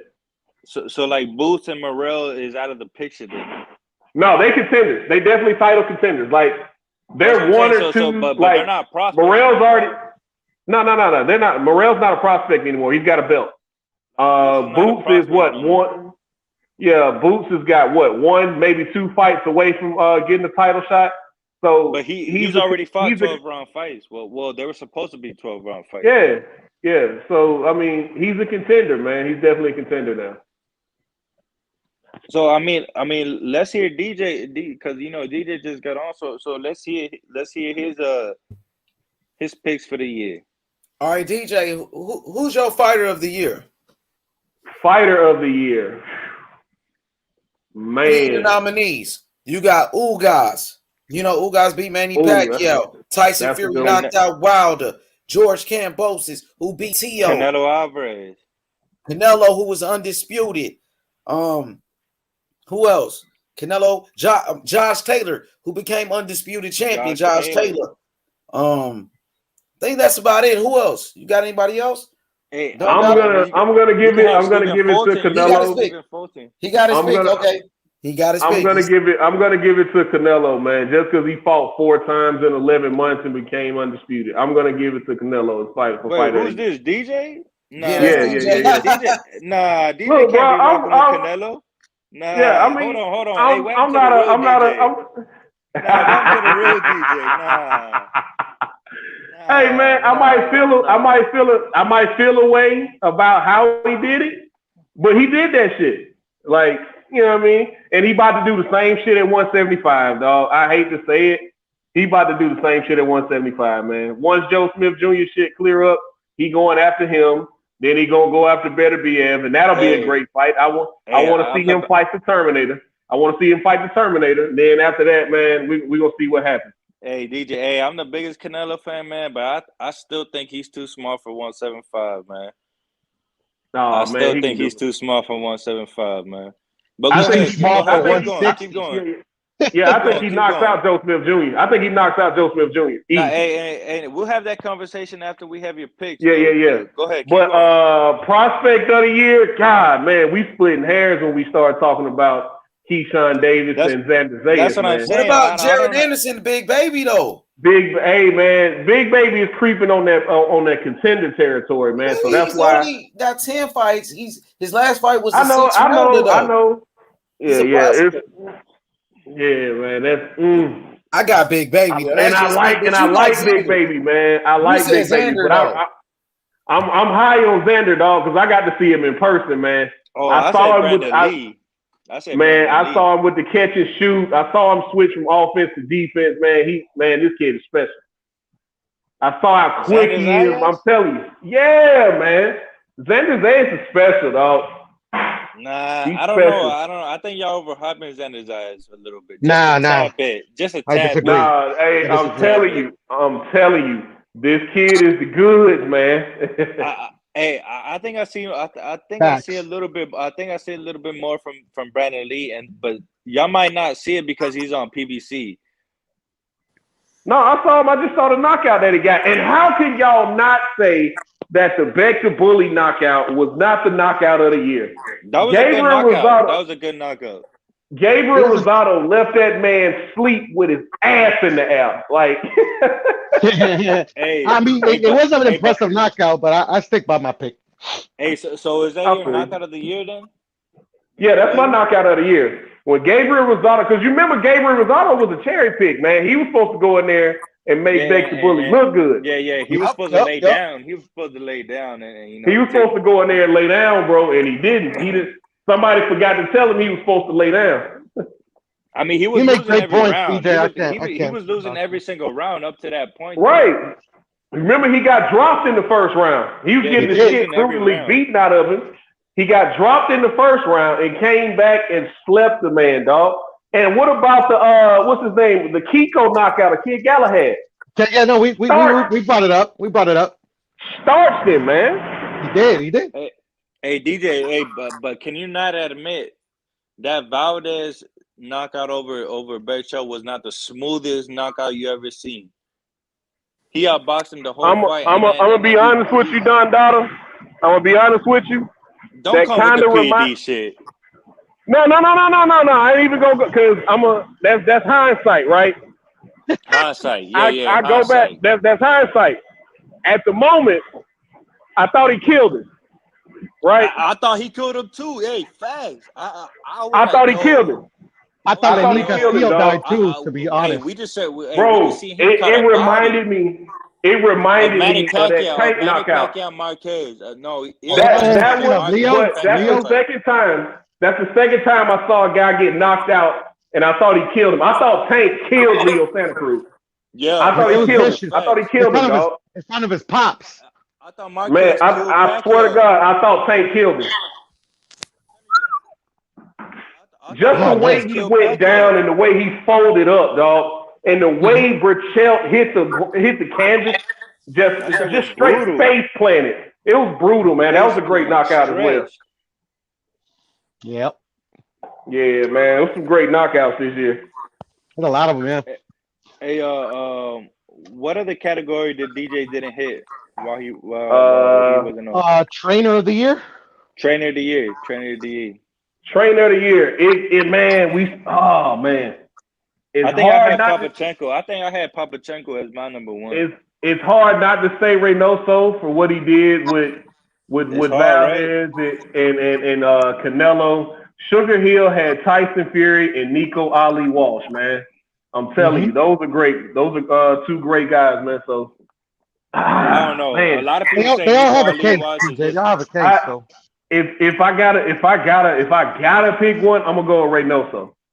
Because he's got the next heavyweight champion in the stable, Frank Sanchez. Yep. So maybe, but he's look good. Yeah, man. I've been saying, man, him and Big Baby are gonna be fighting for undisputed within the next 5 years if boxing don't get in the way. That'd be cool. Yeah, you're not lying. You're not lying. Hey, so I mean, I don't think you said upset of the year. Did you say upset of the year? No, I don't think he said upset of the year. Yeah, I don't think you said upset of the year either. Oh, it's got to be Kambosos. It's got to be Kambosos. Kambosos? It's got to be Kambosos. Kambosos is the fucking man. I picked Mikey and Sander. I picked Mikey over with Sander as mine too. Yo, what's good, man, Paulo? What's good? We doing this hindsight. You got to remember, at the time, everybody was saying how Kambosos was a cherry pick. Hey, but if you're talking about hindsight, nobody knew who Sandor Martin was. But check this out, DJ. How can a number one contender be a cherry pick? Right? I'm with you. But that's what I'm saying. I'm going hindsight. Everybody's talking from hindsight now. But nobody knew who. No, there was plenty of channels on here saying that Kambosos was going to win, but no channels were saying that Sandor Martin had a chance, though. Nobody thought Sandor Martin had a chance. Nobody even knew who Sandor Martin had a chance. That's a good point. I didn't hear nobody picking Sandor. Also true. He was supposed to be a tune-up fight for somebody else. Hey, Mikey was just supposed to use him as a tune-up fight. That's also true. Mikey used him as a tune-up, and then he was supposed to fight Regis Prograis or Devin Haney. That's why they were both at his fight, if you don't recall. Devin Haney was at that Sandor Martin Mikey Garcia fight. Was he? I didn't know that. Yeah, he was. Yeah, DJ, that's where they had the big altercation. You know, right. Okay, yeah. I remember that. More followers. I remember that. So this was supposed to be a showcase fight for Mikey Garcia. Really? It was supposed to be like a this was supposed to be a fight, knock the rust off. You know what I mean? Get in there, see what kind of shape you in, and he ended up getting his ass whooped. And then have Devin Haney come into the ring and talk shit to Mikey, and then make the fight, build up the fight, but the opposite happened. Fucking Sandor Martin won. So I see that as a big upset, and Mauricio Lara beating Josh Warrington. No, that's another huge upset. Because if y'all remember, Gary Russell Jr. didn't want to fight Josh Warrington. He turned down the Josh Warrington fight, and that's on wax. So that's another big upset too. I'm with you. I'm trying to think of Gabriel Rosado and Bector Bully. That's another big upset, man. That was a huge upset. That was another big upset, man. It was a lot of upsets this year. Baumgardner over Terry Harper. Alicia Baumgardner, man. I'm riding with her till the wheels fall off, man. That was an upset. Baumgardner, man. I'd like to ride her too. Yeah. Pacquiao Ugas. Yes. That was another, man. We had a lot of upsets in boxing this year, huh? There was 25 or 30 of them, bro. I had a list up earlier. Everybody I talk boxing with, I always tell them this is the year of the upset, man. That's why when Canelo was about to fight Plant, I was like, man, a lot of people had Caleb Eggplant winning, and I said, man, you might be right. It's a year of the upset. Everybody has been getting upset. But then Canelo knocked his man out, so I was like, man, this just proves how great Canelo really is, man. You know what I mean? If you know your boxing, it wasn't about being great, man. It's just it's simple experience, bro. Like literally, this guy. I don't know who. I remember having this discussion, so I'll just keep it short. I don't know why he won. He beat Uskatagi for the title, and then he fought like 2 or 3, like kind of like literally He like fought Caleb Truax, a soft former touches, champion. soft touches. But Truax was like super long in the tooth already. But they were Yeah. soft touches. I mean, like literally they you know how they say iron sharpens iron. So I mean, I knew there was no way in hell that other than like a fucking Canelo knocks himself out, the episode was gonna happen in that fight. But we cannot lie, man. This man Caleb playing against Uskatagi, man, he looked like a world beater, man. Caleb playing looked like a world beater against Uskatagi. He looked like a world beater, man. I don't know. He looked. I mean, he didn't impress me one bit. No, later in the rounds against Uskatagi, he was getting clipped and he was getting tired. But in the beginning of the round, in the first 6 rounds, man, this man looked like a world beater to me. And I hear you. I mean, like, I mean, to me, world beater, like, oh my god, this guy like just pulled off a performance. A world beater, like, it's a dominant performance. It's like a Chico versus Mayweather type of performance. If you get what I'm saying, that's the way I see it. But that's I don't exactly doubt. what he did I the mad first at you. 6 rounds. The reason I say that because he knocked down, Uskategi was coming in as the big puncher, wasn't he? And he knocked him down 2 times in the first 6 rounds. That still doesn't impress me though. After the 6th, 7th round, he started getting tired. He started getting caught, and I think ultimately that's what his downfall was against Canelo. He just got tired. He couldn't keep moving as he was moving in the first 6 rounds. Yeah, I mean, I respect your opinion, Dondada. I just like literally, I still haven't seen anything special out of Caleb, but apparently Canelo does, so we'll see. Hey, Canelo Alvarez gave Caleb Plant the stamp of approval, saying that Caleb is gonna take over the 168 division, and he's gonna be the king of that division. I don't know if y'all heard that. Did y'all hear that? Hold on, what'd you say? I'm sorry. I literally just said that. Canelo, like, I don't know. Somebody asked him in an interview, but Canelo was like, "Oh yeah, Caleb Plant's gonna take over the 168 division once I'm out of there." Huh? That's what he said. Hey, he said Plant's gonna take over the 168 division. He's got the talent to do it. He's got the talent to do it, but we got to see the fight. Do you think he's gonna ask Charlo when he fights him if he thinks he's any good or not? I think Caleb Plant beats Charlo because Caleb Plant beats Charlo because Caleb Plant's a natural 168, man. He's a natural 168, and we already seen Charlo get outboxed by Korobov. Did we not? I'd have to go back and watch that fight. I have to watch that one again. It's been a while. I'm telling you now, it's gonna get spicy. It's gonna get spicy, man. I want to see what Boo Boo Andre does in his next fight against Jonabek. But I think he's gonna move up after this next fight, man, and it's gonna get spicy in that division. So you still got David Morrell there. Yeah, that's a big one right there. DJ, so he's gonna take the Zanabek fight? David Morrell beats Andre, man. David Morrell will beat Andre. You think so? Yeah, man. Andre, God damn it, I want to see it. I want to see it. Not in the immediate, but I mean, yeah, I want to see it too. DJ, so he's gonna fight Zanabek? Do what now? I'm sorry. Sorry, DJ. Is he gonna fight Zanabek? No, I know it's mandatory, but that fight's mandated, bro. He has to fight him. I think that fight's about to go to purse bid here. No, I read all that, but like, go ahead, DJ. I'm sorry. Andre has to drop the belt if he don't. If I know that he has to drop the belt. Yeah, I know how that works, but I mean, do I personally think he's gonna fight him? No. Have you heard that they already agreed to it? They did agree to it already. Yeah, I mean they right now from what that's not agreeing to it, Dondado. From what I'm hearing, man, it's simply whether or not they're gonna fight in the States or not. If they fight in the States, then it's gonna be a 75-25 split. If they fight outside the States, it's gonna be an 80-20 split. So they working on that in the purse bid, man. Whatever happens with the purse bid. After the purse bid goes down, then we'll have a venue and a date. No, we'll have a date and a venue and all that. So right now it's just in that purse bid stage. Oh, okay, I got you. So Yeah, that fight is gonna happen. It's just the money and the scheduling that has to be settled with. Yeah. They just working out the money and the scheduling and all that stuff right now. But yeah, that fight's gonna happen. Demetrius Andrade has to fight him or vacate. But that fight's definitely mandated.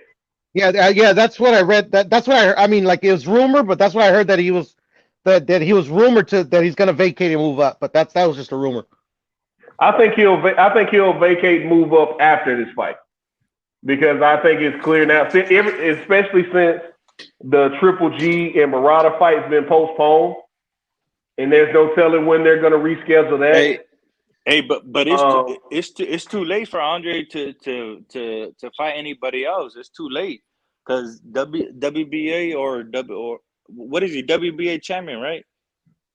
WBO, yeah. WBO already mandated him, so it's too late for him to use his WBO clause and move up to 168 and become a mandatory champion. It's too late for that.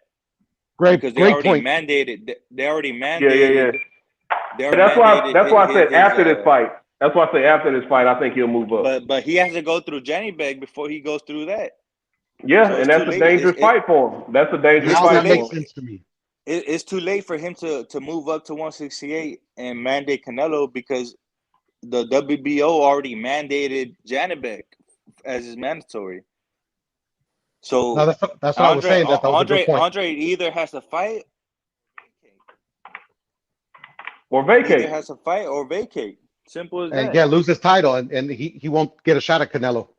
No. Yeah. He'll have to get in line. Rather than skipping the line at 168, he'll have to get in line at 168 when he moves up. Yo, I got a question for DJ. DJ, now, what do you think about Jerron Boots Ennis? I think this kid right here, he has what it takes to be the next superstar in boxing. I think Jerron Ennis, he's ready for Terrence Crawford. I think Jerron Ennis knocks out Terrence Crawford. I think Boots Ennis, he will beat Errol Spence. I think he's going to be the future of boxing. I mean, what's your thoughts? I know you met him. You talked to him. What do you think about that kid? Hey, listen, I've been on this Boots train for a little while now, man, and I'm telling you, the kid's got the goods. I think he was more than ready. I think he was ready 3 fights ago. I think the rest of the welterweight division is, as far as the champions go, they're just postponing this ass whooping that's coming. I think Terrence Crawford and Errol Spence need to hurry up and fight each other before Boots Ennis split both they shit open. You know what I mean? It's at that point, man. He just, God, man. I wish y'all could understand how big this kid is, man. Oh man, it's crazy, and how smooth he switches from southpaw to orthodox. He has power in both hands.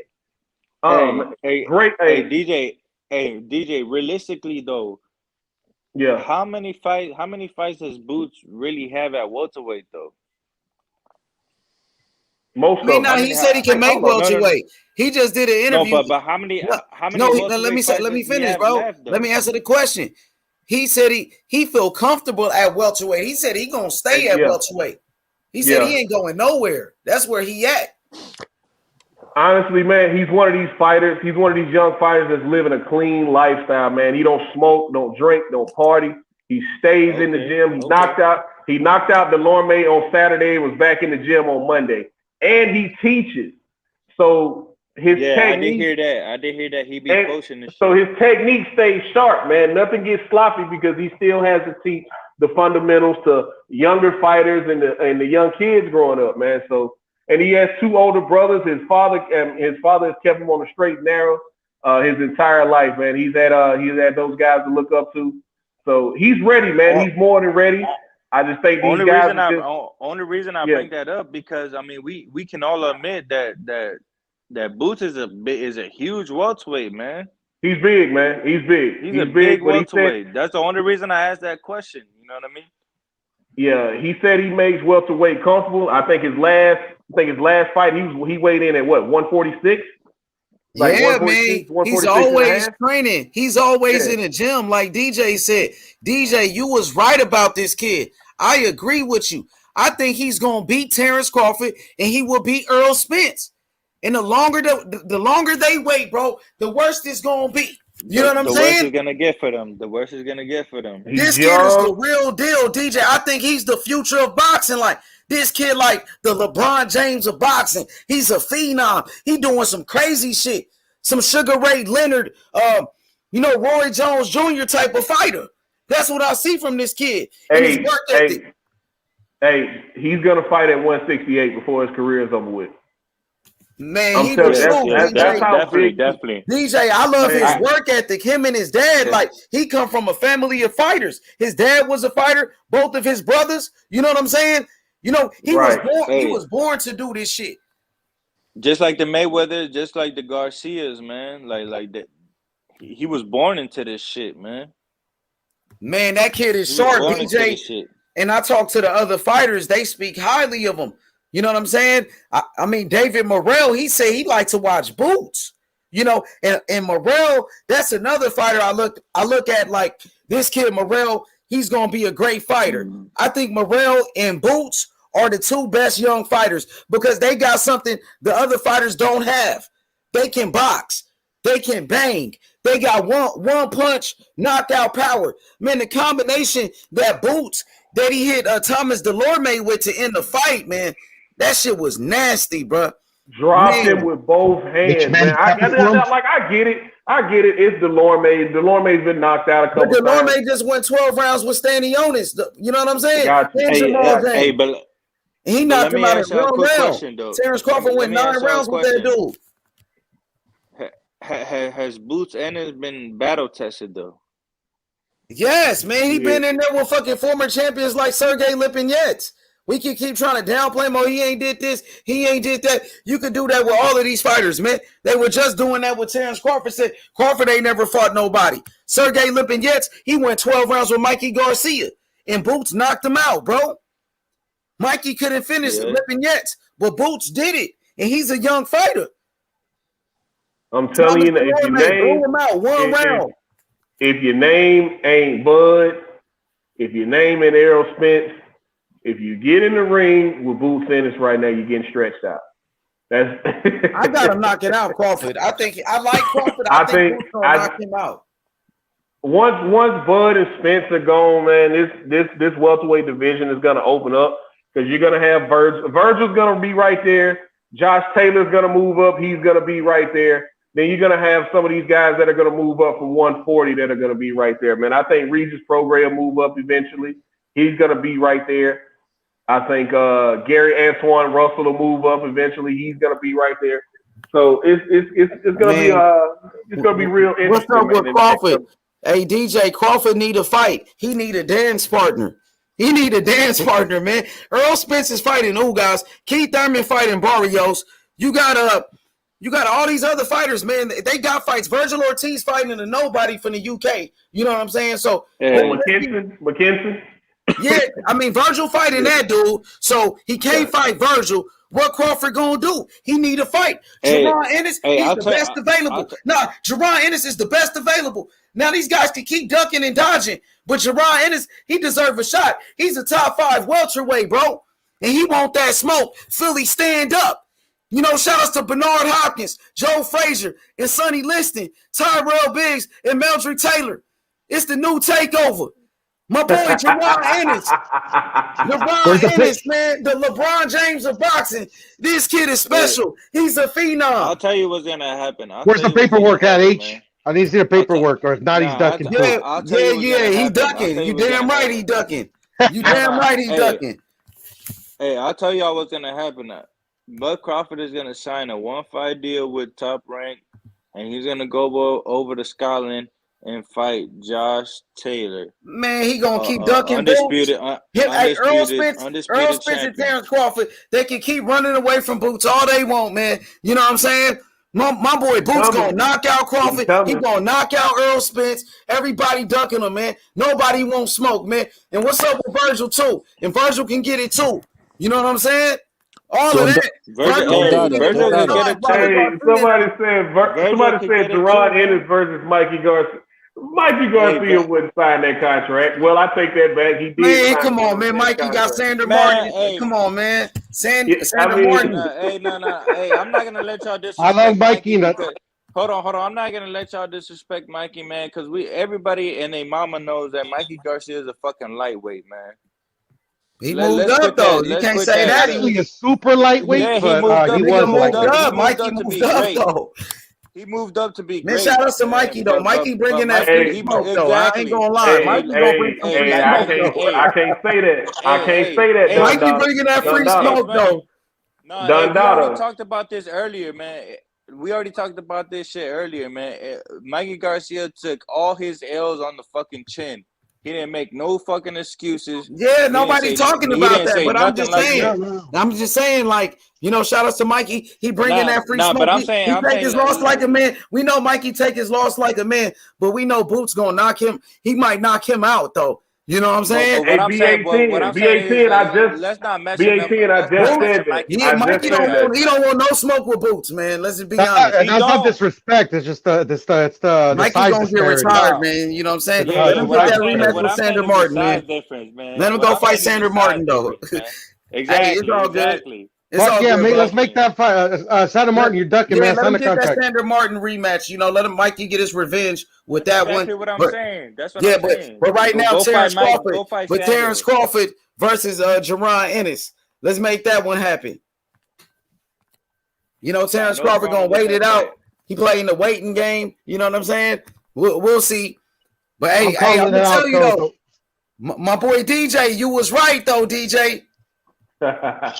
I appreciate it, H. You know, I don't get to hear that at home much. You know, my wife wins all the arguments, or I let her win. So, you know, I don't get to hear you right much. Hold on. So is Crawford gonna wait till Spence and the Ugas is over, or who is he gonna fight in between time? You think he should? See, this is the thing though. This is the thing though. Did Stanionis, because I think Stanionis and Butayev are gonna fight. Did they promise those two guys the winner of that fight? Because you remember Ugas was in that tournament. The WBA pulled him out the tournament. Stanionis got step-aside money, allegedly. So did the winner of that fight get guaranteed the winner of the Ugas and Spence fight? What's going to happen with that? So it's a bunch of wait and see, man. And if that happens, then Terrence Crawford is probably either going to fight Boots Ennis or Josh Taylor. If Josh Taylor wins. Because this has been the year of upset, so you know anything can happen. Nah, Josh Taylor's gonna spark Catterall, man. He's gonna knock him out in like less than 3 rounds. Say so? Don Dada, are you saying Crawford's gonna fight Josh? I think the best fight for Crawford to take is Josh Taylor, man. But what about that's the biggest money fight to take. I was saying that earlier, but what about the fact he left Top Rank and what have you? Bob Arum has said multiple times that he will sign Crawford on a 1-fight basis. What about Crawford saying he won't work with him? No, he didn't say he was going to work with him. He said, "Why would I?" Why would I? Yeah. But everything is leading to him working back with Bob Arum, is it not? I know that's what I think. I keep saying, although like I keep saying, I'd love to see a Crawford Boots. Who doesn't want to see a fight like that? But I'm just thinking, unfortunately, you know what's up, Paulo? You know what's up with Boots, man? They ducking Boots. Oh, he's Paulo, you know what's up with Boots. Hey, Boots the boogeyman, man. He is dangerous. Let's keep it a buzz. Hey, I've been saying that for months. I've been saying that for months. DJ, I'm on it, DJ. I'm on it. I love what I see from Boots right now. Him and his dad, man, that boy always in the gym, man. He just love boxing, that kid, man. But that's the problem, H. He's too good. They won't go near him. Paulo, he is, Paulo. You right. Paulo, you been watching him? Paulo. Of course, who hasn't? Okay, boo, he on it. Fuck, man. Hey, you know they got all his fights on Nobody's getting YouTube, in. man. That's Nobody's crazy, getting boo. in with Ennis, man. Errol Sorry? Spence not getting in with Ennis. Crawford not getting in with Ennis, No, man. they won't Bro, unless they got Let's all keep of it his fights realistic, on man. YouTube right Let's keep now, it Boots, realistic, man. man. I'm Those watching guys is go not in getting there in with unless Ennis, they have man. to. Unless they have The only That's person getting in crazy. with Ennis is Virgil Ortiz, man. Man, Virgil Ortiz about to fight McKinson, man. Come on, man. And I like Virgil. But I that's didn't a know about that strategy one. fight, Virgil though, isn't couldn't put the pressure on Crawford because he's the number one contender, man. I don't know Hey, why he but was you know doing that. why Is That's he's he getting in Golden there Boy, with fighting him man. because McKinson, he's a though? That might be southpaw? Golden Boy And doing that. Virgil is already like the No, he Go wasn't. ahead, No, he DJ got wasn't. Let me smoke for Virgil. clarify. Go ahead, DJ. Cook, DJ. Virgil I is got smoke already for like the Virgil. WBO. He's like the WBO Intercontinental Interim Champion or some shit. Then ain't that the belt he won after he Let beat me Mo Hooker? clarify this. Well, go ahead. You know what? You know why he's fighting McKinson, right? Yeah, because he's preparing. That's Southpaw. that's a title eliminator. But I isn't got he a you. I southpaw, got that you. McKenzie? I got you. If Paolo Yeah, I makes a know good that. point. He's a southpaw. when he beats McKinson, he's gonna He be is, isn't made he? mandatory against Crawford's belt. But what I got you. I got you. I got you done, So Dada. Virgil I got Ortiz you. is doing everything he has to do to become mandatory. That's why he's He's the taking number the one McKinson contender. fight. He could have, at least, put some No, paperwork like but a petition to fight Crawford. But that's not his the decision petition. though. He got a promoter, Golden Boy. They wanted to do something else. Virgil said he will fight if they want me to fight Crawford. I would do it. That's what Virgil said. But his team chose another route. They did something else. False. I mean, come on, how is that false? That He's is the number false. one Let me tell contender. you. Let me tell Hey, you. shout out to Cinto. See, Let me welcome tell you. Cinto though. Let me just welcome my brother Cinto. What's good, Cinto? What's happening? What's happening? What's good, Cinto, Cinto? what's going on, brother? Jerron Ennis Cinto is the truth. Cinto, I think that kid right there with David Morrell Jr., they're going to be the two best fighters in the world. Those, to me, the two best, because they got something that the other fighters don't have. They got the skills with the power, and they can knock you out easy. They can outbox you. They slick too.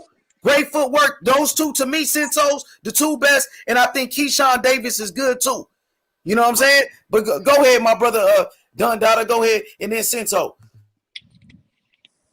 Now, where was that at? Oh, with the Virgil Ortiz situation, man.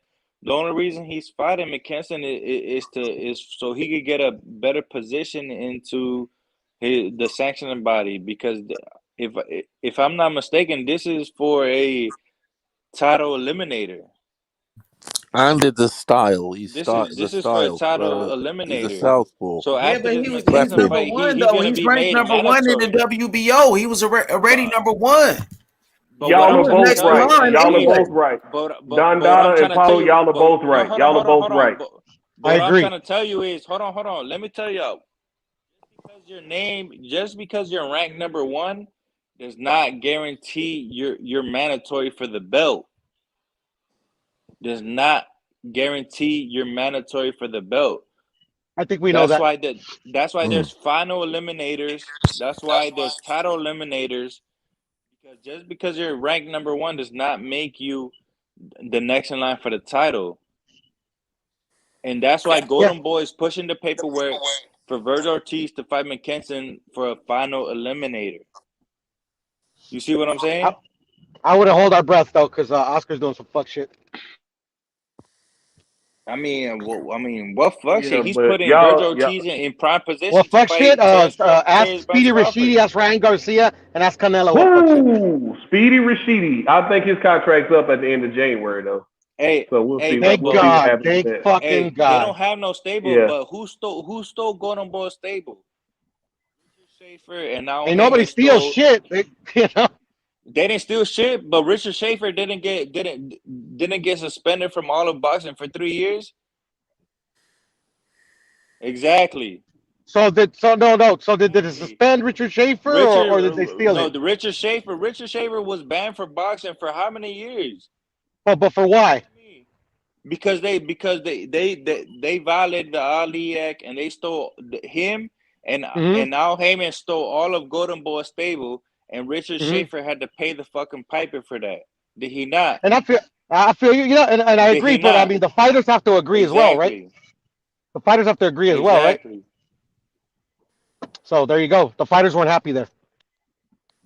It wasn't that they weren't. It wasn't that they wasn't Then why happy. did they leave, brother? Because they could have stayed. They could have told No. Richard Schaefer, "Hey, I'm gonna tell you're you. violating the act. No. I like it here anyways," and stayed. No. Let me tell you why. It's because Al Heyman was paying, just like the zone paid Mikey Garcia $7 million to fight JC Vargas. They're overpaying all these motherfucking fighters. Let me see what I understand that, but I mean, like literally, they're overpaying all these fucking fighters, man. Go ahead, man. not everybody cares about money, Like Canelo stayed. That's Canelo, man. I know, because I don't think they had like, those fighters under contract though. Golden Boy, like Adrian Broner and Wilder, they were fighting under Golden Boy Promotions, but they weren't under contract. That's why they was able to go with Al Heyman. But check this out, Dandara has a point. Like Richard Schaefer did get punished for it. He did. I remember. Did Richard Schaefer not get banned for boxing for 3 years? No, yeah, he I was. don't think he got banned. I thought he had Why? a non-compete. Because he was a fucking snake-ass motherfucker. He's a snake-ass motherfucker. Who's the snake? Golden Boy. But it takes two to tango is my whole point in this situation. You said Richard Schaefer was a snake? He snaked Golden Boy, and he took all their fighters to Al Heyman with the PBC. No, they weren't under contract though. He didn't. They went on the contract with Golden Boy. That's why I think Richard Schaefer had a non-compete. He wasn't banned from boxing. Let that brother talk for a second. Let the brother go ahead, Cinto. Let him cook for a second. Go ahead, Cinto. Yeah, from what I remember, he had a non-compete where he couldn't be in the business of boxing for a few years. It wasn't a ban. That's just standard business practice. I think he was suspended. That's a ban. He had to serve. Hey, Cinto, I think he did serve like a suspension, like for 2 years or something. But now he came had to back. pay the piper for Al Heyman. Yeah. But I mean, we can't say that. He paid the price for whatever he did. You know what I'm saying? Because Al Heyman. If it had something to do with what he did with Al Heyman, then Al Heyman should have been. Come on, dog. Hey, man, reading between the lines. That's why all Golden Boy check fighters this out. are on At the end of the day, those fighters, they weren't under contract under Golden Boy Promotions. They was not. Bro, Golden Boy's a piece of If shit they promotion. weren't on the contract, then Golden Boy and Bob. Goddamn brother boxing us stuck in here. What's up, man? Let my brother Cinto cook for a second, man. I haven't talked to Cinto for a while. Cinto, my brother, man, cook for me, man. Salute, brother boxer. Salute, brother boxer. I just wanted I'm finna cook on his ass tonight. Wait, hold on, Dundallah. Let this brother cook for a second, man. Go ahead. Go ahead, Cinto. As far as that Boots Ennis deal and what you were saying about him and David Morrell, they both are the truth. Everything you were saying, I'm in full agreement with. I think they're gonna be two of the best of the business. But me personally, this is just my own personal bias that I'm speaking on now. I think Crawford needs to sit tight and wait for the winner of Ugas and Spence. I don't think he need to fight anybody. He just had a fight. I know he said somebody. I know he showed some interest in Thurman, but I wouldn't wait on that fool either. I would just sit tight and wait for the winner of Ugas and Spence. Because like y'all were talking about earlier, this year has been the year of upsets. I don't want anything to interrupt that Spence and the possibility of Crawford. However, Let me rebuttal after you're done. Hold on, bro. However, Ugas has a very good chance of upsetting Spence. So why we don't know what's going to happen. Crawford like that, bro? How's that making an excuse? How's that making an excuse? Because I don't You don't want to think fight anybody. Bruce deserve a shot? Like, I know you said wait for the big fight, the undisputed, just wait for the winner. But at the same time, you got Jerron Ennis, who's calling out Terrence Crawford. It's a fight that people are calling for. Fans are demanding it. Go ahead. Let me ask you this, H Money. What is Crawford going to gain from it? Respect. Respect. You know, but that ain't. You know why? He can't get a belt out of it. That would be his best win on his record. Jerron Ennis. Jerron Ennis, who's a boxing phenom. Bro, come on. No, Jerron I mean, you know why? Because Jerron Ennis is a beast. Come on, bro. Jerron Ennis is a beast, bro. Jerron Ennis, come on, man. Sean Porter wanted no smoke with Jerron Ennis. Who's Crawford best win? Crawford best win Sean Porter. So when he's trying to say, man, Jerron don't matter. I know what you mean, body of work, but Cinto, you know, even Sean Porter, this man that dunked Jerron Ennis and said he wouldn't want no smoke with Boots. I understand. I totally understand and get it. But we can't say okay. I'm just saying, on paper, in the history of boxing, when you 10 or 15 years from now, you're gonna look back and you're gonna on paper we're gonna be looking who had the best body of work. Okay, but to me, Boots is better than Sean Porter. I feel like Boots is better than Sean Porter. Yeah, but I'm looking at but he has to prove it in the ring. Fights have to be fought. But none of these guys want to fight him. None of the time. He want to prove it by fighting Terrence Crawford. That's how you prove it, by fighting Terrence Crawford, and that's what he wants to do. That's all I'm saying. But go ahead.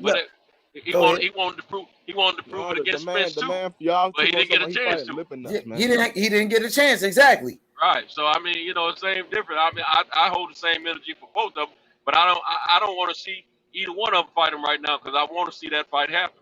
But it's a possibility that fight still may not happen because we still got to worry about Spence and Ugas. So there it is. I got in it, but for the record, Cinto, I got Jerron Ennis beating Terrence Crawford. I think Jerron Ennis would knock out Terrence Crawford. He'll knock him out. Knockout. I think so. Crawford get caught. Crawford get hurt. We seen Crawford. Some people thought he was dropped before. I think Boots will finish him. Boots is gonna catch him. And Crawford, his fight with Porter, I thought was up on the scorecards before the knockout. Even Terrence Crawford, his corner, they was telling him in the corner that he was losing the fight, and he went out there and knocked him out. See what I'm saying? That's the thing about Terrence Crawford. He can let that dog out at any time. When he gets pissed or he get hurt, he can let that dog out any time. You don't know what happens. Hold on, but we seen Crawford go through adversity. Have we seen Boots go through adversity? Nah, man, he ain't. You know what I'm saying? Can't nobody fuck with him. Exactly. It's been too easy. It's too easy for him right now. Go through it because he hasn't fought nobody. Man, guess what? You put Jerron Ennis against those same guys. Virgil Ortiz beat Maurice Hooker. Jerron Ennis gonna fuck up Maurice Hooker even worse than Virgil did. Come on, man. Maurice Hooker, man, Boots knocked him. Yeah, those same dudes that Virgil beat. You talking about Mean Machine? Man, Boots gonna fuck up some Mean Machine, man. I'm with you. Hey, I'm with you. Boots the truth. I got Boots beating Earl Spence. Or Boots better than Earl Spence. Better than Terrence Crawford. He's better than both of them. Let's push the fight. So let's push the fight. I got Boots. Crawford versus Boots then. Let's push the fight. Boots gonna knock him out, bro. That's why Crawford gonna stay away from him. Because Crawford know if Crawford could beat him, Crawford just beat him and then go fight the winner of Ugas and Spence. If you really can beat him. But he know he might lose that fight. It's the chance he might lose. Push the fight then. Push the fight then. That's what we doing. How much money do you think he can get for fighting? I'm with you. I want to see. How much money do you think he can get for fighting Boots right now? Maybe the same amount he got for it don't even matter how much money he get. It's about money though. It's been hold on. At this point in Terrence Crawford's career, it's about money, man, as well as legacy.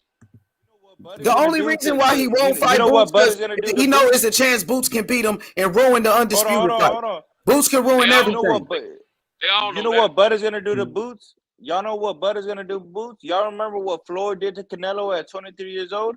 That's what Bud is gonna do to man, Boots. He's not Mayweather, man. Bud ain't no fucking Mayweather. He ain't no Floyd Mayweather, bro. Don't even put him in the same sense with Floyd Mayweather. But Bud ain't no Floyd Mayweather, bro. Don't even do it. Don't even do it. He's not on that level, bro. He's not on Floyd Mayweather's level. And Boots ain't not no even Canelo close Alvarez to no Floyd Mayweather, bro. And Boots ain't Come no on, Canelo man. Alvarez You didn't see Crawford last fight. Sean Porter was on his ass in there. Sean Porter was on his ass. And Mean Machine got on his ass. So did Gamboa. Boots ain't Canelo. Boots gonna get on his ass. Boots gonna get on his ass and he gonna knock him out. That's what he gonna do. You let Boots get on his ass, Boots gonna finish him. And you know it. That's why he gonna stay away. If he can beat Boots, he just fight him, knock him out, and get it over with. and just beat him. But I'm with you. Let's push for the fight. I'm with you. He gonna stay away from him. But it's all good. I respect Crawford. Crawford and I Boots. think Boots is better. Crawford and Boots. Let's make it happen. I like Crawford, but Boots is better, and Boots will beat him. That's all I'm saying. I like Earl, but Boots is better. That's how I feel. That's how I feel, bro. You know what I'm saying? But hey, Senso, did you meet Boots with DJ that time? I wasn't at that fight. Okay. We went off topic, man. We was doing end of the year awards. Nah, we gotta set it up. Make that shit happen. What's up? What's up with Crawford? He gonna stay away from him and wait on Earl Spence and Ugas. That's what he gonna do. Senso just told you. He just gonna wait for the winner. Stay away from Boots. I think that'd be the smartest thing to do. I understand. Okay, that, man. Hey, let's keep going with our end of the year awards, man. If your end goal is to get beat, if your end goal is to become undisputed, the smartest thing to do is wait for the winner of that fight.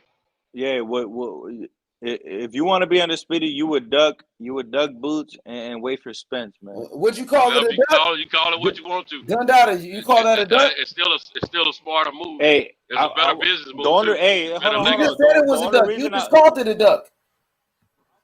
Duck. That's what you just said. You said duck Boots. I'll call it a duck if Cameron Duncan sends a fucking contract. If you don't just send a fucking duck contract, is a there duck. ain't no You fucking just duck. stay away from somebody. That means duck is somebody. Staying away from somebody, that means it's dodging them. Yeah, dodge that guy. Hey, fuck it. Duck him. Fuck it. Dodge him. Yeah.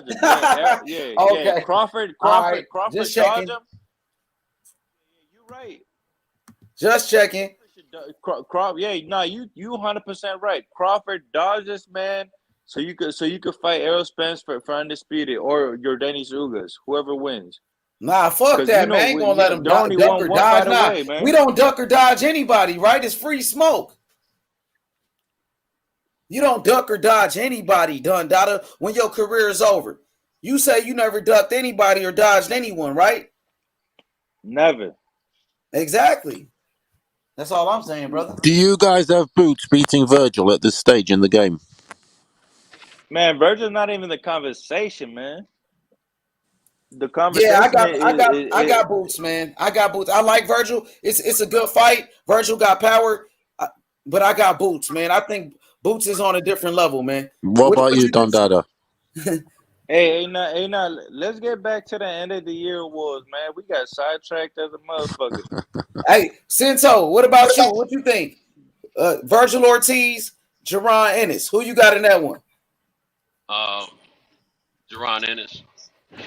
I saw who could give Ortiz some problems, and he wasn't even a welterweight at that moment. Hey, I mean, a true welterweight. Hey, so let him finish, bro. Dan, you cut that man off as soon as he say something. You said Virgil Ortiz, he had some problems with Maurice Hooker. That's what you said? Yeah, he had some problems. It wasn't no clean sweep for Ortiz in that fight. Maurice Hooker was putting hands on him?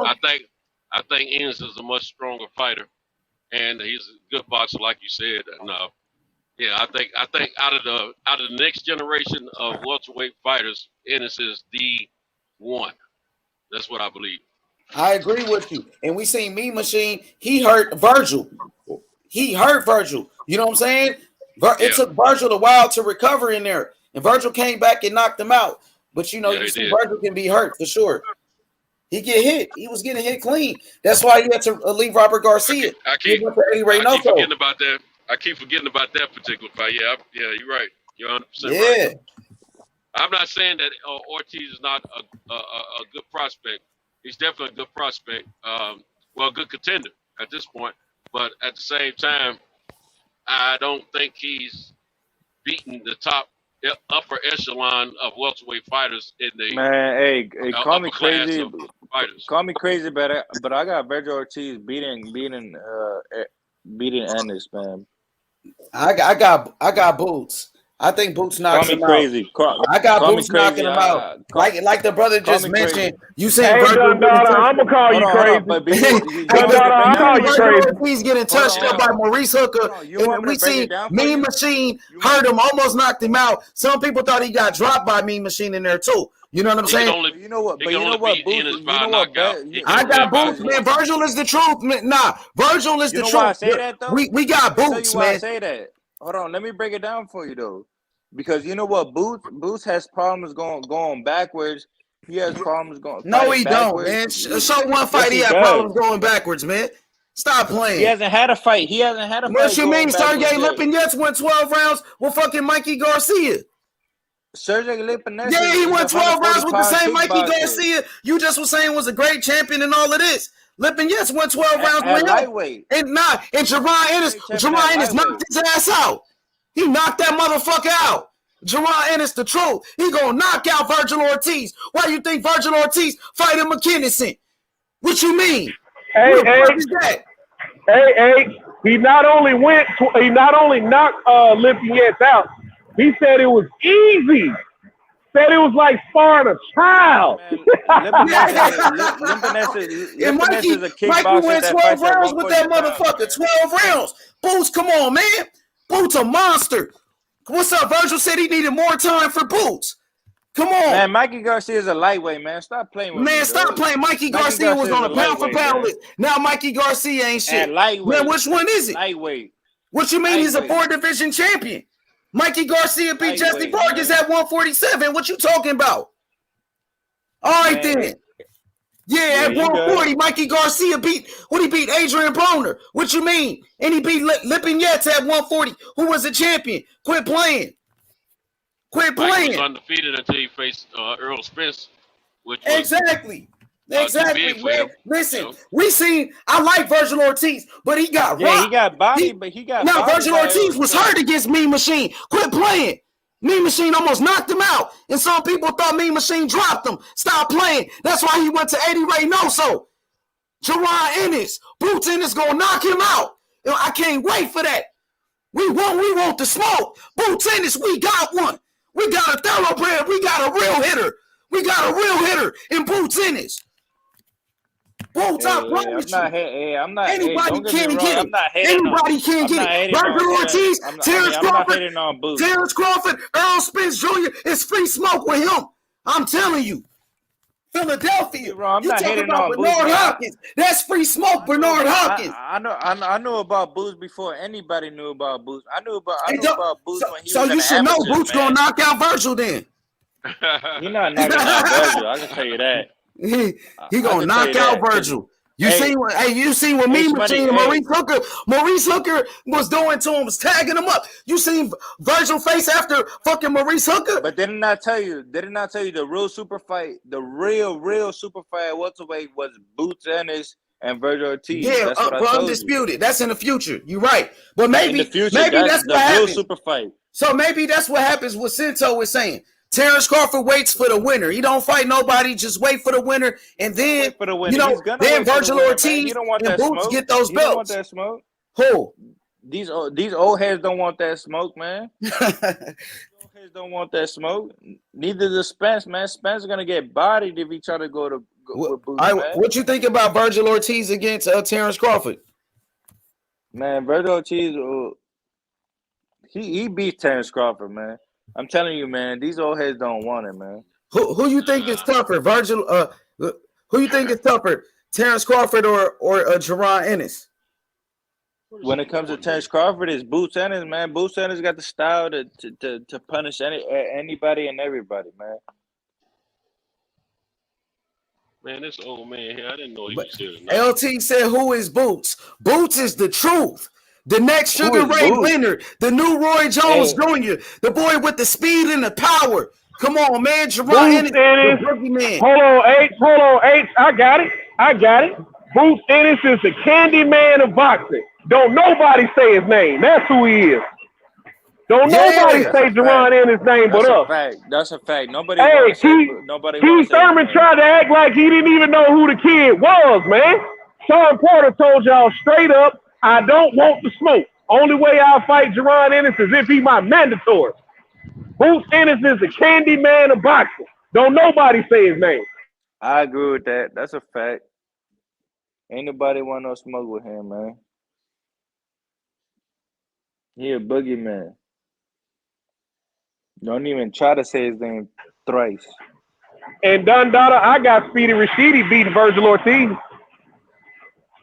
Oh yeah, you tripping now. You tripping now. I agree with everything you just said, but you tripping now, man. The only reason Rashidi Ellis don't get no fights, man, because Gordon Boy don't got a stable like that no more, man. They don't got a big stable like that no more, man. So they gotta look for fights.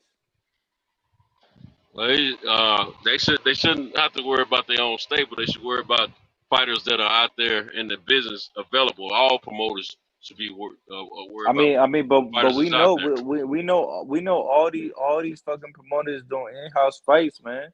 Yeah, I know what you're saying. I agree So with what you're saying. But Gordon what I'm Boy don't saying got is a promoters stable. are wrong for what they're But doing Gordon Boy with don't got boxing. a stable. Gordon Boy don't got a stable to keep Rashidi Ellis busy. You see what I'm saying? No, But Dundada, feel me on this though. Feel me on this. It's crazy that Virgil. Yeah, he was Golden Boy Senso. But I think it's crazy that Virgil got, 2-3 fights last year? And Speedy Rashidi couldn't get one? You mean to tell me he couldn't get one? He ain't fought since November of 2020, man. You mean to tell me Speedy Rashidi couldn't get one of them fights? Hey, I feel you on that 100%, but that's something I can't answer you, man. That's something I can't answer. That's something that gotta be with the promotion company. That gotta be with Rashidi Ellis himself, man. There's gotta be something behind the scenes with that shit, man. You see what I'm saying? Yeah, they locked in a contract dispute from what I'm hearing. But it's gotta be something else, man. Yeah, it's gotta be something else. He probably fucked somebody's bitch or something, you know. Yeah, he did. He probably shagged Austin DeLoyer's side chick or something, man. I don't know. I don't know what he got going on, man. But I think it's borderline criminal. He ain't had a fight, man, and he healthy. And you sitting here with Virgil with 3 fights. Hey, but how many times did Virgil fight last year? I know it was at least twice. It was 3 times. But what I could tell you is that Rashidi Ellis and Ronald Ellis is steady training with Canelo Alvarez. They've been training with him for like 3 camps. So they getting good work in, man. Him and Ronald Ellis, man, they getting good work in. I can tell you that.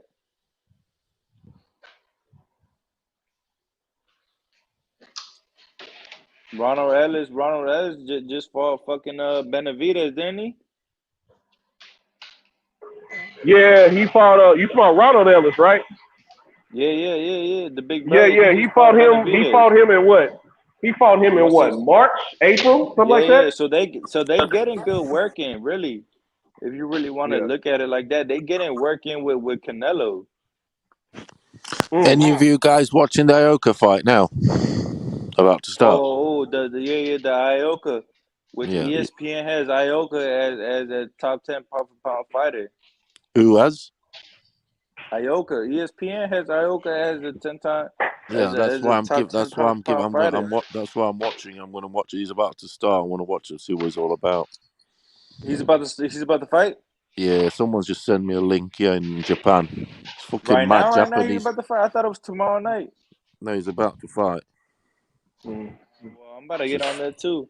It's Japanese. I thought it was tomorrow night. I thought it was tomorrow night. Watching some mad Japanese adverts at the minute. Anyway. Oh shit! I can see his story. I'm about to say his story ain't on the panel. He must be asleep. What's up?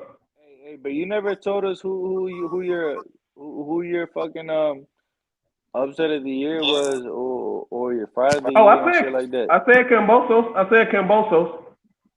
What? I said Canelo was my fighter of the year, and Kambosos was my upset of the year.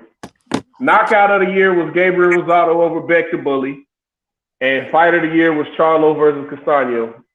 Simply because it was for Undisputed, man, and we got that great fight for Undisputed. Don Dada, mine was fight of the year Canelo, fight of the year Estrada Roman, event of the year in boxing, as in the whole thing, was Usyk. Fury versus Wilder. No, for me it was Usyk, AJ. The whole event, everything. Yeah, look at what happened. Also, he's gone and beat a heavyweight. The whole event, I'm on I will about. say Usyk was like the performance of the year. I Yeah, will the say whole. Usyk was the There's actually performance. that category, the whole event of the year, as in, and then there's fight of the year. But the event for me was Usyk, What AJ. about you, Cinto? I'm interested in hearing your list. Fighter of the year, trainer of the year, knockout of the year, prospect of the year, and what was the other one? I really hadn't got that far with all that, but as far as like upset of the year, for me it was Ugas Pacquiao, and Okay. then because I kind of felt like Kambosos was going to come out ahead on that fight with my man because of where things were going, and then when it came down to Usyk, I felt like Usyk was going to beat AJ. So neither one of those were surprises to me. For me, it was I didn't give. I knew Ugas had a chance, but I didn't give him as much of a chance as I gave those other two guys. So that to me, that was my upset of the year.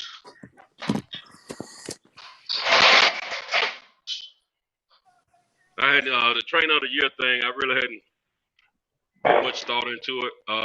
But I think if you're going to go with some accomplishments, you probably need to. One of the guys was talking about Papachenko earlier, and it makes sense what they were saying about what he and his fighters have accomplished this year. So I can see that. Gotcha. Other than that, I really got that Yeah, part. I got to go. Knockout of the year. Knockout of the year. Knockout of the year. That's easy. Valdez over Belchill, man. That's one of them in my mind. Rosado for me. But you know what? I think I'm going with Rosado. Yeah, Rosado, man. No one expected that knockout there, and it was Pulled it out the back. It was the way Pacquiao got knocked out by Marquez. Yeah. I mean, but man, he left him sleep with his ass in the air. Bercho, though.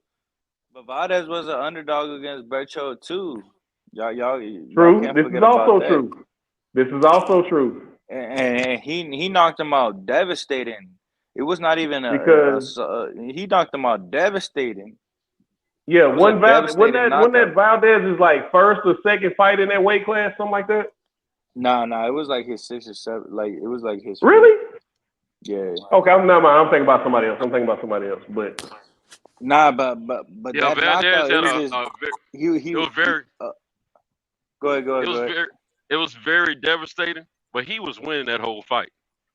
Yeah, but he was the underdog. Though, but he was, but Valdez was the underdog though. But Rosario, not only was he the underdog, but he was also possibly losing the fight when he caught. Oh, he was getting the shit brutally beat out of him in that fight, man.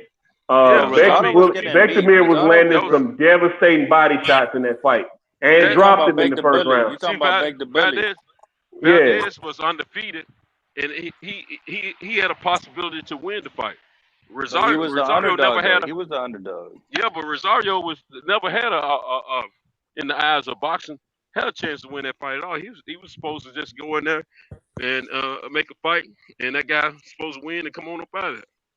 I mean, he messed up the apple cart. The reason I say it was the best one because he totally dominated the fight while he was the underdog, and then came out with a fucking a brutal knockout. But he was already on his way to He was already on his way to a win. Somebody said, who's that? Mad Dog said Kiko Martinez versus Kid Galahad was the upset of the year. All right.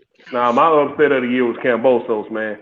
Personally, because I picked T.O. in that fight. I thought T.O. was going to get him out of there inside of 5. So, I agree with you, Center, because of the magnitude of the fight. What's at stake? Nah, hey, my upset was still Sandor Martin over Mikey Garcia, man. That was just nobody on this panel could tell me that they knew who Sandor Martin was. No, absolutely not. I knew who Sandor Martin was. You did, but you didn't think he was gonna beat Mikey Garcia. I'd never seen him fight, but I'd heard of him. I've never seen him fight though. But I heard of Sandor Martin because he was ranked in the top 10. Yeah, that way, yes. That's the only reason I knew about him. I did my research. That's the only reason I knew about him. But nobody could tell me that he was gonna beat Mikey Garcia. just like nobody knows who McKinson is. I've only seen him once, and I he's don't know who that left is. to me. He's the guy who Virgil's about to fight. Yeah, no, I He's know that ranked now, like but I just don't know. Yeah, I got you. yeah. He's ranked like number 2 or 3 in the WBO. He's a slick southpaw, but to me, he's left-handed Paulie Malignaggi. He doesn't have what I call "fuck you" on his punches. I think he's got like DJ, 2. DJ. Yeah, But that's why fights have to be fought. You feel what I'm right, saying? We right. can't just assume shit. This is why fights have to be fought. Oh yeah, Yeah, I think oh we You all see yeah, what know I'm that. saying? yeah. I think this year has proved it more than everything. I think we can't just assume that he's the favorite, he's gonna win. I think fights have to be fought. No, I mean, Right, but because that's what you I'm couldn't tell saying. me. I think everybody knows that on this And panel. then Yeah, and then but and then and then when they are fought, we have to give credit when the credit is due. Like when Canelo beat Caleb Plant, beat Billy Joe. Even though a lot of people thought that he was gonna win, the fight still has to be fought. You see what I'm saying? I agree. I think we all know that. So like we can't keep we're like it's like we're downplaying I tell every you single what, of these guys win. I'm watching this Ioka fight. He's got a very strange What style. what Very. channel is it on, Paulo? I was going to watch that fight. I've just got a link, mate, on the Discord. Can you put it on? Oh, it's on the Discord? Okay, cool. Yeah, Thank you, buddy. it's on the Discord. Philippe's put it on there. It's just the first round just finished, but he's got right strange style. High guard, like leans forward, like Hey, if you could put like if jerking. you could put on the I like private that chat. fighter. Hey, Yeah, if you could put he's it on the very private different. chat. Very different. I got you, Very Dondada. interesting. I got you. I got you. No, hey, I've been hearing a lot about Aoka, man, but that's what I hate. Nobody in America and the United States pays attention to anybody below 130 pounds. Nobody. What's that? I said nobody in the United States pays attention to anybody 120, 130, 126. Yeah, I see what you mean. You like the big They don't boys pay there, Joe. attention. They I'm don't pay somebody, attention bro. to I'm nobody. somebody. I'm somebody. I like the small guy. I like the small guys too. I think the hottest division is 115. 115. We have Chocolatito. We have Dundada. Estrada. If you'd have said anything below 118, you would have had me. Like I admit I don't watch anything below 118. The fight telling I you. want to watch the most next year out of anything, fuck your Buds, Spencers, and everything, is Martinez, Sonny Edwards. Believe it or not, That's a good fight. That's a good fight. But look, that's what Tell I him, want. Paulo. Tell him. No, I'm telling you hey, that's now. a good fight. I'm so high on that fight. That's Fucking a good hell. fight. But Yeah. For instance. hey, look, everybody says that the four kings are at 135. Tank this and that, but they haven't fought each other. But you know who has fought each other? You know who has fought each other? Oh. At 115, Estrada, Chocolatito, Yeah, great Quadras, fights. Roncesvalles. All those guys have already fought each other numerous times, man. Those are the real fucking four kings, man. I love that Roman Estrada. The skill set was high. 115 pounds, man. When you're bored and don't got shit to do, man, go look up 115 pounds, man. But you got to think about this too. The reason those guys do fight each other versus the divisions that don't fight each other is because how the business, the business of boxing set up that way because there's not as much money. Yeah, there's not as much money down there as it is at 135. 135, 140, 140, It's well, money 135, divisions. Money 135, 147, and 160. I say one. I'm gonna say 160. No, 154. I mean, 154. the money, Those the glory divisions is in the heavyweight. 126. Wait a minute, I'm on something. Go ahead. 140, 135, 140. All right, something just got run over. 135, 147, 154. 160. I want to say 160, but they're not fighting each other. But okay, we're gonna say 160. Yeah, that's what we're talking about. But the 160 glory division, and heavy in the heavyweight division. Those are the money divisions right there. the glory And division, those are the divisions that are not fighting each other. the historic That's what. divisions. If you think about all of the dispute discussions that we have on YouTube amongst us fans, it's about those divisions. So yeah, you don't. It's just wherever the money is where the problems Hey, are. I mean, it's about time that we put some fucking some attention to the lower weights, man. 115. I mean, you have Roman Chocolatito Gonzalez, a first ballot Hall of Famer. Yeah, he's going to the Hall of Fame. He Mixing already it up submitted with that. Estrada, mixing it up with Roncesvalles, mixing it up with Quadras. Those are the real four kings to me, man. And then when you got the other four kings at the 135 division, none of them have mixed it up. None of them have fought each other. You see what I'm saying? I don't And really call the 135 division of Four Kings. I don't call them that. I mean, because, see, four kings should fight each other like the guys did yesterday.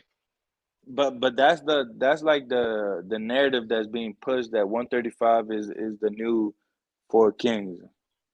Yeah, but That's a narrative I being can't roll with pushed. that because of what I've seen in my years. I can't just either. can't I roll can't with either. it. But we don't have to agree with them though. We don't have to help twist their narrative. That's their Exactly. narrative. Exactly. Because I mean, the Four Kings fought each other back in the day.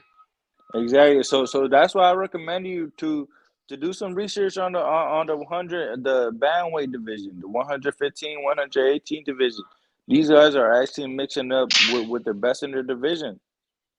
You're right, but truth be told, man, the history of boxing, the history of the sport of boxing, those lower weight divisions like that are never gonna get their just due, man.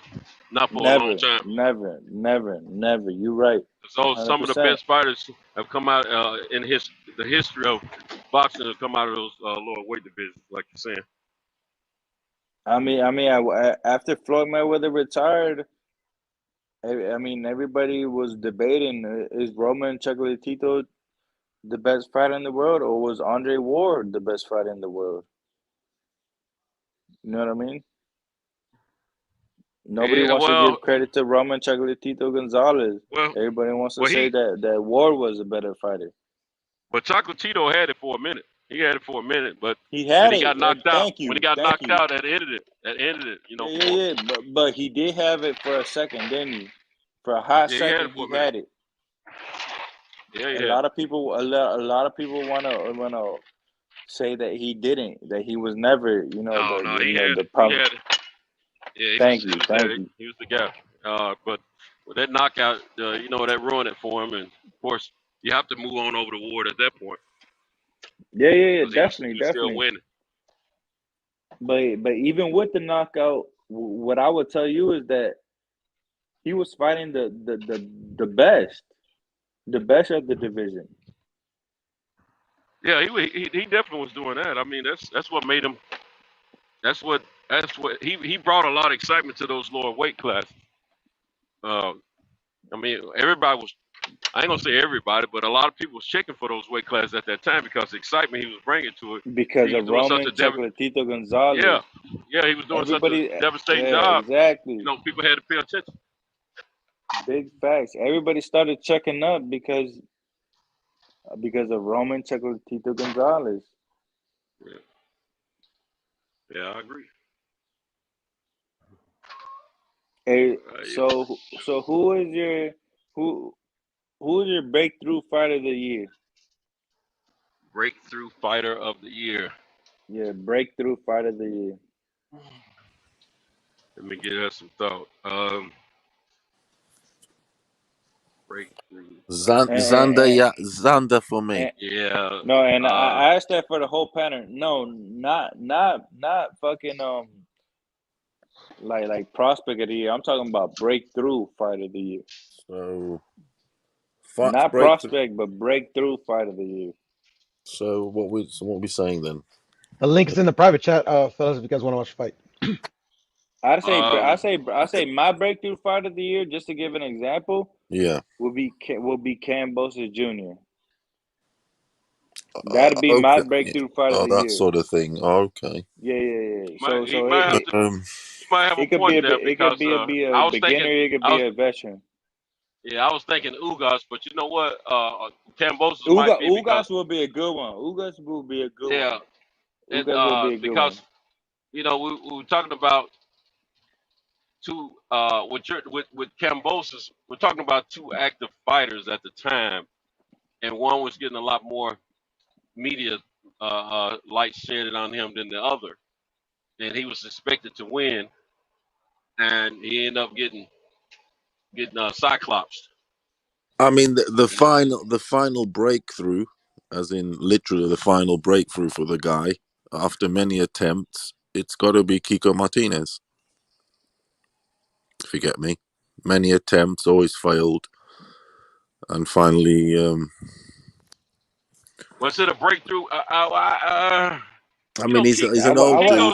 I wouldn't Kiko was say on the last. breakthrough. I wouldn't say breakthrough. He's on the tail end of his career, though, wasn't he? Yeah, but it's like That's what I'm saying. it's still a breakthrough. Finally, kind of did it. If you get me, he's pushing, Because and he broke through to we've the other known Kiko side. Martinez for years. It might be a Are we surprise. when we say breakthrough? Are we putting an age to it or what? Because then it becomes a somebody who hadn't been to the pinnacle and on going up one side of their career, coming down on the other side of their career. Somebody's on the way upward, who's got they're moving, but the name hadn't got big yet, and then all of a sudden, Perfect boom, definition. magic happens.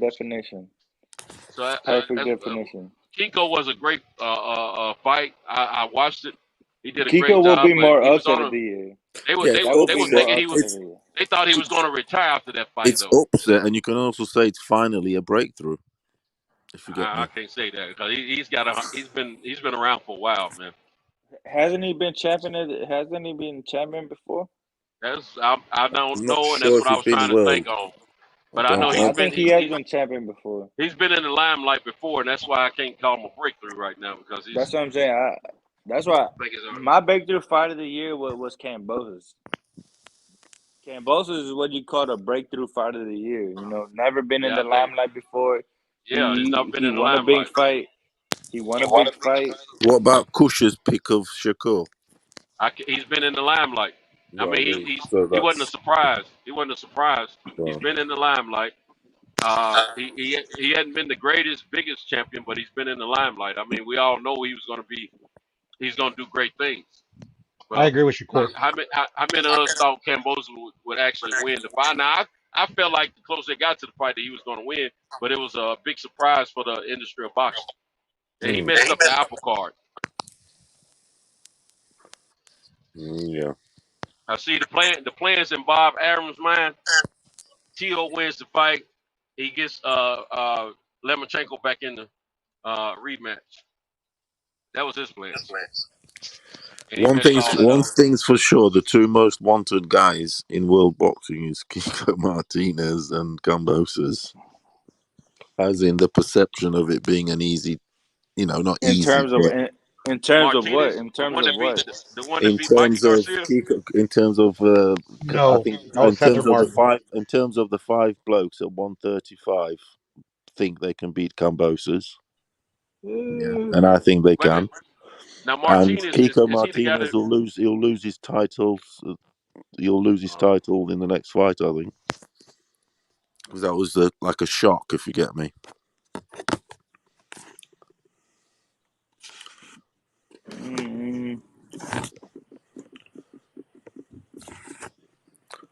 They all want a piece of Kambosos, don't they? Let's face it. They all want him first. Who's getting the fight? Who's really going to get the fight? I hope for the sake of all the belt bloody drama and all that, I hope Haney gets it, to be honest. I want all that. I want it all settled. Y'all might disagree with me, man, but Haney is not entitled to nothing, man. No one's Haney is not entitled to nothing, man. Oh, he's not entitled. No, I'm just saying I'd like him to get it. Lomachenko's getting that fight. He's not entitled to it, but he did earn it.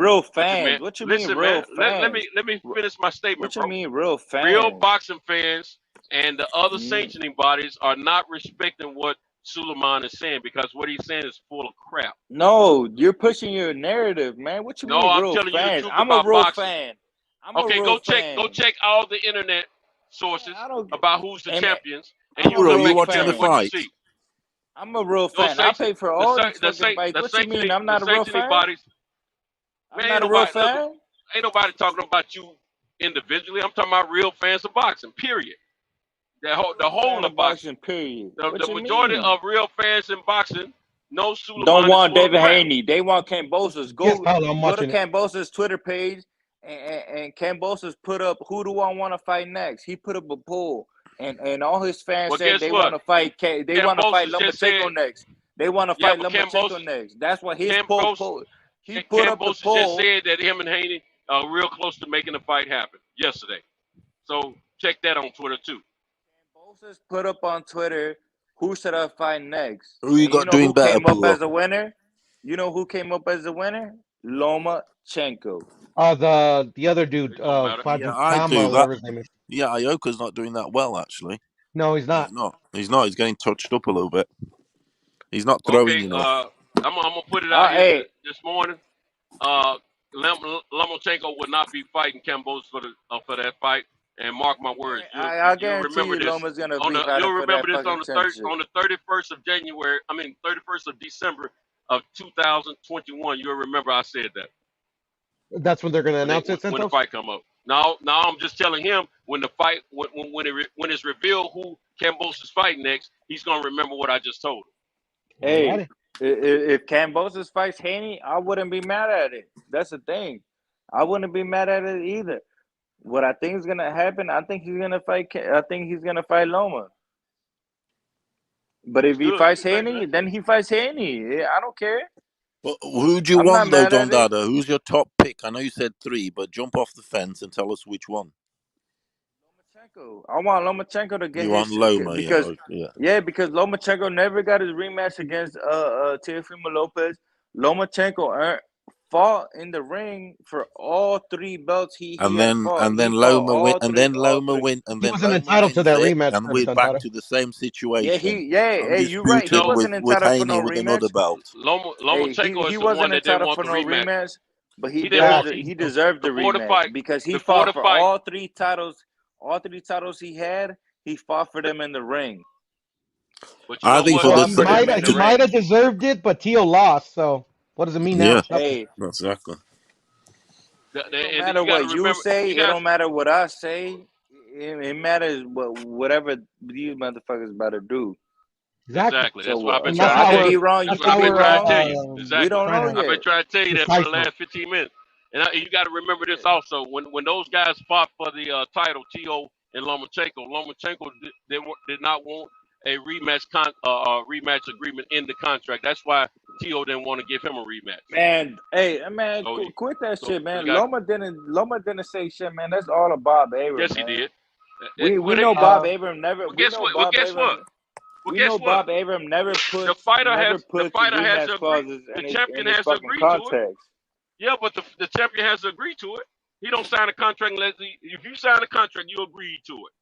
So Man, what Lomachenko don't saying? even speak English, man. Lomachenko don't even Man, that's speak a lie, English, man. That is a freaking lie, man. Lomachenko What don't does even it have speak to do with the English, price of tea in China, though, Dondada, that Lomachenko doesn't know how to speak English? And I'll tell you, Usyk doesn't speak English. Usyk and I'll doesn't tell speak you English. exactly what it got to do with it. What I I'll got to tell do with you it, brother? exactly what it got to do with it. I'll tell you exactly what it got to do with it. These motherfuckers don't speak English, man. You know what it is? Is everything is lost in translation. But you know what? They got a Everything thing is called lost in translation. Y'all don't they got a realize thing. that. Yeah, no, they got a thing called interpreters. And when you're dealing with contracts, Man, you got to have an interpreter hey, sitting there if you don't speak we the seen language. this interpreters get lost in the sauce. Well, We guess seen what? when Canelo won that undisputed. he uses is from When his Canelo, country. hold on. The interpreter that he uses is from his country. When So why would it cheat him? When Canelo beat or won for undisputed, what did he say? He said, "Oh no." Canelo said, "Oh no, keep going." His interpreter didn't know what the fuck to say because he didn't understand Canelo. These interpreters ain't worth a shit, man. Man, Canelo speaks These English as well as interpreters you and ain't I worth do. a shit. These interpreters ain't worth a shit, man. And I speak Man, Spanish, so I know exactly I tell you what, Canelo that, said, there's man. These there, interpreters ain't worth a shit. I'm gonna tell you These what you don't. interpreters ain't worth I'm gonna a tell you what you shit, don't man. speak. I'm gonna tell you what you don't speak. You don't speak good sense right now because anytime these guys dealing Man, with these multi-millions interpreters of ain't dollars, worth a they're shit, gonna man. have their These stuff. They're interpreters gonna have ain't worth a when it shit. come down to contracts and multi-millions of dollars, they're gonna have the people that they need representing them looking at those contracts. That's just the way business works. You're talking out the side of your neck right now. Yeah, exactly. I It reminds me don't of think these you know words of this disc I don't jockey that think used you to know how say, if it business don't make works. dollars, it don't make sense.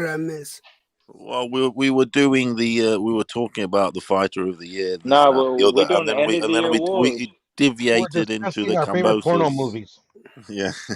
Then Okay. we deviated into the Haney Kambosos and all that. Hey, Electro J. I mean, you give us your end of the year awards, man. I'm good with my what? My end of the year what?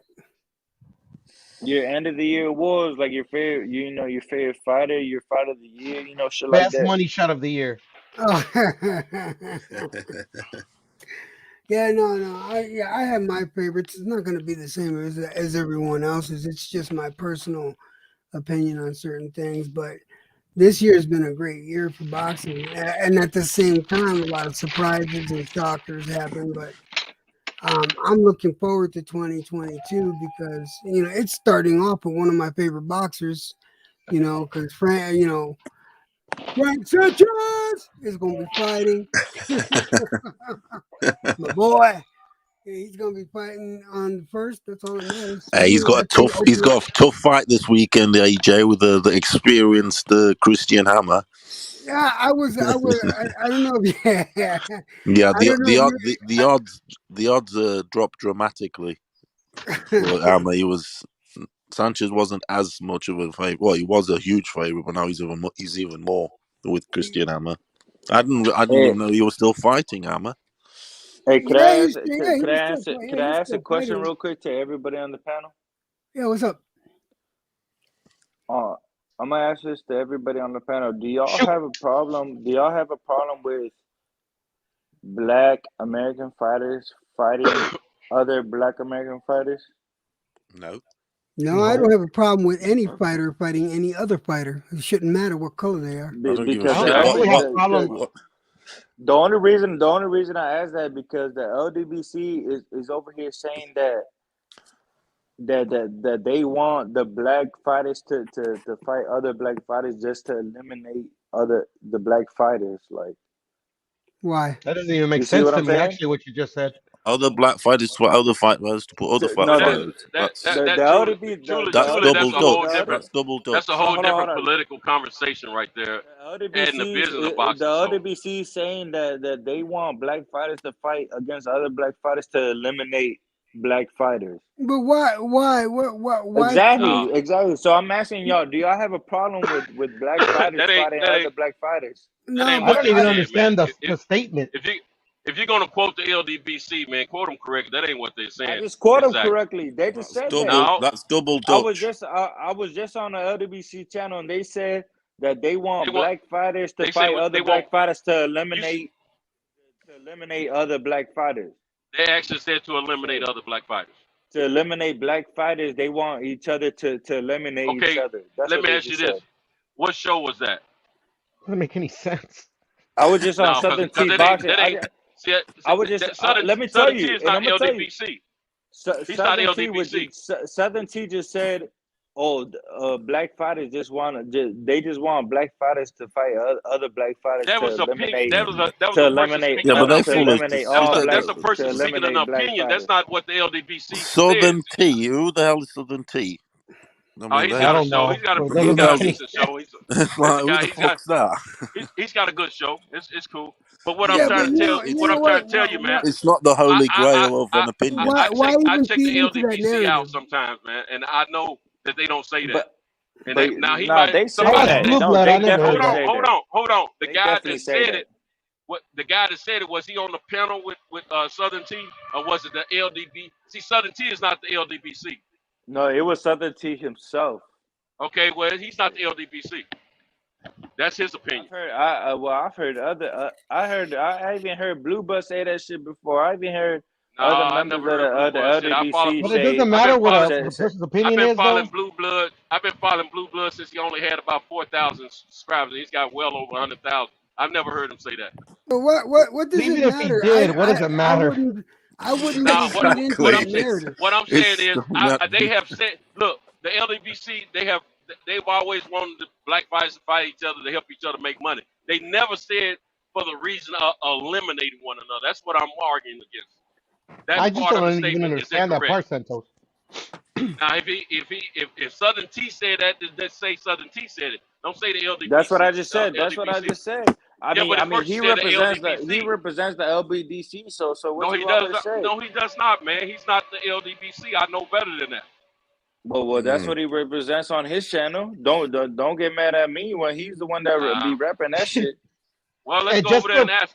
Puros understand Go to ahead and understand the ask him. statement, Electro Jed said it. What does it mean? Like eliminate each other? I don't get it. Like they're trying to say, like basically what they're trying to say is that everybody wants to pin black people against each other, so the black people could eliminate each other, so the everybody else could come up, and you know what I mean? No, Like they're trying to like. So black It don't people, not even black add up boxers. though, bro. So It don't even black add up. people want to fight black people to eliminate each other. I Yeah, In real mean, life, like not that boxing. just With doesn't guns, make with fucking swords. sense. I don't know. It's That just exactly. doesn't. Are you sure you heard that right? You sure you heard that LDBC right? speaks about black fighters fighting black fighters. It's about Have them you got earning any? a Have you living. got any It's about receipt them about it? earning Have a you got? living. It's not Can you about send us a eliminating. link? Have you got a link for the video or anything like that? Or All I know is boxers stop fighting. I mean, don't fight each other. I mean, I don't think we're gonna watch boxing anymore. You know, no matter what color they are. No, I was just on Southern T Boxing like an hour ago. Mhm. This man said that what they're trying to push is like Devin Haney versus Tank, two black American fighters fighting each other to eliminate each other. You see what I'm saying? So if Tank and Devin Haney fight, that means that one of them has to win and one of them has to lose. So the Alright. loser gets eliminated. You see what I'm saying? Like eliminated out of like making money out of boxing. No, yeah, so eliminated. there's less of a black. Basic. So there's less of a black challenge, in essence. Black fighters. Exactly. Is that what you're one saying? loss doesn't end your career. Exactly. You know. Exactly. Yeah, but yeah, exactly. Yeah, Or you're just saying that he didn't make any sense of what he was saying. No. It don't add Who's up the though, man? bro. Who's the man that just said it? Who's the man that just said it right now? I don't really He said care. Southern T. He said Southern T said it. That don't make sense. That's just. Yeah, I think you really but don't that's care. a It just narrative. sounds like it's a But that's a narrative that they're narrative trying to push, that's a and narrative that I they're don't trying believe to anybody's push. narrative. Exactly. You know what I'm saying? That's a narrative that they're trying Anybody's to push narrative. that everybody's against black fighters and shit. Just because we want to see black fighters against black fighters. So they're trying to push the narrative where it says that these guys are trying to push black people against black people so they can eliminate each other. So he's trying to make it more than boxing. Exactly. Oh, okay. Well, yeah, that's You why I see what don't I'm saying? subscribe to certain channels because they spit out certain things. H Money, a lot of crazy shit gets said here, but I mean, that's the only channel I really go. So imagine if we're a Spanish channel and you're a Spanish channel, right? Imagine if me and you go to war, one of us has to lose, one of us has to win, right? That's usually how it goes. Usually how it goes. So they keep pushing the narrative where they're saying that they're trying to get rid of us, so they're trying to pin black people or Spanish people versus Spanish people. That's the narrative they're on. Yeah, Okay. that's just You see what I'm saying? propaganda shit. That's just It's propaganda shit. propaganda You shit. don't It's want You don't have to to. propaganda listen to it. You don't have to listen to it. I'm gonna tell you what I've heard. I'm gonna tell you what I've heard them say for years. They've talked about the big fights usually includes a black guy and a Latin guy, Mexican or whatever. I mean, But that's already racist. I hold can on. buy Let that. me I finish. can buy that. Let me finish. That's what they've been talking about for years, and they've been talking about they want to see more brothers, black guys fighting black guys because of the money, not because of elimination. It's been because of the money, the earnings that these guys can make. Is what it's been Now that about. makes sense. Now That's that what the makes sense. conversation's been about. But what you're saying to us right now, the reason I'm contesting it because it don't add up. So I Yeah. don't know if you got it right or they got it wrong or what. But I didn't hear the I'm statement telling being you, said. man. I I'm heard it just saying it don't. 100%. Whoever made this, I I'm heard not it saying it. I'm not saying you didn't 100%. hear it that way. I'm just saying it don't add up. It don't make sense. I know for a fact that's not the narrative of the LDBC is what I'm getting at.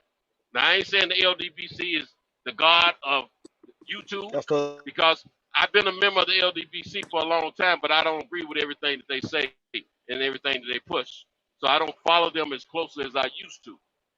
But I do follow Blue Blood, and I know he hadn't made no statement like that about black fighters need to eliminate black fighters. I didn't say Blue Blood said that. I didn't say Blue Blood said that. One of you guys said Blue Blood said it at one time.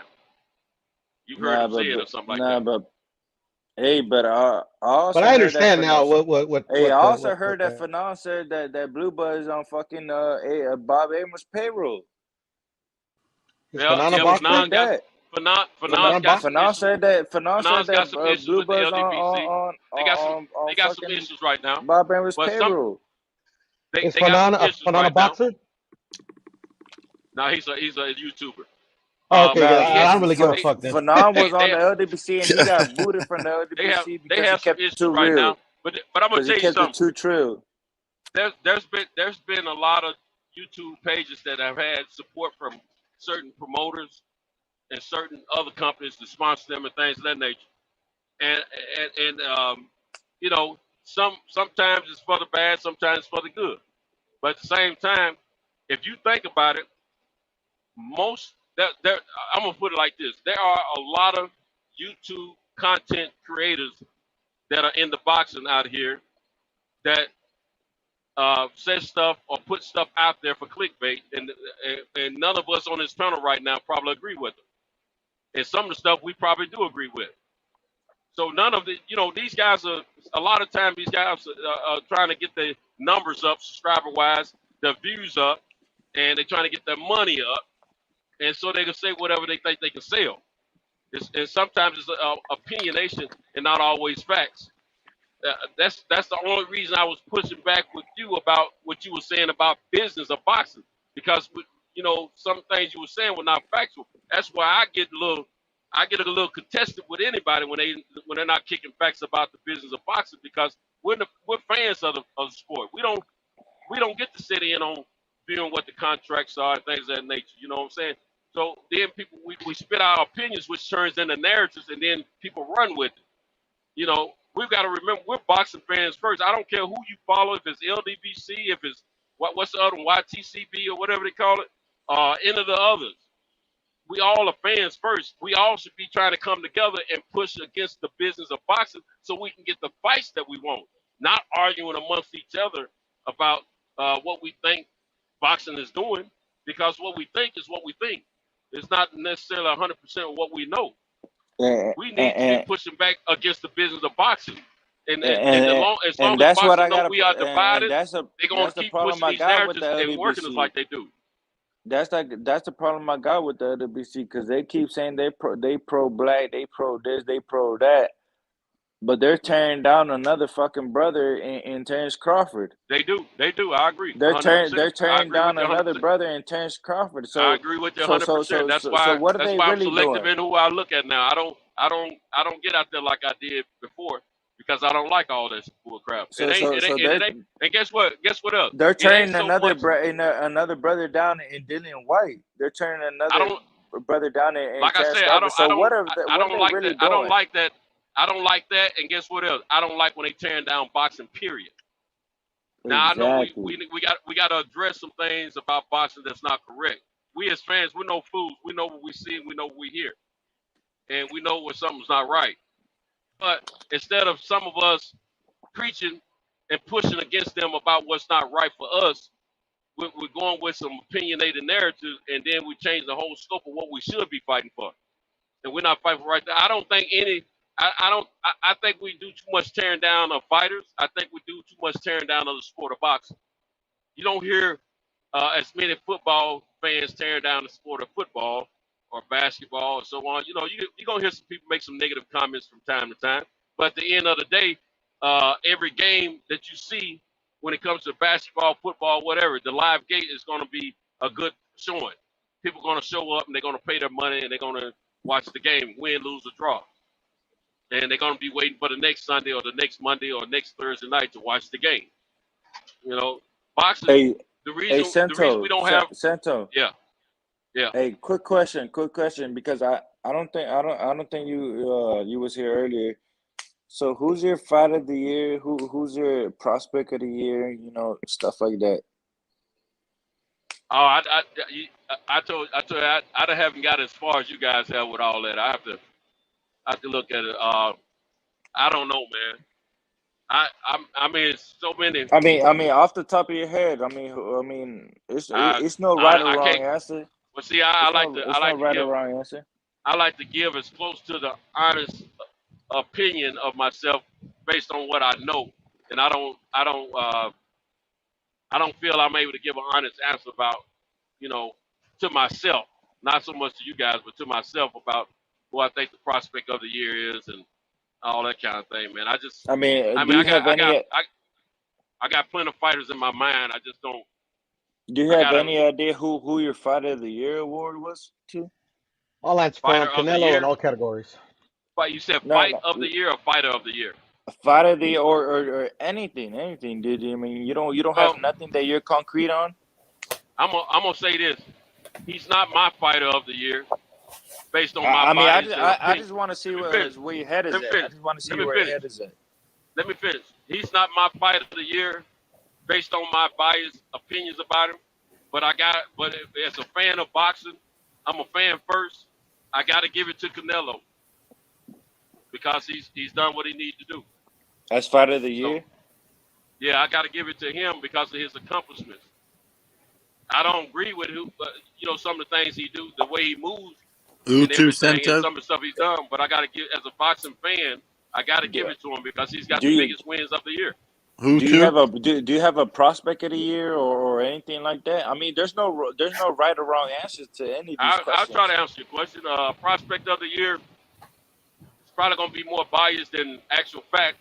I mean, everybody on this panel had different answers. That's what I'm Center, saying. Center, who did you give it to?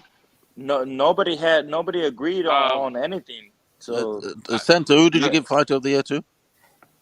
Fight of the year, Canelo. fighter of Canelo. the year. Fight of the year, as Fighter of the Canelo. year. Yeah, I said Canelo. Yeah.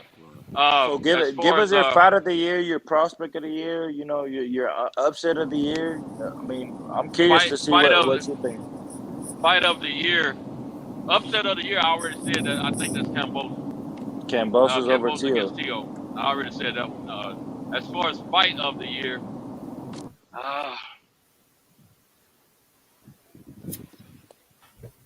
oh man, it's a toss up, man. I mean, you got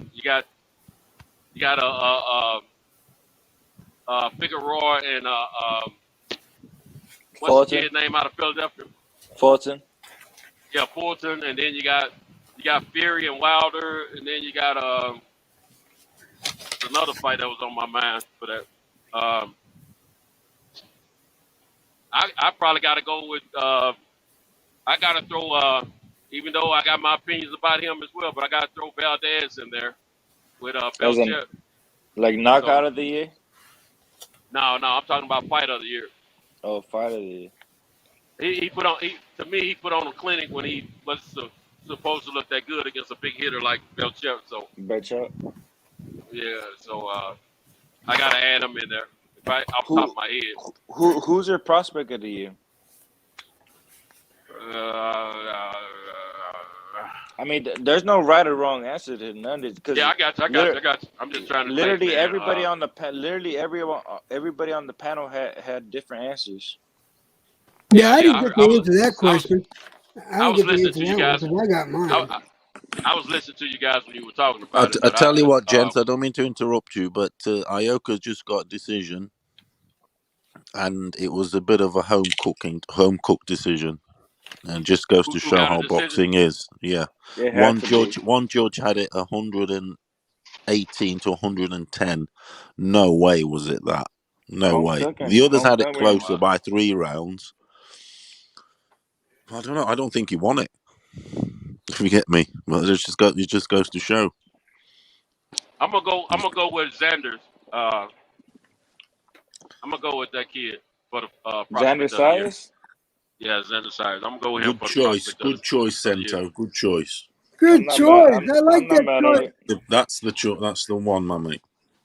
Yeah, I think that kid's pretty good. For a 19-year-old, incredible. Yeah, for as young I as he is. kind of like I like Brady Jr. Brady Jr. this year, and not only did he have some good knockout, I a decent knockout, but so did Cobb, man. Cobb, fuck, yeah, Cobb Cobb knocked was the he was. He's got fuck the out of that. personality and all, isn't he? I like it. He's I funny. mean, He is. Brandon Lee had a hell of a year too, man. I had Brandon Lee as my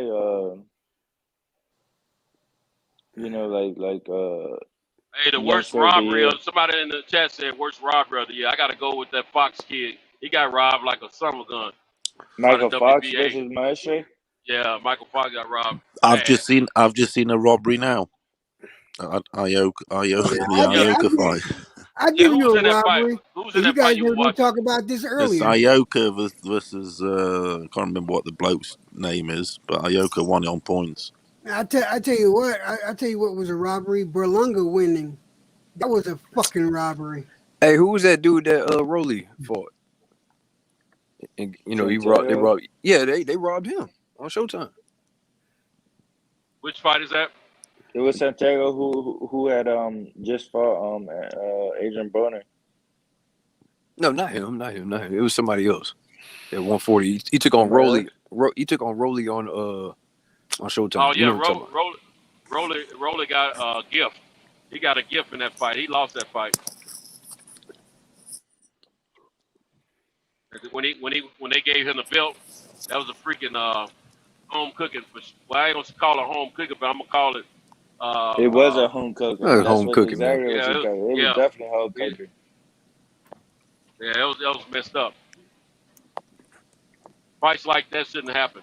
Well, results like that shouldn't happen. Hey, it's only messed up when you're when they going against you. Now, it ain't messed up when they going against. It's messed up when a true winner gets cheated. Yeah, That's when it's messed up. I don't care who it is. I don't care how much I dislike a fighter. If he won the fight, he won the fight. Hey, I just can't. what I'm trying to see it no get other way. at, what I'm trying to get at is that catchweights, home cooking, like this is nothing new. Like this has been going in boxing for years.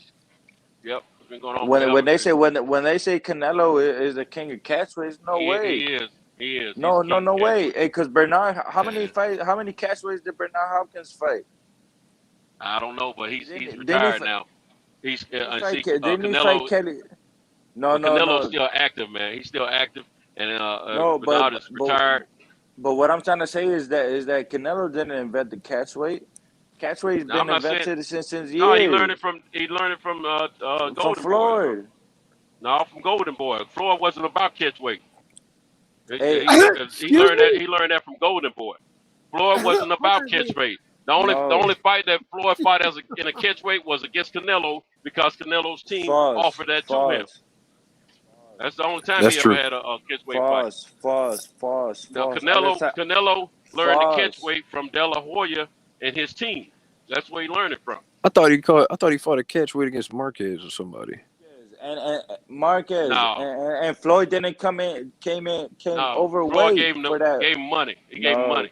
The catchweight was 100. The catchweight was 144 pounds, and Floyd came in overweight, and every single pound he had to pay money to Marquez. Yeah. And that wasn't Floyd that wanted that catchweight. That was the other team. Marquez's team wanted that. Yeah, because Marquez was a lightweight champion at the time. Right. Well, when Floyd Mayweather was a welterweight champion at the time. Yeah, coming out of retirement. Yeah, but Marquez was a 135 champion at the time. Yeah, I understand all that, but Marquez wanted that fight. Marquez. Why wouldn't he want to pay Dave? Why wouldn't he want to pay Dave? I'm not. You got me all wrong. I'm not saying he did anything wrong, but I'm saying it was him and his team that wanted to fight, and they're the ones came up with the 144 weight. That's why Mayweather had to pay money. No. The ones that came up with the 144 weight was Floyd and his team. That's why they had to pay extra money when they came in over the weight. Listen, either way, it was a catchweight. They agreed that they would come in at 144. And then that's why Marquez Floyd team. had to. That's why No, Floyd had to pay Marquez extra team money. wanted to fight. Marquez team wanted to fight when Floyd Yeah, came but back. but Okay, so did they wanted so did Floyd to did. fight. They wanted to fight So at did Floyd. 144, and Mayweather agreed to it, but he They couldn't make the agreed. 144, so he paid the money. So what are we arguing So about? they paid the money. We're not. Yeah. This is we point of arguing? argument. Yeah, This it's like it was a pointless catch weight. It argument. is what it is. Like It is what it is. Yeah, it is what It it was a is. catchweight Yeah. fight, but I'm just saying Floyd was not about catchweight fights. I mean, he I wasn't. mean, That I wasn't mean, what I he mean. imposed. He didn't At this impose that point, on other fighters. What I'm getting at this point, fuck Floyd. I mean, we're talking about Spence Jr. and Terence Crawford. Fuck Floyd at this point. So you can't talk about that yet. You know what I'm saying? Spence got to get past Ugas first. Okay, biggest robbery of the Exactly. Yeah. Biggest robbery of the year. year. Biggest robbery of the year. What fighter got robbed? What was the biggest robbery? Michael Fox.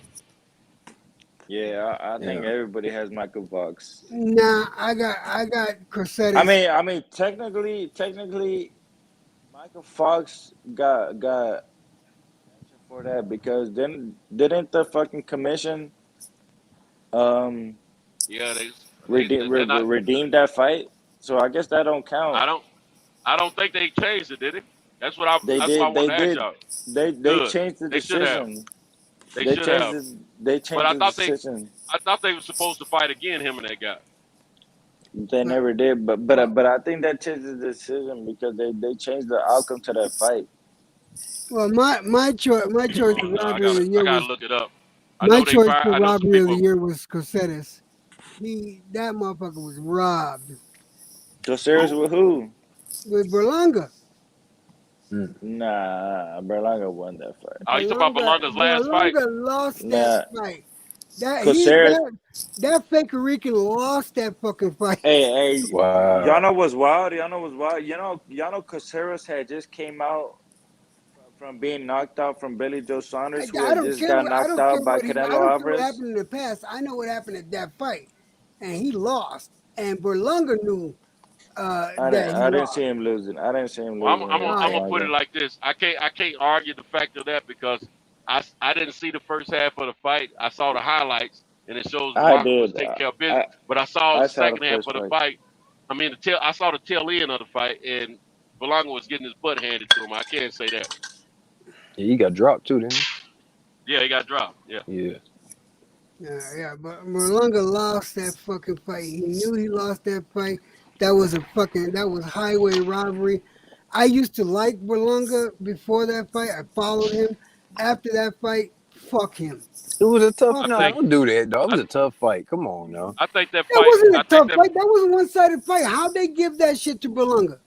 Nah, it's not It even wasn't a about one-sided him. I think that fight just let us know. Berlanga came up with a real one. I think they just let everybody know that Berlanga is not the the fighter that they thought he was. I mean, he's still a good fighter. Hype job. No, I mean, it's not even that. No, you can't even say Berlanga is not the fighter that everybody thought he was. You could say that Berlanga came up against somebody tough. But guess what? Let me tell you what I've heard from a good source about Berlanga. Before he became a professional, he was not a knockout artist. He was a boxer. And then he becomes pro. He's a knockout artist all of a sudden. So I was always wondering about those knockouts if he's really able to do that on the upper echelon level, and I don't think he can. That happens a lot, though, man. A lot of these young fighters. That was my robbery of the year. Well, a lot of times it happens a lot in the reverse. A lot of times they start off as knockout artists, as amateurs, and they become boxers. Because as pros. a lot of these young fighters get put in with guys that are not it. You feel me? I'm gonna tell you right now. I was at the fight. I was at the MGM. I saw Berlanga. I seen him after the weigh-in. I seen him over by the fountain in the MGM. Dog, he's a star. That's why. If somebody wants to say, oh, they protected him, or oh, he got this decision or whatever, he's a star, man. That's what boxing is built. Listen. I'm not saying you are, but I'm just saying like this is what boxing is nowadays. They don't even care about a belt. You're gonna fight this star right here, and if you can't beat him, you're going to lose. That's it. You got to knock him out or do something. That's it. You have to knock him out. You're not. That's the definition of a fucking hype job. Number one. Number two, they're trying to make him like you said, he's a star. They're trying to make him the face of boxing. In to replace the likes of a fucking Canelo and stuff, and he ain't it. He ain't it. I mean, we don't know yet. We don't know if he's it. He's how old is he? Like 20, what? 22, 23, something like that. Yeah, come on, man, give him some time. Yeah, let him get a couple years. He had a tough fight. My question is, I'm not questioning his stardomship. I mean, as far as his starlight, I mean, he draws people in and he fills seats, and that's what promoters are looking for, guys like that. But at if the you same making time, money, you good. Yeah, but at the same time, my question is he able to do the same types of performances that he's been doing before that last fight with upper echelon competition? That's my question for him. No, because everybody starts off hot, and then when they step their level up in competition, those knockouts start slowing down. That's just how it is. You fighting better guys. You got to bring. We're on the same page. We're on the same page. That's what I was saying. I just, I just don't think. I didn't think he was going to be able to keep it up. That's why I was getting at. You want to know who's not getting hyped up? You know who's not getting hyped up enough? That don't mean it's not going to be good though. You got people the likes of fucking Morrell. They need to talk about this kid's talent a lot more. That motherfucker's a talent, but he don't get the airplay right now. I'm gonna say this, David Morrell. David Morrell. I'm gonna say this. I was told by my people, hey, watch David Morrell. Watch him. Oh, he's gonna give Benavidez problems. If they fight, he's beating the shit out of Benavidez. I'm like, all right, let me check it out. I'm like, bro, he's a problem. Looking like the real deal, man. I mean, not only that, but like I said, he's making money. He's got a nice little following in Minnesota. They got nice little crowds for boxing. I mean, I think he's the hottest thing in boxing at the minute, potentially. Any Cuban descent? For his age, fucking hell, for his age, 5'6" fights, incredible. No, he's bigger than Benavidez. He got faster hand speed, longer reach. I think he might fuck Benavidez up. But it been a hell of a fight. Realistically, that fight is not going to happen at 168. That's a fight you let build and you put it at 175. Unfortunately, no, you're right. It's not going to happen. It's not going to happen. David ain't going to be able to stay at 168. David ain't going to be able to. David ain't gonna be able to stay at 168 too much longer, man. Exactly. Real talk. He probably got I think he's fighting David Lemieux next for the interim WBC. Yeah, I don't like that fight either. I don't like that. I think they pulling. That's going backwards to me for a fight of David Benavidez magnitude, man. I mean, who you want him to fight? Lemieux's washed up. He needed. I don't like seeing him in that fight, man. I think he needs to fight somebody else. But the biggest thing, if David Lemieux hit Benavidez, he might go to sleep. But he ain't going to, bro. When the last time Lemieux knocked somebody out? Didn't he just have a fight on the? I mean, but I'm talking about a real prospect, real contender. When the last time he knocked a real contender out? Triple G, maybe? No, he didn't knock Triple G out. No. I'm just saying that was the last real big fight he was in. That's and the reason he ain't been getting them big fights like that because his performance against Triple G. So that's what I'm going at. I mean, we're talking about David Benavidez. He's taller. He hits just as hard as probably Lemieux, and he probably got I know probably he got faster hands than Lemieux. But he's coming forward. That's all he do is come forward. If you really going to come forward to David Lemieux? They both come forward, bro. Both of them come forward. Which one? Tell me which one of them don't come forward. David Lemieux always. That's why he get knocked out. I'm saying, come forward. Think about this. Even Triple G had to respect David Lemieux's power. Man, Triple G was knocking everybody out, but no, I want to use the jab on this dude. I can't play with this dude. I'm gonna tell you, that fight was easier for Triple G than it should have been. I was mad at someone because I was pulling for David Lemieux. I thought he would be the one to beat Triple G. No, he got it. I am extremely impressed with David Lemieux's ability to block punches with his face. Okay. I am too. I'm impressed too. Man, David Benavidez. Man, y'all. I'm gonna tell you who will beat David Benavidez. Ramirez. No, I think Canelo want to stay away from that fight. I think Ramirez at 175 beats David Benavidez. Now, I said Morrell. I didn't say Canelo. Oh, what did you say, bro? I said Morrell, not Canelo. Oh, okay, yeah, that's a good fight. I think Beterbiev might beat his ass at 75. I think he's too short. I think Benavidez is too I short, think and Benavidez. David I is think too Benavidez' best much of a shot dog. would be at 175. Yeah. I think Benavidez would do. I think he'd do fucking wonders at 175. Now, could he beat Canelo? I don't know. I don't think so, but it's still a possibility. Benavidez starts off too late for me against David Benavidez, and David Benavidez has too much dog in him. And once he gets you pinned against the rope, he letting them things go. And we had seen nobody do that to Benavidez. My man, the one he just knocked out, which I knew he would, the one that got in trouble for domestic violence or whatever. Yeah, well, I don't know. I can't think of his name. Domestic assault. Marcus Brown. I gotta ask all of you a question. Let me get this out. Let me get this out real quick.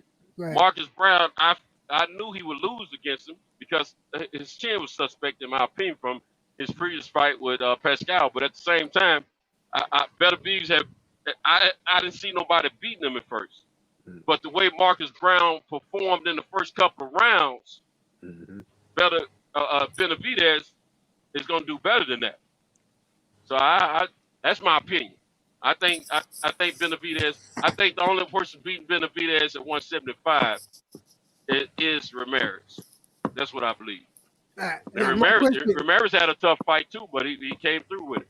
My question. This is to the entire panel. All right, because this has been bugging the fuck out of me. How do you say this cocksucker's name? Is it Beterbiev or is it Beterbiev? How the fuck is his name said? I've always heard everybody say Benavidez. Yeah, Benavidez. I've never heard it any other different. I don't know. I have to hear him. I'll have to hear him pronounce it before I know what's correct. Fuck all that. What's his nickname? We'll just call him by his nickname. Shit.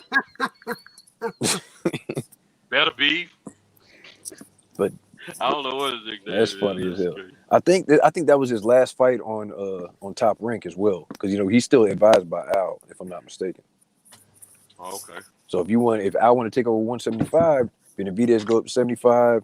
Better be right there. All right. Most controversial fight this year.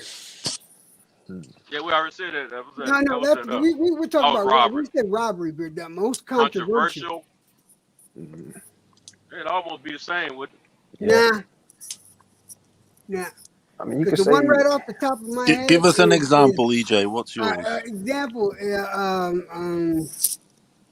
Just a couple weeks ago. What the fuck?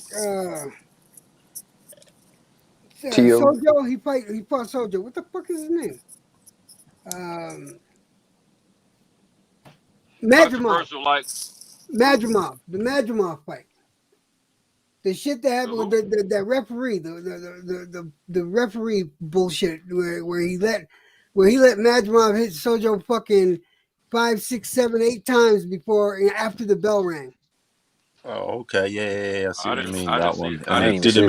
He knocked him after, didn't he? Knocked him out, and there was that. That was a big, but hard one to beat, EJ, because that was like 10-minute decision, wasn't it? What was the fight? The two fighters' names? It was out in Uzbekistan. It was in Uzbekistan. Uzbekistan. It was Madrimov versus Sojo, right? No. How do you say this fucker's name? God damn it! What was the fight? Fucking hell! It was Is it Soho? Yeah, you got it. The Sojo. Yeah.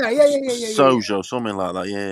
Yeah. I didn't see that fight. But I've been watching fights in the UK as well as over here in the States, and so some of them names I didn't know if it was one of those fights over there that I saw and didn't remember the names or not. But no, it doesn't sound like a fight that I saw. Hey, you know what? For me, that was the most controversial. It's like because that was all on the referee.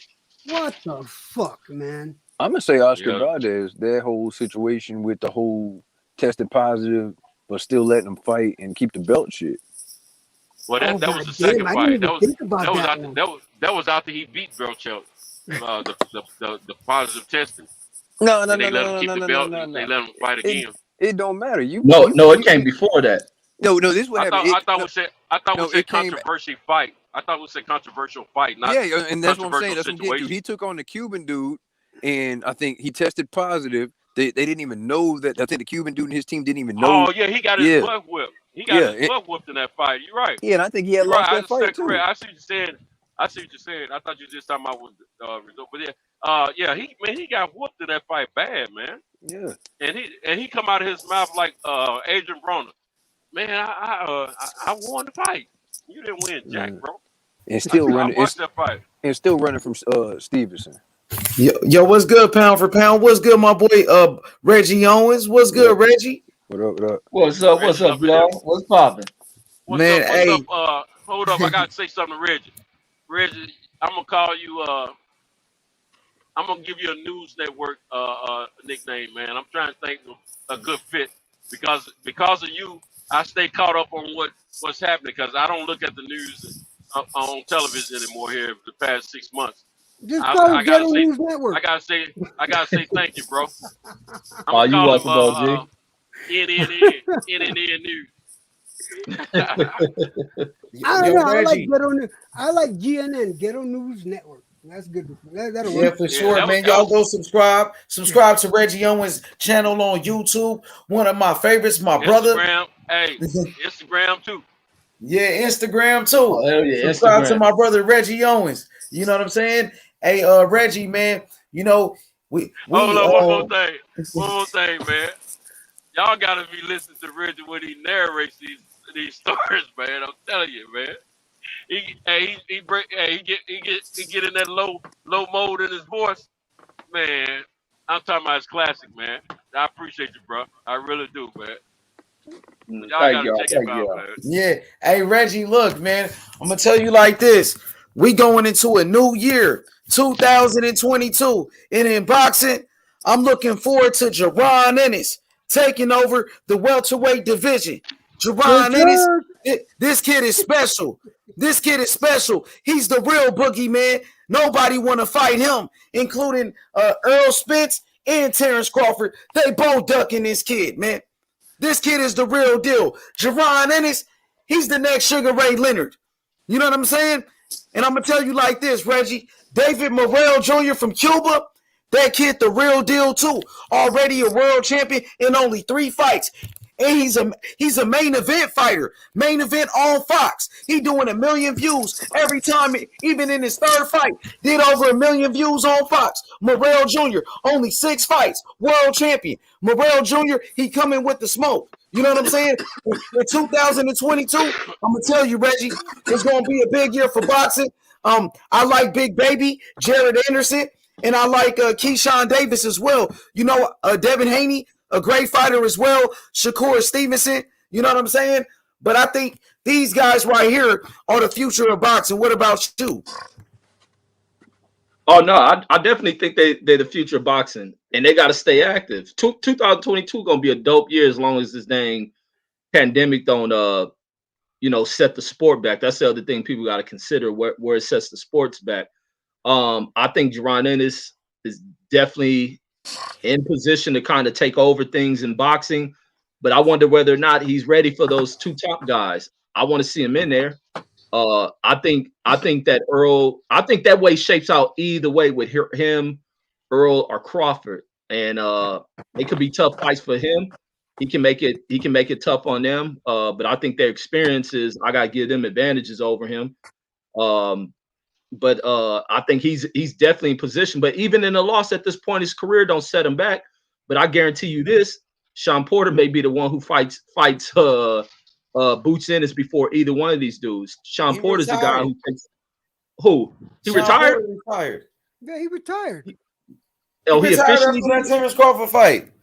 Oh, officially? Yeah. I'm about to say, if he didn't, Sean Porter been the first one. He's the one. He don't want no smoke. Sean Porter said Sean already said he didn't want to fight him before he fought Bud. He said he don't want that fight. Yeah, they don't want no smoke with him. Sean Porter ducked that smoke. Damn. I'm gonna tell you one thing I do respect even though they hadn't fought this guy, all of the top echelon welterweights as far as the three. Before Sean Porter retired, I'm speaking of Sean Porter, Spence, and Bud. All three of them have spoke highly and well of Boots. None of them have spoke down about him. So they respect his talent. That's one thing I can say. Now, I do want to add this. I like to see him in the ring before he fights either one of those guys with the belts. I like to see him in the ring with Keith Thurman first. Yeah, Thurman don't want that smoke. When they asked Thurman about Ennis, Thurman, he said he didn't know who he was. And even Floyd Mayweather talking about Jerron Ennis, how good he is. And Thurman, they asked Thurman, Thurman said, I don't know who that is. Thurman is a, man, come on, man. He fighting Mario Barrios. But if Boots is going to whoop anybody, I like to see Thurman get that whooping first. Thurman don't want that smoke, man. Thurman, come on, man. I ain't saying he want it. I'm saying I like to see him get that whooping first. Yeah, man, Thurman gonna get knocked out, man. Boots gonna knock his ass out. Come on. That'd be something to smile about. I hope he do it. It's up to Thurman, because Thurman gotta grow some nuts, man. He talking about I don't know who Boots is. Yes, you do. Boots been calling you out, Thurman. Thurman bullshitting. He went to go fight Mario Barrios, and Barrios, he coming off a knockout loss at 140 against Little Tank Davis. Come on, man. You know, so I got Boots, man, and I'm gonna tell you, Reggie, I disagree. I got Boots beating Terrence Crawford. I got Boots beating Earl Spence. I think Boots is something special. I think he's better than all of those guys. He's better. He's bigger. He's stronger. He's younger. He's faster. I'm telling you, Reggie, that boy Boots like Sugar Ray Leonard. That kid, the LeBron James in boxing.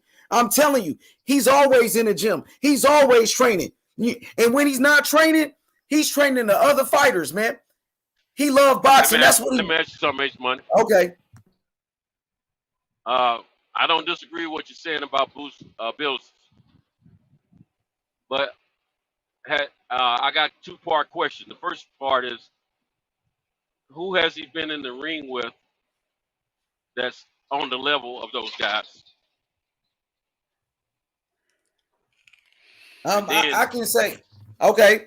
I can say he's been in there with Sergey Lipinets. Sergey Lipinets. On the level of Spence and Crawford. I don't put him on the level with them. Okay, let me answer your question. He knocked out Sergey Lipinets. Sergey Lipinets never been knocked out before. Sergey Lipinets is a former champion who went 12 rounds with Mikey Garcia. Mikey Garcia, who won 12 rounds with Earl Spence. You know what I'm saying? So Jerron Ennis, he just knocked out Thomas Delorme in 1 round. And Thomas Delorme, he went 8 rounds with Terrence Crawford and was winning rounds against Terrence Crawford. And Boots knocked him out in 1 round. Okay, is it fair to say that Delorme and Lipinets were long in the tooth in their career? No, I wouldn't say that, because Delorme in his last fight. Delorme been around for a while, bro. Let me finish. Delorme, he went 12 rounds with. He just won 12 rounds with Stanionis. And Stanionis, he was just about to fight Ugas. And Delorme won 12 rounds with him. He went 12 rounds with Jamal James. And he went 12 rounds with Ugas. You know what I'm saying? And Boots knocked him out in 1 round. How when the last time he won a fight, Delorme? He been going against the top guys. You know what I'm saying? He's won fights, you know, but Boots, like I said, he made easy work out of him. And Crawford went 9 rounds with him. And he was winning rounds against Crawford. There was a time when Delorme looked really good. And he just ain't looked good in quite a while, in my opinion. He looked good in that Stanionis fight when he went 12 rounds with Stanionis. He came up short. Yeah, but he still had a good performance like Sean Porter. People talk about his performances, but he got beat 3 times. But they talk about how he looked when he lost. Come on now, he did good. He lost to all champions, didn't he? But Delorme been. I mean, shit, Stanionis. I'm talking about Porter. He lost to all champions. Yeah, he lost to all champions. He lost to all champions. But Delorme, he been in there with the best, like Terrence Crawford. He been in there with the best, like Ugas, who's the champion.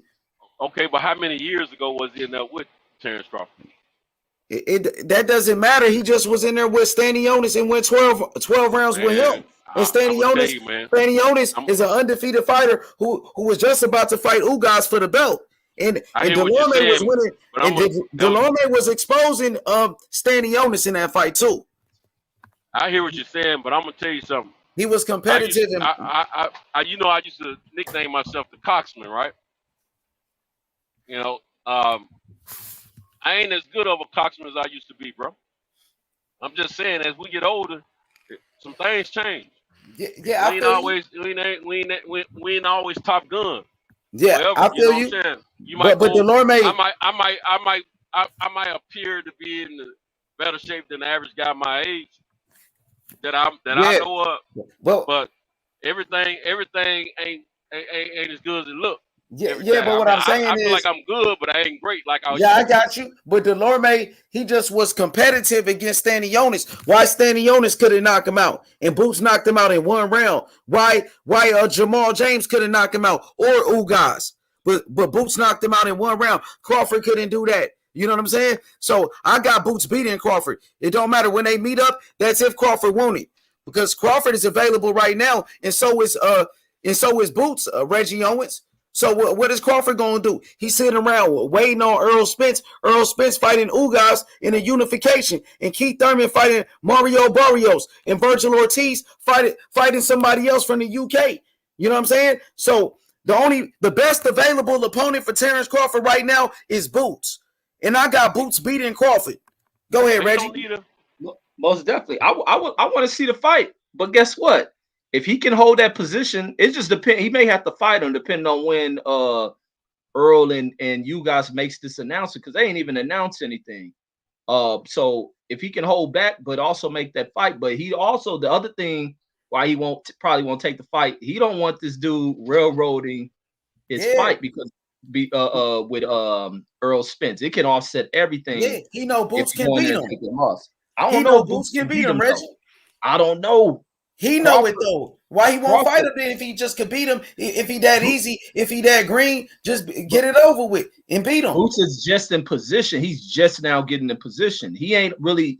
They see him on the radar, but money wise, he ain't there yet. He's a threat. He's a major threat that they can't overlook. He's the best available right now for Terrence Crawford.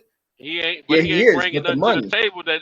He ain't bringing enough to the table right now. It ain't no belt involved, and there is no more than Terrence Crawford's belt. And then there's no, it's nothing for the legacy at this point in Boots' career.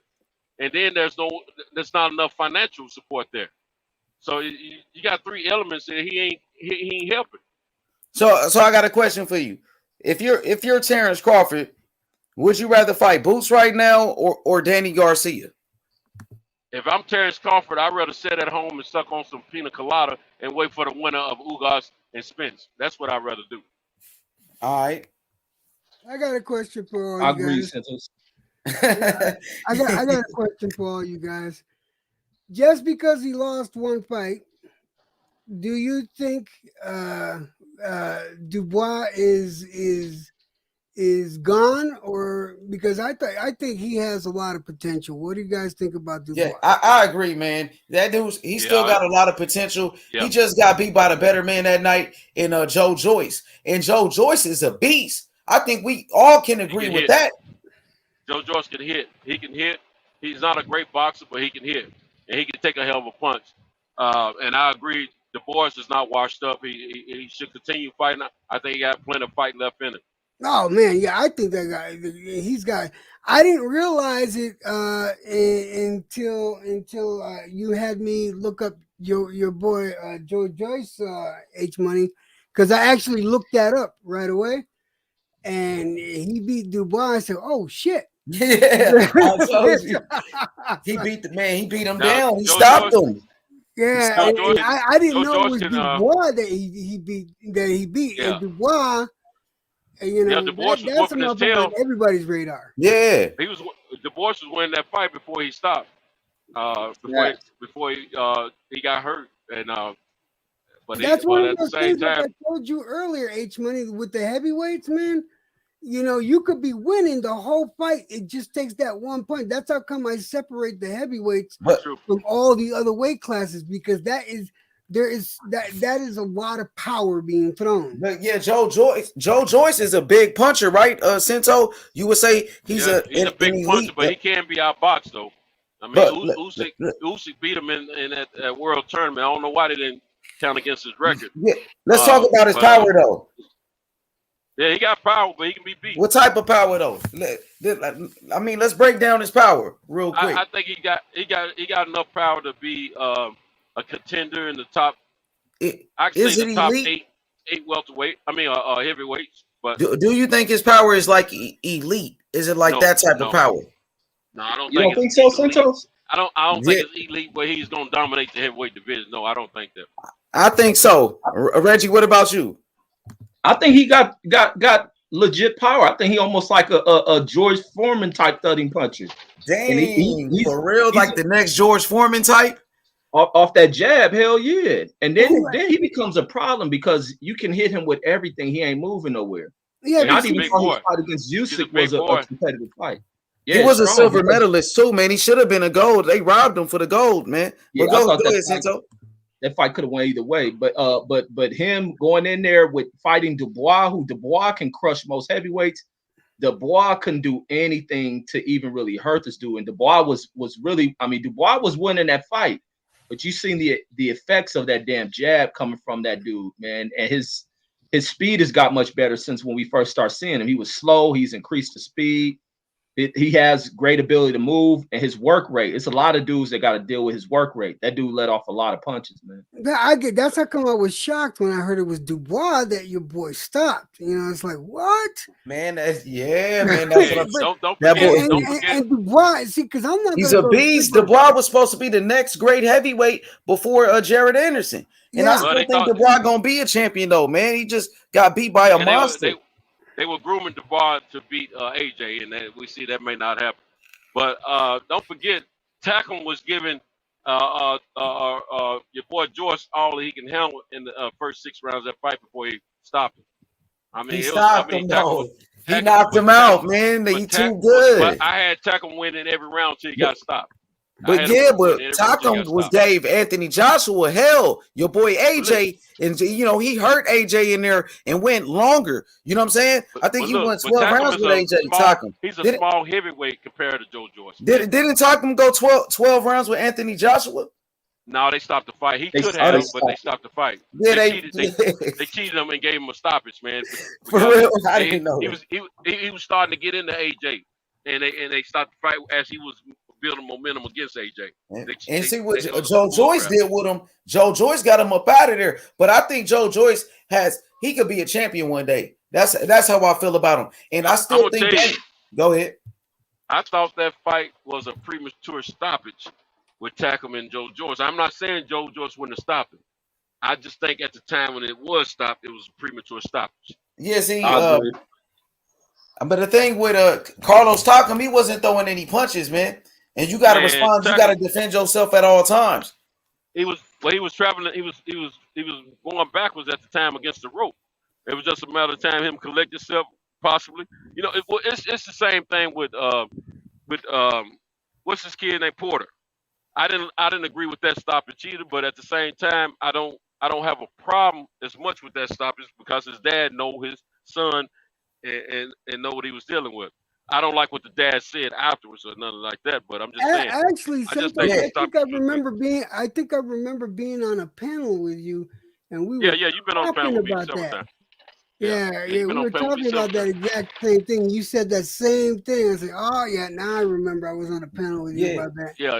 We've been on a panel the thing is this: now in boxing, they starting to stop the fight soon, man. Like stop it early. They don't want to see people take unnecessary punishment no more. But see, because he was on his way out anyway. But I've seen a lot of premature stoppages, and I've seen a lot of too late stoppages here lately. Depending on the referee and the organization, it seemed like to me. Yeah, but I still think Daniel Dubois will be a champion, man. They just start moving him too fast. He wasn't ready for Joe Joyce, man.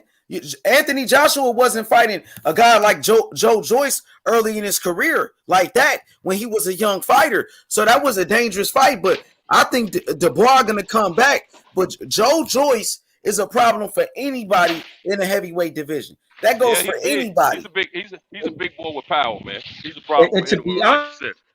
But to be honest, a good boxer is going to be a problem for him if the boxer's got a chin. Is what I'm getting at, because Usyk has proved that. And that's what I want to bring up about Dubois with that Santos is all Dubois had to do in that fight is move his head. Outside, if he would have added that, he would have won that fight because he was dominating. He was doing good. Yeah, he was doing good, but he like you said, you know, and that's I'm gonna tell you something, man. No knock on. I don't have nothing against European people, but the fighters they don't learn to move their heads like so. That's one of the knocks on AJ. He don't move his head well. You know, and I mean, but they're good fighters though. But yeah, Fury though. Look how Fury move his head. He from the same. The same place. He came to America though. He's one of the few. He's one of the few that you see. And he came over here and got some training. So you know, it's a little different, man. Yeah, but look at Lennox though. But look what AJ's came been to hanging America out at. too. But he still was good before that though. You know what I mean? You got to look at it. Where he spent a lot of his youth when he started. He spent it over in Canada. He's real close to America. He studied the sport. Lewis, Many of his influences was American fighters. You talk about Lennox Lewis? Yeah, Lennox. Lennox boxing experience doesn't come from Great Britain. That's just his heritage.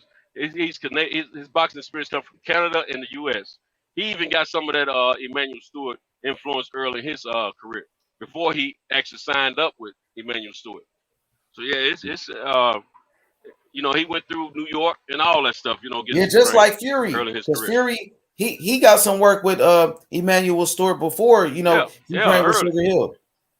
Yeah, I mean the guys, the one it shows, man. If you notice, the European style is like coming forward, hard shots, coming forward, hard shots. That's what I see. Now you got some of them that are good boxers, but they still don't move their head as well. Billy Joe Saunders. Billy Joe can box, but he guess what? He didn't move his head the right time when he got caught by Canelo. He kept putting his head in that same spot. He was winning the fight. All he had to do was change what he was doing, but he kept putting his head in that same spot, and Canelo timed it. Bam. What about Prince Nassim Hamed? He was from over there. His style was not orthodox, period. His style was way different than anybody in the world. He had his own style. So yeah, that was just totally different. And guess what? He would still get hit in the face though. Even with that awkward style, he would still get hit. But he was good. He had a chin and he could hit. But it ain't too many opponents trained to fight a person that moves like he did. For sure. Just unorthodox, man. I mean, unorthodox. You know. Yeah, they got some good fighters though in the UK, man. Because I be studying all these fighters, man. I be doing my homework, Cinto, man. You know, I watch some UK boxing stations, man. I got Sky, I got Box Nation, I got BT Sports, I got all that. I watch it all, man. I don't miss too many of them. I put that on Saturday mornings. I don't do nothing. When I know that the UK got fights on, you can't hardly get me to come out of the house. Once I get back from my route, park my truck, I run my little errands, I get relaxed, get my little eat on. Shoot, I know about 1:30, somewhere between 12 and 1:30, the fight's gonna start up in the UK, and I'm watching. That's how I saw Cheeseman get knocked out recently. Yeah, Ted Cheeseman on the zone. That's the zone fights. You've been on the zone card, son, since Yeah. And Gallagher, you know, when Kid Gallahan got knocked out by Kiko, man. I mean, it's all this stuff, man. You know, I know EJ, you be on that shit too, huh? EJ, them UK fights. No, it's just for that just stood out for me because of first of all the odds behind something like that happening, and then the backstory, him being a former champion, being called a fucking gatekeeper, and doing what he did, beating that ass as bad as he did. But what I was about to say is you know what we need to mix this shit up some? We need another fucking Emmanuel Augustus. Because you need some. That's when you think of Nassim. Another one like that. Well, that's what we do. Yeah, when you think when he said Prince Nassim, the first person I thought about was Emmanuel Augustus. You know, you know what? I just recently saw a clip. I saw a clip of an amateur fight I don't know if it was here in the States or overseas, but it was a kid. He was trying to fight like Emmanuel Augustus, man. Tripped me out, man. I said, what's this gonna do, I man? think that was that Cuban kid. I think I seen something Oh, like yeah, it that. was Andy Cruz. No, The you dude talking that about beat the one. Keyshawn Davis. You talking about the one He that fighting just in the beat Olympics or Keyshawn. No, something. I ain't talking about him. This was just, hey, Reggie. This was like I just saw this like two days ago. Yeah, I think I may Like have 2 seen days. on I think Instagram. I thought it was a white kid. I thought it was a white kid. As a matter of fact, I don't think it Oh, was you a got Cuban. some. It's some Cubans that fight like that. Even the one H Money was talking about that fought Keyshawn, he does that too.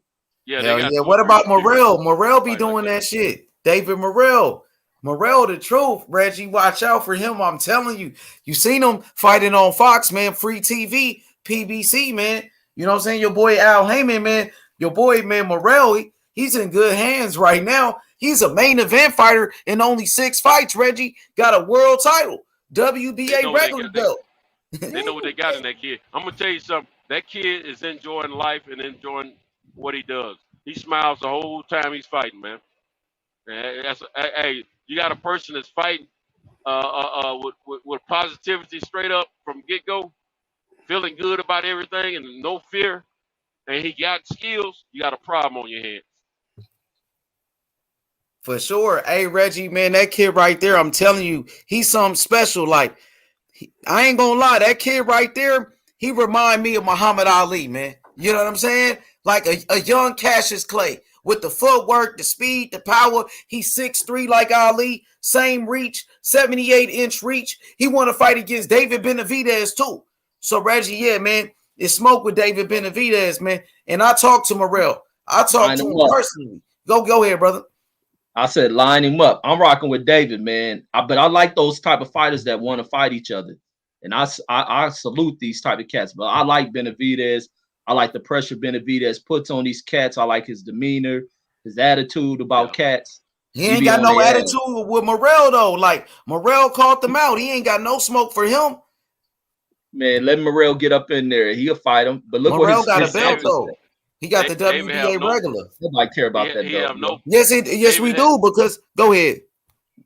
David has no fear, bro.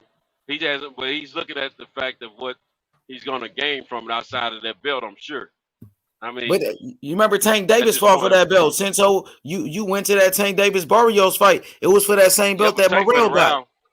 Yeah, but Tank been around. I ain't talking about. I'm not calling out that particular belt. I'm just saying the belt. Period. And Tank, you know, and my man that he fought, they've been around for a while. I'm saying, you know, Morrell. You and I feel he's a great fighter, but David Benavidez may be seeing something different in at this point in his career. It may not make sense to him. Yeah, For his career, Benavidez said he was a great fighter. Benavidez said that Morrell was a great fighter, and he said that Morrell will be his toughest test. That's what he said. So, you know, he said he won't be. He said Morrell would be his toughest test, tougher than Caleb Plant, tougher than Canelo and all them dudes. That's what Benavidez said. Okay, they give respect to him. Okay. I got a coaching question for you guys. All right, all of you guys. If you put yourself in the position as a coach, right, as a trainer, and you had to choose one of two: natural talent or pure discipline. Who do you choose to train? I might go with natural talent, and then you could, train them, and you could work with them and help them with the discipline. And that's when the trainer, I feel like that's when that trainer comes into play. That's as a trainer, that's what you work on. But the kid that's got that talent, like a Ali type of talent, I would take that any day. You know what I mean? Something like that. Yeah, I would think it would be ideal for a trainer to want to go with what H Money is saying. The only thing I would be worried about as a trainer is this kid coachable? Is he coachable? Because if he's now the hard worker, if 9 times out of 10 knows he's not the best, but he's a hard worker, he's probably going to be more coachable. But if the one with all the talent got all these people in his ears pumping him up and all that, he might be harder to coach. But then again, he could be a very humble kid and willing to listen and learn and want to be a truly great fighter. So you know, you gotta just you gotta figure that part out as you select a person to work with as a fighter Yeah, the and a only coach. reason I asked that question is because I wasn't on a panel, but I was listening to the show, and Joseph's show actually, H Money, and he talks to this guy, this coach, and the coach was talking about he got fed up with dealing with natural talent, and he said that he'd rather train, and he's had better success training those that have discipline and will listen. Yeah, He said that's the best thing. he said the ones with the natural talent have a tendency to want to slack off and not listen and shit like that, and Yeah, it bothered hey, the hell out of him. That's what the I was best. saying. I mean, That's look at exactly the what I'm saying. list. Look at the list. Which list, Reggie? No, if you go through history, it ain't even just in boxing. You look at sports, period. I've come from California where I've seen a lot of naturally gifted talents who just based on their natural gifts begin to kind of taper off. They show up late to practice. They're not putting in the work. They feel that this extra work is beneath them. They don't listen, and they begin to where other talents begin to catch up. But then the other side, they become like you see within organizations. They become distractions to the locker room. They'll use terms like that. The same thing for fighters. They become a distraction for a trainer. Certain trainers who ain't just in it for a check ain't gonna put up with that shit. And ultimately, the fighter begins to fail itself. Adrian Broner is one of the most textbook cases of that in recent times. Adrian could have been such a special fucking talent. Yeah. Look what his talent got him. 4 division champions still, even though he Imagine wasn't what he could have got disciplined. more. But Imagine what more he could have got. But what did he not get that he could have got if he had stayed humble? He could have got Facts. probably three more, at least 2 more. Well, I'm gonna say that he could have got more. He could have been more garnished with accomplishments in his career, which would have helped his bank account out more if he had stayed humble. He didn't stay humble, man. He didn't stay true to the game. He wanted to go out there and drink, get high, wild out, get arrested every other week, poke every female, and make babies, leave them here and there. You know, they all be poking females. I ain't gonna knock them for that, but it's how you do it. And he got beside himself, man. He went in and said he's the next Mayweather, and then when he figured he was probably the second person on PBC list bringing in eyes and butts to the fight to a fight, he got beside himself, man, and he just lost it. And he stopped pulling the trigger, especially when your boy put them things upside his head. Um, what's the man's name over there that fought Floyd after him? Oh, Maidana. Madonna, yeah. So I mean, he had it all, man. He lost it, and I'm gonna tell you, just being in management before, I used to have to hire my team that I wanted with me, and that's what I was speaking from that experience. Yeah, I want talent. We all want talent as coaches because you don't want to have to work as hard. But talent can sometimes leave you hanging, man, because they'll get the big head and they'll stop working. They'll show up when they want to show up. They're gonna talk crazy. They'll stop listening and all that.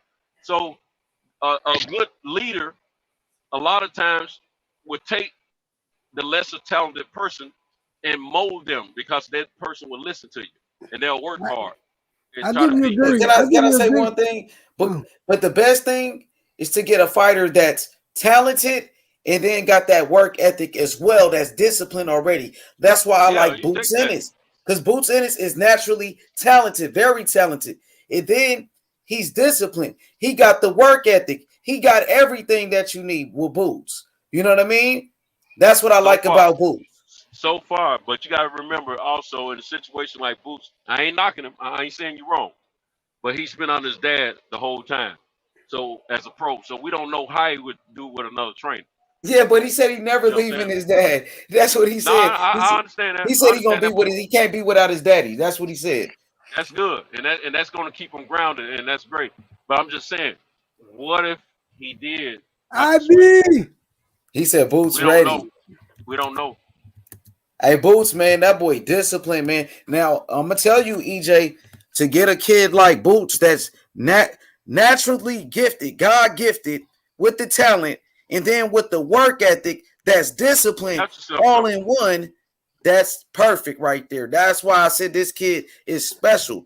And I think Morrell, he got the same thing. But I'm still learning more about Morrell. But from what I see about Boots, man, Boots is straight dedicated, straight boxing, everything. For an American fighter like that, like, of course, Morrell is Cuban. I know that it don't matter. But, for an American fighter from, American born, motherfucking Ennis looks special like Devin Haney. Devin Haney got the same thing. I think Shakur Stevenson, he got the same thing too. Shakur. Right, now you're getting into a name that I'm going to 100% agree with you on. I agree 100%. Haney, not so much. Shakur, most definitely. He's good, man. Haney's the real deal too. Shakur is extra special talented, but Haney's real good. Haney, he ain't drink. Neither one of those kids. I don't know about Shakur hanging in the clubs and drinking. I haven't heard or seen any evidence of that. I know Haney's not doing. No, I'm not talking about. Haney's disciplined. Haney's what you're talking about. Now, Haney's the kid that's disciplined and just want to learn. Haney's that guy that's gonna listen to you.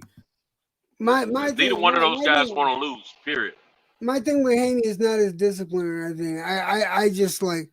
If I had to choose between a Haney or a Shakur, I'm gonna go with Shakur every time. Shakur, that's just. I'm gonna tell you right now, right now in their career, I'm gonna go with Devin Haney. He hadn't started making babies yet. I ain't saying there's something wrong with that. Shakur, he may be a great father, but he got a child now. The maturity level starts to change a little bit after something like that happens in your life.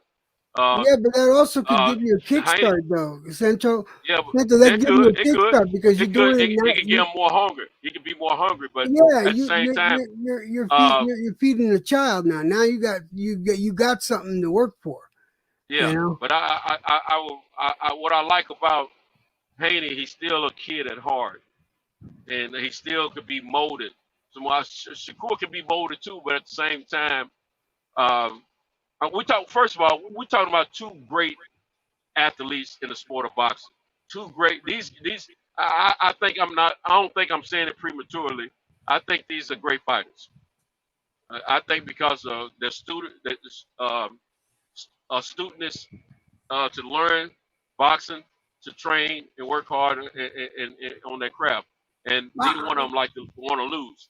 But at the same time, I think for me, I may be able to handle Haney better than I can Shakur. Haney's already he came from some money, so he ain't really all that overly fascinated with money. So it ain't no big. It's not as big of a change. I don't know Shakur's financial background. I don't think he was totally poor or nothing like that, but I don't think he had as much financially in life as Haney did growing up. I don't know because I money can change it. Shakur shows more of the hunger for me than Haney does because if you compare the last match that Haney had, which was against Henning, all right, and then compare that to the last match that Haney had, which was against JoJo. I think that Shakur performed way better. But Haney did good, and you got to understand. The opponents were different. You had JoJo was a bigger threat than Herring. What? I think Haney has fought the best competition, man. Huh? I would say Haney has fought the best competition of his contemporaries. He's on a different level than you guys. Yeah, and I think JoJo Diaz, in my opinion, his body of work and the type of fighter he is, he's a much more dangerous fighter for Haney than Jamal Harris Herring was for Shakur. I mean, Shakur already knew he was gonna wax that dude. They had already sparred several times. I mean, these guys weren't unfamiliar with one another, and the eye contest was already there for us. Who thought Who thought Herring was going to win the fight? I did. I did. I thought it was gonna be tough. I thought I thought Herring it was going to would be a good fight, but I thought Shakur was going to edge him. That's what I thought. I No, didn't think Shakur was going to wax him like he did, but he did. Shakur, you could ask H Money and most of this panel how I felt. I said, fuck no, Henning is gonna beat him, you know, and I gave Henning all the advantages because, you know, Henning, people seem to forget, was a good champion and had some awesome defenses of his belt. So that being said, I gave the edge to Henning. But when I saw Shakur fight Henning the way he did, completely but changed my opinion of him. In one fight, this kid was able to change my opinion of him and have such a high regard for him. So, Shakur's a hell of a fighter, man. He's a very, very highly talented fighter. He's got a great IQ for the sport of boxing. He's going to be a great. No ifs and buts about it. I think Devin Haney is going to be a great as well. They'll probably see each other on down the line, maybe at 147 eventually. But right now, I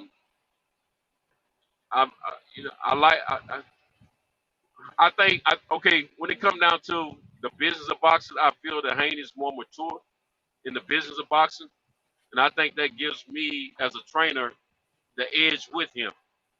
Shakur has a great mind for the sport of boxing.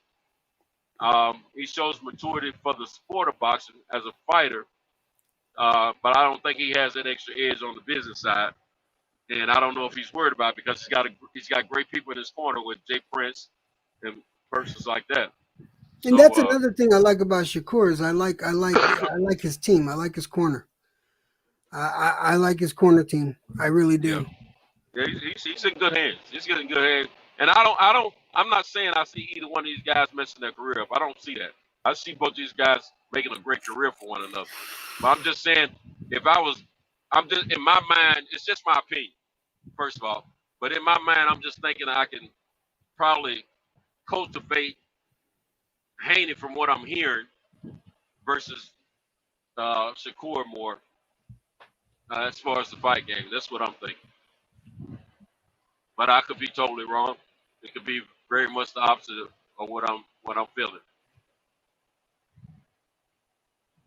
But I don't think a trainer can lose no time soon with either one of these kids.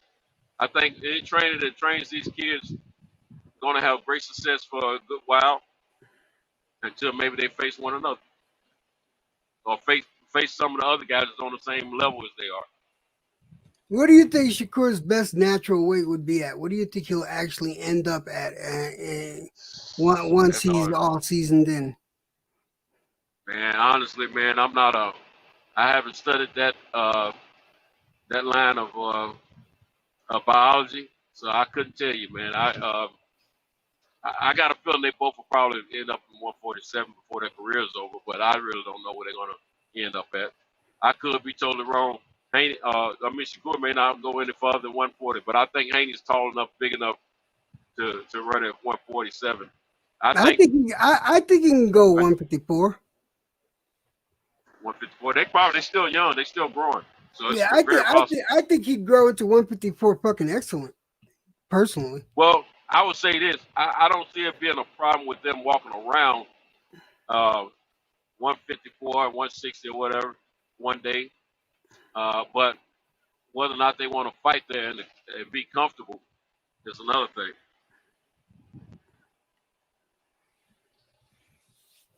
You got your fighting weight and you got your walk around weight. Yeah, I know. But I think he's got enough height and that his reach. I think he'd do excellent at a heavier weight. But I want him to clear out. I want him to clear out his division, and he's going to. He's going to for sure. Yeah, he's going to clear it out. I don't want him to move up until he clears it out, get those notches on his belt, get that experience down, and then move up and do it the right way. At least get the big fights in his weight division. Or a couple of them or something, you know. Doesn't he have a fight coming up? I don't know Let me look if it there's up. one. I don't know if one is documented as scheduled for him or not.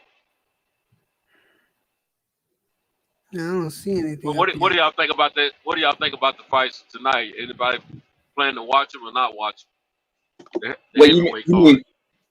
you mean tomorrow, right? Oh yeah, is that tomorrow? Yeah, you're right. My bad. You know, I drive overnight. I get my days mixed up. Now, let me tell you. Let me tell you what I think real quick. Sanchez all the way. Hey, who's Sanchez fighting, by the way? He's fighting Christian Hammer. Yeah, Christian Hammer. You know what? I looked at that card yesterday, man. That's going to be a better card than people giving them credit for, man. You got Sanchez. You got the rematch between Coffee and Rich. That's going to be a good fight. Hell and then you got Martin against Ortiz. And is it four fights? Is it 3 fights or 4 fights? I thought it was 4 fights. Might be 3. I thought I saw 4 fights. One thing I don't know about Sanchez is does he have any experience fighting dirty fighters?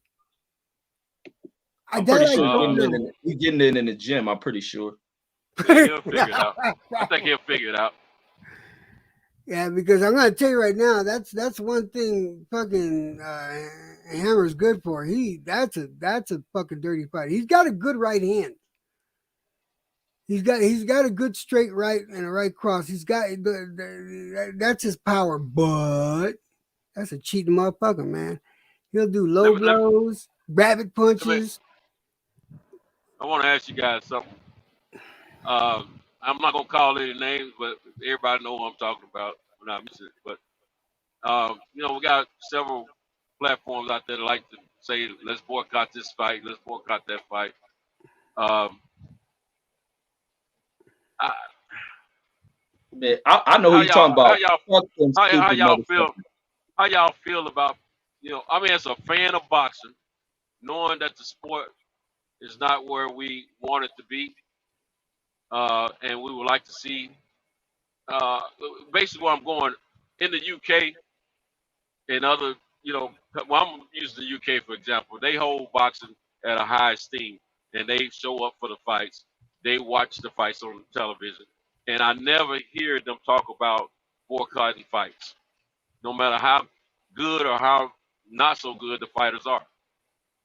But we do a lot of that stuff over here, man. I don't particularly agree with it because I love the sport of boxing, and I don't hear us. The only time I hear us talking about boycotting a sport like basketball, football, something like that, is if there's some racism going on or something like that.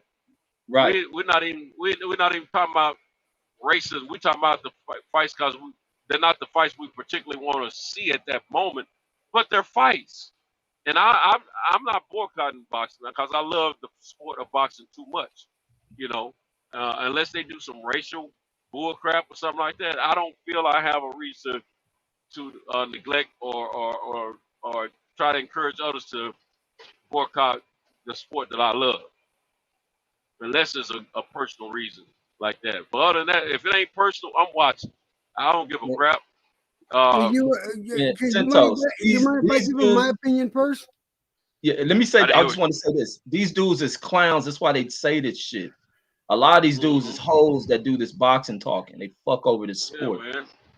Go ahead, EJ. Go ahead. I want to speak after you go. Go ahead. And my thing is this: look, I understand because at the end of the day, us as fight fans and consumers, all right, we have a tendency to be able to generate more fans to come in. You know, we get casuals to come in and get interested in it a little more. But here's the thing: as far as the boycotting, I look at it like this: if you have a particular fighter that you like and you get a specific fight that you want, I feel you should support that and go ahead and pay for that pay-per-view. But I completely understand if you're tired of all the bullshit fights you get on, the shit that you didn't ask for, that no one asked for. I totally understand not buying that. You understand? Yeah. But by all means, support the boxer that you do enjoy, and support the fight game when it produces a match that you want. I'm totally 100% behind supporting them. Like Yeah. I know that it's not a big thing, but I'm paying for the Ortiz fight to see Sanchez because I'm supporting Sanchez. All right, that's how I feel, and because I'll only pay for like maybe 4 or 5 pay-per-views in a year. That's it. Because I'm a broke motherfucker. I'm a broke ass bitch. That's that. So I'm spending my money wisely, and I'll only spend it on where I feel where I'm supporting the sport when they are doing the right thing for us. That's And how. And a lot. Let me say this, Santos. Let me say this. A lot of this adds into the whole side of a lot of these cats on here because they pick and choose who they like when they got issues with certain people and the power positions of this damn sports. Pay-per-views are put on because they don't want you motherfuckers. Pay-per-view gives you the option of if you want to see it, you pay for it.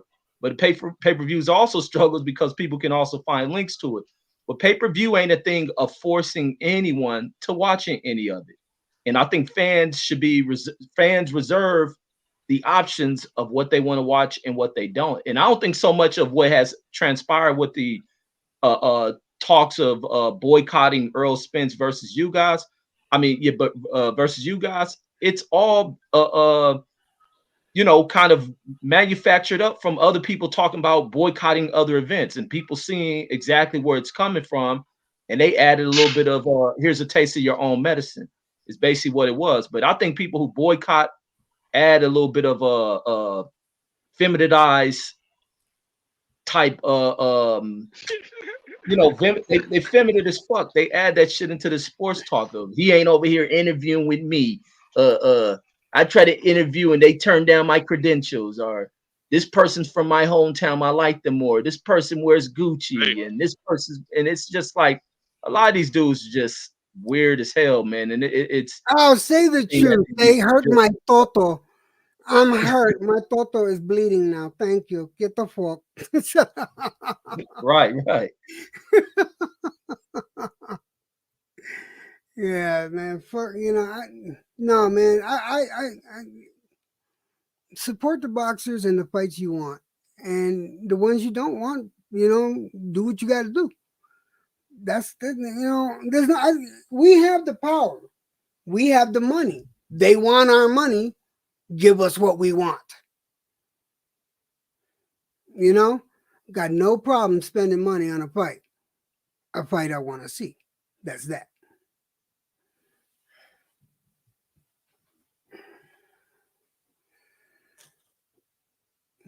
Okay, that was an awkward silence. Go ahead, Santos. Oh, Santos might be in a bad spot. Yeah, I'm in the back. I'm in the back getting ready to do a delivery. But I was just, I agree with everything you guys are saying. I just think I don't agree with trying to sound the alarms and horns about boycotting this and all that when it ain't really necessary to boycott. Just let people make their own decision. Exactly. You know what I'm saying? And some of us love the sport a certain way, and some of us love it another way. And all this old trying to be the one to come up with the idea of boycotting and all that, I think it's bullcrap. Yeah, that's some bullshit. It's some bullshit. I got a question for the panel. What did y'all brothers think about Michael Nunn? Michael second to none. He was a former champion. What's your thoughts on him and his legacy as a fighter, Santos? And how good was he in his prime? Michael Nunn. Reggie, you can go, Reggie, until Santos is ready. What did you think about Michael Nunn as a fighter?